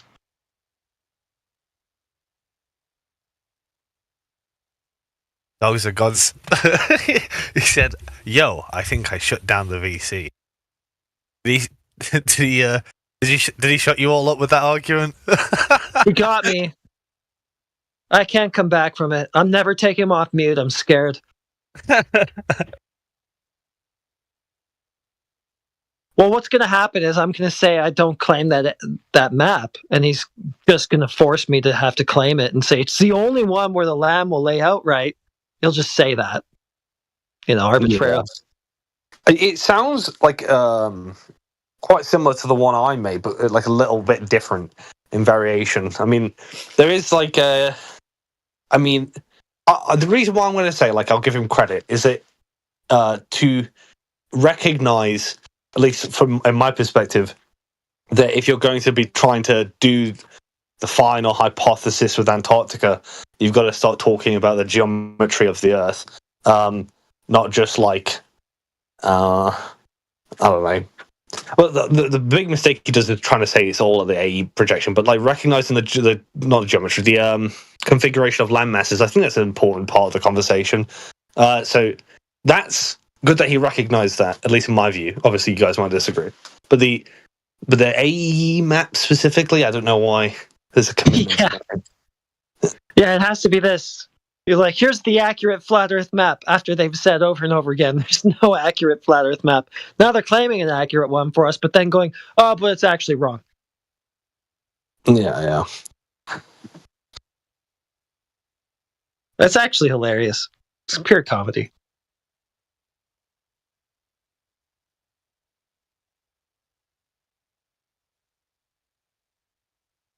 I think everybody's wrong about the heavens. I don't know. Anybody who makes any kind of claim about how it works necessarily. Because all you can do is work with what you perceive, and that's not necessarily what's actually going on. And I don't think the mechanics of it are necessarily the same as those that we actually experience on the ground. Like, I mean, some people try to argue that it's just perspective, and that's why the sun appears to go down. I don't know. I think there's more at play than just plain old perspective, unless perspective is not straight Euclidean like people think, and like hyperbolic or something like that. But I don't know. I think there's some weird stuff at play that can never be fully understood. Because the heavens do present as a rotating sphere around you, but the observer is always perfectly at the center of it. It's concentric to the observer. And, well, it appears as a hemisphere, right? Like a dome around you, which is a plane itself, right? Yeah. But, I mean, if you look at the celestial bodies and where they appear to be throughout the day, I mean, it does look like a rotating sphere where the observer is on a plane, cutting through the middle of it, perfectly at the center of it at all times, no matter where they are. It's pretty wild.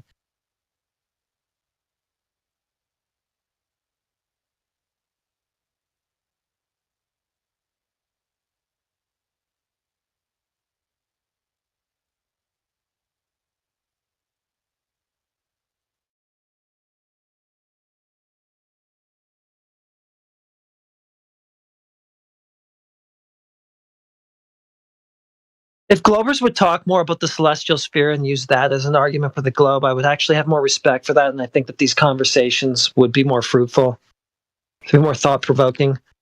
But like most of them that come in here to argue with us, they don't even know why they think it's a ball, and it's just stupid. Yeah, I mean, I get like that some people want to talk to new people because, you know, I mean, new people probably easier to destroy in a debate. But every now and then, it's always good to raise the bar a little bit and have a conversation with someone maybe you spoke to before. Maybe they've got something new, you know? Yeah, I think so, because you want to progress your understanding and you want to test your ideas as best you can, right? Because you don't want to just cling to something just because, you know, you think that it makes you look smart winning debates or something. I don't know. Maybe you do, but I don't. I would rather just know what's going on. Yeah, exactly. I mean, the winning debate side is fun and everything. Like, you know, I'm sure we both get a kick out of it. But like, you know, sometimes it's like, you know, if I've heard the same like sort of new glober comes in, Black Swan, they Google it refraction, right? And then they talk about demonstrating. It's just like, oh, again? Like, come on! I don't want to hear this again. Yeah, I mean, it's like a game that people get addicted to trying to win or something like that, you know. And it's like, here's this new guy, I can pick him off easily.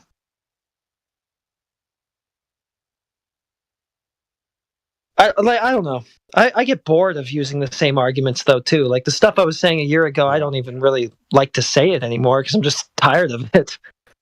Yeah, exactly. So it's funny you say that because like the arguments, like I don't think like some of the arguments made like earlier, I mean, very early on they were bad, but some of them maybe like in the springtime was making new arguments, and I don't think they're bad anymore. But I'm just sick of saying it. Like as in like I don't want those words to exit my mouth again. So yeah, you want to keep on like making new sort of thinking about new sorts of arguments that you can bring to the table or revive arguments that haven't been used in a long time. And that's way more exciting. Than just sitting here feeling like you're running a script and you just say the same thing no matter what, no matter who comes in. It's more fun to just address like, okay, here's the position this person's taking. Like, I'm going to address that uniquely for what it is. Yeah, exactly.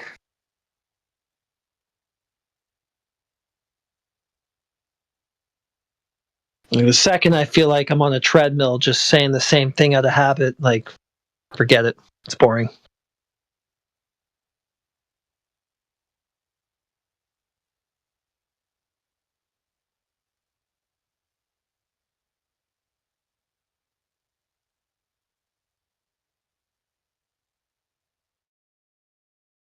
I mean, I do have my habits, and they last a few months. I just don't want them to last years. That's all.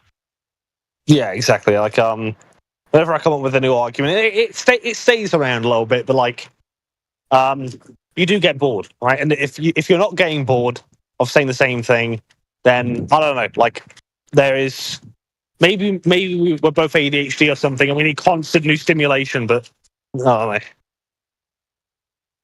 Yeah, probably the case.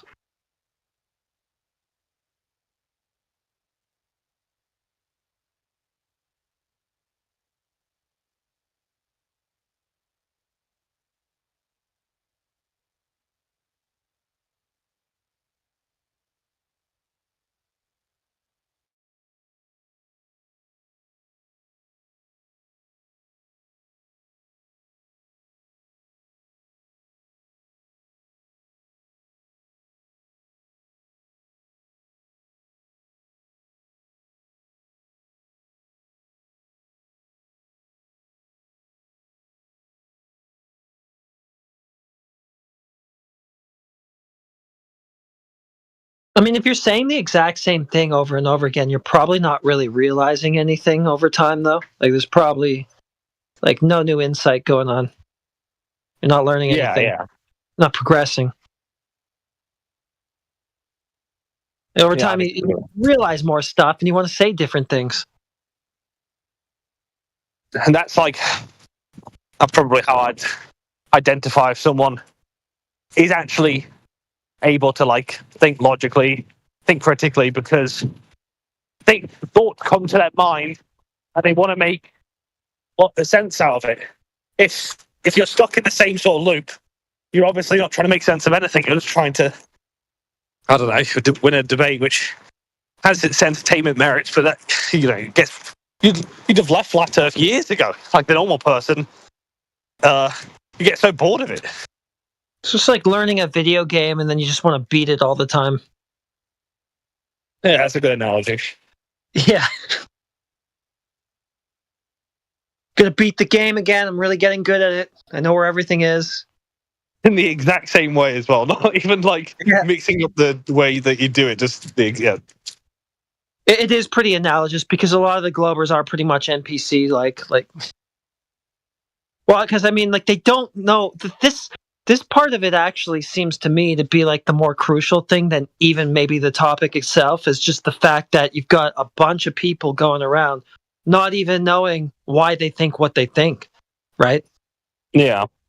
And that's the challenge of it really is like, can you actually prove this? Can you back it up? Do you have any like sound reasoning for thinking it to begin with?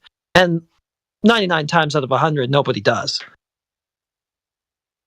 I've definitely observed that. Yeah. So that's an important thing is, okay, where do you get your worldview from? Why? Like, think about it.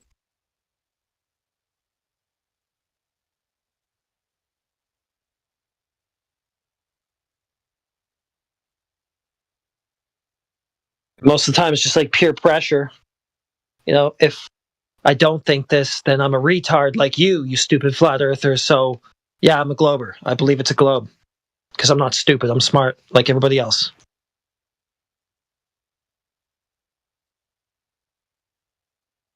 You could just flip that around. I mean, if the norm was everybody was going around saying it's flat, those people would be like that. Because that's about the extent of their thought process. They've just gone with what everybody else has been saying. And that's all there is to it. So hopefully people will realize like that's how they're coming to conclusions for themselves and maybe do something about it through these conversations. But I doubt it. That's a high hope.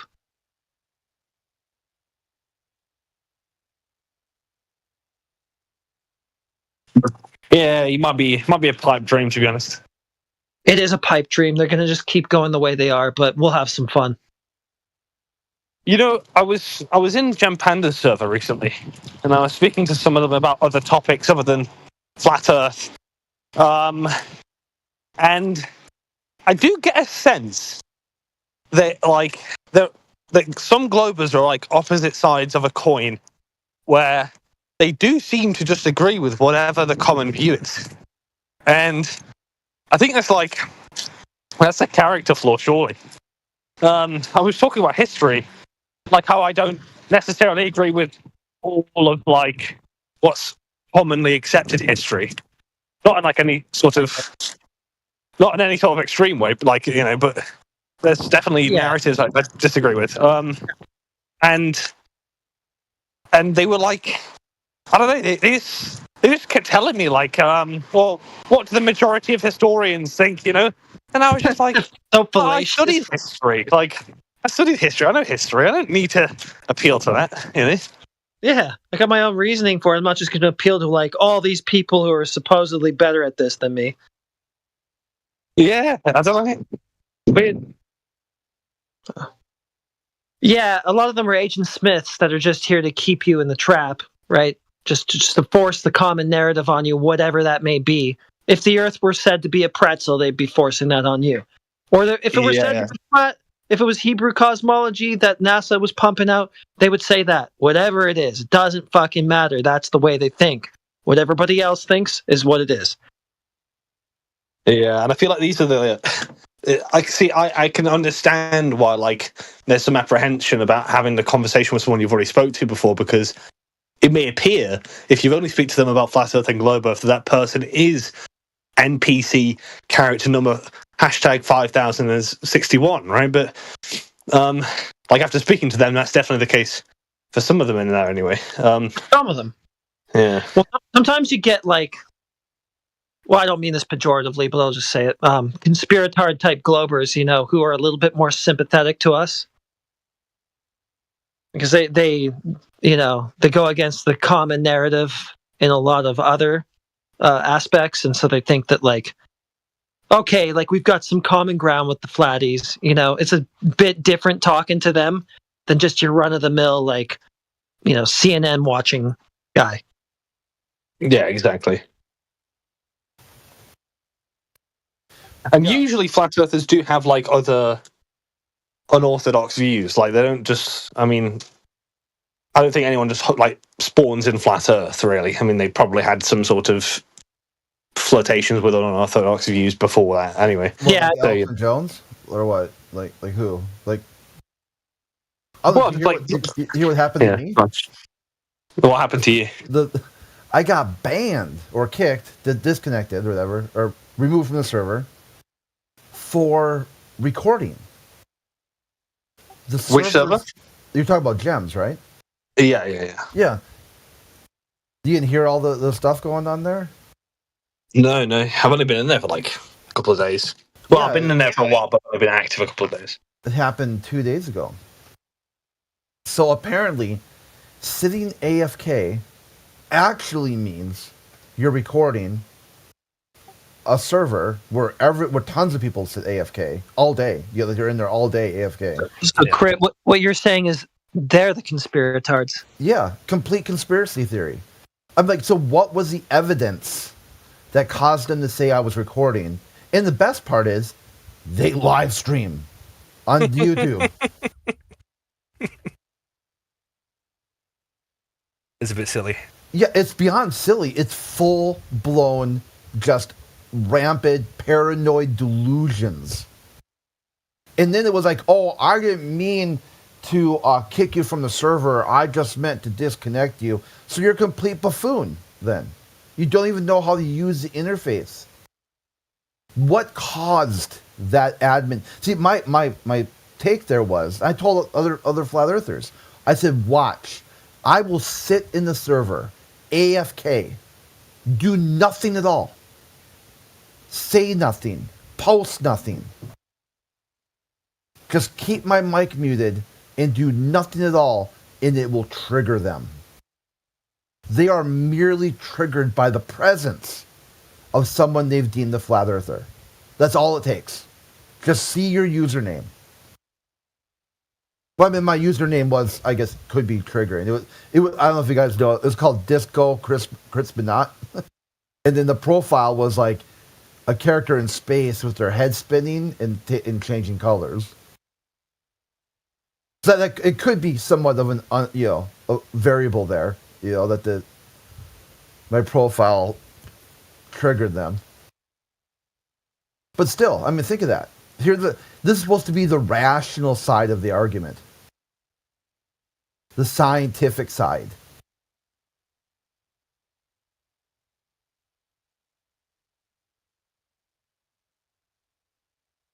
A lot of them are quite strange in there.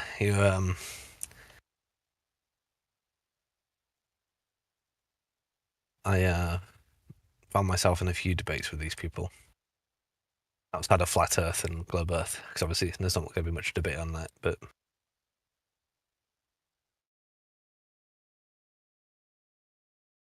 so you banned from the server then? No, I'm back. I got an invite back. Okay. It's just that I'm not sure. What's the point of going back? Especially if, basically I was told that, yeah, hey, it's fixed. The problem's fixed. The mod's been informed. It's okay to record. I'm like, yeah, but what's going to stop another problem like this from happening again? Oh, nothing. So I said, insanity. So just doing the same thing over and over again, expecting different results. Pure insanity. I get it. It's like that is their safe space. But the problem is, when they have a safe space, they're like, here, come here. We can't talk about Flat Earth anywhere where they don't have full control of the conversation. They can only talk about this topic if they have complete and utter control of everything. Okay, sure, I get that. You're kind of a snowflake, and you've got lots of worries and concerns about conspiracy theories or TOS topics or whatever. But that should indicate that you're able to learn something. You've got every Maslow's hierarchy of needs met. There's no boundary to your learning right now. The sky is the limit. You're not worried about anything. No safety concern or whatever, no need or want is not met. They can't even learn. When you go to nasa.gov, that is a government organization. Completely confused. Well, if NASA's government, does that mean it's government? Yeah, dude. Yeah, that's exactly what that means. When you go to a .gov website, that domain is reserved for the U.S. federal government or the U.S. government. I mean, this is like 5th grade civics. You're trying to break down 5th grade civics in a completely safe environment, and none of it. Not one single word is understood. It's amazing. And then these guys are supposedly the ones who have, expert insider knowledge of rocket science and have all the musings and philosophy and what it would mean for a space age society. And they can't handle any disagreement. And full facts are up for question. And they concoct complete conspiracy theories that on their face are ridiculous. And that's supposed to be a confounded worldview. Oh, go ahead. No, it was just peanut gallerying. It's just a confounded worldview. Yeah, it's what my take is. They walk themselves into so many logical contradictions. Their worldview is just broken. It's just shattered, and they don't know how to. So they keep doing these very bizarre things as clear symptoms. You know. Yeah, no, finish symptoms. Yeah, finish. Oh, yeah, symptoms of like a broken mind. So this isn't actually just a symptom of like the globe thought process either. This is just what you're dealing with at large in the world, and the globe flat Earth conversation elucidates the problem. Because you will find people with this broken thought process in every other arena of life, everywhere, all the time, because that's who these people are. They're just people in the world, and this topic conveys this perfectly. Oh yeah, you nailed it. Yeah, I probably could have set that up a little bit better, but yeah, it's a lot of broken people. It just seems you're gonna have girlfriends and wives and business partners and people that you work with, coworkers, whatever, all sorts of people in the world with this same broken thought process that you're gonna deal with. And this conversation is gonna have given you a lot of tools to deal with those people. Yeah, I had one that reminded me not too long ago. So, okay. So anyway, so my girlfriend's kid was playing some online game, and they had a rule because there was like minors in the chat, not to swear or sexual innuendo and whatnot.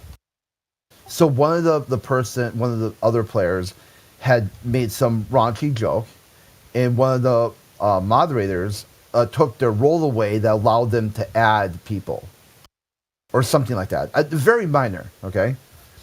So then the other character or their person got so pissed by this, like so pissed, that they screamed, they yelled, they shouted, because in their mind, they thought that they were being told who they could play with and who they couldn't play with.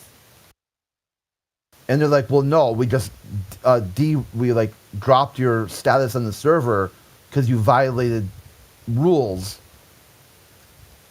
to protect children in the call,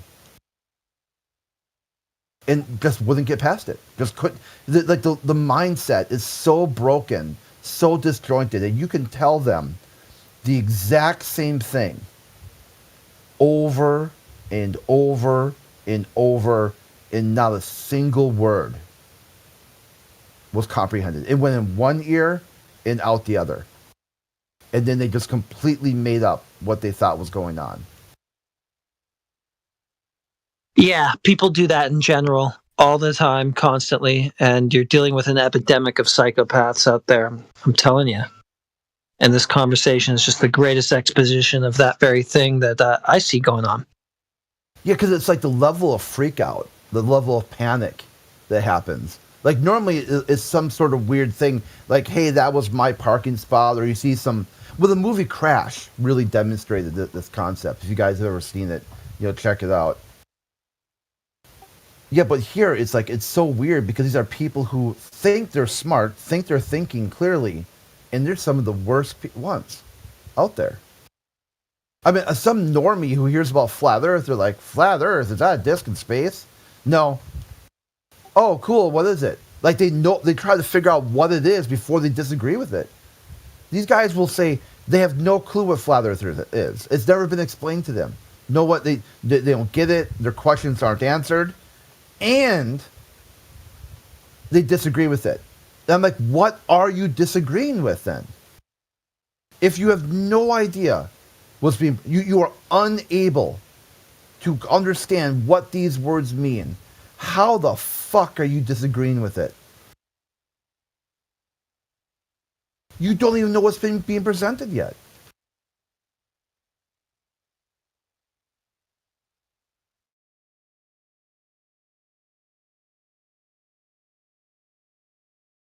Well, it's already wrong because you're crit and a flat earther. Yeah, that's it. So whatever you say is wrong. Broken. Just broken. A broken mind. This is one thing that just bugs me is like you see a lot of pride in these conversations where Like somebody will just be blatantly wrong about something. It'll be shown to be blatantly wrong. There's no denying the rebuttal. And they'll just lie about what they said, no matter how obvious it is, no matter how many recordings you have of them saying it, no matter how many screen caps you have of them saying it. They'll just lie about it, and they'll try to like spin it off as if they meant something other than what they said. Like, it would be better for you to just go, oh, okay, I fucked that up. Let's correct that and then move forward. Like, why are you trying to double down on your folly? Like, why are you trying to defend just being stupid and ignorant and wrong about something that's not going to help you? Yeah, it's like one of the perfect examples was that was Allison. Allison's tried. I got a question for all you flat earthers. How do you explain moon phases? And I'm like, oh, that doesn't need to be explained, honey. You know, like that's like, you know, that's well understood, and you know, both sides agree that's easy to, you know, what you see is what you get or whatever. And then cause she thought for some reason she had crossed the wires and thought moon phases and lunar eclipses were exactly the same thing. And then after someone talking to her about it, and she realized she fucked it up, and after citation, you know, multiple speakers finally getting her to realize, she's like, oh, I never said that. Right. And I know. Like, well, here's the recording of you saying that. And she's like, this is recorded? I feel violated. So the bot sitting on the top of the channel with a big red circle, that wasn't enough for you to understand that you were being recorded. That wasn't good enough. But 24/7 live, big red circle, and you're confused about what that means. And you want she wanted Helioskeptic to take the video down. Well, I mean, I get it. It hits the ego, but you've got to get into the way of thinking where you understand that, like, this is actually good for me to accept that I'm wrong, because going forward, I won't be wrong about this anymore. This is a chance to improve, right? Yeah, that's so interesting how they fancy themselves as some sort of like deep thinking critical person, and they mock Jesus. Jesus couldn't be real because no one's perfect. No one could go through life and never make a mistake. Then they see themselves as the perfect human being who's gone through life and never made a mistake. I would say making mistakes in these VCs have been the best learning like experiences for me. Like at any time I've said something stupid where I put my foot in my mouth and had to go, you know what? I was wrong about that. I remembered that completely. You know, it always stuck with me. So yeah, that's some of the best way to learn is to just be fucking wrong.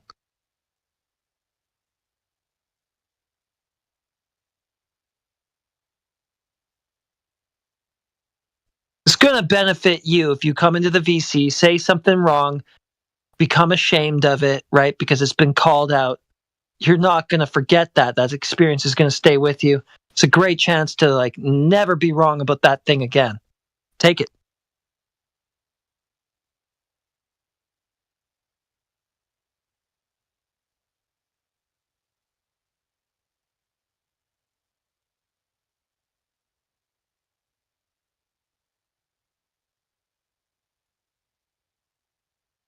And that said, that time that Britnat presented his syllogism for the 24-hour sun, the first time I talked to him, the first time he brought it out, I muted you too many times, so that's an L for me. You get the dub for that. Do you have that? I've been seeing some idea or some of them pass around, but I want to make. Can you post it again? I've been meaning. I don't think I have it anymore. It might be on my Twitter account. Let's see. Yeah, I hate that. That's a pathetic way to engage. I hate that. I don't know. I was frustrated. Well, I mean, if you got someone completely irrational who just keeps saying random shit. Wasn't really being irrational. He was actually making an attempt at a logical, claim. So, I got it. This is. I've not said this in a while because I've got other flat Earth arguments projects that I'm working on, but that was the argument at the time. Okay, so if the Earth is flat, that's your P. Okay, and I remember you read this. Yeah, did you show this? The Earth is flat part. So if the Earth is flat, P, where's that at? Where's that flat Earth at? It's the Earth we stand on. Shut up, Marita. Okay, so I'm saying, but if you're presenting an if, is that if vacuous or is that if like concrete? You can see it. We'll say vacuous because it's saying if this is the case, then this would also be the case, right? But if you've never shown this flat Earth, then what are you actually looking at? Well, because it's modus tollens style, right? So if you're saying not Q, then that relationship, the if and then, won't be. Well, that relationship's true, but by extension, the P won't be true, right? Well, you see, like when QE did that, if the Earth was a globe of a radius of 3959, that is right there presented. This is what it would be if that. And if you've got this, then every horizon distance would be no more than. So right here, like where is this example of if the Earth is flat? I need it because I'm going to demonstrate you how I can use what you're looking at to bust what you're talking about. So I need Can you prove that the Earth is flat? Hey, Drew, you'll need a squawk right now. So you're talking about the AE projection, right? So if the Earth is flat, i.e. the AE projection. No, I'm not talking about the AE projection. What are you talking about then? Let me just a flat Earth, right? That's all. Well, like what? What does that look like?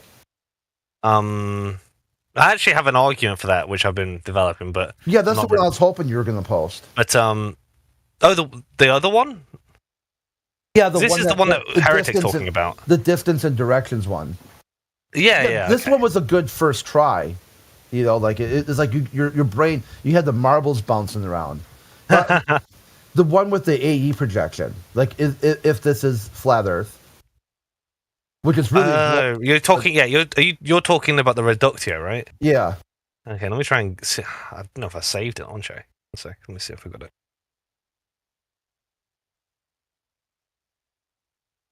Did I never save my Word doc? Here we go. The distances and directions one. Yeah. This is it.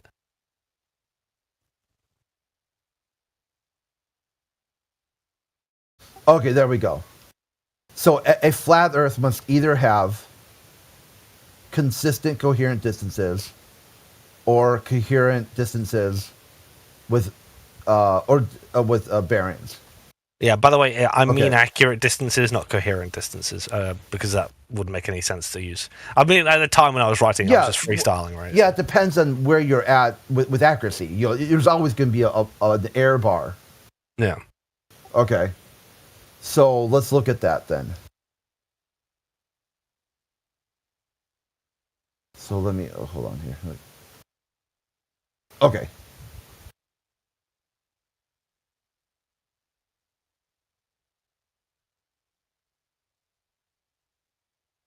So mainly what you're looking at is the ones is an opening.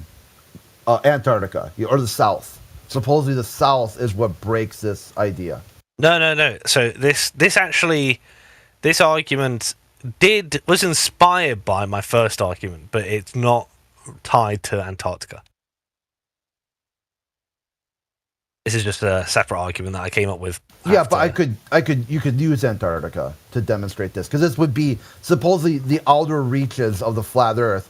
The air would compound. If you were centering on the North Pole, then the periphery would be Antarctica, as far as we understand our known Earth, and then that would be where you would look for inaccurate distances. But if you centered it, I don't know, on Antarctica, then it would just be the reverse. Like wherever you were looking in the North Pole is going to be the problems. So do you agree with this source here? New map of Antarctica's ice shelves, NASA Earth Observatory. Could they be wrong in their measurement? I don't know. Probably not. But I'm not talking about Antarctica. No, I'm saying this is what I'm going to do here. I'm going to say. Did you take the measurement yourself? Okay, Drew. If you can't control yourself, we want a clean, crisp audio clip. I mean, it sounds a bit absurd to say 53,610, but I would say that this argument relies more on what are the distance between South Africa and Argentina, less so about what's the circumference of Antarctica. Yeah, what I'm doing here is like a lot of people say photographs from space because NASA is impeachable. So we're looking at here at do they have a conceptual NASA?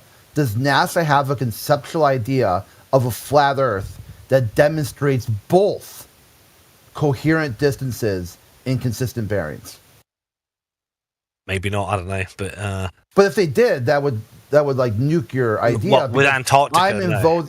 With Antarctica, I would be invoking a flat Earth conceptual idea from NASA that would either be now all of NASA is out the window, or the Earth cannot be a globe. I don't know what exactly they're referring to in that, right? Or like what exactly how they came to that number. But what I do know is that we regularly travel from South Africa to Argentina. Okay, how about traveling around Antarctica? Is that possible? Anywhere in the Pacific. What? Is it possible to travel around Antarctica and measure? It's possible. Yeah. And measure the coastline. If you want to, yeah. Okay. And according to the people who did this, the distance around Antarctica is 33,312 miles. Yeah. Check or hold? Let me search the site you're using. One second. Okay.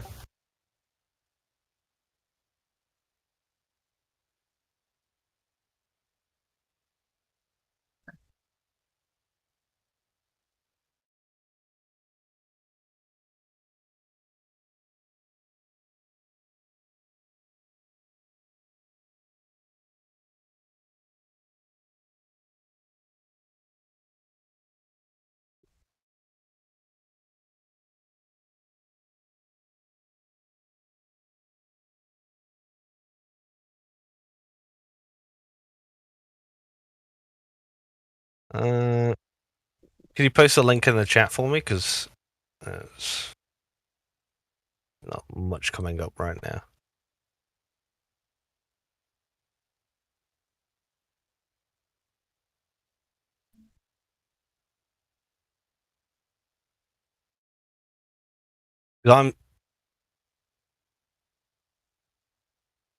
Yeah, okay. So I'm seeing the circumference of the Antarctic Circle is about 9,900 miles. Yeah, but the perimeter the of team Antarctica's ice is measured Yeah. at 53,610 kilometers. Yeah, exactly what I cited there. Yeah, okay. Okay. So we're good then, right? Yeah, The yeah. citation I wouldn't is mind. sound. Okay. As long as we're not talking about the actual, I don't know, the circumference of going all the way around Antarctica would be like some sort of ridiculous number, right? So you know how you have to calculate a circumference, right? Yeah. Okay, how do you do that? So, the circumference in this case, we'll be talking about like a perfect circle, right? So you'd have 2 pi and then the radius of the circle, right? Is Antarctica a circle? No, but you'd be talking about the Antarctic Circle, which would be Yeah, like say if you were to get around like the Antarctic Circle. Okay. Yeah, I suppose that would be one way of doing it. Yeah. What would be another way of doing it? I'm not sure. Is there another way? Yeah, is it length times line diameter? All the sides add together? Yeah. A pi in diameter would be another way. But like it doesn't really matter because whatever that source is doing would not conflict with my hold on. We're almost there. How do you get a perimeter? How do you do it? You add up all the sides. Okay. And then give the answer would be in units. Right.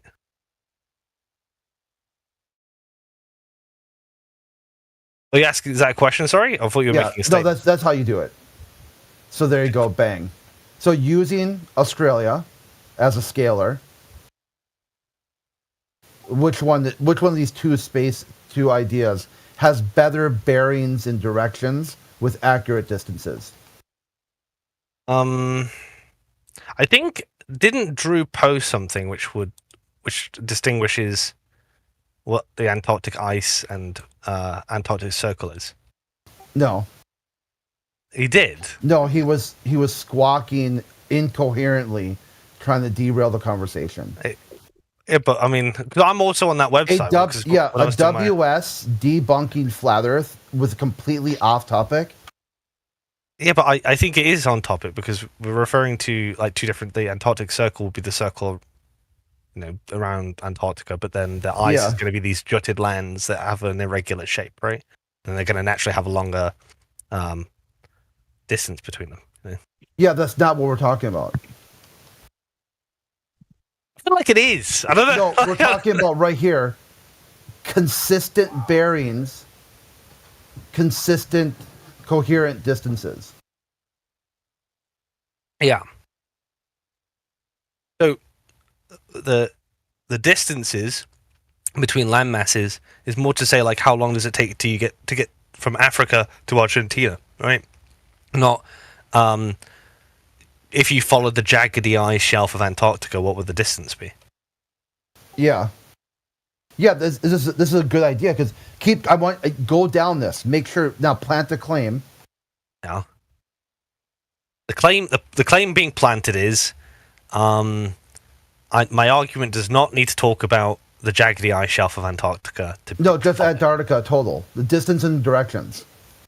So which of these two maps has the more conceptual idea of distance and directions correctly? Antarctica, where you would go east, south, west, random 90-degree angles to get a perimeter distance and directions. Or this one, which is a constant turning of either west or east, all the way around. I'm not sold on your rebuttal, Crit, but if you want to make the full point, I know it won't be sold because you aren't going to get this because you're balls deep in the globe and you won't ever get out. But I already know. So if you want to invoke a paradox, the coastline paradox, now you say you just demonstrated why all maps are wrong. They have paradoxes built into them. So now that I wanted you to say it, I didn't want Drew derailing the conversation with some sort of random WS debunking flat Earth wrong. Because I think that you have to get there yourself. That might be distinct, right? Because my argument's not asking you to follow the coastline. It's asking you to go from port to port, right? So Cape Town to Buenos Aires, right? Not like what would happen if you follow Argentina all the way around the coast. So the coastline paradox wouldn't be applicable to my argument.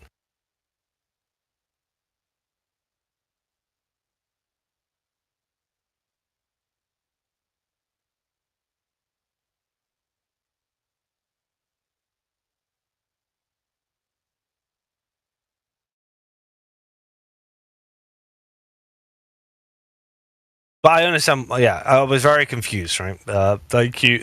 You've made me learn the rebuttal to the 33,000 miles circumference Antarctica.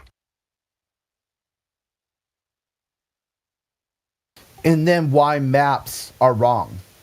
Yeah. If you're using distance and directions based on the map, and then trying to slap that into reality, you've got multiple competing paradoxes. Yeah, I've heard of the coastline paradox. I wasn't sure how they came to that exact number of 33,000 miles, right? So now I know it's just the coastline paradox, then it's what it is, right? But it wouldn't be a problem for my argument.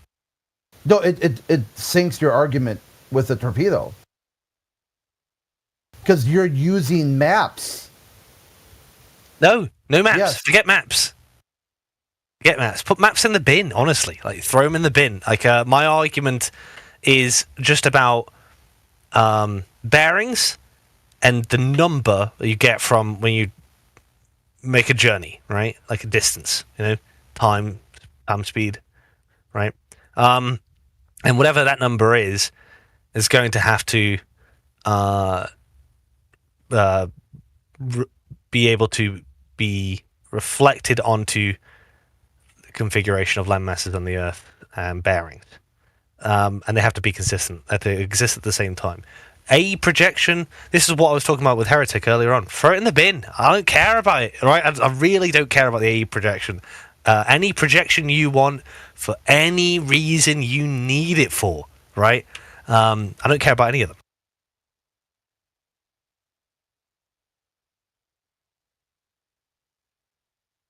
And then drive on to the projection you think you're going to make, which I predict will be wrong. Will be wrong. It will be wrong. Yeah, it's a logical fallacy to use a projection as the Earth.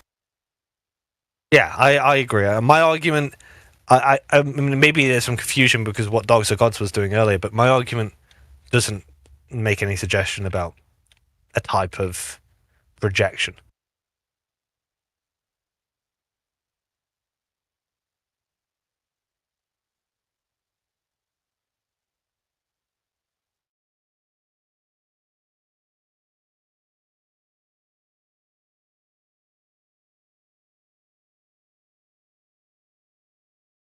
It does make a statement about what kind of Earth a known Earth would look like, or would have to look like, right? Which again, like, sounds because I had a conversation with Elijah about my argument recently, and he asked me what projection I'm using, and I said, "Well, use the AE map. I don't know, whatever you want, right? That doesn't really matter." And then he got tunnel visioned on AE map, which isn't what I was trying to say. I wasn't trying to say that this is the AE map. I'm trying to say that whatever projection you want to use, I don't care, or not use, it doesn't really matter, because my argument doesn't mention projections at any stage. It just mentions distances and bearings, right? That's all you need.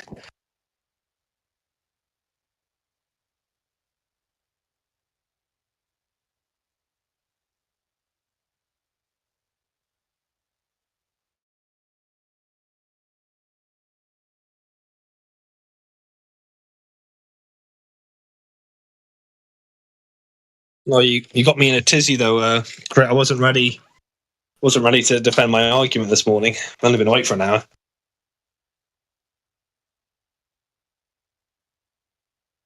Yeah, but get out of that tizzy, mate. Doesn't suit you.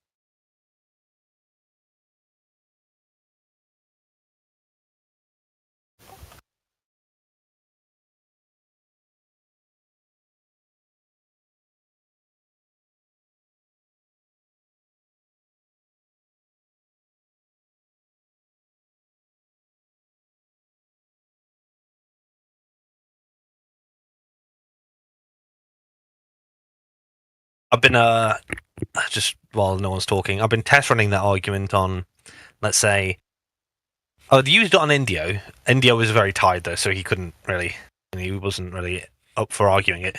I used it on Elijah and a couple of others, and I do test runs. I ask the flat earthers that I'm more confident against. I save the big ones for later. Just so I can get prepared for what you might say. Yeah, so I mean, you've got something to talk about.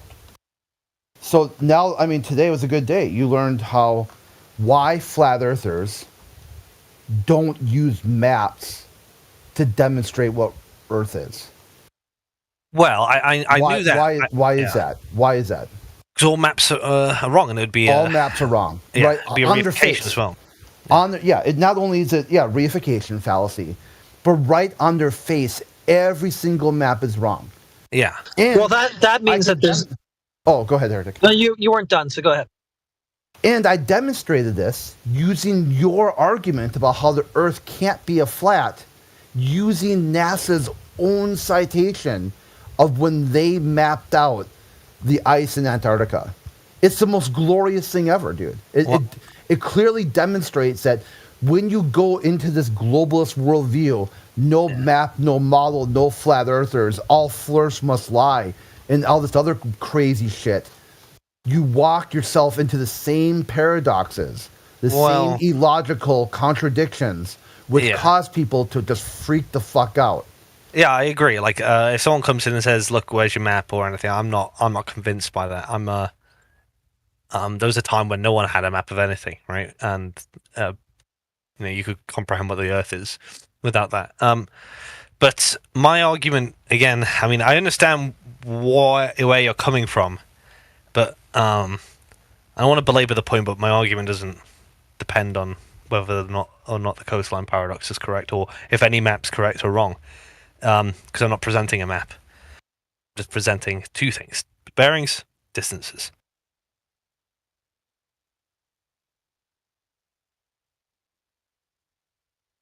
How are you supposed to portray those without a map? Well, I think that with bearings, my argument is trying to. So when Dogs of God said, like, land masses have to be radial, right? He's an idiot. He said something hilarious in the chat just now too. I'd say that, like, because my argument basically goes about the idea that if bearings are accurate and you can return to the same point by traveling in a consistent easterly or westerly direction, well, they're not accurate; they're distorted. Yeah. Well, on a map it would be, but like in reality you can do that, right? Well, they're distorted in reality too because of magnetic declination, right? It's just distortions. Yeah. No, that's one of the.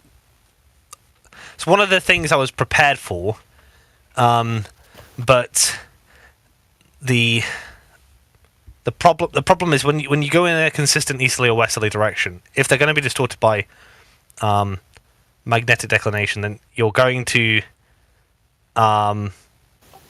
be denying the idea you can travel in that in reality in that circular path, right?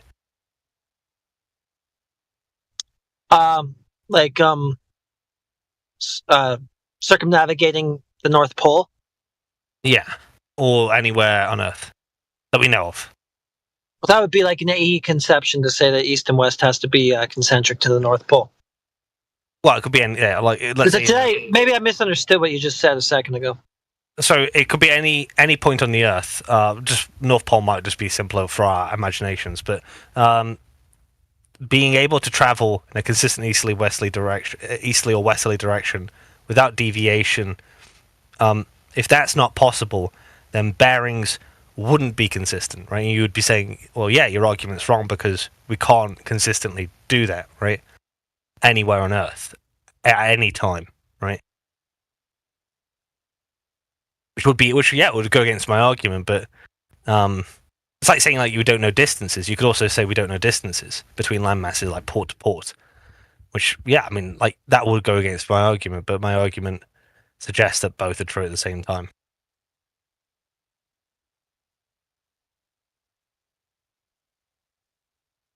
No, if you want to say that you can't circumnavigate without deviation in a circle around the Earth, then around any point, any central point, then yeah, I mean.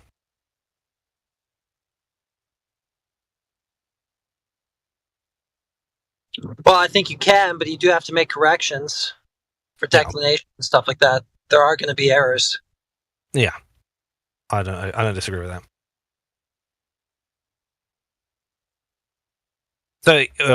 So where my argument goes is that if you can do that, even with errors and any corrections you need to make, then the known Earth, if you can do it anywhere in the known Earth, even if the Earth's a polygon of some sort of kind, then the known Earth would take the form of a circle, at least to some degree.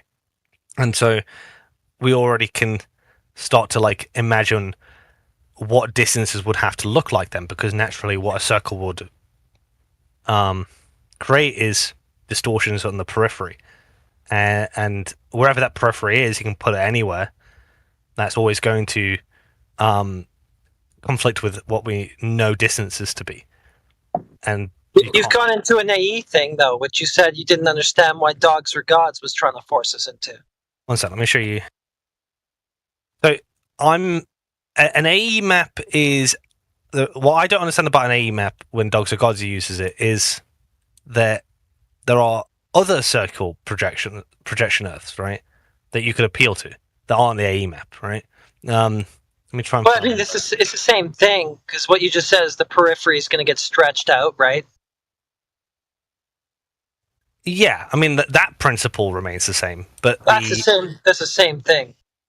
Yeah, the principle of the periphery is going to be distorted is the same, but this, not a perfect circle, but as an example, there's some perfect circles here. One sec. I don't really understand. So you're circumnavigating relative to a central point. Why would the actual realm itself have to be circular in order to be able to do that? Well, if you can go in a perfect circle anywhere on the known Earth, even at the furthest edge of what the known Earth would be, then at least at the furthest edge you should be able to go in a circle. And so that... No, we don't know we can do that at the furthest edge.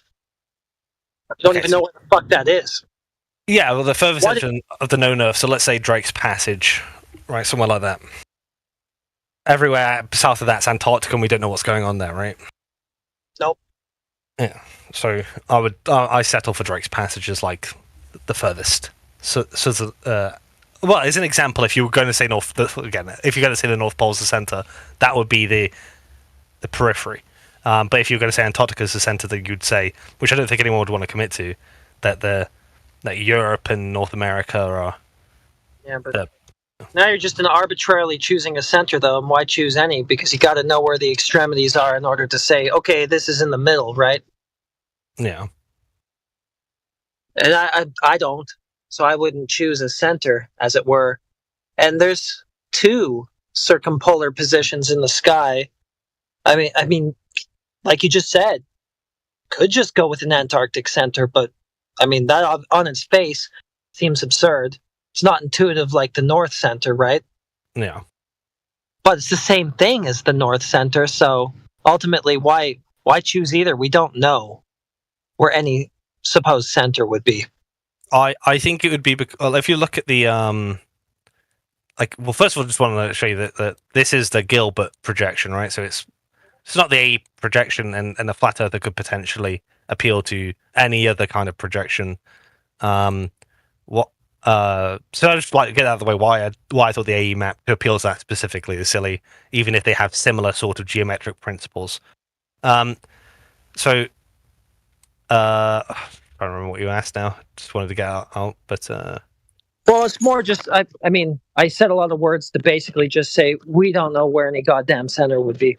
Oh, yeah. So if you can go in a circle and do this easterly or westerly direction, circumnavigate the Earth, as you get anywhere on the Earth, at some point you're going to have, well, I mean, this circle would be going about a point, right?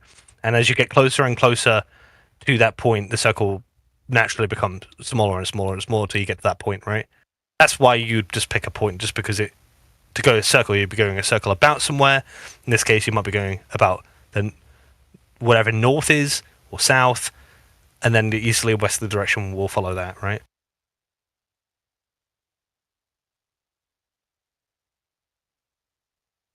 I don't know. I mean, what if east and west are circles concentric to the south celestial pole in the south?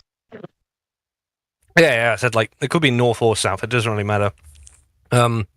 Just like a point of reference, I suppose. Right, would make the most sense.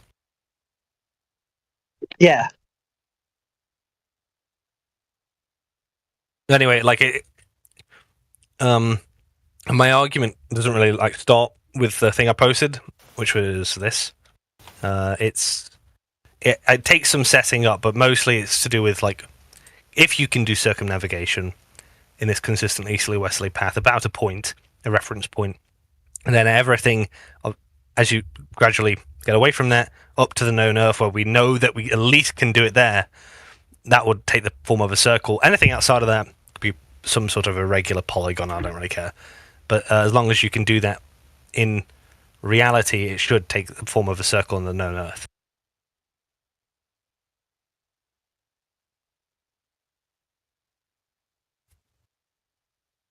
See, look, you're posting maps again. I was just showing that. Yeah. You did a hard reset, dude. No, I was showing Heretic that if you say that, like the Earth has to be the AE projection, I mean, it doesn't. Like this is the Gilbert projection. It looks like the AE map, but it isn't. Right? The bottom one?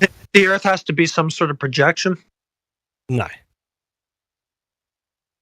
The Earth is just the Earth, dude. Yeah, I'm not saying you have to. What I'm trying to say is that you don't need a projection. Like, I don't understand why Dogs of Gods was throwing in projections, because you only need because like there are many circular sort of Earth projections that you can make, which aren't the AE map, right? So if you're debunking the AE map, I mean, in my mind, you're saying like the other maps are okay, you know? Yeah, that's what walks them into their paradox. It all started with asking the illiterate question, or the illiterate claim. No map, no model, no flat Earth. No. You've got, by your own definition, because you needed a perfect prediction, a perfect map with distances and directions. Otherwise, no flat Earth. You don't have that for your globe. So your argument was never about flat Earth. Because no flat earther claimed that you could make this. Meanwhile, your globe was claimed to have that. So this right here, assumption for Redictio, the Earth is flat. The Earth is globe. Because if Earth is globe, then Earth could be mapped if globe. Because supposedly you need a map. Otherwise, it's not what it is. Unless you've got a map or a model, it can't be that. It's got to be something else. So using that logic, instead of applying it to only the flat Earth, who never made that claim, who specifically said maps and models are all wrong, is logical, is fallacious on its face, not to mention mathematically incorrect, coastline paradox, and many others. So you've got a globe Earth, a curved Earth, must have consistent bearings, consistent distances. Yeah. You don't. Well, so I mean, real world observations demand both of these. Your map doesn't match the real world. This is why I don't want to do maps. A curved Earth cannot be satisfy both conditions simultaneously. Conclusion: the Earth cannot be curved. Yeah, but this is why I'm trying to say, like, it's not about projections or maps. Projections, one, there are many kinds of projections, and you can't eliminate all possibilities. Maps are just going to be, depictions of projections on a flat surface, right? And so it's not. Neither of those things are what I'm referring to. Like, if I wanted to say map, I'd have said map. If I wanted to say a projection, I'd have said a projection. I chose not to say it because they're not relevant, right? No, it's relevant to the logic of the globalist So you can troubleshoot. You can dissect what happened. Where did they fuck it up? And they fucked it up with some sort of dual dipole standard that applied to one idea and not the other, when it actually should apply to their own worldview. No. This is another one, by the way. This is called the Witchel. If they think this is only possible because the Earth is a curved, then they got some explaining to do. Rather than say, oh, I see it's not possible to map or model something. This is a reification fallacy. Let's just go down the fallacious logic anyway and then do some sort of victory cheerleader. No map, no model, no flat Earth. I'm sure you've seen the GIF, haven't you? Like, no map, no model, no flat Earth. Yeah. This is what happens when you have a broken mind. Yeah. I don't know if we're talking about globes in general or my argument specifically anymore. Your argument is like a symptom of that. Well, because it's not trying to talk about maps or models. It's just saying, like, these things would have to be true if we understand geometry the way we do.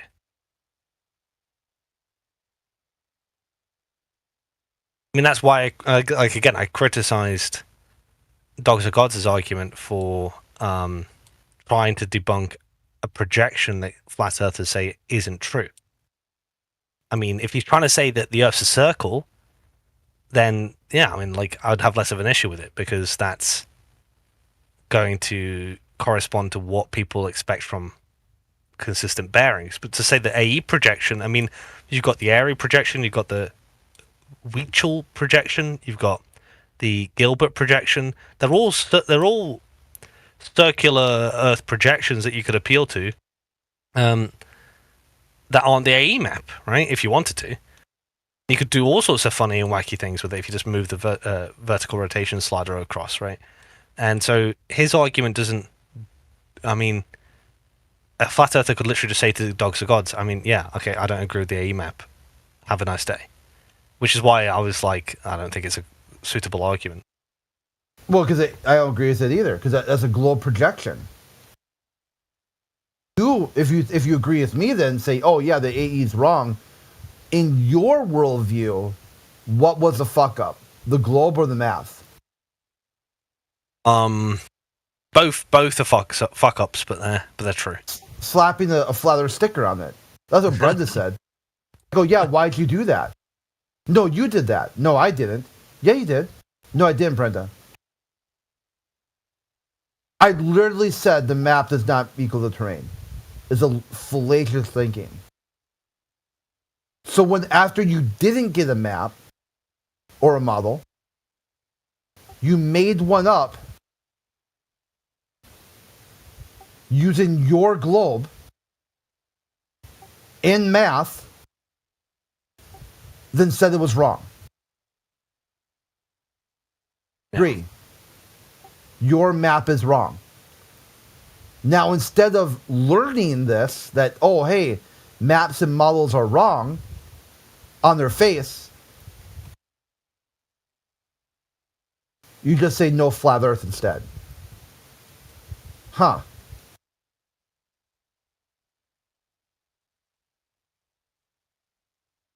What are you guys even saying?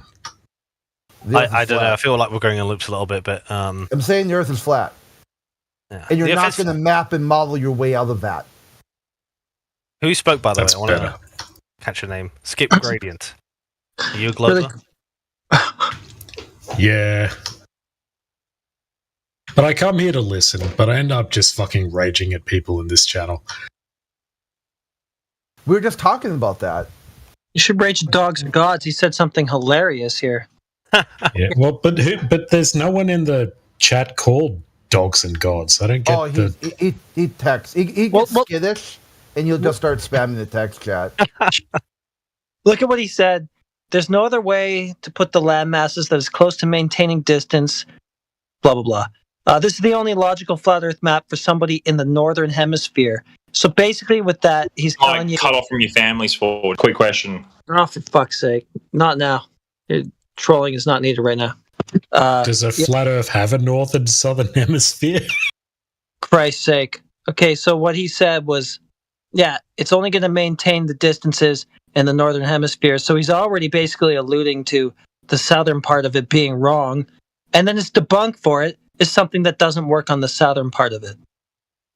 Great.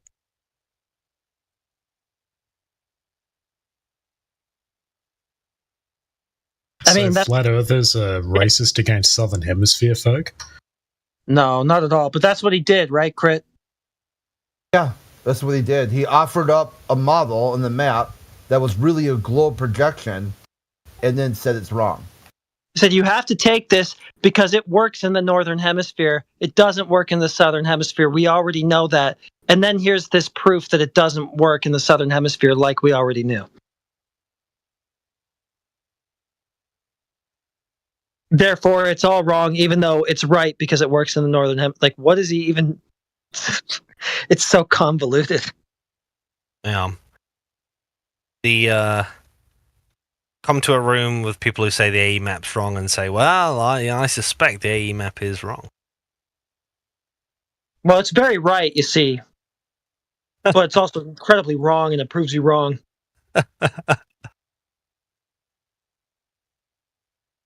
What's the AE map? It's this. I'll get a picture of it. And what's the FE map? I'm seeing this in the chat.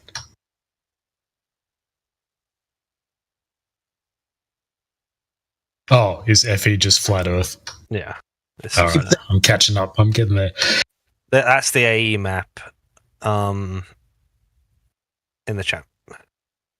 Isn't that the UN logo?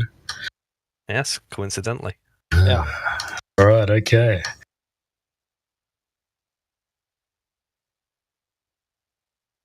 Some flat earthers hold to the AE map, although in here, not many. Well, we figured out a few years ago what it is. We stopped doing that. Some people married it, but I mean, that's their problem. I'm sorry, what is AE map again? Azimuthal equidistant. Oh. Projection of a globe.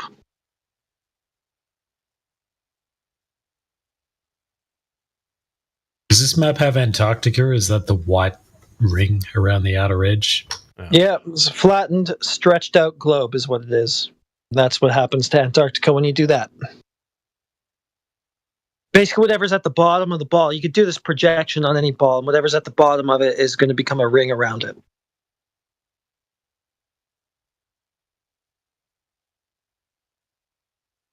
Yeah, so plenty of flat earthers ran with it back in the day. Some continued to up until pretty much now, I guess. We figured out it was a globe projection a long time ago and stopped those arguments.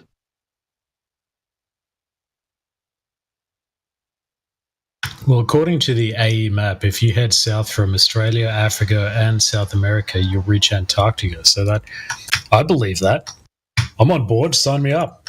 The AE map, like we were saying earlier, it's intuitive in a lot of ways because there's a lot of things that it gets right. You know, like it is true that South Africa and Argentina and Australia will, if you go directly south of that, you'll reach this ice wall that you'll call Antarctica, right?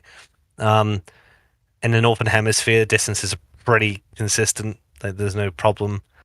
Yeah, I mean, like it looks right. Like, I mean, if you were going to imagine a flat Earth without even having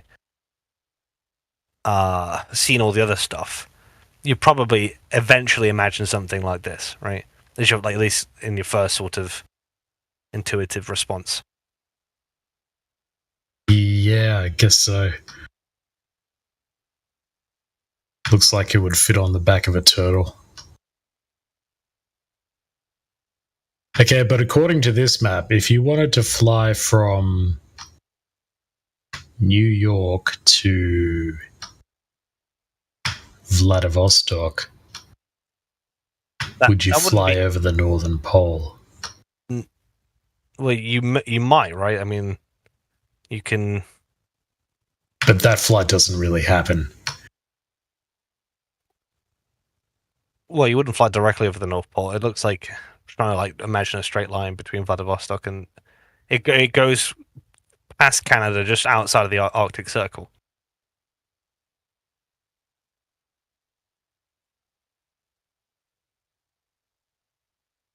Wouldn't go west, would you? I don't know what the flights look like there, but you wouldn't go west to get to Vladivostok from New York. But what is west in the flat Earth? It'll be the concentric rings around the center point, which is the North Pole. But what's north in the what does north even mean? Well, you may as well save all these objections for the AE map when you meet a flat earther who thinks that the AE map is true. All right, give us your map. I want to see your map. I'm keen. My map? Okay, well, let me show you. Oh, sorry. Okay, this is my map. There you go.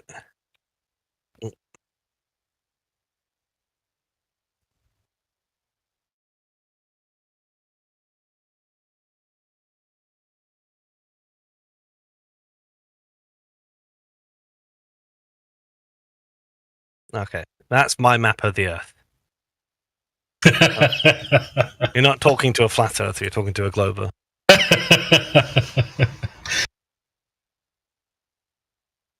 Boo.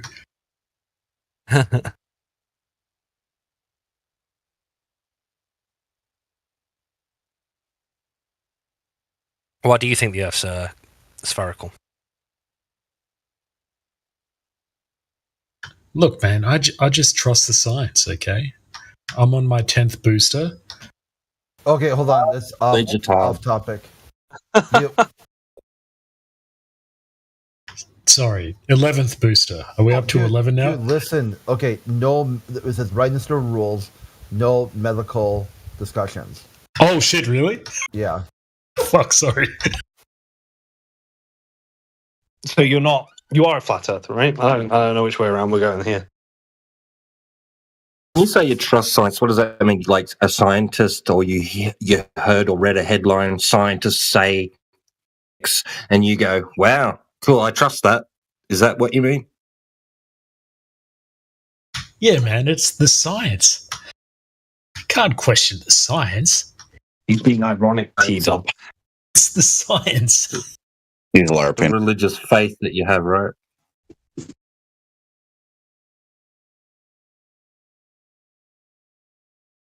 Look, all I'm saying is that in like the year 2000, the UN projected there'd be 50 million climate change refugees in 20 years. And that may or may not have happened.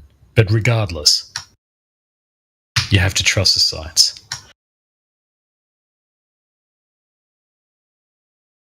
Yeah, so I mean, you're hiding behind like this sort of like demeanor of like joking around and stuff, but you don't really know why you think it's a globe, and this is what usually happens. Well, you know, like a globe just makes sense to me, you know, like when a solar system forms, then you got like gravity and just all the matter just like clumps together.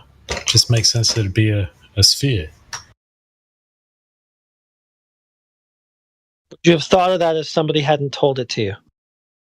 Oh, someone probably did tell it to me. Yeah, of course they did. That's not your idea. Well, I didn't say it was my idea. I was saying why I thought it made sense. Why does it no, make... you don't. Okay, sorry, I don't. Why does it make any sense? I mean, it's just a story somebody told to you. It's basically just an origin story, a creation story. Yeah. I mean, if they had told you something else when you were growing up, you probably just think the same thing about that. Well, that makes sense. It's just what you've lived with for so long. Maybe.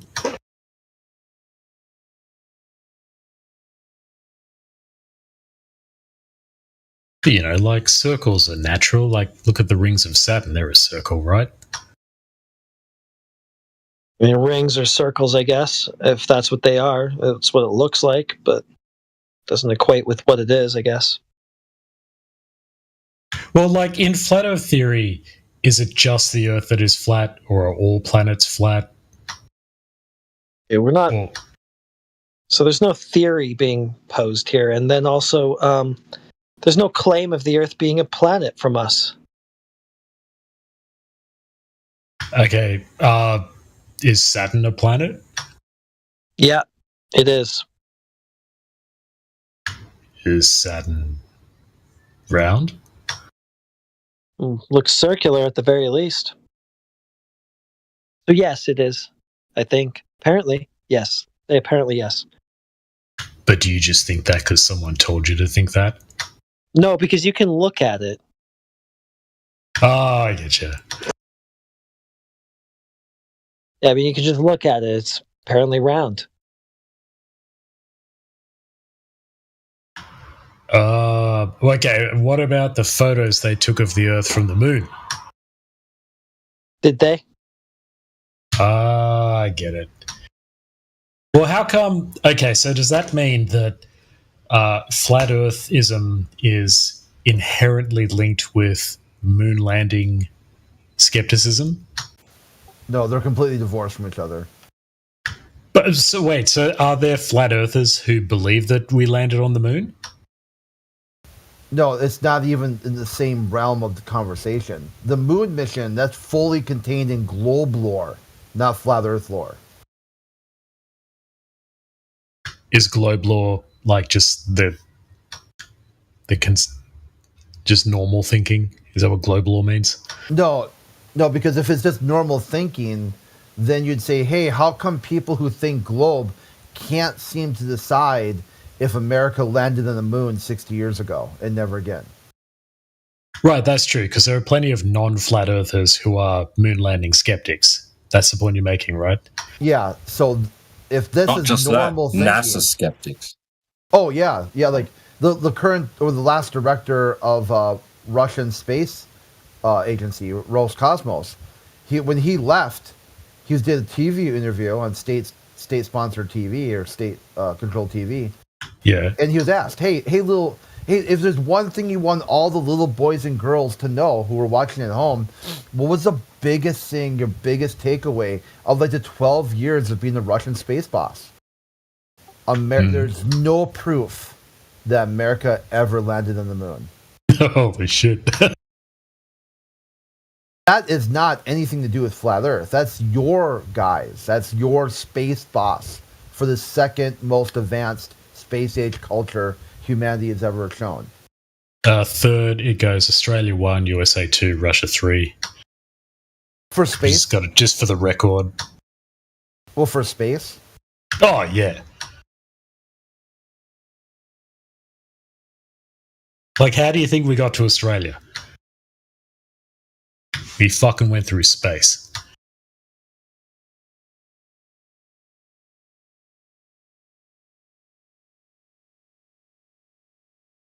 But anyway, my question was, okay, I get that there are like, sorry, what do you call them? You don't call them globalists. You call them globers? Oh, globalist works. Someone who advocates for a globe agenda. But if you say globalist, I just hear Alex Jones, globalist, turn to Frogskate. Yeah, I mean, he's kind of circumvented that word so he can push a global agenda and make it seem like he's not doing that. Wait, do you think Alex Jones is a globalist? Oh, big time. Yeah. Damn it. He hates flat earthers. Man, I don't know if you know this, but he was on the nationally syndicated podcast with a flat earther called Eddie Bravo. Oh, yeah. And he offered to pay a ticket to send him to Antarctica? No, to fight him. To do an MMA. Eddie Bravo is a prize fighter, a kickboxer or something like that. A professional fighter. Oh, yeah. He's a black belt. Yeah, Alex Jones was so triggered by flat Earth, he almost wanted to throw down with a prize fighter. It's like, dude, your brain is complete mush and you haven't even got hit yet.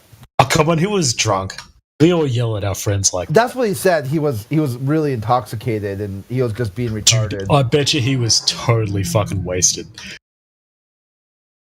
But I mean, the point I'm getting at there is that when you look at, hey, flat earthers are conspiracy theorists, explain Alex Jones. He hates flat earthers. He's like the particular, like he's like your atypical conspiracy theorist. Like he's your conspiracy theorist. He hates flat earthers.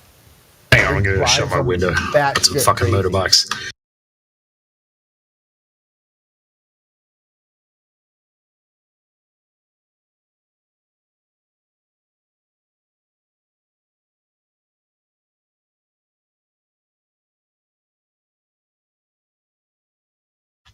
All right, sorry. But the point I was getting at is, are there any flat earthers who believe that we landed on the moon? Yeah, probably. Are there any of them in this channel? Or like people who come to this channel semi-regularly? No, I've never. I mean, maybe. I think I at one time, I'm not sure if a flat earther kind of picked the argument up, but they had said, if the moon is small and local, like on the flat Earth model, it would be easier or harder to get to? Ooh, yeah, that's a good question.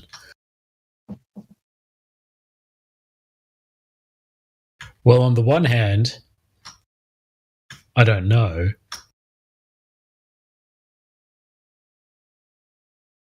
Yeah, well, there's so many strange anomalies on the moon. It's almost like the sun stood still and the shadows don't move, or that certain tracks just don't seem to be where they should be, or that dust is missing on those lunar landing legs. There's just so many weird anomalies, Okay, guys, help me out. You know that shot where the Eagle lander launches off the moon and the camera pans up and watches it taking off the moon? Was that just like we set up a fucking robot camera to pan up at the exact correct rate? What the fuck was that? No, the cameraman's still up there. Yeah, Stanley Kubrick, right? Dude, it had animated Disney pixie dust coming out of it. Like, come on. Dude, if we could truly, even if the Earth is whatever the Earth might be in this case, in this scenario, if we could truly land on the moon, by now we should have like a Walmart up there, If it's America, a Walmart and I don't know, a Dunkin' Donuts, probably a McDonald's first. Macca's. Yeah, because should have a huge ass fucking golden arches up there. You can see from Earth. And like a transfer up there. What about the guys who've been saying that nowadays you can point a telescope at the moon and you can see the Eagle lander or whatever? It's not true. It's not true. Is it like the telescopes aren't powerful enough? That's right. Not even the Hubble would be, from the surface of the Earth, would be powerful enough to see the flag. Okay, but what about, didn't the Indians send a probe and it flew past the moon and they're like, aha, we got a picture of it? Or the Chinese, didn't that happen a year ago or so? The Indian PS1 graphics moon landing? You know what's funny? Even the NASA, I guess, is like the champion of moon stuff. We're still waiting for the full release of the Artemis footage. For some reason, just didn't release it yet, but they promised they will. Yeah. And now you can like count the days since Artemis was launched. Haven't yet released anything that is promised. The only thing you got is like some weird video where the whole probe just disappears in space and then reappears again. Very strange. Haven't even heard of the Artemis program. Really? It's canceled. Yeah, don't worry about it. They don't got a heat shield. So it happened in 2017 and they still haven't released the footage? I'm just looking at Wikipedia right now. Yeah, well, the Wikipedia is people are fucking with it. Oh, sorry. The program started in 2017, but the first flight was 2022. Yeah, there you go. Yeah. Oh, okay. Oh, it was crewed. Oh, no, wait, it wasn't. They're planning on a crewed flight. Yeah. Yeah, and they promise like all the imagery, right? But unfortunately, haven't gotten that access yet. Look, I'm just going to have to ask ChatGPT about this. Prompt it the right About way. what? Oh, here we go, bro. If you prompt it right, it will tell you the Earth is flat. Here we go. Man, Why crit in the chat, guys? Oh, haven't these sneaky cunts? Bro, we're cooking right now.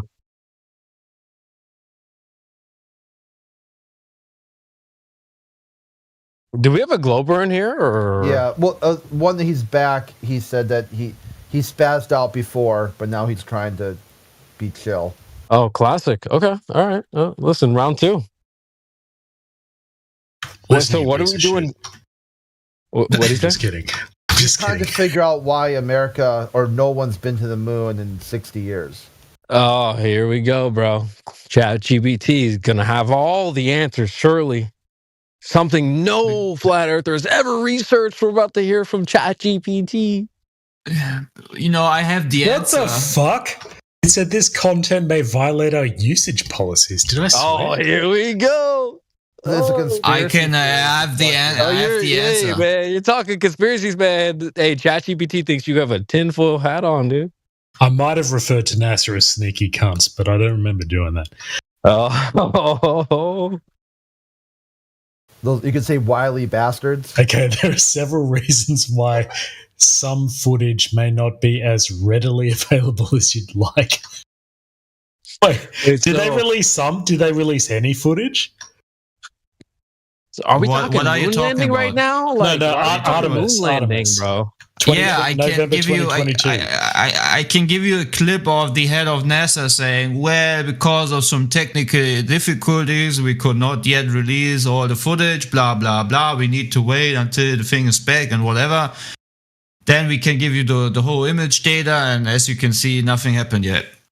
Bro, Because why are they're we just even a talking about bunch the of moon, bro? liars.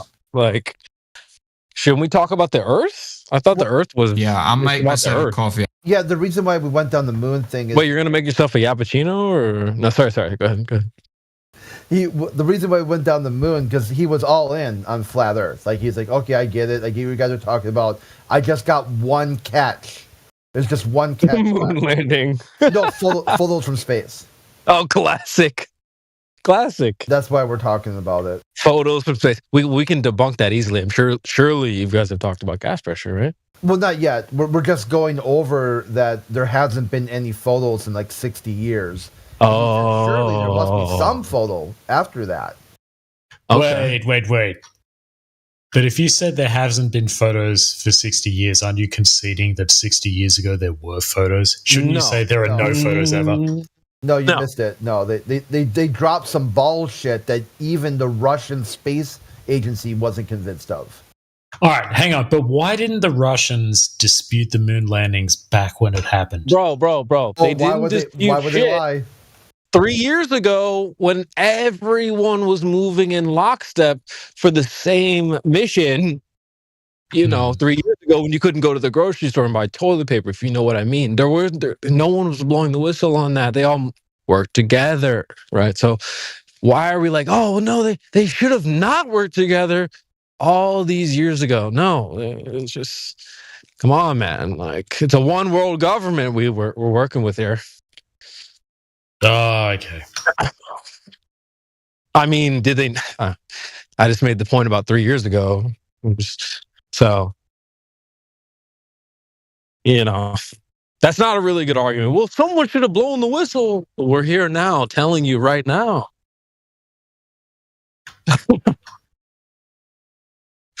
Whistle's been blown, dude. Moon landing, even like, if you took a random sample of like 10 people off the street, 100 people off the street, not all of them are going to think the moon landing was real. And those people are not necessarily going to be flat earthers either. I wasn't a flat earther, and I didn't believe in the moon landing. Come on, dude. This is so old school. Like, it's not. The moon landing is cap. Season 10. Dude, we're season X. We're in season X right now. Come on, guys. There's that German scientist or whatever, some German engineer or some crazy shit. Hitler? Back in forever ago, 50s, 60s, he was like, yeah, the moon's not a rock. You can't land on it. Well, I kind of agree with that. I don't think that there's anything in the sky that is land or dirt or rock or something you can land on. Come on, dude. I mean, the moon, something that, look at the new moon, right? What is the new moon? And how do you land on that? So I don't think it's a physical turn your thing. headlights on. Huh? That's You turn your headlights Really? on. What is a new moon? Is when it's when the moon is dark because the Earth is between it and the sun. That's not correct. So you're telling me the phases of the moon are due to the Earth's position between the Earth and the sun? Because that's called an eclipse. If you're not familiar with your old worldview, bro, what the fuck? This is the worldview you're supposed to believe in, and you're making shit up on the fly, bro? What are you doing, man? The moon phases don't have anything to do with the Earth's position between the sun and the moon. Like, that's called an eclipse. All right, we'll just move on. Holy smokes, dude. I honestly love being a flat earther. We're so far ahead of these globe heads. It's not even funny. These guys don't even know their own worldview at this stage. But anyway, a new moon is like, it stumps a lot of people. It's when they just turn the lights off. Okay. All right. Is that what it is? They have an outage. I don't know what the moon is, but I certainly don't think it's the light from the sun or anything like that. But why? Or I don't think you can land on it either. That's the most key point here we're making. Is like, it's not a location that you can like go plant a flag on, the moon. But I guess that's a core belief for a lot of people. Go ahead. Why would the moon not be in shadow when we are between the sun and the moon? Considering that's called an eclipse. Yeah. Well, okay. Well, the then moon it's an phases. eclipse. What is the cause of the moon phases? Go ahead. It's determined by the relative positions of the sun, the moon, and the Earth, and how much light the Earth blocks from reaching the moon. Do you want to, because of the Earth, or yeah, because the moon's much smaller than the Earth, so we have the ability, so we can cast a shadow on it. Are you sure about that? Yeah. Well, I mean, if I'm answering your questions about what causes a new moon, then it's not the position of the Earth. But I would have to build into the assumption that the moon is the size that we think it is, and the Earth is 4 times way off, the moon, and way off, bro. Dude, well, how big is the moon? Oh my god, that's not irrelevant. Like, yeah.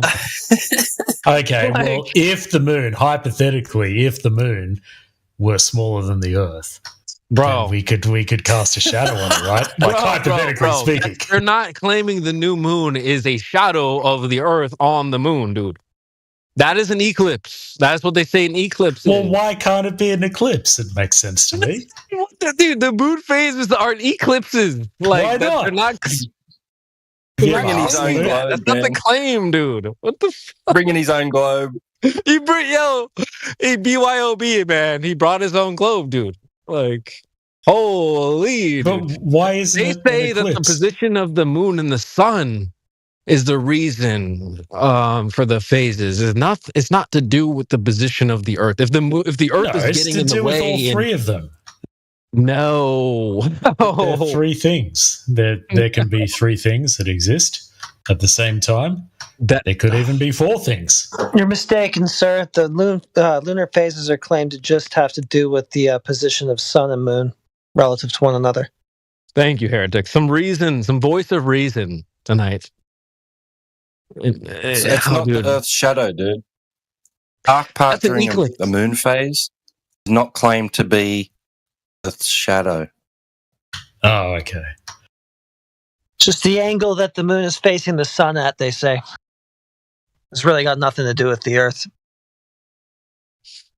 All right. Well, what's I wrong love with this that? shit. Well, it's wrong based off what you just thought 30 seconds ago, first of all. Yeah. But- Well, I don't think about this stuff every day. Yeah, facts. Facts. I would think about it before you come here, at least. Why? I mean, because you're arguing. I'm not arguing. I come here to He's listen. been pretty chill. He's just asking questions. I come here to listen, no, he's and then good. whenever someone joins, you guys all just raise a focus on them. And I'm like, Jesus Christ, I've had like 5 Hey, years. I just man. come here to listen. You're like, listen, Skip, what is the angular momentum of that? I don't fucking know. I mean, that's fine, bro. We're just, hey, Like, listen, we're here for You're one just reason. mad because you don't get more Globers in here. So you get one We're Glober not in here. mad, and we get And it's hella like the Glober. fucking WWE, and everyone's fucking throwing chairs there's at people. Okay, how about this? Put yourself on mute. Another speaker will step up. I guarantee you this. We are so packed every day. We have to pick and choose which globals we want to hear from. Facts, bro. Look at just how many hours are used in this channel, but the bot tracks it. Isn't this the most busy VC in the server? Yeah, it's like the next 3 VCs combined. Yeah, but like everyone's muted. And when I joined, there was this one Because they're English being- guy, it's called and he mic was pretending etiquette. to be a globalist, but then he was actually a flat earther. So bro, that's why you guys all turned your attention We're on me. better actors too, then. That was Britnat he's talking about. Britnat was. Oh, he's one of the most Globe-tarded. people. Yeah, like. Well, I don't know what that guy is. He was. Yeah, facts. His Well, levels of we do irony not are beyond know me. either. By the way, this is a common theme that this happens when you're exposed to, the truth too much, but you inherently still try to suppress it. You just, if you run out of arguments, you just play the pretender clown sometimes. And that happens to most of the anti-flat earthers. We have also someone called Peter who's doing the same thing sometimes. Then, there's so many names I already Do we forgot. have But this to? happens. Do we have to talk about me in such a shame? Bro, dude. I was being nice. Hey, I didn't say anything shameful. I just said that. Another this attention is a seeking common. 304. Well, I mean, Croatian Bay, you say It's that. a common. It's a common thing, right? You heard me say would that? agree. Yeah. You would agree, right? You love the That- attention, bro. It is what it is. You're talking about me. What are you? I Yeah, love the facts. attention. Yeah, facts. But Brittany, do you agree that many anti-flat earthers start to be pretender clowns sometimes because they have nothing else to say? I wasn't pretending anything. Yeah, okay. I said to him, "Why do you think the Earth's a sphere?" And he said, "Can I see the map of your Earth?" And I posted a spherical Earth. Him thinking about flat Earther. I don't even know how he concluded that. That's crazy. Yeah. It's worth saying, Croatian Bear, you are the shittest flat Earther in here. So you, may as well shut the, so you cap, should shut bro. the fuck up. That's You should shut the absolutely fuck up. cap. That's What? cap, bro. Like You're- Jenna makes you look like an That's- idiot because she's smarter than you. Who? Jenna, she's shit. Okay, bro. Just put your hate boner away. It's gonna be all right. Okay. Yeah, let's not escalate. I'm so bad. Oh, dude, listen, dude. This is hilarious. The fact that you get so rattled so easily is a W for me. So just chill. Yeah, let's just all chill and not escalate. That was not my intention. I'm just saying that many of the anti-flat earthers that mostly come in here do sometimes actually question other globers as if they're flat earthers themselves. I've heard Peter do the same thing, you know. So it's a common theme.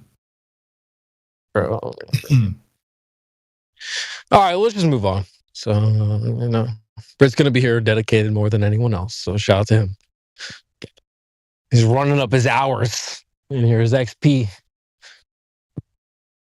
So, all right, let's move on. Who's next?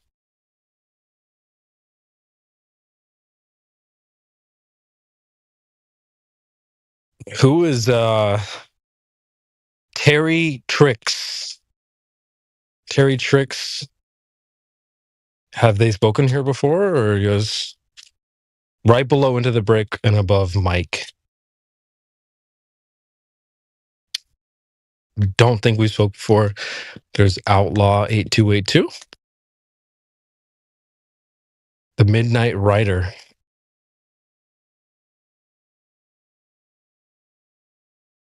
I think they just bounced out. We have Skip Gradient. Well. Look who comes crawling back to Skip Gradient. Okay, all right. After you told me to shut up because you had all these Globers queuing up. You had hours of Globers ready to go. Yeah, facts, bro. Listen, man, we're going to be popping tomorrow, too. You just show up. You know, the more the merrier. So you can pop in tomorrow and you won't be alone, I promise. All right. So anyway, so Skip. So like scale of 1 to 10. How dedicated are you to this globe? You know, how locked in are you? Well, I'm dedicated to Earth. So we're talking 10 out of 10. Well, are you asking, am I dedicated to Earth or am I dedicated to Earth being a globe? This is a lot of words. This is a lot of words when the answer was just a number 1 through 10. You're a globe earther. How serious are you about that? Well, by default, but I'm not like emotionally wedded to it. Okay. You think you can put a number to it? Well, okay. How wedded am I to the Earth being a globe? Oh. Yeah. Look, to be honest, I'd have to say 9 out of 10. Okay. Hey. I think it's a fucking globe. I'm sorry. Fair enough, bro. I mean, appreciate the answer. All right, so 9 out of 10. What are some reasons? Give me like a couple reasons why it's a 9 out of 10.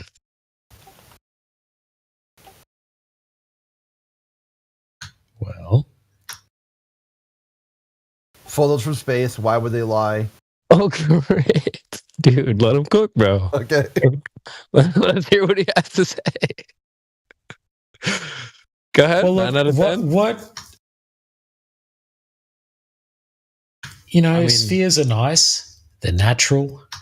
Spheres are nice. Like when things clump together, they would form spheres. If you have gravitational pressure, you know, pushing on the core, then over millions and billions of years, things floating around in space would just like naturally form into a sphere. Like what other shape would they form into? Bro, I mean, you're just basically repeating the story. But well, I don't yeah. see but this if you ask me why the sky is blue, I'm going to say because I was told that this color is blue on the rainbow, and we're just repeating a story. Like what? That's not really like the same as what you just said, which is just repeating literally just regurgitated the story we were all raised on, like we had never heard it before. Okay, well, if I were to say to you, really I'm just saying this doesn't happen in nature, dude. Like. So, what are some reasons that make you think it's a 9 out of 10 besides the story is like really good? We're familiar with the story being good. But like, what are the reasons why you think it's real? What is the evidence? What is the what's an reality? What's an example of something that does occur in nature? Water, resting, not curved. It's kind of flat. Basically, whether it's a lake or an ocean, it seems to not be convex or concave. So leaving one left option, flat, basically. So, yeah, that's a really good reason.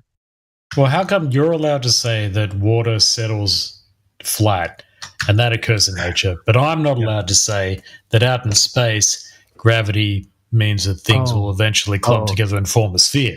Easy. Because outer space, that's a fictional setting. right? A reality where Well, lakes and oceans are. You're a fictional setting. What do you have to say Not about really, that? bro. I was just at the beach last week. Okay, so you can absolutely go. No, the beach is real. I'm saying you're not real. You can go to these places that exist called lakes and oceans. You cannot go to Yeah, fictional because settings one of like those outer things space. happens in reality, and the other Yeah. thing happens in your imagination. Facts. Well, you're in my imagination right now. Yeah, You're we're not real. 5-year-olds. We don't play that game, bro. Outer space is a fictional setting for books and video games and stories. It's not a place you can go to, right? You can go to a lake and an ocean and test whether that surface is convex or concave, which I would recommend you do at some point in your life. If you're not a brokey, you should be able to make this happen at some point, vacation, something. But There's yeah, no need to condescend, Creation Bear. I haven't listen, condescended to I'm you. just saying. Why like, are you it's calling not me out of the broke? realm of possibilities? But you ain't going to space anytime soon, or ever. Well, because no it's one's not a real going to thing. space anytime Yeah, soon. facts. Because it's not real. It's like going Yeah, to but I'm not going to call you. I'm not going to call you broke because you can't go to space. Dude, honestly, bro, you can handle it. You're a big boy. You'll be all right. It's just a joke. But you can't go to a fictional setting just like you can't go to King Kai's planet or Narnia or Hogwarts or whatever. Those are not real places in reality, but you can go to what we're saying is testable, the water. So it's either concave or convex or neither. There's no fourth option here. So if it's not convex or concave, well, it's flat. Period. So I would recommend you just try that out. There's a lot of water on the earth as well. Tell us how you do that. Tell us how you go to a lake and measure its flatness. Well, that's a good question you ask. I think there's a couple ways you could probably test this. We do have some observations. There's some laser tests. A laser would act as a straight edge. And if you were to test for curvature, you're looking for deviation. So let me give you an example. This should make it fairly easy to understand. Like a hood of a car, a vehicle. Generally, they're curved. They've got like a convex curvature to them. Most cars. And so let's just imagine this hood of this car is maybe it's very large, size of a state like Texas or United States or something very large. And you're going to take your laser and shine it over the surface. If there's any deviation, the surface starts to deviate away from your laser. Well, it certainly isn't a flat surface, period.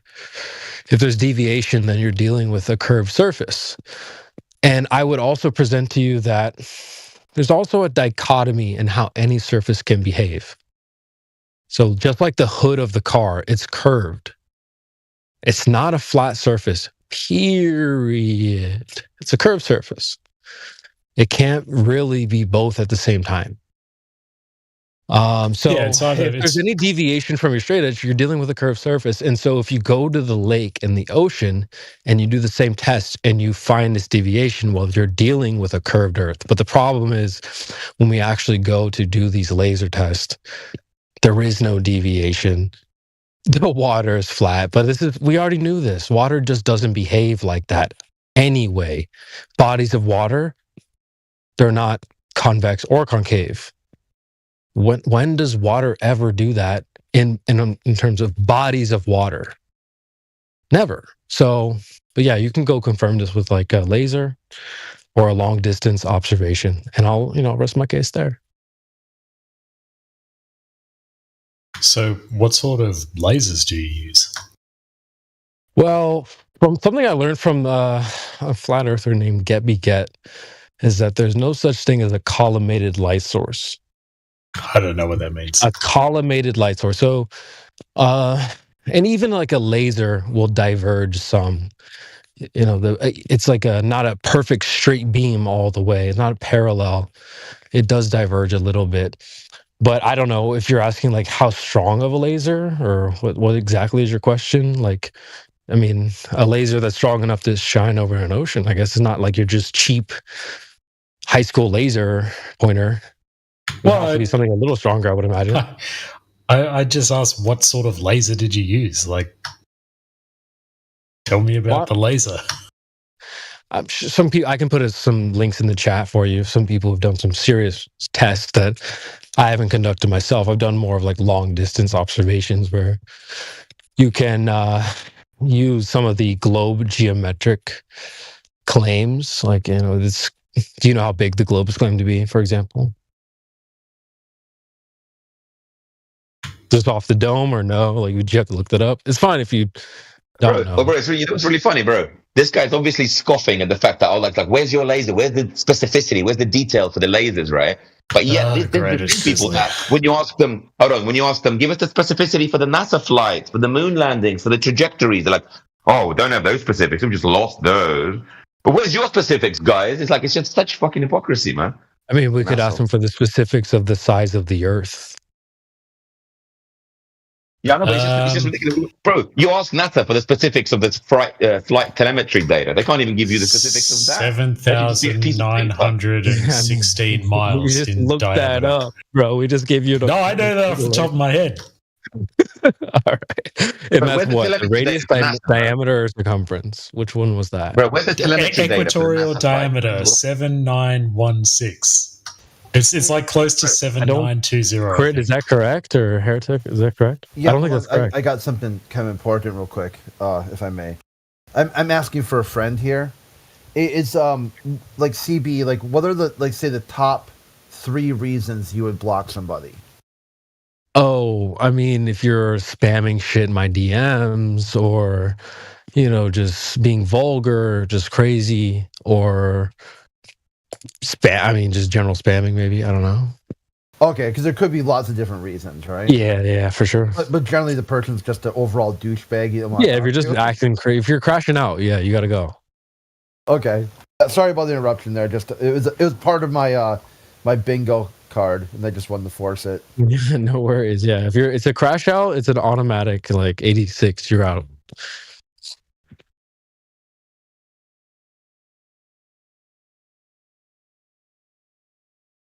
But the problem is, Grizzly, is that you came in and you're like, well, you don't know the telemetry data.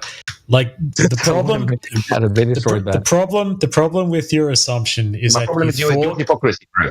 My problem is your hypocrisy. Are you gonna let me speak? I'll fucking walk away. I'll go have another drink. My problem is the lack of the telemetry data. My problem is your hypocrisy. That's not my point. You're gonna let me speak? Yes or no? Okay, yes. Okay, so my problem with you is you came in, you're like, well, you can't make this, you can't answer this question, whatever. Your assumption was that when I was asking old mate what sort of laser he was using, you thought that I was asking a gotcha question. I fucking wasn't. I don't know what sort of fucking lasers he's using. Well, bro, like he said what kind of jet boosters were they using on the Apollo missions? What kind of fuel were they using? The fucking big ones with lots of petrol in them. I don't fucking know.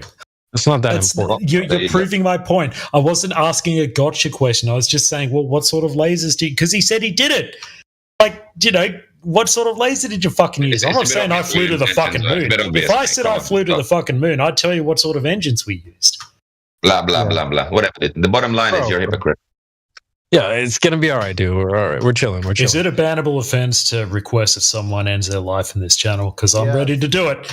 I'm fucking firing up. Self-harm is extremely not only do we have to ban the person, we gotta go through all these crazy red tape, clip it, send it to the admin so they can determine if they bring it to authority figures. Oh fuck yeah, because there's actually been some instances where people didn't take it seriously, and it resulted in some real life consequences. And once they went back, they're like, well, who was the first person that heard this person say this crazy shit? Well, I heard it. You heard Everyone it on the 6th of January. Healthy lives. Yeah, okay. Yeah. You guys. But Grizzly's being a fucking cunt. That's all I'm saying. Like, I've done nothing to Grizzly. I've only ever been nice to Grizzly. You're talking shit. But Chris, in any case, you're not responsible for your words anyway. So someone does something stupid because someone told them something. It's only their own fault. Yeah, no, you're right. He's been chill, in bro. a perfect world, that's the way it works. We live in this world where, hey, if you've got the right family and political connections, you can make anybody pay for anything for any reason.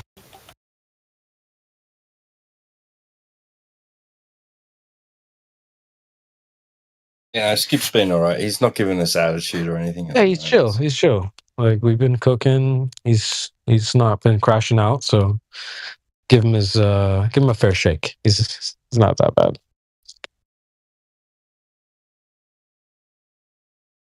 All right, so we should reset for round 2.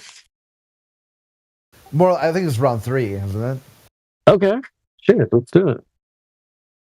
I got it mixed up because we had round 1 was he got it right. We Flat Earthers won, but he was the last thing. He was about photos from space, and then round 2 we went over photos from space, and then round 3 we had Don't forget the moon eclipse thing. You got me on that. Why would they lie? Yeah. Oh, yeah. Well, actually, we haven't got to the why do they lie thing. Okay. I get that. I said the whole. I said, why didn't the USSR contest the moon landings? And you were just like, because they're all in cahoots. It's all one world government. And I never really. Yeah. Okay. My personal take on this question. I know I was going to answer this, but we got distracted. My personal take is that it was horse trading. Nixon took a loss in Vietnam for a win in space. He said, hey, I want to develop these weapons. My people are war tired. They're blood sick, and they want something to stand on. I'm losing this domestic conflict with civil rights. I need something to unite people. I think a quote-unquote peaceful exploration of space might combine the hippies with the right wing, and I'll be able to test these weapons. And in return, we'll concede Vietnam to you. And they're like, sure. I have never heard that before in my life. I have never heard that before. That's actually a good one. Because I remember recently I was on 4chan, and the guys in K, they were all like talking about how all American fighter jets are just the fucking best thing in the world. Nothing ever comes close. And then I looked up American fighter jet losses in the Vietnam War, and they were in the fucking hundreds. They were in the thousands. And I'm like, what the fuck? Yeah, they were old. The fake stats that you're reading. The pilots were, really. Yeah, they had a lot of losses, and there were huge protests against the Vietnam War, and it was a big problem. They assassinated a fucking president over the whole war. Oh, this is Crit's topic right now. I feel like you're. Yeah, the history of it all. You guys are forgetting, boys. You boys are forgetting we're living in a massive dystopia where there's no actual government competition. They're all at it together. They're all working as one against us. No, but Russia would have blown the whistle on the moon landing, though. Also, another funny thing about that too is if someone's like, that's stupid. No, governments don't do that. You're like, okay, whatever. How about this then? I went to the moon because if I didn't, Russia would have told on me. I didn't. Governments are not in contact with each other. Come on, bro. Sorry.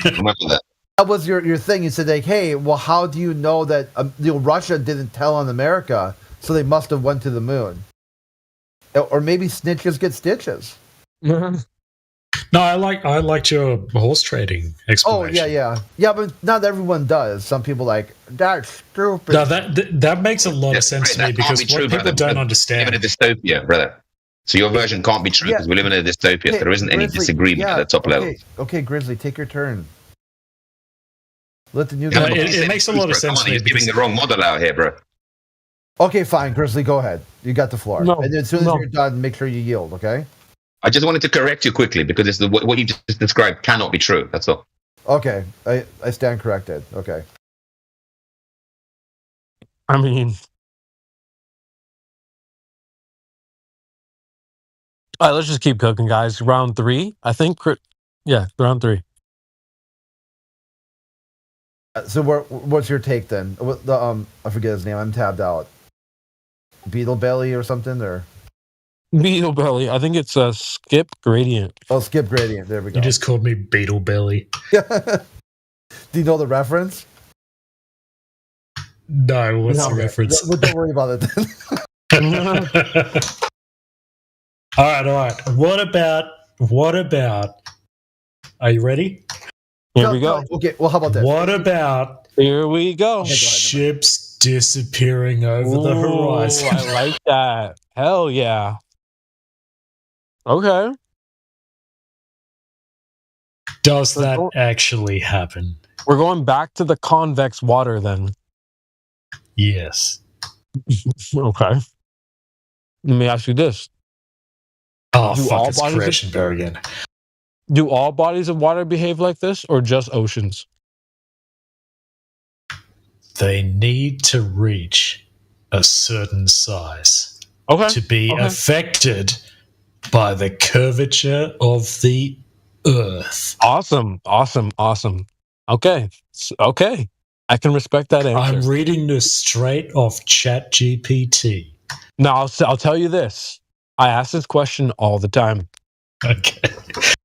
Out of 10 people, there's a split.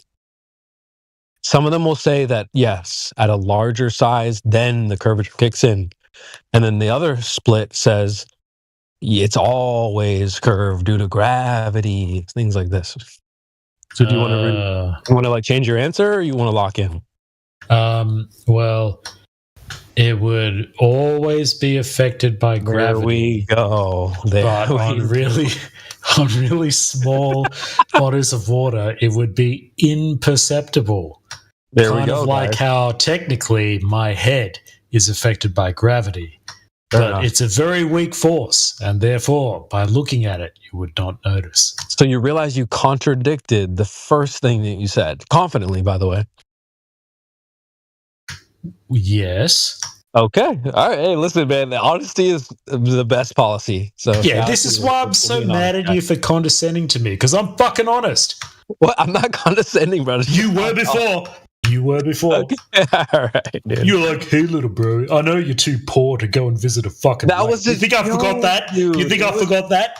It was a joke. We're just trolling, bro. But the point is, okay, yes, I said that it would be, like, my first answer was, you'd notice the curvature because it's a very large body of water. But the implication is you only notice it because it's really big. Not that it doesn't affect small bodies of water. Just that you'd only notice it because you notice things when they're bigger. All right, well, why don't we hone in on that then? So you're saying you notice curvature?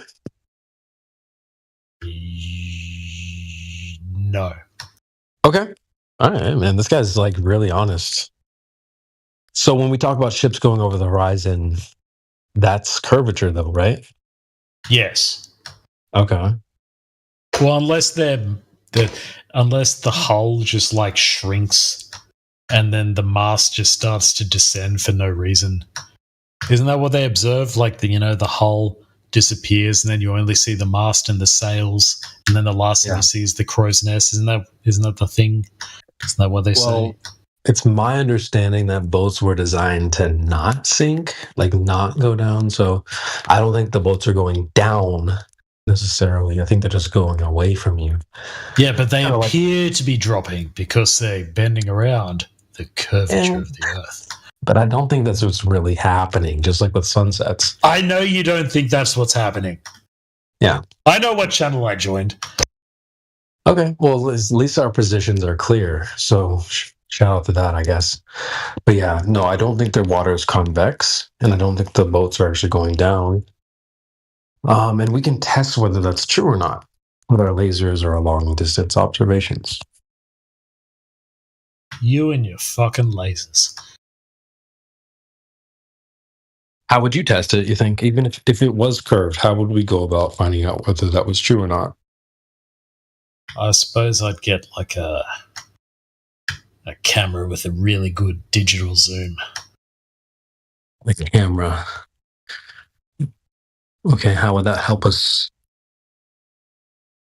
Well, okay, let's say hypothetically you had a camera, it's got a good zoom, you're watching this boat's getting further and further away, and then the first thing you see disappear is the bottom of the hull. Like, does that happen? Have people done that? Can I go on YouTube right now and Google like ship disappearing over the horizon? Yeah. Are they fake videos or? No. Or do you have a better explanation for why that appears to happen? Yeah. I think I'm lagging. Sorry. Sorry, maybe I am too. Someone say the N word. N word. No, I'm still lagging.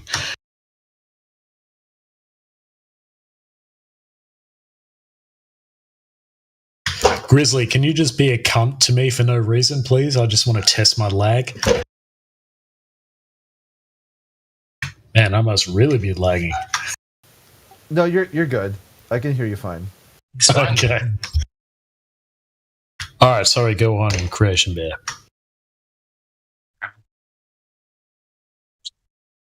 You said you were asking for like a better explanation?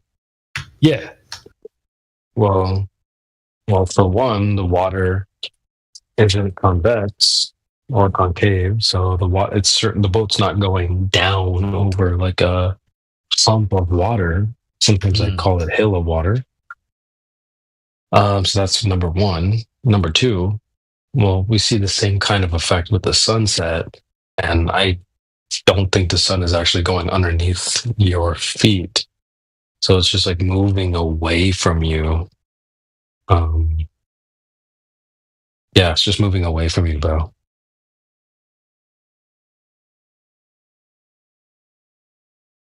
I can post some stuff in the chat.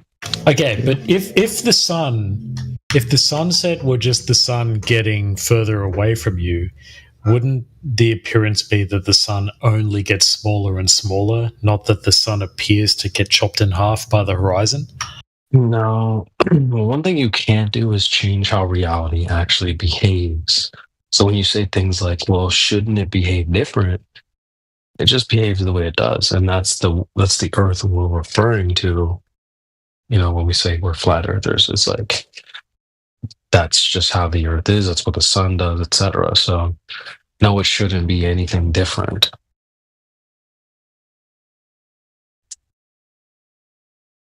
The sun was like, I feel like the sun is more of like an unknown factor, an unknown variable. What is the sun? No one knows what that is. So to say like, well, no, it should do this or it should do that. Like, you don't know what it is, bro, to then be saying what it should be doing or etc. That's why this whole like the final 24-hour sun thing, it's like, what are you talking about? No, the sun, it should do this. No, it's going to do that. Oh, it does this. Well, what is it? So I could just ask you what the sun is and you don't know what it is. So what it is, I don't know. Just look, the sun is a magical ball of endless energy that just burns and emits unlimited amounts of energy and light for billions of years, and you're not allowed to question that, okay? Well, you are allowed to question that, but the delusion starts when people think that the assumption of a gaseous ball 93 million miles away is the answer. That's where the delusion starts. So again, the Earth is not a ball. No matter how high you go, I have enough images from NASA to prove that no matter how high you ascend into the sky, the horizon is horizontal. And nothing up there is falling around a ball. It's all going level in a circuit, probably, with the Earth. So there's nothing Globus can invoke. I can dismantle it all, especially if it's space. I have now collected over hundreds of images. Anyways, the Earth is flat. That's the main premise. Which means no ball, no 93 million miles away sun, no delusional claims of knowledge. Yeah, but Clay, if like, okay, just go shout that with a megaphone. You'll convert everyone to flat Earth. Wait, man! I'm not even trying to really make it difficult, right? So let's give you an example, right?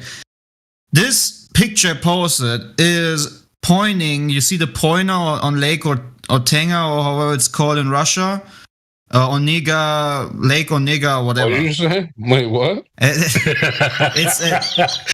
Anyways, this picture is taken from 400 kilometers. You can see it's 400 kilometers. The camera is at exactly 400 kilometers. You see it on the right corner of the screen, right? So this is the globe Earth model, right? Google Earth is the perfect model representation, right? So now tell me how this corresponds, and I'm just gonna directly refer you to the NASA website. Give me 1 second. NASA. Not only can we find the firmament on the NASA website, but that's another different story. I can give you this image. 1 second. Lake. Okay. There you go. This is the same lake. And so according to NASA, the ISS is on 400 kilometers above the same height that you see in the model. So tell me, how is the picture beneath corresponding to your Google Earth model? Like, this, let alone, is a black swan. It just doesn't. There's no correspondence. It doesn't make any sense. If that thing is at the same height as with the Google Earth thing I posted, then what? Yeah, they're completely different sizes. Yeah. Okay, and I can also give you a picture like this, which is a long distance shots of the ISS. Is this looking like it's flying or hovering or whatever it's doing? I don't really care what it's doing or how it's doing. I just know that they're lying about the very fact that it's falling around a ball. Do you think this is falling around a ball in that very image? Or is it level with the ground beneath? 1 second. I have a better picture that actually shows it's level with the ground beneath. Yeah, I know. I mean, it's funny, right? But it's the truth. The bendy horizon. What's the bendy horizon in that image, man? I don't see a bendy horizon. Look, the horizon looks flat. It's just that the Earth's really big. Yeah. Okay. If it's really big, how is? One second. Can you? Could not say. Yeah, I said 7,920 diameters miles in equatorial diameter. Who measured that? Hey. 1 second. Okay, I don't know as like a unit. I'm not God. I don't know how wide it actually is. I'm just saying that's what the. Okay, I'm sorry. I'll stop talking. I want to know if you look at the last picture, Sen. Right, this is the ISS when it was a bit younger, when it wasn't completely finished. I forgot the date. I think this image was taken somewhere around between the. I don't know. Whatever, you see the ISS was a bit smaller. Anyways, do you think these clouds beneath, do they correspond to a bending surface that this thing is falling around, supposedly? Or does it look like as if it's level with the ground beneath? Look, I'm sorry, I'm just going to say the same thing. Yes, it looks level, but the Earth is really big. Bro, if the Earth is really big, how is this thing falling around it? They claim this machine right there is in a free fall around that flat level ground you see beneath. That thing would just hit the ground and that's it. Everyone would be dead. Well, it would. Same in this picture. It will eventually hit the Earth if it's in a decaying orbit, right? Oh, bro. You can't tell me that this is logical. This looks like as if it's an aircraft fly. Is this the same thing I would see if I sit in an aircraft, just on a high altitude? This is not falling around any ball. If this would be falling right now, this thing would hit probably the ground and be destroyed. There's no ball to fall around. This is the point I'm trying to make. I mean, you can't unsee it. Yeah, man. Sorry, man. I just think the Earth is big. Bro, be a bit honest here. I'm being honest. Me too. I agree with you. The Earth is big, so if you zoom in, it looks flat. So the Earth is so big and flat. that the Earth is so big that it just all falls around a flat Earth.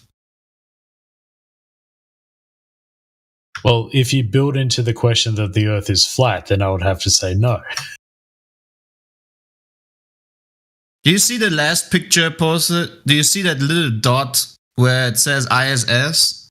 That little speck of dust? That's how far the space shuttle was away from the ISS when it undocked. And do you see the horizon? Can you imagine how much Earth that is in the picture? Oh, fuck, sorry, I missed your last 2 pictures. Hang on. See, the Earth is so huge. The last picture? The Earth is so huge. Yeah, the Earth is so huge that there must be somehow falling around a planar surface. No clue how that is done. But it's almost like as if they're just circling above a planar surface. Now that's a better photo. Like if you're hitting me with that doesn't look like it's orbiting around a globe. That last picture, that's more convincing. Because it's just a fucking speck. Yeah, I have more. I believe you. I'm sure you do. Yeah. 1 second. Let me. That last picture is. Wait. First of all, I want to just point out. Okay, they're never hiding this. That they're utilizing the real shape of the Earth. It's just it depends on you. Whatever you want to pick, right? You want to pick something that aligns with all the observations from the ground up to the highest altitudes of altitudes. Which is, I always say this to the Globers, right? Some can see it, some can't. But I ask this question from now on, which is, can you see the bigger picture? And for that, I use this. 1 second. Oh man, I have too many pictures. I really gotta organize my pictures. Okay, where is it? And then on the other hand, we have 2 astronauts also saying it's just flat, right? One is saying the atmosphere looks incredibly flat. The other says it's just flat, gorgeous. Mm-hmm. Okay, so the question is, I'm going to post this picture. I'm asking you, do you see the bigger picture?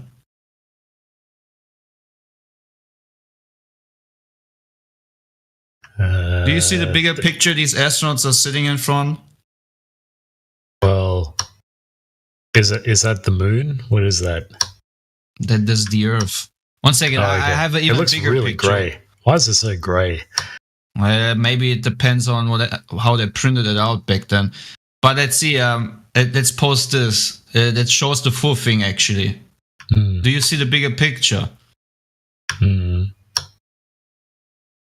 So they give it a bit of a tilt, so you will not spot it directly. But when you use just a are you talking about how like the horizon of the planet is like at an angle compared to the desk that they're sitting at?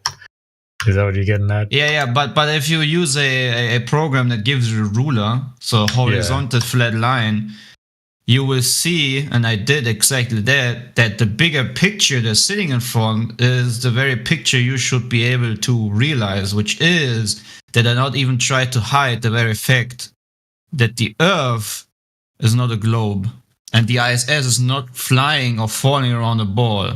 See, I made a picture that puts an imaginary flat line, and you can see that there's no changes in the gap between that flat line and the bigger picture. It's just flat. And I have another one. 1 second, I have another one. Not only is it flat, but they even use maps that are flat planar grid system up on the ISS. This is a whole catalog of flat maps on the ISS, and this is taken from this picture right here.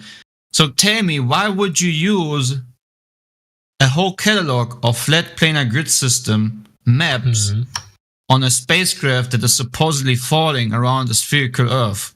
Doesn't make any sense, right? Why do they even have maps of the Earth when they're on the space station? Yeah, exactly. Why do you have they're flat not steering or anything. They're just fucking flying around.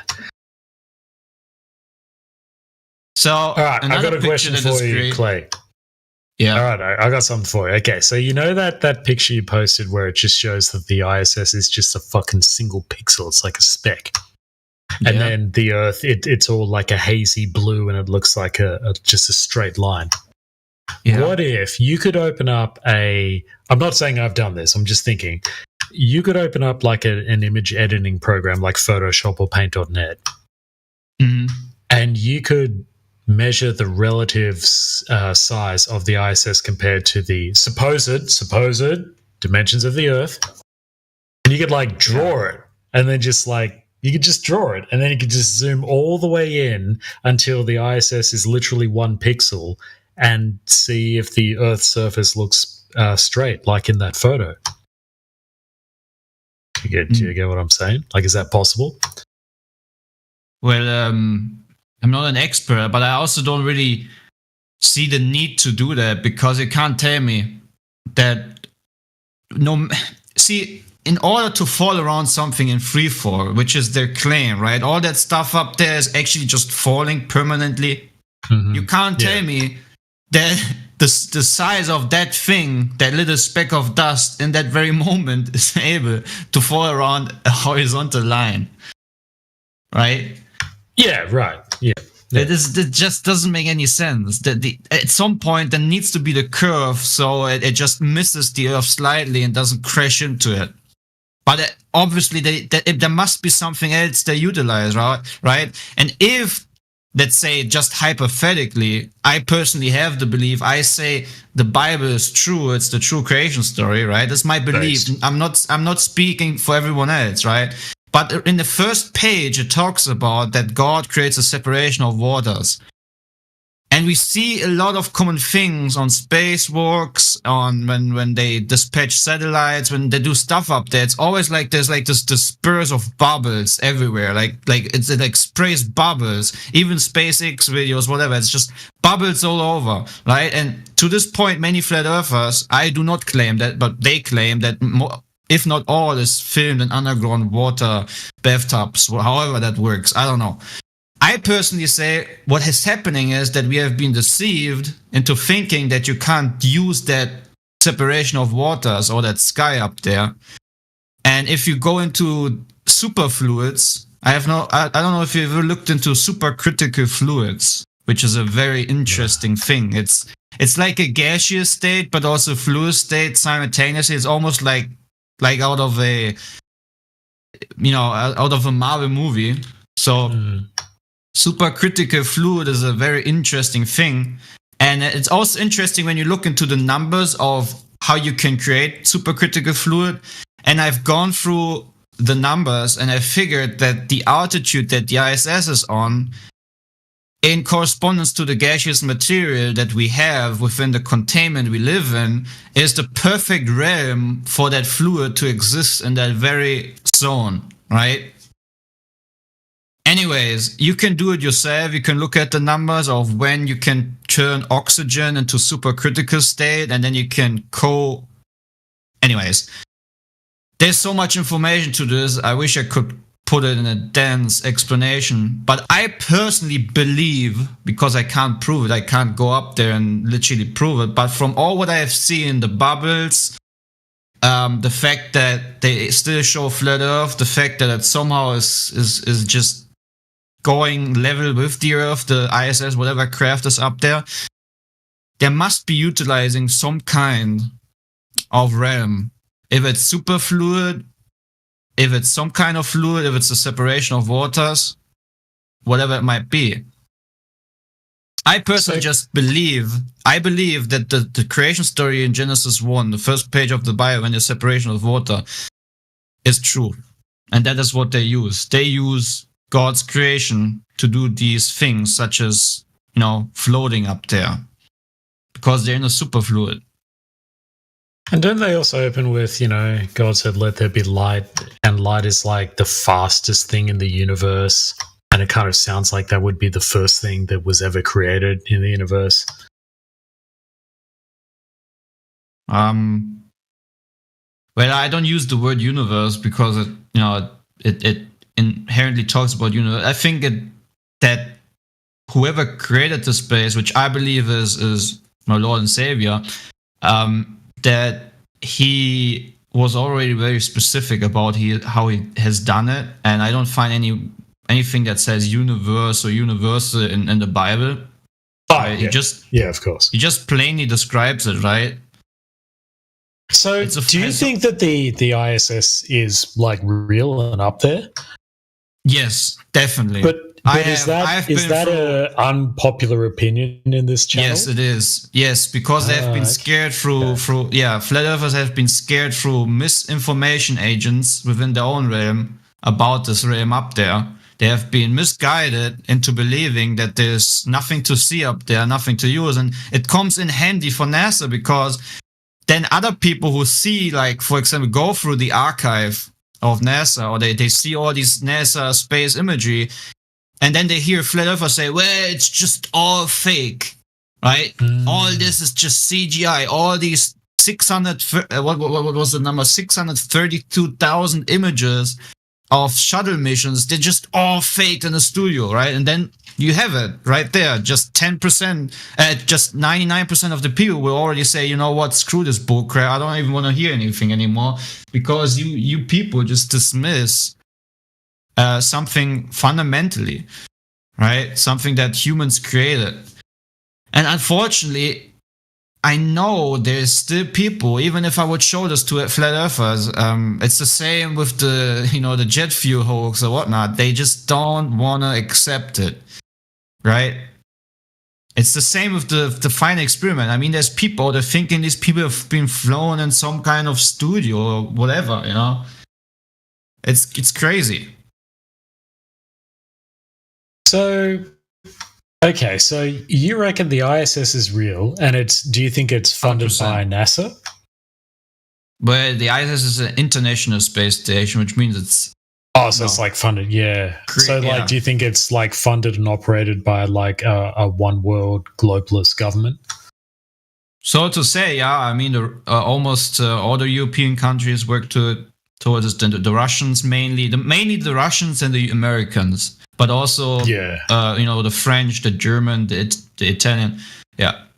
If you look at the cost, what do you reckon they're doing? Like, what is it? What are they doing? If you look at the cost, it's really weird because America, like you think, it's split between 11 countries, but America pays more than 100% of what disposal cost is. So they're doing something with the funding, and it ain't good. And one more thing, sorry, I forgot to mention before we go into the cost and funding thing. I just want to mention, you know how there's also astronauts who did this, right? There's an astronaut who actually did this. You know that when you go very deep into the ocean, it just all gets turned into black. Just if you go very up high, it just turns all into black. You can go into the deepest depth of the oceans, and you're in outer darkness, right? So if I would say I go deep in the ocean, I'm in outer darkness, right? There's no light. It's just outer darkness, and I'm floating, right? So if we are in this contained system and God separated the waters, which are just waters that we also see like the ocean and so forth, what makes you think that just because I go up, I don't end up in the outer darkness and I will float? Just like the same thing I do on Earth, or down here, so to say. I go down into the oceans and I'm in outer darkness and I just float. So you reckon that if there was anything further away than the ISS, then we might not see it? No, I'm saying that you can go down very deep in the ocean and you're in outer darkness and you're floating. And I'm saying the same thing applies to the waters above, which are described in the Bible. And the Bible says there's waters above, right? This is where I get it from. And I think the Bible is not really a book that should be hand-waved easily because of its historical importance, right? Even though if you're not a believer or whatnot. But I personally think if the first page of that book talks about a separation of waters, which is above your head, which is up there, right? Then we should at least give it a bit of a, speculation, so to say, right? And I have seen multiple images of SpaceX launches or other launches where the rocket or the gaseous material, what they claim, seems to correspond very equal to as if the rocket is surfing over liquid substance, right? Oh, okay.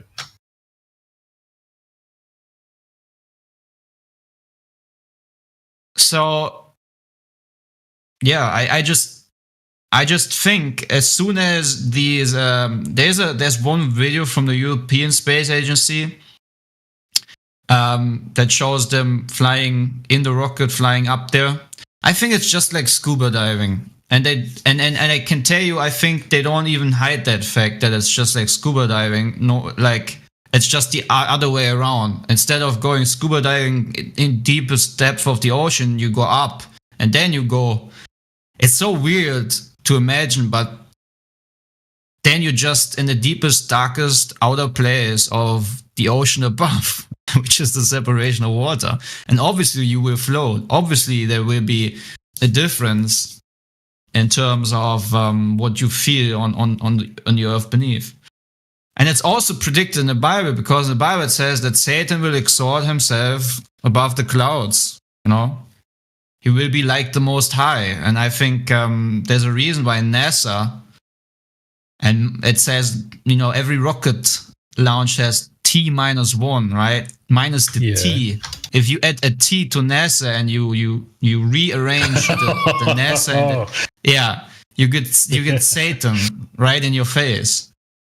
So it's literally just revelation of the Bible coming true, which is Satan exalting himself above the clouds and just having his highest throne up there, so to say, made by human hands, right? Is it not literally Satan that flies up there and is there? It's just Satan uses his minions, which is for especially Freemasons, to build these structures, right? To fulfill what he has desired in his heart, which is exalt himself above the clouds and be like God himself in the highest tabernacles of tabernacles. It's just, Flat earthers tend to call what Globers would call space. Flat earthers, is that what they call the firmament? Well, not only I would call it firmament, but NASA does. NASA had, one second, I show you. It's valid for us to actually, because I found this yesterday, it's actually valid.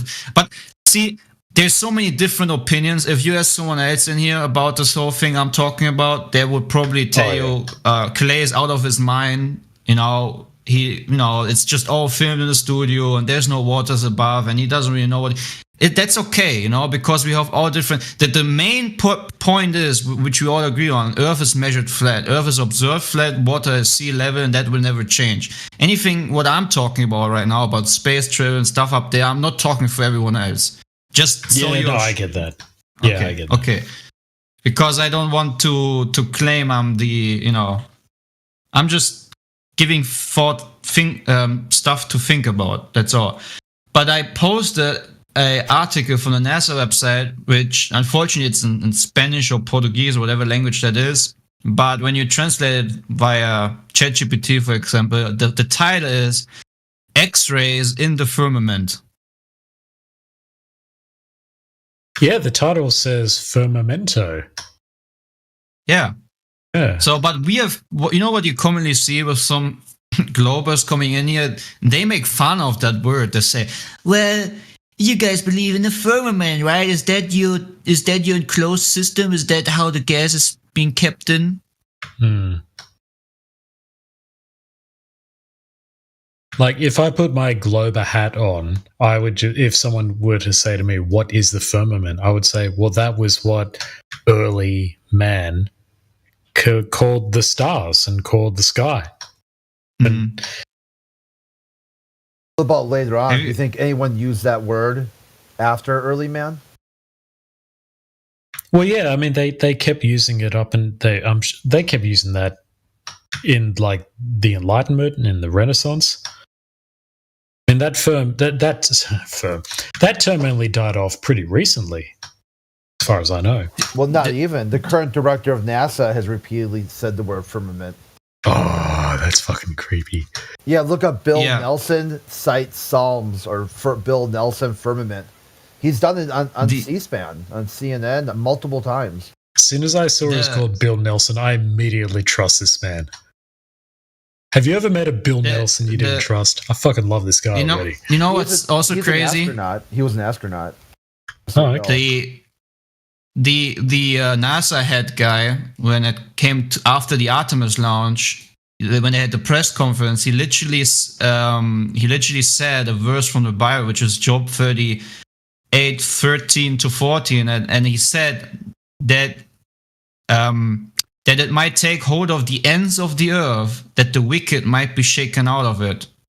It's the verse right before it says, "It is turned as clay to the sea, and they stand as a garment." So the earth is, but other verses say the earth takes shape as clay under the sea. That's why I have this name, by the way.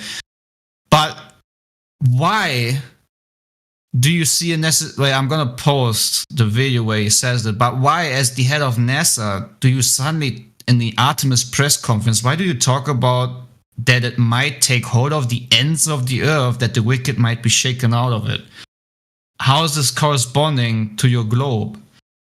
It's very strange, they mix in biblical things like firmament, like biblical verses. Even in the Apollo missions, they read the whole page of Genesis where God created the firmament and so forth, right?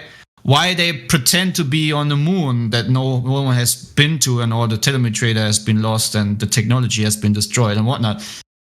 Isn't it weird? And also the father of rocket technology, on his gravestone, imagine, you dying, and the last thing you want to really put an emphasis on is the heavens declare the glory of God, and the firmament showed his handiwork. This is the psalm that is put on Werner von Braun's gravestone. What is up with this constant use of biblical references and the firmament? Why is it I'm so liking this Bill Nelson guy. He's of Scottish, Irish, English, and Danish descent. Isn't it the separation of earth and the heavens? So the biblical, like the firmament would be that, just specifically. Well, yeah, the separations of waters. Yeah. And here's another image which is funny. It's from where they do the scuba diving training tests, right? And 1 second, I think it's a very interesting image. They have it in the training facility for the astronauts. Give me just a minute. I have so many images. It's always at some point if I have the energy to name them all, I will. So it's easier for me to find that stuff. But first world problem, am I right, boss? I understand. Exactly. No, I've actually figured out that NASA, in terms of images, because I think we live in a world, time and day, where unfortunately things that people say are not enough anymore. The most important thing to people is pictures. And I think NASA gives the best flat earth articles and pictures you can imagine, right? Because that's something the Globers put credit in, right? I just googled Werner von Braun's tombstone. Top result was Reddit. It was in the Flat Earth subreddit, right? And some guy's like, "Hey, why did it say this this Bible verse on his tombstone?" And all of the comments are all these fucking Redditors saying, "Well, it doesn't mean anything." And here's my problem with fucking Redditors: like you're in the Flat Earth subreddit. If you're not a flat earther, just fuck off. The problem with Redditors is they just dive into every little community to disprove everyone. It's like, go form your own fucking community. I fucking hate them. Yeah, I mean, you get the point, right? It's just about either ignoring something, because it's the only thing you can do in order to keep the globe in your mind. You just ignore the blatant, obvious things that are out there, right? You ignore all these things and you can keep your globe. That's how it survives. But if you're intellectually honest, like I needed to be, which was a big battle back in 2015, because I wanted to be an astronaut, man. Can you imagine? If the Lord wouldn't have had so much grace upon my life, I would wanted to become, an astronaut. Wait, Question: has there ever been a German astronaut? Of course, many. But how many? Well, there's this Alexander guy, Alexander. Oh, he sounds Greek to me. He sounds Macedonian. Alexander Gerst. You know what's interesting about Alexander Gerst, for example, the German astronaut? He has an interesting tattoo. Okay, so you want to put out some guess what his tattoo is? What sort of tattoo does he have? Oh yeah, you're gonna see. You want me to guess? Yeah, fuck. guess. So he's obviously a Freemason. Wait, how do you know he's a Freemason? Well, that's another story. But I wanted to give you a hint to what might be his Is the hint that he's a Freemason? No, I am just talking about the tattoo. What's the hint? Well, do you have a hint as to... You find his tattoo on a dollar note. An American dollar? Yes. The evil eye. Is it a pyramid? No, I'm gonna post. I'm gonna post it. Yeah. Any Americans in the chat who want to help me out? Yeah, is it the evil eye, the pyramid with the eye in it? It's the Eye of Horus. Oh, let's fucking go! Okay. Yeah, I tell you, man, if you want to be in Satan's tabernacle, you gotta do some oaths, some blood oaths. You gotta be with the program. Can't be up there without giving your life over. Right? Holy shit. Not saying that he can't be saved, right? But there's a common thing with astronauts that for some reason they all adhere to the same, let's say, to say it lightly, beast system. All right, let's for example, let's take another astronaut. Let's take Mr. Another German? No, this guy you should know. Right? There's nothing wrong with this hand sign. Oh, that's an Illuminati fucking globalist symbol. Yeah, Buzz Aldrin. Like, I don't like that. Even if you're normie, you would realize that there's something wrong about these people, right? They have like this common theme that they seem to worship something that is far off Christianity, but they masquerade as Christians. If I bet you, if I would ask Alexander, is he a Christian as a German, right? Because we're a Christian country, he would say, yeah, I'm your biggest Christian astronaut. You gotta know your wolves, man.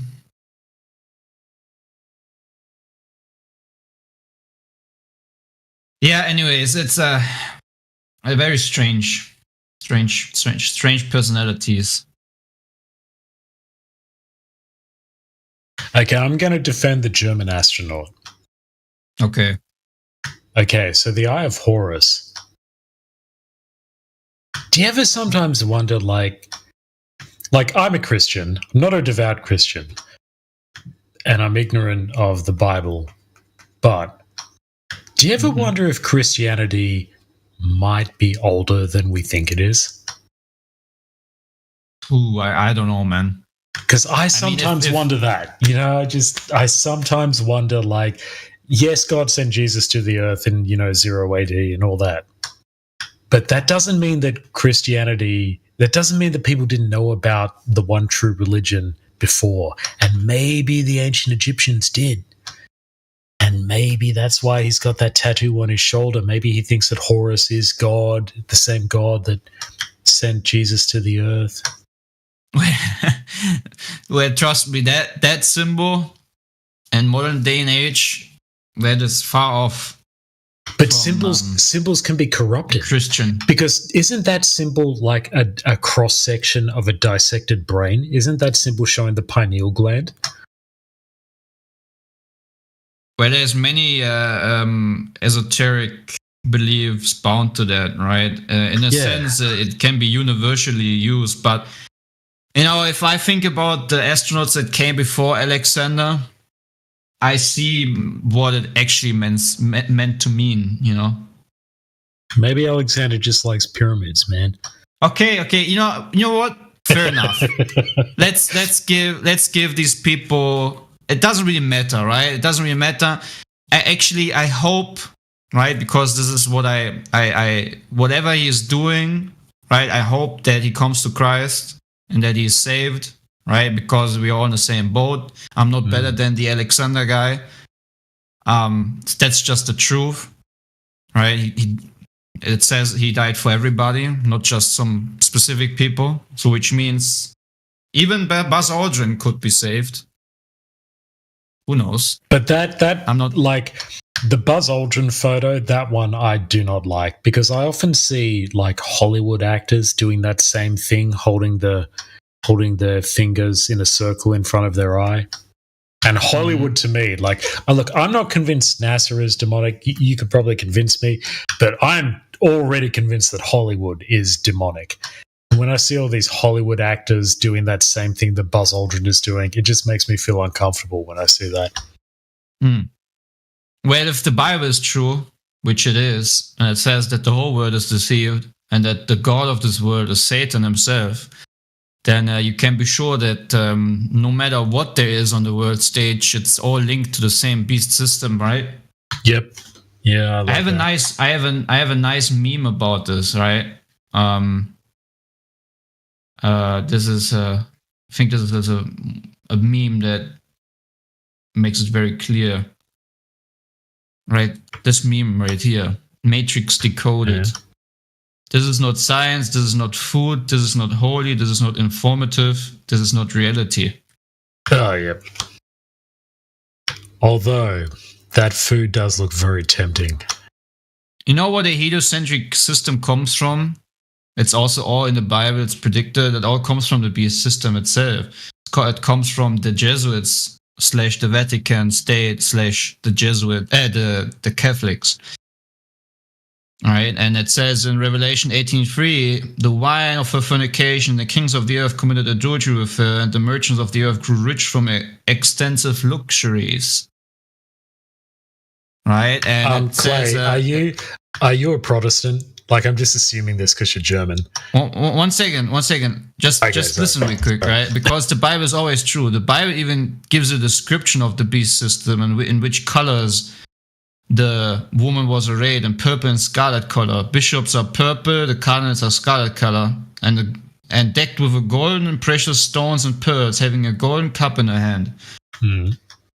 And yeah, this is the beast system. Do you ever wonder why all the kings of this world in this day and age still need to handshake this old man that calls himself the Pope and is above all the laws because he is sovereign? He cannot be put in any court of this world. Because you're talking to an Irish Catholic now. You're making me struggle. Well, this is where the heliocentrism belief comes from. It's sun worship. Yeah. See, the Bible is always true. Always. 100% always. And it's always ahead of any understanding that there is in this world. As much as some truthers, I don't know if I can even call them truthers, if they despise that fact, that it's always on point, even if it talks about Antarctica.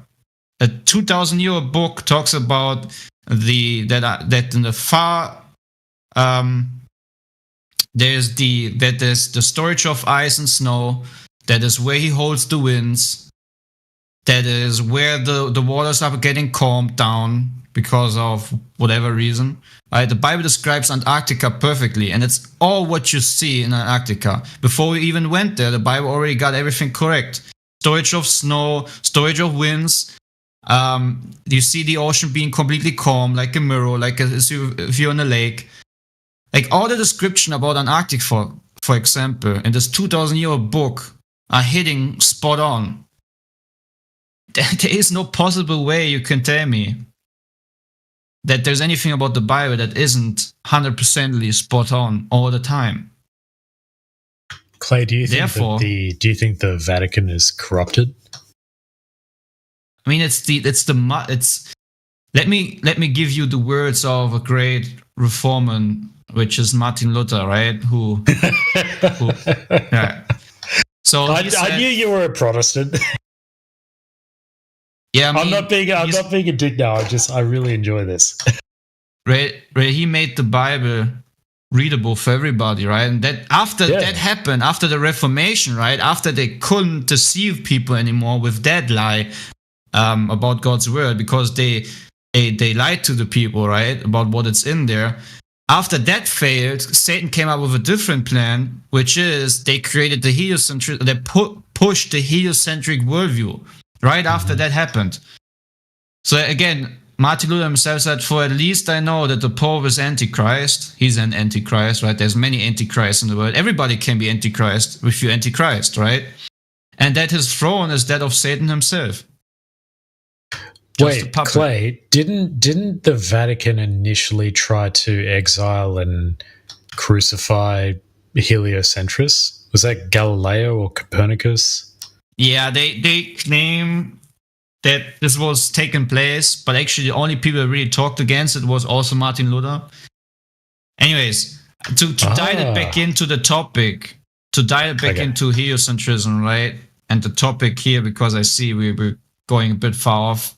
The point is that the source of this evil heliocentric worldview is this very people, this very beast system. And you can see that even today they're masquerading in the same symbology, in the same way.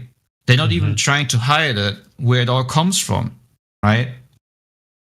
So if you have a rotten tree and you find a rotten apple from the tree, or rotten fruit, or whatever that might produce, you can trace it back to the very root of where it comes from. Do you think that everything? So, do you think the Vatican is corrupted by the devil, or? Well, remember that the whole world is deceived, and that Satan is the god of this world. So he gotta have some, he gotta have some ultimate hub from where everything dials in, right? And it's, everybody knows. Real quick, it's okay to go down this, but if someone brings up some questions, we gotta go right back to flat Earth. But yes. Okay. Oh yeah. Just what? But for right now, have free flow, have fun with it. I appreciate it. Yeah, everybody knows that all the kings. Martin Luther Jr. is converting me to fucking Protestantism right now. Well, I don't want to convert anyone, right? I'm just kidding. I'm just saying I'm enjoying this conversation. Yeah, see, because I don't like conversion, because it's like what I like is if you say, something about this sounds interesting, maybe something is true, I want to look into it myself, and then through my own research, through my own testing, test all things and hold fast, which is true. That's also from the Bible. If you test it yourself, you will realize and come to the same conclusion. So you agree, right? All the big merchants, all the kings of this earth, if it's Putin, if it's the guy from China, whatever, they all, for some reason, are linked to the Pope, right? They all give the hand and say, you're a cool guy, right? Why is that? You really gotta question that. Why is it that all the great kings of this world, for some reason, sit on the same table with this weird Vatican state? I've never even thought about Xi Jinping meeting the Pope. I've never even thought about that. Did he does he? 1 second. The president of China. I'm not doubting you. I'm just saying I've never really thought about it. Well, I get that Putin would, but even though they're supposed to be Orthodox, Orthodox Christians, do they care about the Pope? Are they supposed to care about the Pope, or do they diverge from the Catholics? I'm Googling it too. Oh, yep. Russian President Putin meets Pope Francis at the Vatican. Oh, the fucking Italians, man. They rule the world. No, it's. Do we have any Italians in here? we don't wrestle against flesh and blood, right? It's not really the humans. It's just there's a beast that utilizes humans for his sake, right? And he makes all these false images to worship, builds some great big temples with weird statues inside them, decked with gold and whatnot. And then you have all the merchant and kings coming in there and to this great temple and shake the hand of the head of this temple. Yeah, some of the iconography inside the Vatican is quite unnerving to look at. Like I've seen the snake eyes. That's just. You've seen this building right here, the audience hall. This is the audience hall. The Pope sits in the middle. Yeah, what is that? God damn. He sits in the middle right between this, whatever depicts. I mean, it depends on you. I don't want to even... I mean, it's so blatantly obvious. I think there's no need to explain. But look at the statue. That thing that is behind him that looks like literally like demonic. So weird. Yeah.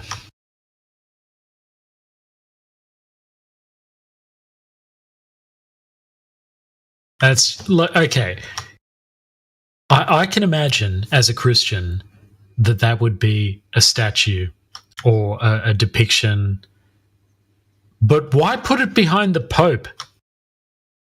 Well, because they don't hide anything. You need to see the bigger picture, right? With everything. Let's dial it back to the very point I came from. We gotta see the bigger picture. They never, ever actually hide anything from you. This is the point of this whole scheme, right? Because at the end, these people would just claim to you, even if you figure it out, they would just say, you know what? We always showed you what it is. You just seem to never accept the bigger picture. Right? You gotta read between the lines. That's the most important thing in this deceptive day and age or world we live in. Read between the lines and especially read your Bible. Right? Because that thing just shoots this whole deception wide open because it has it all already all laid out. Everything that might happen, has happened, and will happen is already there. You just gotta read it. That's all.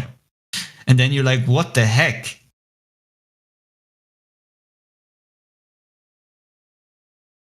Anyways, the bigger picture is Earth is flat. It's a planar topographical stationary surface.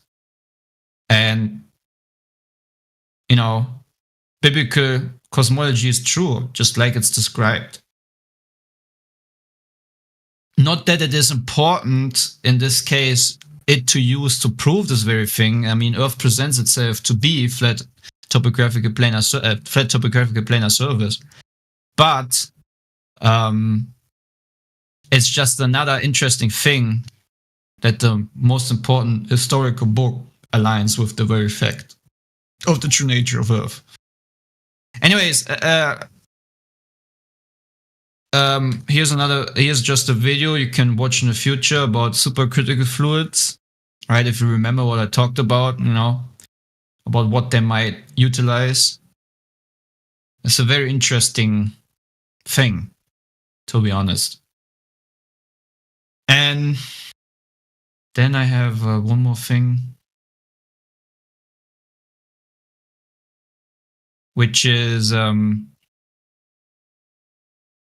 the Pirates of the Caribbean, and it's the movie is called At the World's End. Mm-hmm. Interesting title for a movie, right? Mm-hmm. And you have this one scene, up is down.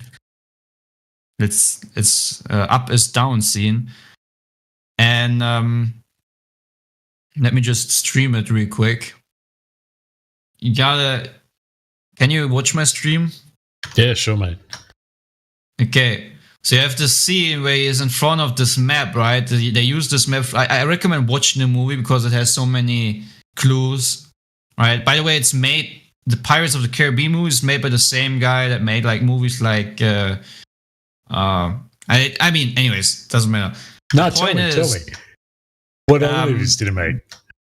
Do you know that movie that predicts 9/11, with which is the enemy, the first enemy of the state or something? 1 second. Enemy of the State, Will Smith. Yeah. Oh, okay.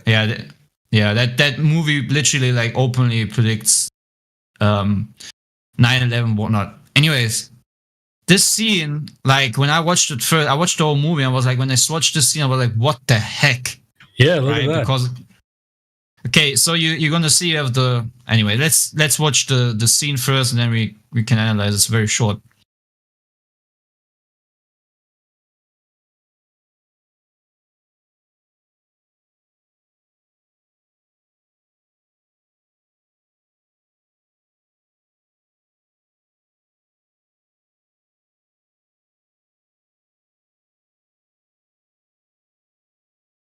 Okay, so you remember what I talked about, right? When you go into the deepest parts of the ocean, you go into outer darkness. When you go very high up, you go into outer darkness, and you suddenly also float, just like within the deepest part of the ocean. Okay, and what is interesting here, just the guy not only says God's driving me over the bloody edge, whatever, doesn't really matter. There is no edge to drive over, but the guy in the background says sunrises don't set.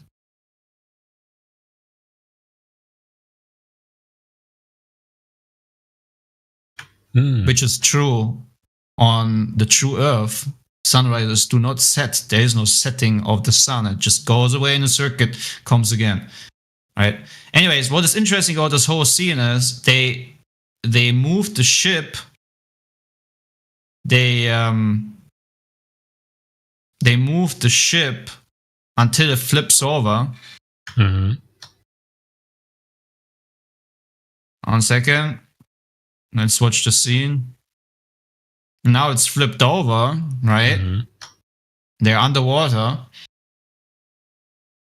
No, Legolas, don't drown. Yeah, see what? But watch what happens.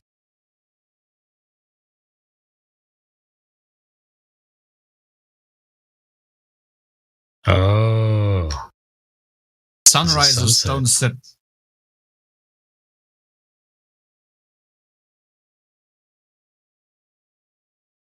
Up is down, right? Or it's down up? Who knows?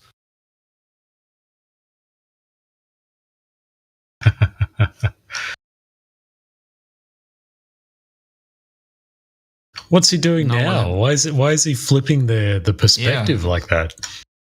Well, maybe the movie is trying to show something. Yeah. Oh, golly, they don't show what happens. 1 second. Let's go. I think in this here we can see what happens.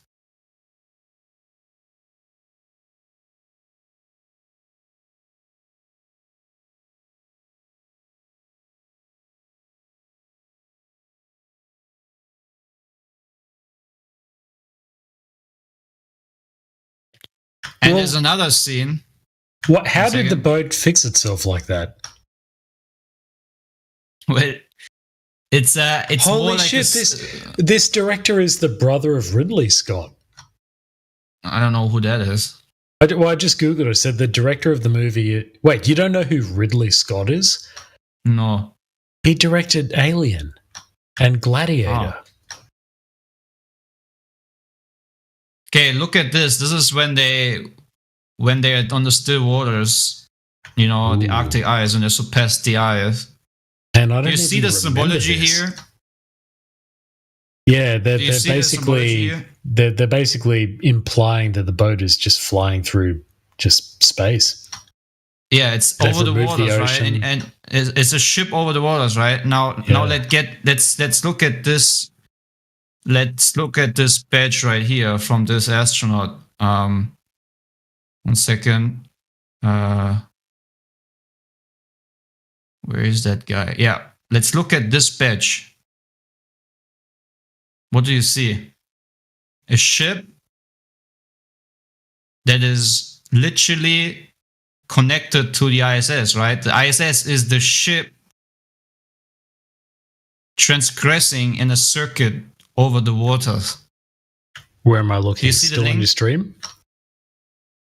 Yeah. Or- One sec. I'm just streaming the. Sorry. Give me a second. I gotta change the. Oh man, how do I change the? One second. How do I change the frame? Because it doesn't give me the option to change the frame. Okay, wait. Is it okay if I just? Normally, Is it on a different monitor? No. 1 second. Let me just quit the stream. Oh wait. Maybe I can do it. Yeah, I gotta. Oh no. Yeah. Okay. Fenster wechseln. All right, and then we go to there. Do you see that? Okay. Yeah. Okay. So you see the scene with the ship going over the stars, right, over the water. So here you have literally almost the same looking ship on this badge with the astronaut, right? And the ISS is the ship, right? Do you see the link, the circuit link with the stars right here, link to the ship, which is the ISS. It's literally, what you see in the Caribbean movie. They go over the waters. 1 second. Let's go here. It's literally this. And the water has stars in it. Yeah. This is what they do. Up is down. Where's that guy from? Is he Chinese or Korean or what? Chinese, probably. But I think he's part of the US thing. Oh, so it could be Asian American. See, when I saw this ship, I was like, what the heck? Like, it's straight in your face. And funny enough, it literally looks like the ship. Mm-hmm. Okay, almost. Oh, can you go back to Elizabeth for a second? What? Oh, yes, there she is. What's her name? Keira Knightley. The pretty girl, what's her name? Keira Knightley. Yeah, Keira Knightley.